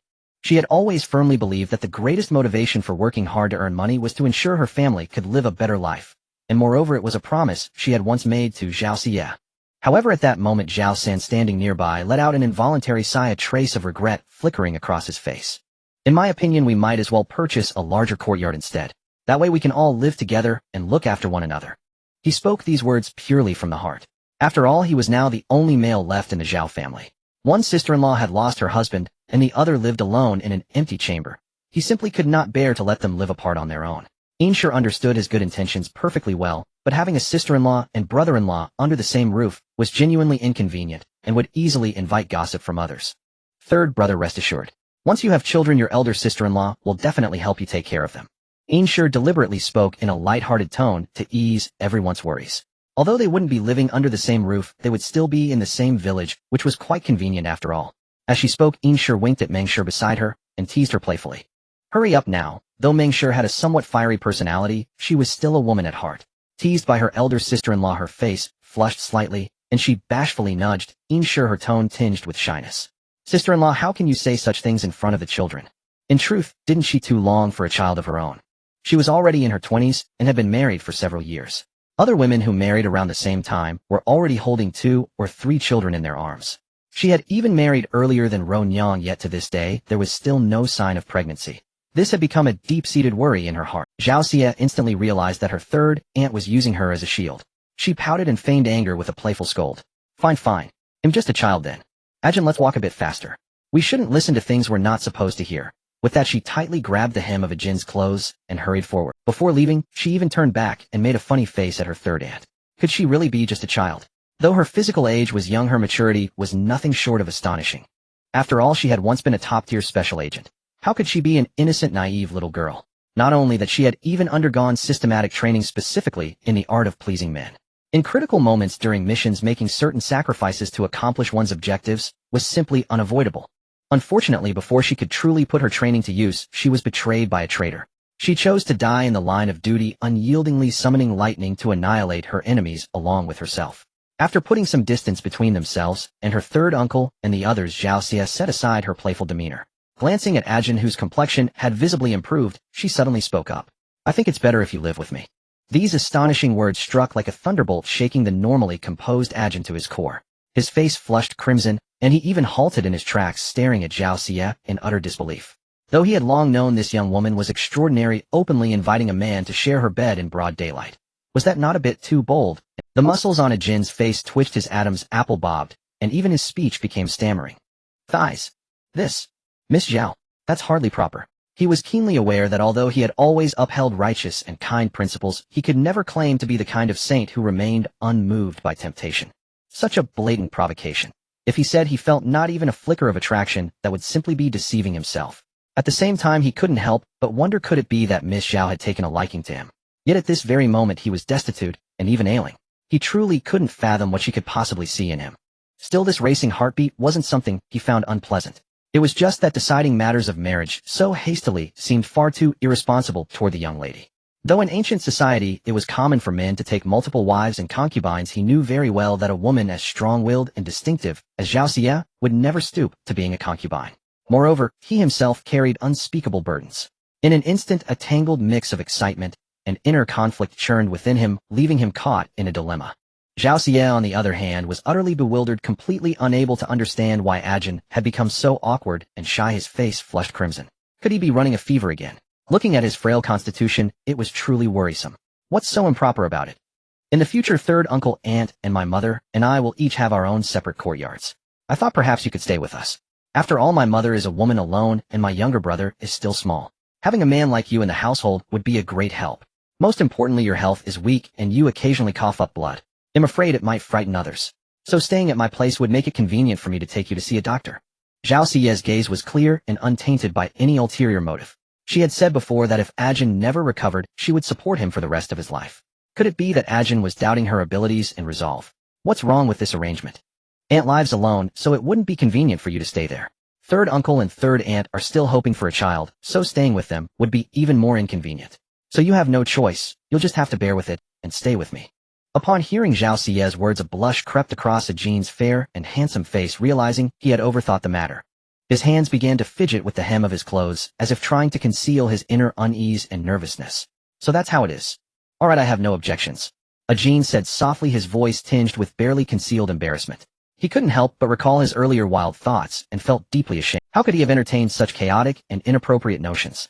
Seeing Zhao Xie's sincere expression now only intensified his mortification, prompting him to hastily conjure a flimsy excuse. You take your time, I'll go see if there's anything to help with at the temple. Before the words even faded, he slipped away as if his feet were greased, leaving Zhao Xie alone muttering to herself. What's the rush? It's like a dog is chasing you. Still, she thought Ajin had a point. She really should visit the site herself. After all, there were ready workers there, saving her the trouble and effort of searching for laborers in town. This way she could save both time and energy. With that in mind, Zhao Xie also headed towards the temple. At the construction site, the scene was bustling with activity, full of fervor and energy. After a morning of hard work and a hearty lunch, everyone was brimming with vigor. Not only the local villagers, but also the hired craftsmen worked swiftly and diligently, without any sloppiness. After all, the village chief was offering generous wages. Despite the tight deadline, having a job at all in these times was already quite fortunate. Even if it was hard work, everyone was genuinely pleased. The small temple originally expected to take 3 days to build was already taking shape. Though it couldn't compare to famous ancient temples, this simple and tidy structure had its own unique charm. Especially the large area in front of the temple where the villagers had moved the rocks and leveled the originally uneven ground until it was as smooth as a whetstone. Just then Zhao Xie considerately walked over with water, handed it to everyone, and then asked, "Uncle Craftsman, do you happen to take on house repair work?" Her tone carried sincerity and anticipation. Although her family could technically do the work themselves, they certainly wouldn't do it as professionally. Zhao Xie thought to herself, since she had decided to do this, it should be done properly to avoid any future troubles. The lead craftsman took a sip of water, wiped the sweat from his brow, and responded, "You've come to the right people. To be honest, we're carpenters by trade. Our skills might not be the absolute best, but they're certainly worth the pay." Hearing this, Zhao Xie was delighted and quickly explained her purpose. "Well, my family recently bought a house, and we're looking for someone to help fix it up." As soon as she finished speaking, a curious villager nearby leaned in and asked, Girl, which house did your family buy?" After all, everyone lived in the same village, and there were only a few vacant houses. Just knowing the general area would be enough for everyone to get. Zhao Xie had no intention of hiding it. Since they would be living in this village, there was nothing to conceal. So she answered readily, "It's the house near the main road at the village entrance." Upon hearing her answer, the surrounding villagers wore looks of sudden. A craftsman chuckled and said, "Oh, that house. I was wondering whose it was. I saw it when I entered the village. That place is indeed quite old and needs a good fix-up." Another craftsman chimed in, "Yes, girl, you've found the right people. Our skills are well known in these parts. You can rest assured leaving it to us." Listening to their chatter, Zhao Xie felt much more at ease. "Yes, it's that small vacant house at the village entrance. My aunt bought it. It'll be her home from now on." Upon hearing this, some villagers' expressions subtly shifted. They clearly knew about that house, and there was a reason it had remained empty for so long. Finally, someone tugged at Zhao Xie's sleeve and whispered cautiously, "Girl, do you know? Someone died in that house once." Because of this, the villagers, who were already deeply reverent of ghosts and spirits, considered the place ominous and wouldn't even let their children go near it to play. However, Zhao Xie showed no sign of surprise. After all, the village chief had already told her about it. Moreover, it was precisely why the house had been sold so cheaply. Nevertheless, she didn't mind, and her aunt cared even less. A clear conscience fears no midnight knocking. So what if someone died there? Let me tell you all, on our journey fleeing the famine, corpses were scattered everywhere. Some bodies had flesh cut off, others were gnawed beyond recognition by wild dogs. Zhao Xie grew more animated as she spoke, recounting the harrowing scenes from their flight. The crowd listened, stunned, some even beginning to tremble. In truth, Zhao Xie was being very restrained with her words, because the reality of their escape was far more brutal than she described. It was a scene straight out of hell.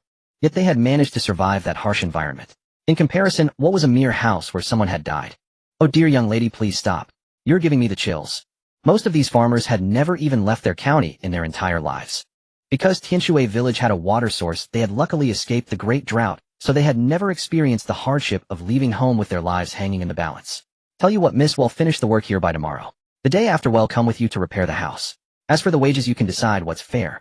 The craftsmen were straightforward, as fixing a house was a simple task for them, practically a favor. The villagers also chimed in, offering to come along and help. "We should go help too. It wouldn't be right to eat the noodles sister made for nothing." Exactly. It's only proper. Well, all be fellow villagers soon, and we should look out for each other and lend a hand.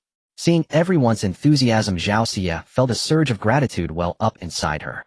At the same time, she was fully aware of the reason behind their enthusiasm. Perhaps they might even seize this opportunity to enjoy another hearty meal. Or perhaps the villagers had long been captivated by the exquisite culinary skills of the eldest aunt. For men, strength was the least lacking resource. If they could exchange their labor for a sumptuous feast, it was an incredibly advantageous deal. Zhao Xie saw through their little schemes at a glance, but did not expose them. Instead she smiled, and called out, "Then I must thank you all very much. How about this? I will ask the eldest aunt to prepare some more delicious food for everyone as a token of gratitude." By the time Zhao San and his group arrived in a hurry, the matter of repairing the eldest aunt's house the day after tomorrow had already been settled. On the morning of the third day, sunlight spilled over the land of Tianshui village. The craftsmen who had completed the temple construction yesterday set foot on this land once again with familiar feelings, but this time their task was not to continue building the temple. Instead, they were to renovate the houses in the village. This team of craftsmen was clearly well coordinated, needing no superfluous words as they each began their work. Some entered the houses gently tapping on the walls to meticulously identify areas needing repair, others climbed high to observe the condition of the roofs. They worked with focused intensity, as if every detail could not escape their keen eyes. Although this house is somewhat dilapidated, its overall structure is still fairly solid. It merely needs some reinforcement. However, the tiles above can no longer withstand the onslaught of wind and rain. They must be replaced. The craftsmen detailed the parts requiring repair.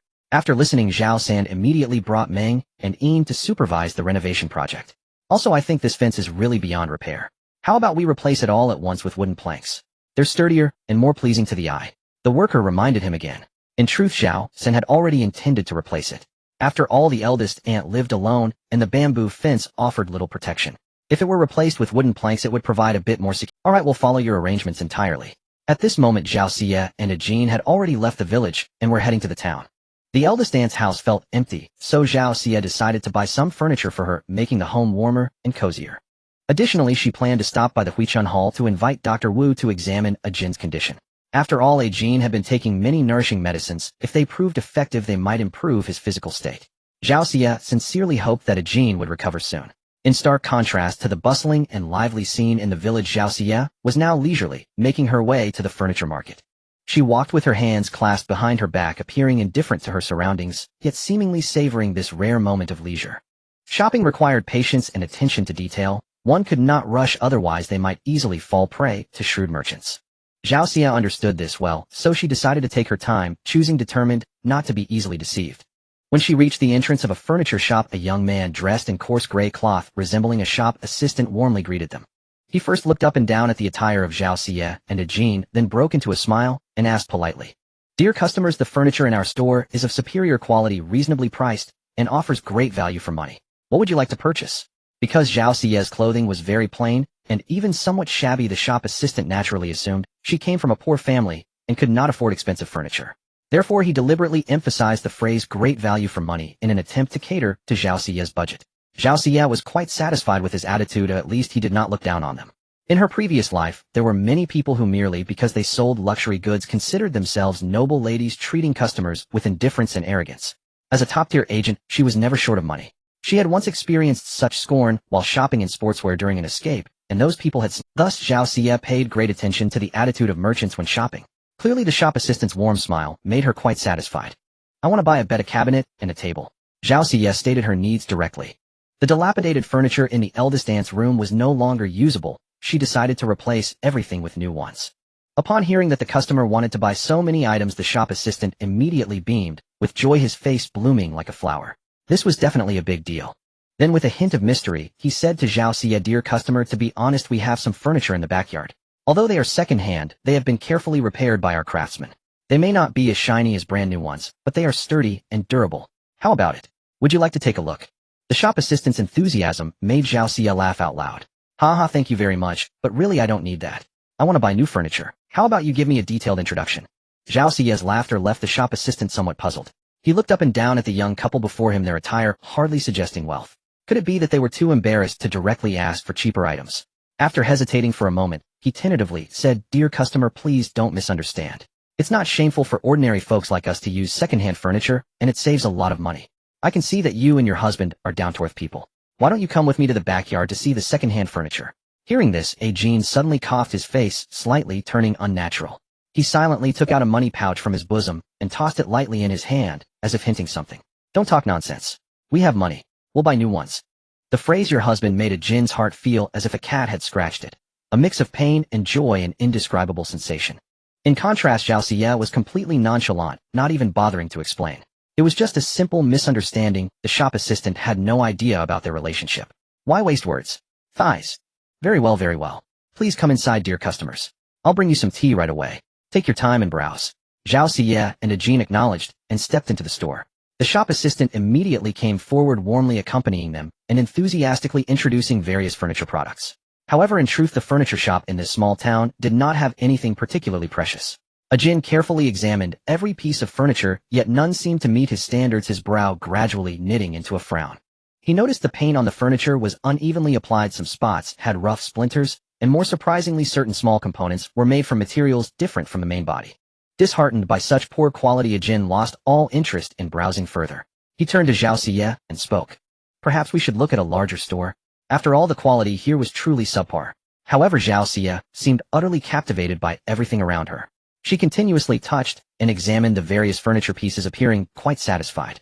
I think this store has some great stuff, Zhao Xie remarked. Although purchasing top-tier furniture wasn't a financial burden, placing such luxurious items in their dilapidated home would seem incongruous. Moreover, considering that the eldest aunt-in-law never favored extravagance, comfort was the most crucial factor for daily living. Just then the shop assistant chimed in, eagerly praising Zhao Xie's discerning taste. Oh, my young sir, look how considerate your wife is. She's reluctant to see you spend too much. She'll surely be a wonderful homemaker. You are truly fortunate to have married such a thoughtful woman. Observing the pair, the assistant had already assumed they were a young couple about to be wed, shopping for their future home. Though in larger cities interactions between men and women were strictly governed even before marriage, this small town had few scholars, so many of those archaic rules were largely ignored. Once a couple was betrothed, even if not yet formally married, it wasn't considered improper for them to be seen together in public. No, you've misunderstood. We are. Ajin hastily tried to explain. His upbringing taught him that a woman's reputation was paramount, and he couldn't allow such a slander to stand. Zhao Xie, however, found his behavior baffling. Why be so rigid? She wasn't some noble lady who needed to fret over a stranger's words. Seeing him turn red in the face, eager to clarify, Zhao Xie felt weary. She quickly interrupted him before he could speak further, knowing that if he dawdled any longer it would be dark out. All right, I'll take a bed set, a wardrobe, and a table with stools. I want good quality, sturdy ones. The assistant, all smiles, nodded and bowed, while recommending the most practical options, leaving Ajin with words stuck in his throat. Zhao Xie wanted the eldest aunt-in-law to be comfortable, but without wasteful spending. Second-hand was unnecessary and new items didn't need to be extravagant. A practicality was paramount. Final, take these. Can your shop arrange delivery? The assistant's eyes crinkled into slits with joy, thumping his chest in solemn assurance. Certainly, honored guest. For such a generous purchase, I'll throw in a free wash basin stand. It's not worth much, but I wish you both a happy marriage and 3 children within 2 years. Ajin's face darkened further. Can't he see how awkward this is? He thought. Zhao Xie with a smile played along with the assistant's jest. Well, take your blessings. We live in Tianshui village. Could you have your men load the furniture onto our cart? We'll go buy some other things and be back short. As Ajin and Zhao Xie left the shop, the assistant immediately called for others to load the goods, as if fearing Zhao Xie might suddenly change her mind. Though the store's prices were affordable, the large items Zhao Xie purchased amounted to several taels of silver. A sale of this magnitude was a rarity. The assistant mused to himself, hoping that when the boss returned and saw such a successful sale, he might be pleased enough to give him a raise. Zhao Xie had long noticed Ajin's dark, sulky expression. She couldn't help but ask with a hint of teasing. What's wrong, Ajin? You look like a sulky little bride. Ajin's face grew darker, and he retorted with some urgency. I am not a little bride. Zhao Xie couldn't help but laugh. All right, you're not a bride. But are you still angry? Ajin turned his head away, stubbornly insisting. I'm not angry. You say that, but your face clearly reads, I am very angry. Zhao Xie blinked, smiling as she spoke. Ajin sighed, somewhat exasperated. I just didn't like what that assistant said. If Zhao Xie, an unmarried maiden, had her reputation tarnished, her future prospects in marriage could be severely impacted. For him it mattered little. He was a man of stature, and he wouldn't be staying here long anyway. But it was different for Zhao Xie, as she might spend the rest of her life here. Zhao Xie had already perceived his thoughts, yet she still couldn't fully grasp why he cared so deeply about such matters. Alright, I'll be sure to explain next time. However, you needn't be overly concerned with others' opinions. As long as we know the truth in our hearts, that's enough. Ajin nodded in agreement, his mood slightly improved. Yet whenever he thought of Zhao Xie one day donning her bridal gown and becoming another's wife, his heart sank with melancholy once more. Nevertheless, he was acutely aware that he and Zhao Xie were simply from different worlds. His world was filled with endless responsibilities, conspiracies, and schemes, a dark and profound realm utterly unsuitable for a bright, cheerful, and lovely girl like Zhao Xie. Even though she was clever and sometimes enigmatic to him, he would never allow his selfish desires to drag her into that bottomless abyss. The only thing he could do was to resolutely suppress the faint flicker of impulse within him and resign himself to being a mere observer. Once his health recovered, and the time was right, he would silently leave her side. Perhaps after that their paths would never cross again. At this thought Jin felt a heavy heart. He silently glanced at Zhao Xie, who was cheerfully looking around, and a bitter smile involuntarily. Their figures once again appeared before the gates of Huichun Hall, everything as it had been before. A long queue of patients still waited at the entrance for their consultations. This time, however, Zhao Xie appeared remarkably calm and composed. She stood quietly at the threshold, lightly rising onto her tiptoes to peer through the gap in the door, her gaze landing precisely on the young attendant she had seen on their previous visit. A delighted smile spread across Zhao Xie's face as she eagerly waved her hands to catch his attention. The attendant, upon spotting her return, immediately beamed and hurried forward to greet them. Zhao Xie discreetly slipped a few pieces of silver into the attendant's hand, and the two exchanged a knowing smile, as if everything had been settled without a single word. With the attendant's assistance, it wasn't long before they boldly stepped into Huichun Hall ahead of everyone else, without the slightest attempt to conceal. After all, everyone had come to Huichun Hall seeking medical treatment, and no one wished to court trouble over such a trivial matter, especially since this situation was not directed at any single individual. When they met Dr. Wu once more, to their surprise, he actually remembered Jin. Perhaps it was the peculiarity of his condition that had left such a lasting impression on the physician. "Young man, I can see your complexion is much rosier than last time. It seems your condition has improved considerably," Dr. Wu said with a warm smile. On their previous visit, Jin had just coughed up blood, his face as pale as golden paper, utterly devoid of color, his entire being so frail that it seemed a mere gust of wind might topple him. Yet after all this time, nourished and regulated by various tonics, the effects were naturally evident. "I have your prescription to thank for this."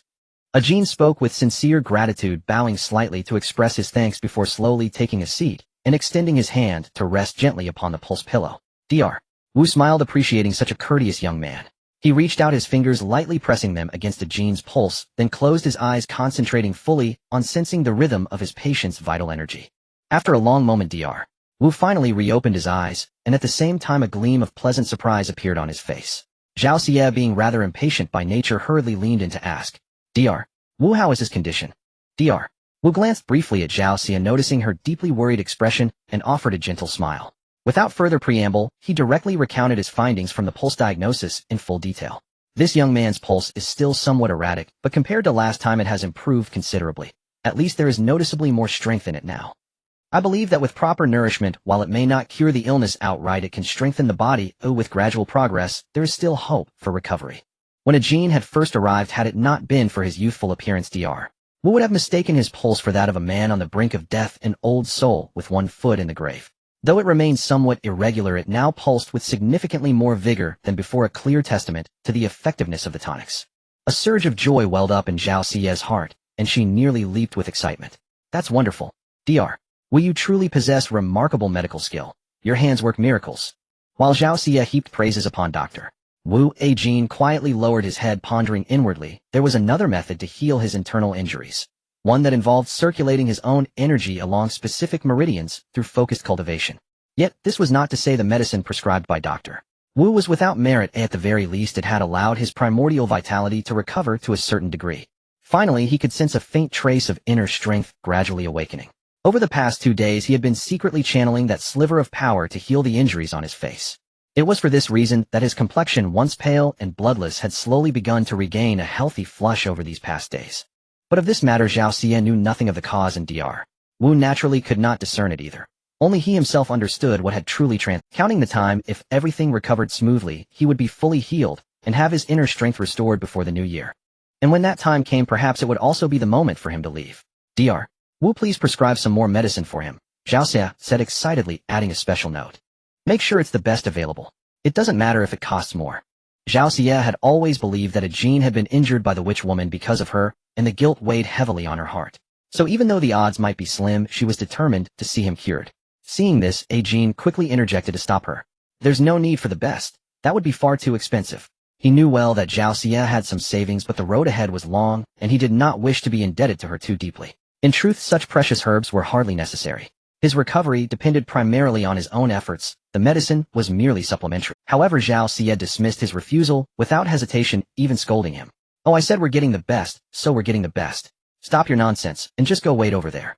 Zhao Xia assumed that Ajin was simply reluctant to spend the money. Each visit cost several taels of silver, enough to cover an ordinary farming family's expenses for an entire year. It was only natural that he would feel uneasy about such an expense. Zhao Xia pondered for a moment, then spoke softly to ease his discomfort. If you feel bad about it, then you can spend the rest of your life repaying me with, like doing more of the dirty and tiring work, for instance. Ajin fell into sudden silence. Though 1,000 thoughts swirled within his mind, it was this casually spoken remark from Zhao Xia that struck the deepest chord in his heart. A lifetime. A lifetime. Did she truly wish to spend all her days with him? In the end, he could only lower his head in silence, no longer attempting to dissuade her, for he understood that those words had been etched into his heart like a brand. If such a wish could ever truly come to pass, he would willingly give everything he had to repay her. But would that day ever truly arrive? Little did Zhao Xia realize that her casually uttered words had planted a seed of deep longing in this young man's heart. Dr. Wu gazed at the young man and woman before him, the corners of his mouth curling upward slightly as he mused to himself. This young lady, though still so young, is already remarkably capable. She carries herself with the air of a head of the household. A real little firecracker she is. His hands moved with fluid grace, pausing briefly before adding a few extra herbs beneficial to a man's constitution with a delicate touch, then handed the prescription to Zhao Xia to have the medicine prepared. After they gathered the herbs, Ajin carried them, while Zhao Xia skipped ahead. Watching her figure, Ajin couldn't help but sink into deep thought. Recalling the journey they had shared, they had supported each other on the road of escape, facing life and death trials together, truly bound by unwavering. Especially recently, when Zhao Xia had accidentally fallen into his arms, her restless little hand had even explored a bit. In a sense, they had already shared an intimate encounter. At the thought, a flush crept across Ajin's cheeks. He quickly shook his head, trying to banish those blush-inducing tender images from his mind. To be fair, Zhao Xia's looks were not particularly striking, and her usual attire was utterly shabby. How could she compare to the refined ladies of noble households he had once encountered? Yet there was a unique tenacity about Zhao Xia. Despite her petite frame, she seemed to harbor boundless strength within. Ajin mused silently. Perhaps it was this very distinct spirit that drew him to her. At this moment, his feelings for her grew ever more complex, mingling admiration, wariness, and an inexplicable sentiment lingering in his heart. If likened to a flower, she was like a sunflower, lacking the national beauty of a peony or the elegance of an orchid, yet possessing an unyielding spirit that faced the sun, refusing to surrender no matter the time or place. Like a tiny sun, she strove to warm those around her. Even the matter of the abortions in the village had nothing to do with her, yet she had schemed meticulously to orchestrate everything. Ajin was astute. Even though Zhao Xia never uttered a word about her plans, he could deduce from the faintest clues that all of this was her design. He believed she hadn't taken the witch's ill-gotten money merely for peace of mind, but more so to give those innocent children a measure of justice. Beneath her shrewd exterior lay a tender heart. Others might miss it, but he knew it clearly. The two returned to the furniture shop, where the attendant had already loaded their purchased pieces onto the cart. The cart driver was haggling with the attendant. "It's not that I want to raise the price, but look, there's just too much stuff, isn't there? Throw in a few extra coppers. My mule needs more feed to muster the strength." The attendant, clearly unwilling to pay extra, wore a look of "Now, brother cart, that's not right. We agreed on a price. How can you suddenly hike it up? We've been working together for a long time. If you do this, how can we cooperate in the future?" Zhao Xia heard their argument from a distance. She hurried over, took one look, and understood at once. No wonder the driver wanted more. She really had bought. Zhao Xia glanced at the cart piled high with furniture, then at the scrawny mule, and couldn't help but feel a pang of sympathy. The driver, noticing the young girl approaching, frowned slightly and muttered, "Whose little lass is this? Run along and play elsewhere. If this mule hurts you, I can't afford the compensation." The shop attendant quickly stepped forward, shot a glare at the blunt-tongued driver, and hurriedly apologized to Zhao Xia. "Oh, miss, please don't be upset.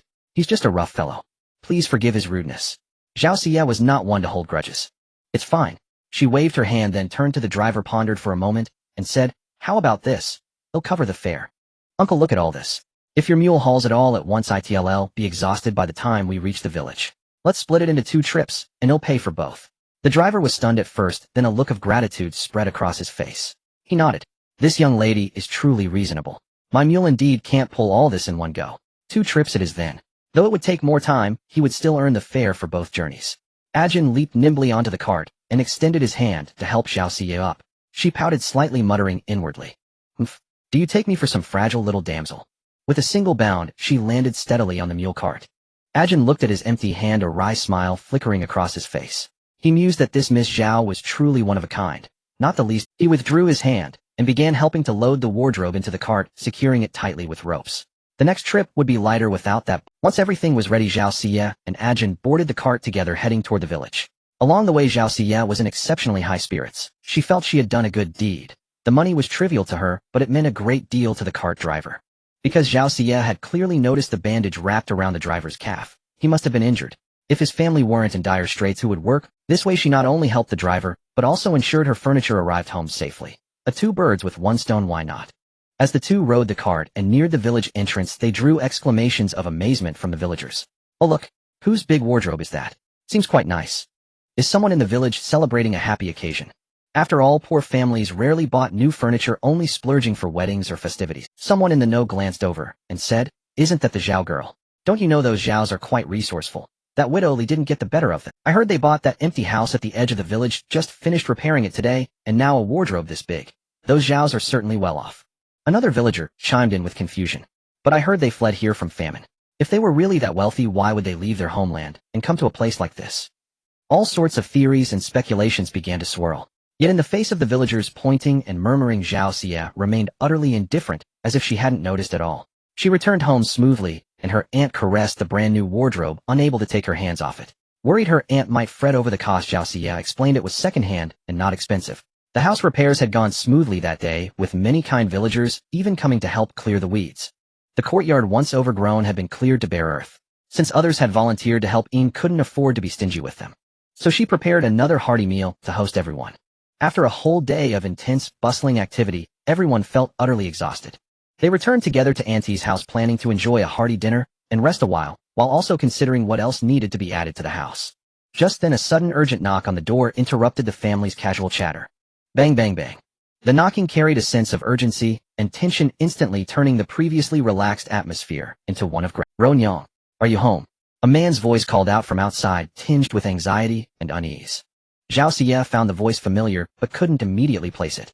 She looked at the door with a puzzled expression, a strange curiosity stirring. Li Fuguei hurriedly got up to open the door. Lately, amidst everyone's praise, he had grown increasingly diligent. Though he still couldn't fully handle things on his own, he had made tremendous progress compared to the past. Coming. Li Fuguei responded as he swiftly moved toward the door. However, the moment he cracked the door open, a figure rushed in like a gust. The man was panting heavily, his eyes darting around anxiously in search of Ronyang. Ronyang, holding her bowl, was utterly bewildered by this. She stared wide-eyed at the stranger, completely at a loss. At last the man spotted Ronyang, and his face instantly contorted with despair and helplessness. "Ronyang, you must help me, or else my Chunhua will hang herself." The visitor was none other than Li Zong, the village chief of Tianshui village. At that moment he was utterly disheveled, with none of the imposing dignity he once commanded as chief. His forehead was drenched in sweat, his clothes were in disarray, and he was panting so heavily that he could barely speak. "Chief, take it easy. Speak slowly." Seeing this, Zhao Sen quickly stood up, walked briskly to the door, and ushered Li Zong inside. Watching Li Zong drenched in sweat and gasping for breath, Zhao Sen couldn't help but wonder what could have happened to make the usually composed chief so panicked. Once inside, everyone offered him a seat. Zhao Xie, quick-witted, fetched a decent-looking stool from the corner and placed it beside Li Zong, inviting him to sit and rest. "Uncle Zong, have a drink of water and catch your breath. Then tell us slowly what happened." Zhao Xie, clever and sweet-tongued, called him Uncle Zong in a honeyed voice, which warmed Li Zong's heart and slightly eased his tension. Village chief Li Zong, frowning with worry, had no time to drink or rest.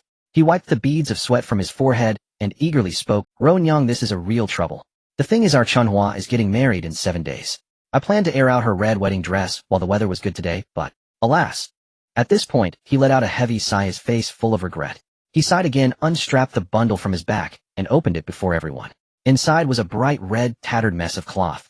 "It's all because I've been too busy these days. I must have left the door ajar and a rat got in.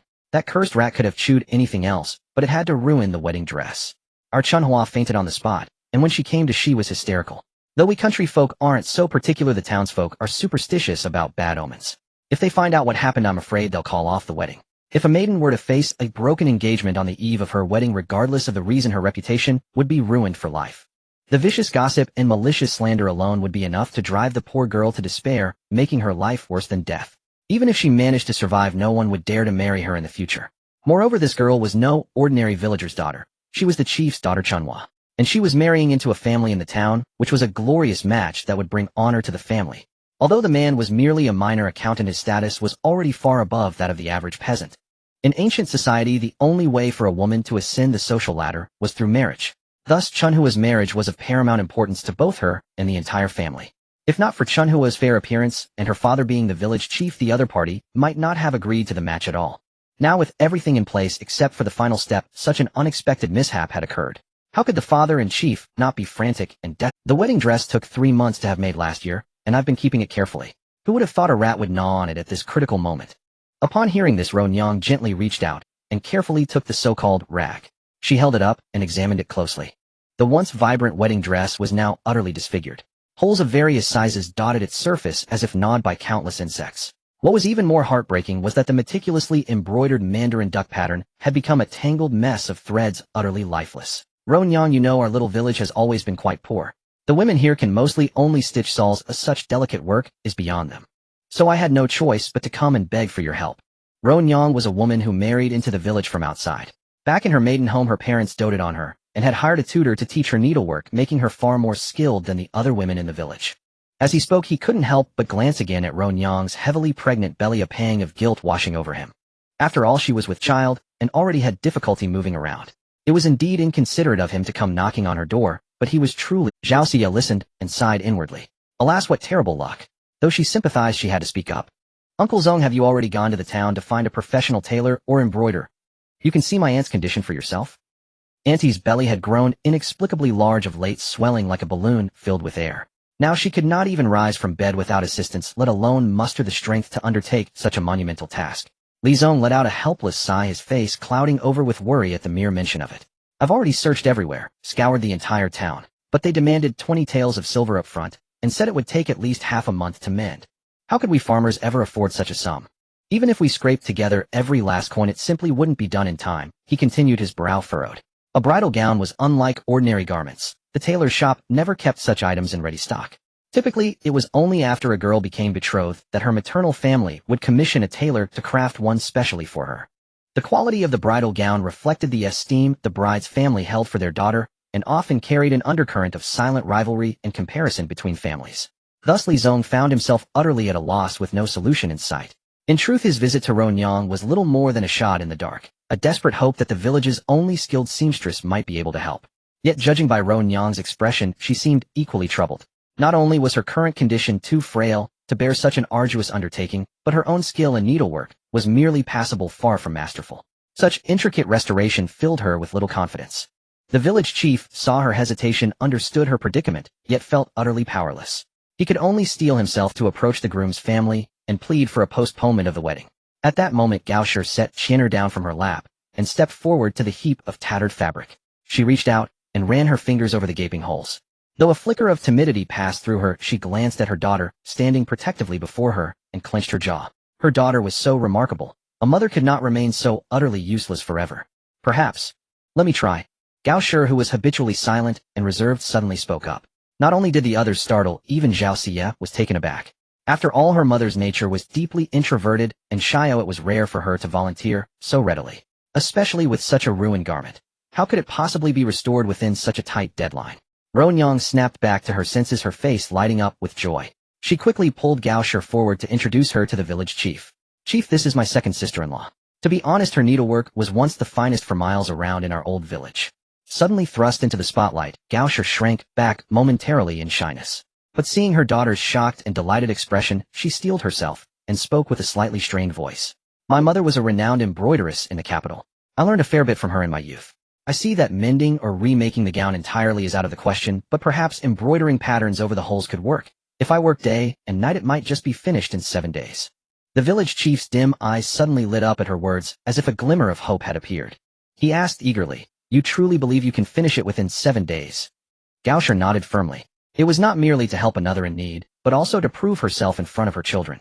To show that her daughter need not carry every burden alone, she was more than capable of caring for both her and Chinner. I will do my utmost. Li Zong gazed at Gao Shi with deep gratitude, momentarily at a loss for how to express himself. As a man, he could not easily approach a woman. After a moment's thought, he grasped Zhao San's hand firmly. Then I must trouble you. If you finish on time, I will be forever grateful. As long as I Li Zong am village chief, no one in Tianshui village will ever dare to bully your family.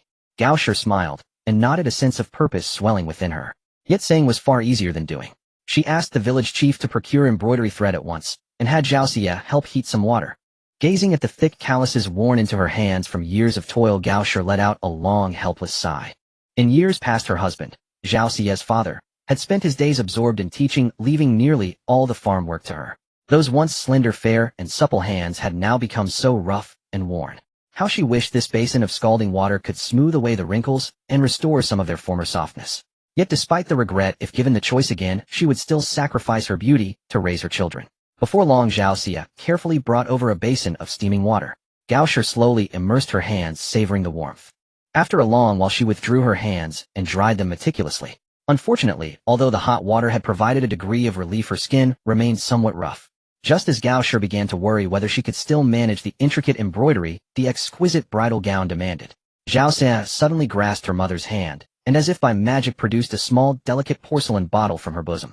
Gently twisting open the lid, she poured out a snow-white balm that exuded a faint, delicate fragrance and applied it to Gao Shi's hands with slow, even strokes. Zhao Xie tended to her mother's hands with complete focus, explaining in a soft voice, "This is hand cream I bought at the market today." Mother's hands were born beautiful. How could we let them become so rough? A wave of warmth washed over Gao Shi's heart. Her daughter truly was thoughtful. Yet feeling the fragrant, soft substance on her skin, she couldn't help but worry. "See, was it expensive? Don't buy it anymore. It's such a waste of money. Besides, once I'm back in the fields, they'll just become rough again." Zhao Xie smiled and shook her head. She had exchanged it from her space. The price was considerable, but she felt not a pang of regret. For her own mother, how could she ever concern herself with cost? And besides, she had no intention of ever letting her mother return to the heavy toil of the fields. "It wasn't expensive, mother.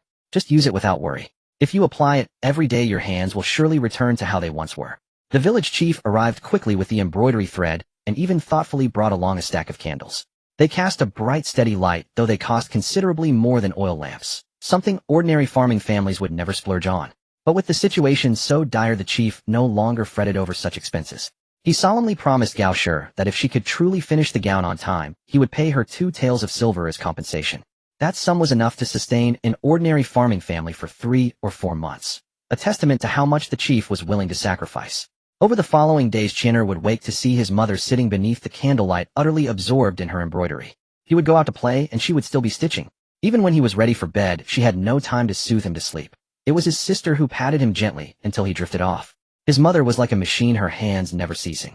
Nightfall draped the small village in profound tranquility. Moonlight like water spilled across the cobblestone path, rendering it a ribbon of silver. Distant mountain ridges loomed faintly in the lunar glow, resembling a monochrome ink painting. Along the field paths, the clamor of daytime had vanished, leaving only the gentle breeze rustling through the rice paddies with a faint whispering sound. The occasional croak of a frog only accentuated the village's profound stillness. In this deep, silent hour, the small village seemed to drift into a secluded paradise, evoking a sense of peace and profound reassurance. Yet one household stood apart. A candle's warm glow still flickered within, and against the window pane the faint, bustling silhouette of a woman. "Mother, why don't you rest for a while?" Zhao Xie gently patted Chinner, cradled in her arms, humming a lullaby until the little one had fully drifted off to sleep. Only then did she pause and slowly lift her head. She looked with concern at her mother, who had been sitting by the bedside for 2 days without sleep. Gao Shi gave a barely perceptible shake of her head, then forcefully twisted her neck, which had long since grown stiff. Her eyes, shot through with bloodshot veins, betrayed profound exhaustion, yet she still mustered a faint smile to comfort Zhao Xie. "I'm fine, mother. How can we afford to waste time?" It turned out that only 5 short days remained until the village head's daughter Chunhua was to be married. Gao Shi had to finish repairing this garment before the wedding ceremony. Though she was illiterate, her late husband, Zhao Xie's father, had once taught her a principle of life: to be true to one's word and to honor promise. Having given her word, she was bound to see it through with unwavering dedication. Zhao Xie watched her mother's relentless exertion with a heart full of worry, thinking to herself that if this sleepless toil continued, how could her mother's frail frame possibly endure it? Yet seeing her mother so utterly absorbed in the garment, the words on the tip of her tongue died away. Just then Gao Shi suddenly discovered that the embroidery silk thread had run out. Seeing this, Zhao Xie's eyes lit up, and she seized the opportunity to speak. "Mother, why don't you sleep for a bit? I can split the silk threads." Although Zhao Xie had never been fond of needlework, she had grown up watching her mother work. This basic task of splitting threads, done with care, was well within her capabilities. "Xie, a single thread needs to be split into 16 strands. Are you truly up to it?" In ancient times, embroidery thread was a precious commodity, especially the kind used for wedding garments. Even someone as skilled as she had to handle these threads with the utmost care, for fear that a moment's carelessness might snap them. "Mother, rest assured, leave it all," Zhao Xie declared, thumping her chest with confidence, though her true intention was to give her mother a proper rest. Strangely enough, Gao Shi always harbored an inexplicable trust in her daughter. Meanwhile, her body racked with exhaustion and aches, Gao Shi no longer demurred. She rose, walked to the bedside, gently kissed the sleeping Chinner, and without even removing her clothes fell into a deep slumber. For embroidery demands not only complete immersion and an unwavering focus, but also an extremely high degree of hand-eye coordination. And Gao Shi was someone who pursued perfection in all things. Every single stitch had to be uniform and precise, with not the slightest deviation. It was for this reason that she had been utterly drained and mentally exhausted over the past 2 days. Now unable to hold on any longer, she was compelled to delegate the task of splitting the threads to Zhao Xia, seizing the moment to catch a brief rest. Zhao Xia looked at her deeply sleeping mother with a pang of sympathy. But facing the embroidery threads before her, she felt not a flicker of panic. Though her own skills were lacking, the power of her space was formidable. After spending a bit of money, something miraculous occurred. The tangled, chaotic mass of threads, as if guided by an invisible hand, separated perfectly and evenly, arranging themselves neatly before her. However, had Gao Shi known that one small act by her daughter had consumed half of her wages, she would probably have been heartbroken enough to spit blood. After all, this was money she had earned through arduous, backbreaking labor. 2 hours later, Gao Shi suddenly awoke from her dreams. She sat up with a start and hurried over to inspect the embroidery threads. When she saw the threads neatly arranged to the side, the heavy stone weighing on her heart finally settled. Then Gao Shi's gaze turned to the woman sleeping soundly by the bedside. She gently stroked her hair, her eyes brimming with endless tenderness. At that moment, Zhao Xia also began to stir from her slumber. She immediately noticed that her mother, though still haggard, seemed far more spirited than before, and a wave of relief washed over her. Eagerly, as if presenting a treasure, Zhao Xia scrambled up, walked to the nearby table, picked up the teapot, and carefully poured a cup of tea for her. Curiously, the color of the liquid in the cup was quite unlike ordinary tea. It was a far more vivid bright yellow, and it also gave off a peculiar... Mother, have a few sips. It'll perk you right up. Seeing her mother's suspicious stare at the Red Bull in the cup, Zhao Xia quickly fabricated another excuse. When I went to town to buy medicine for Ajin, the doctor prescribed it. Though it's not good for long-term health, it's fine in the short term. It's excellent for clearing the mind and boosting energy. Faced with what her daughter offered, Gao Shi hesitated only briefly before taking it. She looked at the unknown liquid in her hand, a flicker of doubt crossing her mind. But she didn't dwell on it. She took a gentle sip and found the taste so... Yet this odd flavor wasn't unpleasant enough to deter her. She simply raised the cup and drank it all in one go. Before long, Gao Shi was astonished to feel her previously foggy mind become exceptionally clear, as if cleansed by a refreshing spring. Her spirits lifted. She dared not waste a single moment. She immediately buried herself in her work again, repairing the magnificent wedding gown. This pattern continued for several days. Everyone in the household tacitly refrained from disturbing Gao Shi, fearing they might impede her progress. Ronyang, ever thoughtful, prepared a quiet room for her, allowing her to devote herself completely to her task. Meanwhile, Zhao San and Meng Shi temporarily moved to the village head's home, and Yin Shi relocated to the newly decorated bridal chamber. The courtyard, once filled with laughter and joy, now seemed especially desolate with fewer people around. But Gao Shi paid it no mind. Her eyes were fixed solely on the unfinished wedding dress. 5 days later, at dawn, a faint glimmer of light appeared on the horizon. Gao Shi let out a long, relieved breath. Carefully, she put away her needle and thread, using scissors to snip the final loose end. After tireless round-the-clock effort, the vibrant red wedding dress was perfectly restored, just in time for the groom's procession to arrive. Upon hearing the news, the village chief was naturally overjoyed, repeatedly thanking the Gao family and warmly inviting them to the wedding banquet. However, Zhao Xia, feeling pity for her mother's exhaustion over the past few days, politely declined the village chief's kind offer. At this moment, Gao had already grown weary, returning to her room to lie down fully clothed, and soon fell into a deep slumber.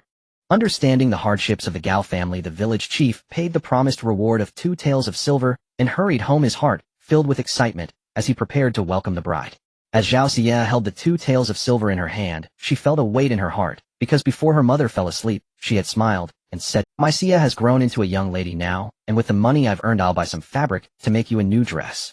Without finishing her words, Gao had already closed her eyes in exhaustion and drifted into a deep sleep, yet the smile at the corner of her lips moved Zhao Xia immensely. Is this the feeling of having a caring mother?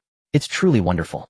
Aside from the already worn-out and heavy-bodied Gao and Zhao Xia, who was attentively caring for her mother and aunt, there was also a Jean who had always avoided the noisy atmosphere and was hiding alone in the woodshed, nursing her injuries, not joining in the festivities.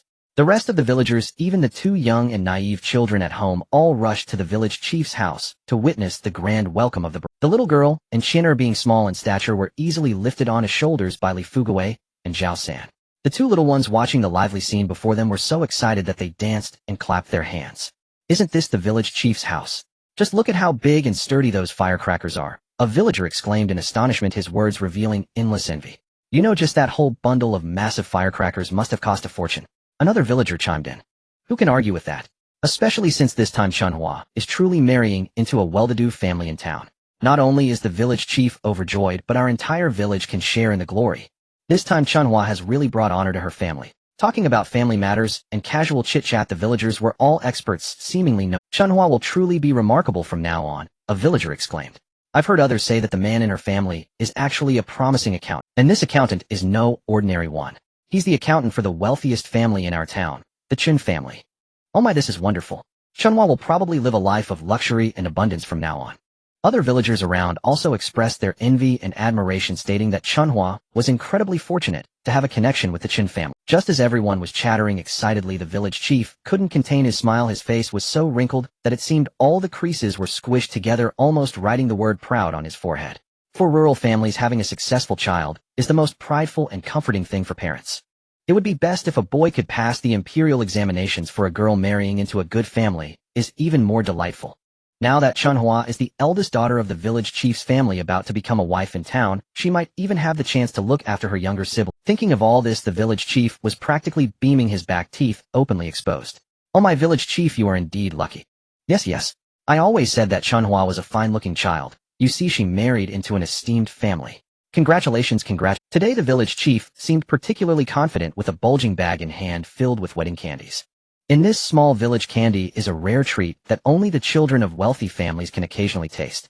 For other children in the village, they could only receive a small piece during festivals just to satisfy their cravings. Come, don't be shy, everyone, come and have some wedding candy. Little Zhu, Xiao Hong, Xiao Ya, Dogsy, and Tai Dan. You little ones, hurry over to Uncle Village Chief. The village chief called out with a big smile to the village's children, then began to hand out wedding candies to each child in handfuls.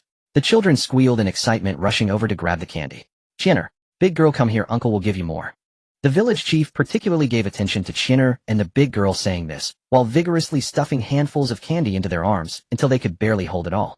Watching the children joyfully eating the wedding candies, the village chief felt a surge of emotions. At that moment he thought of Gao and couldn't help but say, speaking of which, I really must thank Gao's big sister. If it weren't for her noble help in mending that wedding dress, our girl's marriage would have likely fallen through. As he spoke, the village chief became agitated, his eyes gradually reddening. Without Gao's assistance, he truly didn't know how he would have faced this subject. Zhao Sen quickly comforted him. Village chief, it's a day of great joy, let's not speak of such things. We should be happy. The village chief understood that it was inappropriate to say such things publicly, so he quickly began to stuff candy into Meng and Yin's hands. Candy. Meng was a cheerful and talkative person. Village chief, are you treating us like children? Suddenly laughter erupted among them, but Meng quickly gathered the candy, because she truly loved sweets. When the auspicious time arrived, and the bride finally appeared, the crowd couldn't help but exclaim in awe, because the red wedding dress Chunhua wore was simply too extravagant.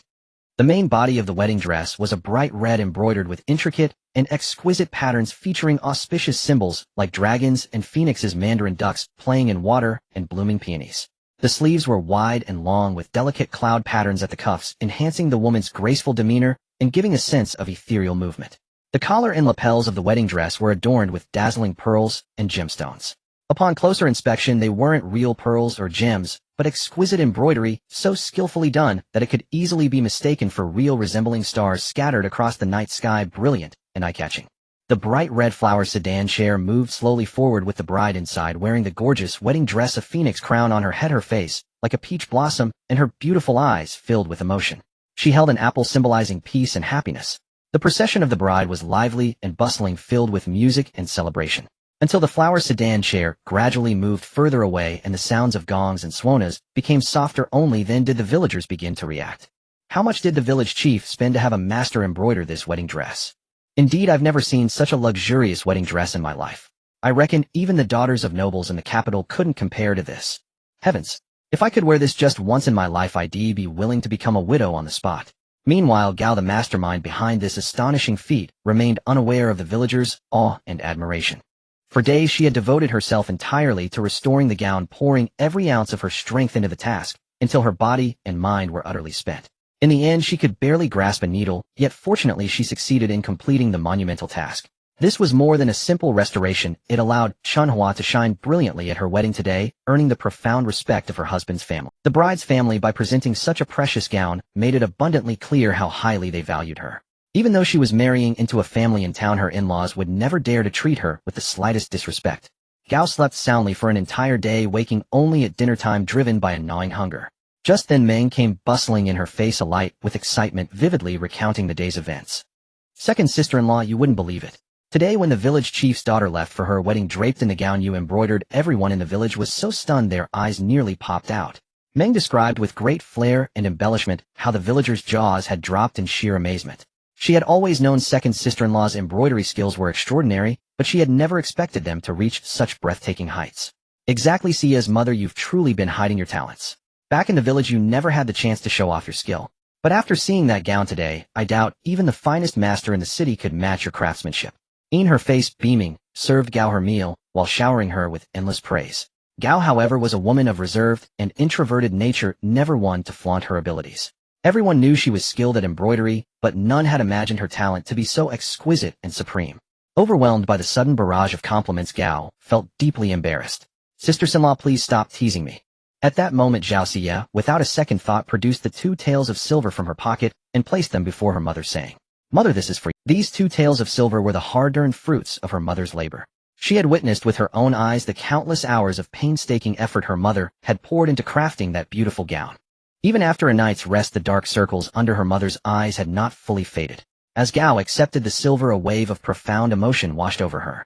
After all, this was the very first time in her life she had earned a wage through her own diligent toil. Yet when she lifted her gaze and saw her daughter clad in such worn and shabby clothes, a pang of bitterness welled up in her heart. Throughout these trying days it had been her daughter who had silently watched over her. As a mother she felt a deep sense of guilt and inadequacy. Xia, come with me to the town tomorrow. She had already decided how to use the money to make new clothes for the family, especially for her daughter who was now a young woman. How could she continue to dress in such drab, colorless attire? Zhao Xia smiled gracefully and did not refuse. All right. She understood that this was her mother's heartfelt gesture, and how could she possibly turn it down? The next morning, before the sun had fully risen, Gao Qian'er, Zhao Xia, and Ajin boarded a mule cart bound for the town. Ajin, for his part, had been roped in by Zhao Xia at the last minute to serve as an extra pair of hands. The trip required purchasing a great many goods, and they were in dire need of a strong laborer. Though Ajin was rather frail, he was still a man, and compared to the women and children, he possessed at least a modicum of strength. After a bumpy ride, they finally arrived in town. The moment the cart came to a halt, Zhao Xia keenly noticed Qian'er's gaze darting furtively in a particular direction. He seemed to be trying to conceal his interest, yet he couldn't help stealing occasional glances that way. Her curiosity piqued. Zhao Xia followed his line of sight and spotted a small stall where the vendor was hawking his wares with gusto. Osmanthus cakes. Sweet and fragrant osmanthus cakes. It dawned on Zhao Xia at once. Her little brother had a craving. She bent down and asked Qian'er, do you want some? Qian'er, as if caught with his hand in the cookie jar, a flicker of guilt crossed his face. He quickly averted his eyes from the stall and shook his head emphatically. No. Despite his tender age, the boy was remarkably sensible and considerate, a fact that was truly heart-wrenching. He had watched his mother toil for days on end for a meager sum of money, and though his mouth watered at the sight of the tempting treats, he pressed his lips tightly together and never once asked her for a single bite. Zhao Xia observed her little brother's every move. Seeing him clearly craving the sweets, yet pretending not to care, only made her love him all the more. She couldn't resist reaching out to gently touzle his hair, and was just about to pull out her money to fulfill his small wish. But to her surprise, Gao was even quicker. She strode directly to the pastry stall, her gaze sweeping over the neatly arranged golden-tinged cakes. After a brief inspection, she said softly to the vendor, Boss, give me 3 osmanthus cakes. Now Gao was notoriously frugal. She wouldn't spend a penny on non-essentials like pastries, and would even fret over a single grain of rice spilled during a meal. Yet today she bought these cakes without the slightest hesitation, leaving even Zhao Xia utterly astonished. The vendor deftly wrapped the 3 cakes in paper and handed them to Gao, a servile smile plastered across his face as he invited her to come again. Gao accepted the cakes with unbridled joy. She bent down carefully, placed one into her son Qian'er's small hand, and instructed him with deep affection. Eat it, Qian'er. Mother bought it for you. Then rising to her feet, she picked up another delicate osmanthus cake and offered it to Zhao Xia. Finally, to everyone's utter surprise, she pressed the last remaining cake into Ajin's hand. Ajin stared in sheer bewilderment at the modest cake in his palm. He had assumed Gao would save it for little Qian'er, so he immediately waved his hand. Annie, this is too much. Please save it for the children. Having spent some time with his family, he knew how thrifty Gao was, and that such a pastry was a rare and precious treat for her. Gao, who rarely smiled so brightly, let out a soft chuckle and gently pushed the cake back towards Ajin. You know, in my eyes, you're no different from one of my own children. Go on, have a taste. Don't stand on ceremony with me. When we head back home, we can buy some more to share with Daniel and the others. I remember your third aunt has the biggest sweet tooth of all. Although Ajin had joined them during their flight from famine and was not truly family, Gao Shi was kind-hearted and even felt a sense of sympathy for this young man who had lost his memory and had no home to return to. Moreover, having endured so much together on the road, Ajin's character had proven itself, and with her daughter seeming to harbor special feelings for him, it was only right for her, as a mother, to treat him well. Seeing this, Zhao Xia seized the perfect moment to gently nudge Ajin, urging him softly. Exactly. Go on, eat up. We still need to go shopping afterward. As she spoke, she kept winking at him in a playful manner. Seeing her mother in such an exceptionally cheerful mood today, Zhao Xia naturally had no intention of ruining her spirits over a mere piece of pastry. Just then Qian'er raised his pastry high in the air, his big watery eyes sparkling with innocent wonder as he spoke in a sweet childish voice. Mother, you have some too. Hearing this, Zhao Xia quickly put on an adorable act, leaning in close with a charming and playful expression on her face. No mother had some of little brother's. Now she has to have some of mine. Ajin silently watched the joyful mother and her children, his gaze slowly drifting to the pastry in his hand that he had once dismissed. A faint smile touched his lips as he raised it and took a careful small bite. Instantly a wave of sweetness spread across his mouth like a ray of sunlight, piercing through the clouds and warming his heart. Especially when he heard the words, "a family," his heart trembled involuntarily. At times he genuinely envied the Zhao family. Though their life wasn't affluent, and their days weren't without hardship, the home was filled with warmth, evoking in him a deep, inescapable sense of attachment.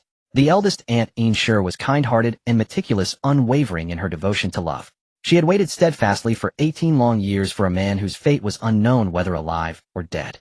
Gao Shi had lost her husband early in life and had single-handedly, with immense hardship, raised her son and daughter. Despite the grueling struggles, her love and care for her children never diminished in the slightest. As for Zhao San and his wife Mengshi, Zhao San was a simple, honest farmer who spoke little. Mengshi, on the other hand, was bold and spirited in nature. The couple occasionally had minor quarrels, but on the whole their life was quite happy and harmonious. Such a warm and loving family atmosphere was something that even Ajin, who had always considered himself a favored son of heaven with high self-regard, had never experienced. Before long the family arrived at a modestly sized fabric shop. Perhaps due to their slightly shabby and plain attire, the shop assistant's attitude was noticeably cold and indifferent. Feel free to browse, customer.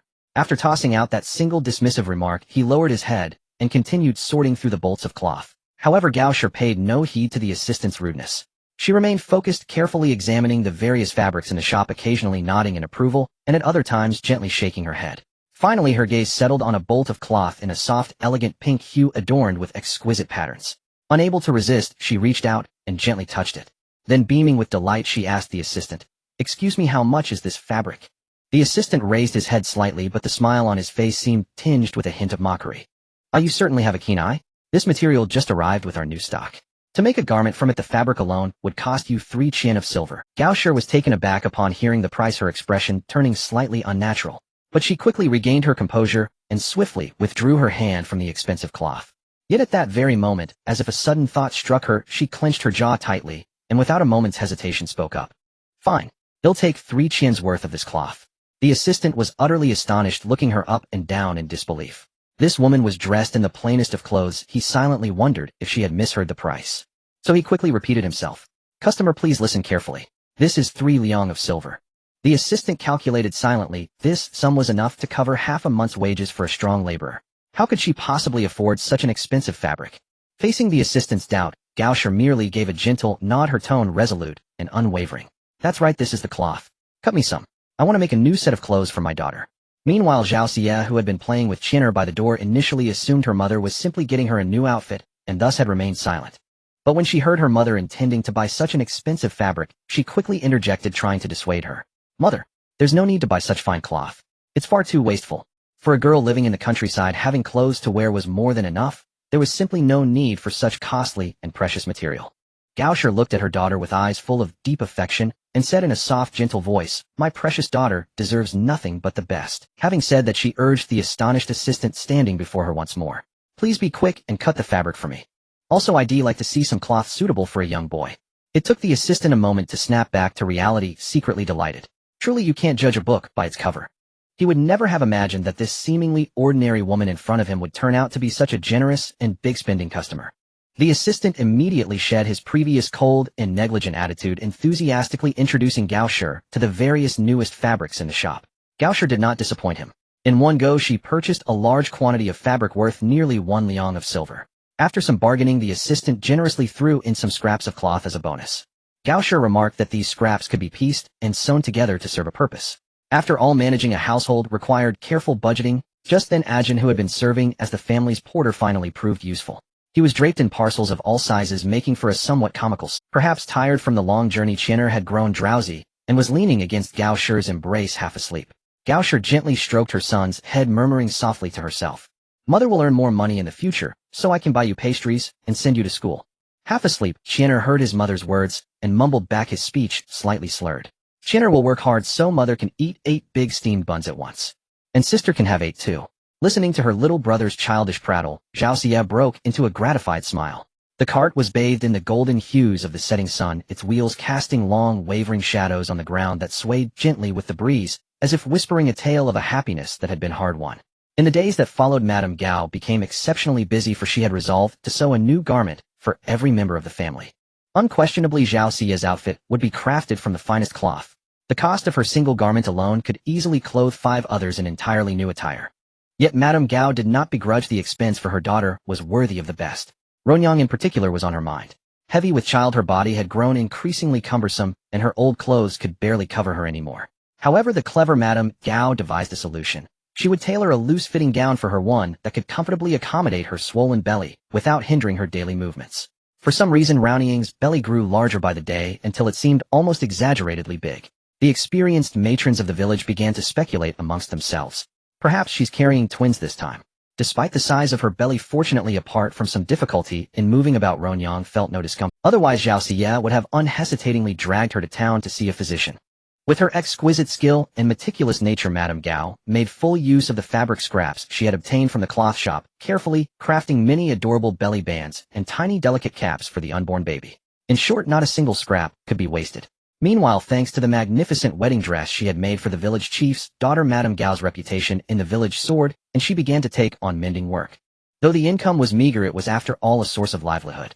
Most of these tasks were simply patching up worn-out clothes, but Madame Gao would always ingeniously embroider a pattern over the mend, cleverly concealing the stitching. Because of this, the number of people seeking her help grew daily, and even villagers from other settlements would send their clothes over with acquaintances for her to mend. Seeing Madame Gao's diligence, Shi made a silent resolution. Finally, one evening, when the whole family was gathered for a meal, she mustered her courage and voiced her idea. "I intend to set up a stall in the courtyard by the village entrance." At these words, everyone paused, their chopsticks hovering midair, and turned their gazes towards Shi. "Sister-in-law, why must you toil so? I've been asking around for someone willing to sell their land. You're a woman with modest needs, or just stay and live with us." Zhao San was the first to state his position. As the only adult male in the Zhao family, he felt a sense of duty to care for his sister-in-law. He had originally planned to buy some land and work it himself, hoping to earn enough to support the household. For his sister-in-law to have to go out in public to earn her keep just to fill her stomach, it was truly heartbreaking. At least the second sister-in-law had Xie, her clever and resourceful daughter, to help look after her. But the eldest sister-in-law, Shi, was truly all alone. He recalled that when she had insisted on buying her own house and living separately, he hadn't agreed with it. But knowing that a brother and sister-in-law sharing a courtyard would be inconvenient, he had reluctantly consented.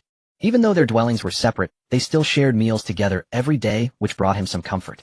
"Third brother, you know I am but a weak woman with little strength. Farming is quite a challenge for me. But I can't just eat and idle all day." The sister-in-law spoke earnestly. Then she continued to elaborate. "I think that courtyard by the village entrance is quite spacious, and it's right next to the main road. If we could use it for a small business, it might bring in decent profit." Especially after seeing how Madame Gao had achieved self-sufficiency through her tailoring skills, the eldest sister-in-law, Shi's desire to establish her own independence grew stronger and harder to suppress. "Well, that." Zhao San hesitated slightly. Setting up a stall was easier said than done. Running it was extremely hard work, and truthfully, he didn't want his sister-in-law to go through that. But reality stared him in the face. No one in the village was willing to sell land, and they were still living off their savings. Yet savings were finite. They couldn't rely on them forever. If he had the ability, he would certainly ensure his sister-in-law never had to worry about making a living. Unfortunately, he truly didn't have the capacity to shoulder the burden of this large family yet. As a traditional man, he believed deep down that a man should be the pillar of his family. But now he didn't even own land. How could he possibly support them? For a moment he was caught in a dilemma, plagued by deep self-reproach. Sensing the oppressive atmosphere at the dinner table, Zhao Xie leaned closer to Shi and spoke. "And what kind of small business were you thinking of starting?" Shi smiled, slightly a hint of shyness in her expression. In truth, she had no particular talent save for her cooking. Noodles. This decision stemmed from when she had seen how popular her noodles were during the construction of the Saint Infant Temple. Only then did she consider trying her hand at it. That's wonderful. With your cooking skills, Aunt, you're bound to be a huge hit. But making noodles requires a lot of water. You probably can't manage that all by yourself. Zhao Xie's gaze shifted, landing on her somewhat dejected third uncle, and she spoke with a smile. When the time comes, we might have to trouble you quite a bit, third uncle. Just as Zhao Xie had anticipated, when Zhao San heard these words, his previously dim eyes suddenly lit up with a spark of brightness. If he could contribute his strength, perhaps the guilt in his heart would be somewhat alleviated. It would also serve as a way to account for his elder brother, whose fate remained unknown. I can help too. Li Fugui hastily raised his chopsticks, waving his arm high in the air as if to showcase his presence, which drew a soft, scolding remark from Ronyang beside him. Of course you can. At that moment Ajin interjected, if we're making noodles, we'll definitely need a large amount of flour. Tell you what'll head to town tomorrow and buy a batch of it. Zhao Xie looked at Ajin, a mixture of approval and gratification flickering across her face as she thought to herself. This child is truly perceptive, grasps things instantly. At the same time, she resolved to accompany him to town to purchase some daily necessities for her aunt. And so Inshi's small noodle stall was decided amidst the laughter and joy of the family. It would not only become her future means of livelihood, but also signified her firm resolve to abandon the path of farming and embrace the road of commerce instead. The moon rose above the treetops, casting its gentle light upon the modest courtyard, rendering it soft and serene. Inside the room, Madame Gao patted Qian'er as he drifted off to sleep, then looked at her daughter's slumbering face. She silently vowed to give both children a better life regardless of her own hardships and exhaustion. In the blink of an eye, several days passed, and everything was ready.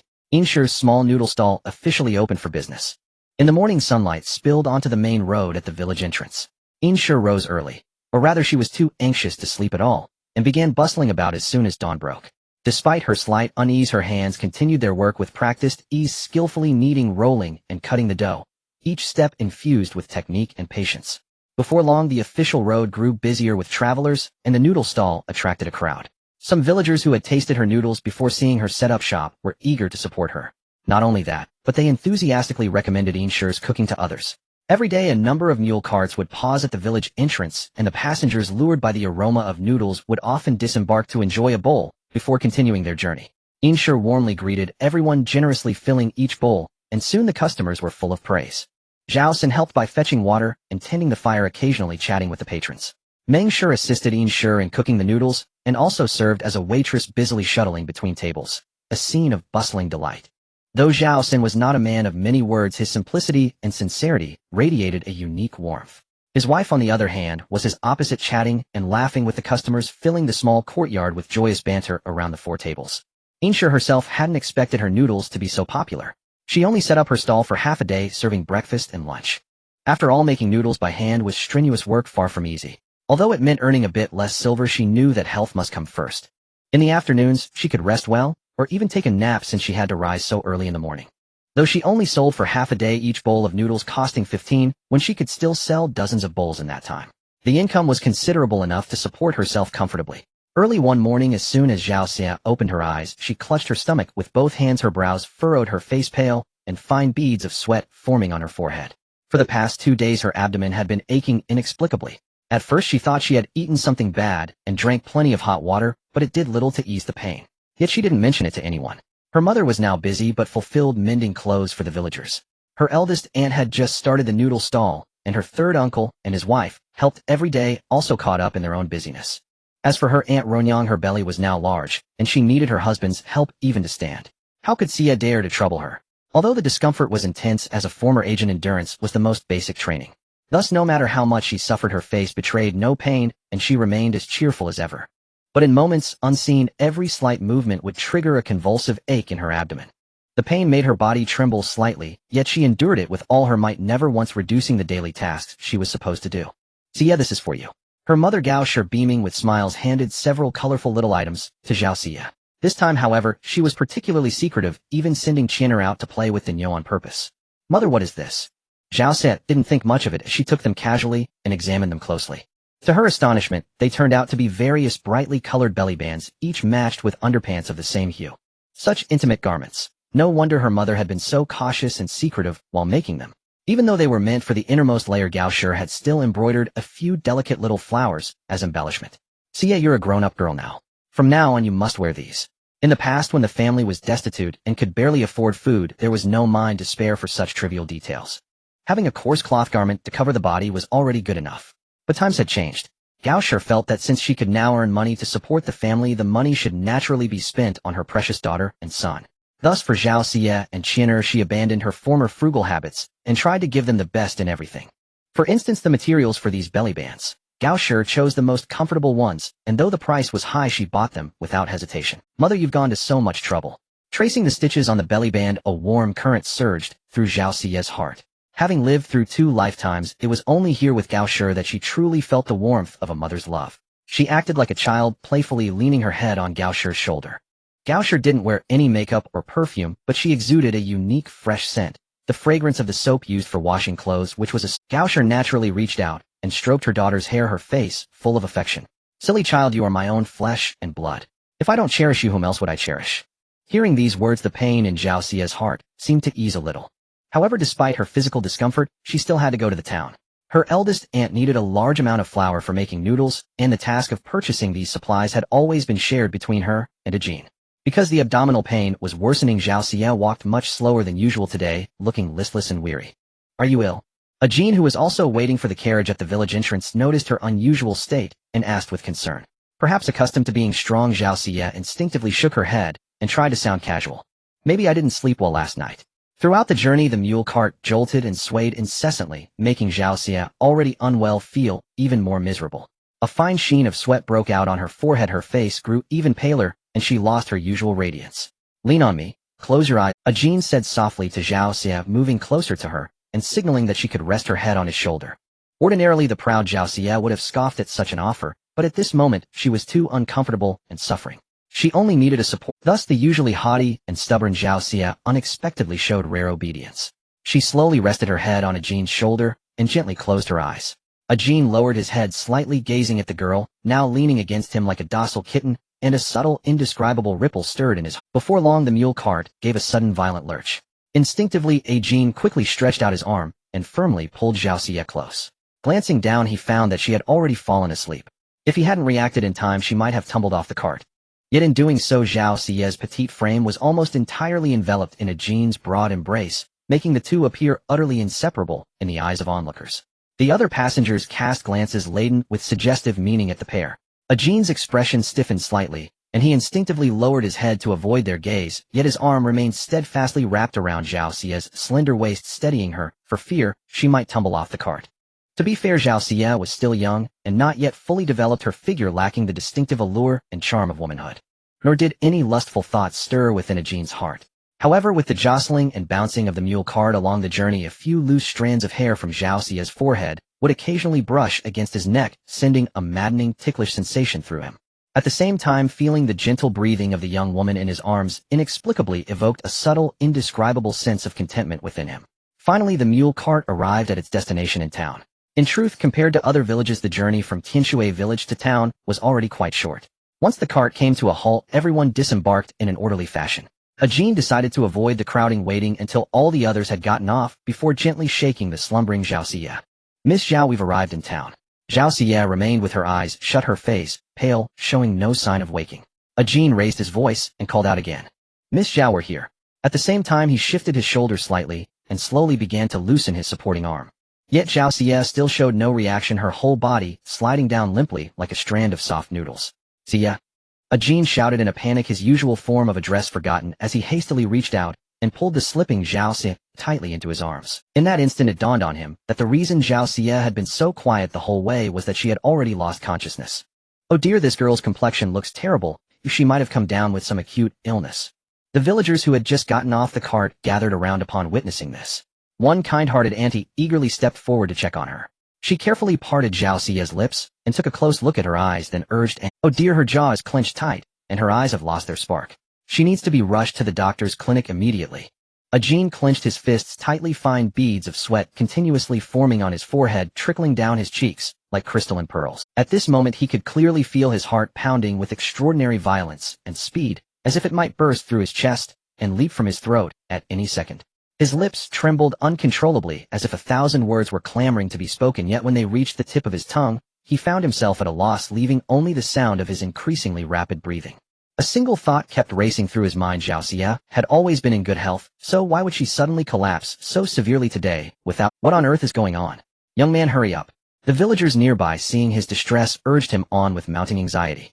Given the sudden and extremely serious nature of her illness, no one knew what to do, and the only solution they could think of was to get her to the medical clinic as quickly as possible. Hearing the urging, Jean snapped back to his senses, as if from a dream. Without a moment's hesitation, he scooped Zhao Xia into his arms and rushed out the door with hurried steps. In his haste and panic, he even forgot to pay the fare. Fortunately, the cart driver was kind-hearted and didn't make a fuss, for when life hangs in the balance, saving a person takes precedence over all else. Were it not for the fact that the town streets were teeming with people, making the mule cart's progress too slow and likely to waste precious time, Jean would have dearly loved to drive his own mule cart to escort them to the clinic. Make way! Make way! Jean, clutching Zhao Xia tightly like a mother hen protecting her chick, dashed through the bustling, crowded street. His heart was pounding as if it were about to leap out of his throat, and his breathing grew ragged. Subconsciously, he even channeled the inner force that had only just begun to recover. At this moment he moved as if his feet were on wheels of fire, his speed astonishing like a bolt of lightning streaking across the sky. Zhao Xia's delicate and petite frame was held firmly in Jean's embrace, his strong and powerful arms wrapped tightly around her slender, soft waist, as if he feared that letting go for even a second would mean losing her forever. Jean's pace grew faster and faster, the wind whipping violently through their hair, leaving their once tidy hairstyles in complete disarray. Meanwhile, passers-by cast strange glances at the scene, whispering and murmuring among themselves, but Jean had no time to pay them any heed. His mind was consumed with only one thought: how to reach the Huichun Hall as quickly as possible to save the life of Zhao Xia, who was hanging. Even when surrounded by over a dozen top-tier experts gravely wounded, and with his inner force depleted, Jean had never felt fear like this. He was afraid that Zhao Xia would suddenly breathe her last in his arms and vanish from this world forever. He was even more afraid that in the days to come he would never again see this girl, who was so stubborn yet so endearing. Finally reaching his destination, the entrance to the Huichun Hall, Jean charged inside, without a moment's hesitation, completely disregarding the displeasure etched on the faces of the patients waiting in line. Finally reaching his destination, the entrance to the Huichun Hall, Jean charged inside, without a moment's hesitation, completely disregarding the displeasure etched on the faces of the patients. Get out of my way. Lifting his head again, his eyes were bloodshot crimson as blood, and the murderous aura radiating from his entire being seemed to be on the verge of condensing into a tangible form. If anyone dared to block his path another step, he would truly not hesitate to kill. You. The crowd, terrified by Jean's frenzied state, quickly scrambled out of his way, automatically clearing a path for him. With a fierce glint in his eyes, Jean strode into the Huichun Hall, heading straight for Dr. Wu's consultation room. Discarding all pretense of courtesy, he slammed his shoulder against the closed door. A loud bang echoed as the door burst open, sending splinters of wood flying. Jean rushed into the room, going straight to Dr. Wu, and shouted anxiously, "Dr. Wu, please save her." At that very moment, Dr. Wu was attending to another patient, and the sudden intrusion naturally stirred a flicker of displeasure within him. Yet as he lifted his gaze and beheld Jean, he couldn't help but draw a sharp breath. A dense, ominous aura shrouded Jean's face, sending a chill down his spine. His eyes betrayed a cold ruthlessness, as if they could pierce through one's very soul. With furrowed brows and a slight downturn of his lips, he exuded an air of authority and dominance that made Dr. Wu tremble. Daring not to voice any complaint, he hastily rose and yielded his seat. He had no doubt that should this young man before him hear another word of objection, he would pay a devastating price. Dr. Wu, please examine her quickly. She collapsed for no apparent reason. Jean, frantic with worry, gently laid the unconscious Zhao Xia onto the examination bed nearby, then urged Dr. Wu on with palpable anxiety and impatience. Dr. Wu, please take a look at her right away. I have no idea what came over her. She just fainted all of a sudden. I noticed she looked a bit off this morning, and then she passed out on the mule cart just moments ago. Dr. Wu of course recognized Jean, as this was already his third visit. Moreover, due to his unique pulse, he had left a deep impression on the physician. However, this was the first time Dr. Wu had seen him in such a state of extreme agitation. Lowering his gaze for a closer look, Dr. Wu saw that Zhao Xia's face was as pale as gold paper, utterly devoid of any color, clearly indicating she had sunk into a deep coma. Dr. Wu mused inwardly, this young man must be so worried about his wife that he's lost his composure. He quickly offered words of comfort. Don't panic, let me conduct a thorough examination. Muttering gentle reassurances to the nearly frantic Jean, Dr. Wu swiftly moved to Zhao Xia's side, a flicker of confusion passing through his mind. He remembered this girl being full of vitality last time. How could her condition have deteriorated so severely? Dr. Wu gently placed his fingers on Zhao Xia's wrist, his brow furrowing slightly, his expression turning exceptionally grave. Yet before long he let out a relieved sigh, and an irrepressible smile even tugged at the corners of his mouth. It turned out upon diagnosis that Zhao Xie was not afflicted with any dreaded terminal illness. Seeing the young man's frantic state, it was clear that the affection between this young couple ran remarkably deep. Dr.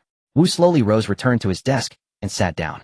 He picked up his writing brush and swiftly scrawled a series of flamboyant characters on the paper, all the while muttering under his breath. This young lady, due to a congenitally weak constitution compounded by prolonged malnutrition and a lack of meticulous care in her daily life, has likely experienced this condition for the first time. This has led to a severe depletion of qi and blood, and ultimately her body, unable to bear the strain, caused her to faint. It's nothing serious. He'll prescribe a remedy. As long as she recuperates properly for a while, she will gradually recover. Pausing briefly, Dr. Wu continued with his instructions. Just ensure she avoids contact with cold water in the near future and refrain from any strenuous physical labor. Her diet also requires attention, she should consume more nutritious food. Upon hearing this, Jean was utterly bewildered, but seeing Dr. Wu's relaxed demeanor, he reasoned that Zhao Xie couldn't be suffering from any serious ailment. Filled with curiosity, he asked Dr. Wu, could you tell me what illness does she actually have? Jean clenched his jaw, silently vowing if this place couldn't cure Zhao Xie, he would take her back to the capital. If they were helpless there, he would even seek an audience with the imperial physician, whatever it took. In short, no matter the cost, he was determined to see Zhao Xie fully restored to health. At this moment, fragments of his time with Zhao Xie flooded Jean's mind. Her playful expression when she accidentally smudged her face while brewing his nourishing tonic, her sharp words that belied her constant thoughtful care for him.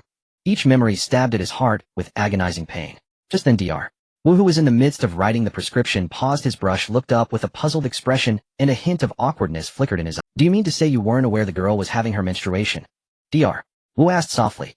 I suspect her pain has persisted for several days. Given it's her first time, the cramps would be more intense. Coupled with her severely deficient qi and blood, it's no wonder she suddenly fainted. To be honest, seeing how concerned you are for your wife, it's surprising you were completely oblivious to such an important matter. Dr.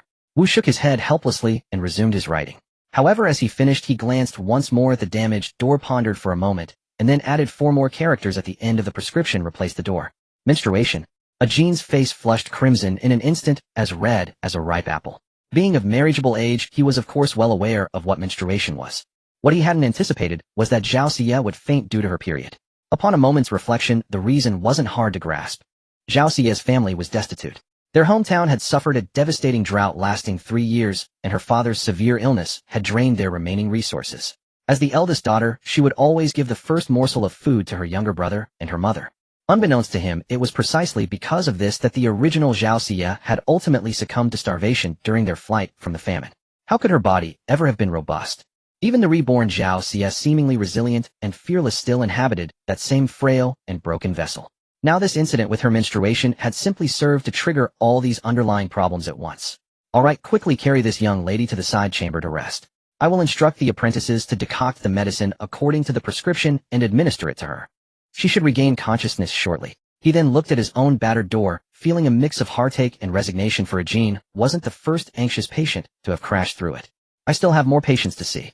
It wasn't until he had carried Zhao Xie out of the consultation room for a while that Jean finally came back to his senses. His face felt as hot as if it had been scorched by fire. He then noticed the people waiting in line outside, all staring at him with expressions of sheer terror. Jean offered them an awkward, apologetic smile, but it only frightened them further. They instinctively took a step back, and some even began to suspect that Jean might be mentally unstable. After all, he had looked so ferocious moments before, and now he was smiling so shyly. It was understandably even more alarming. Facing their wary gazes, Jean shook his head helplessly and silently carried Zhao Xie into the adjacent side room, laying her down to rest.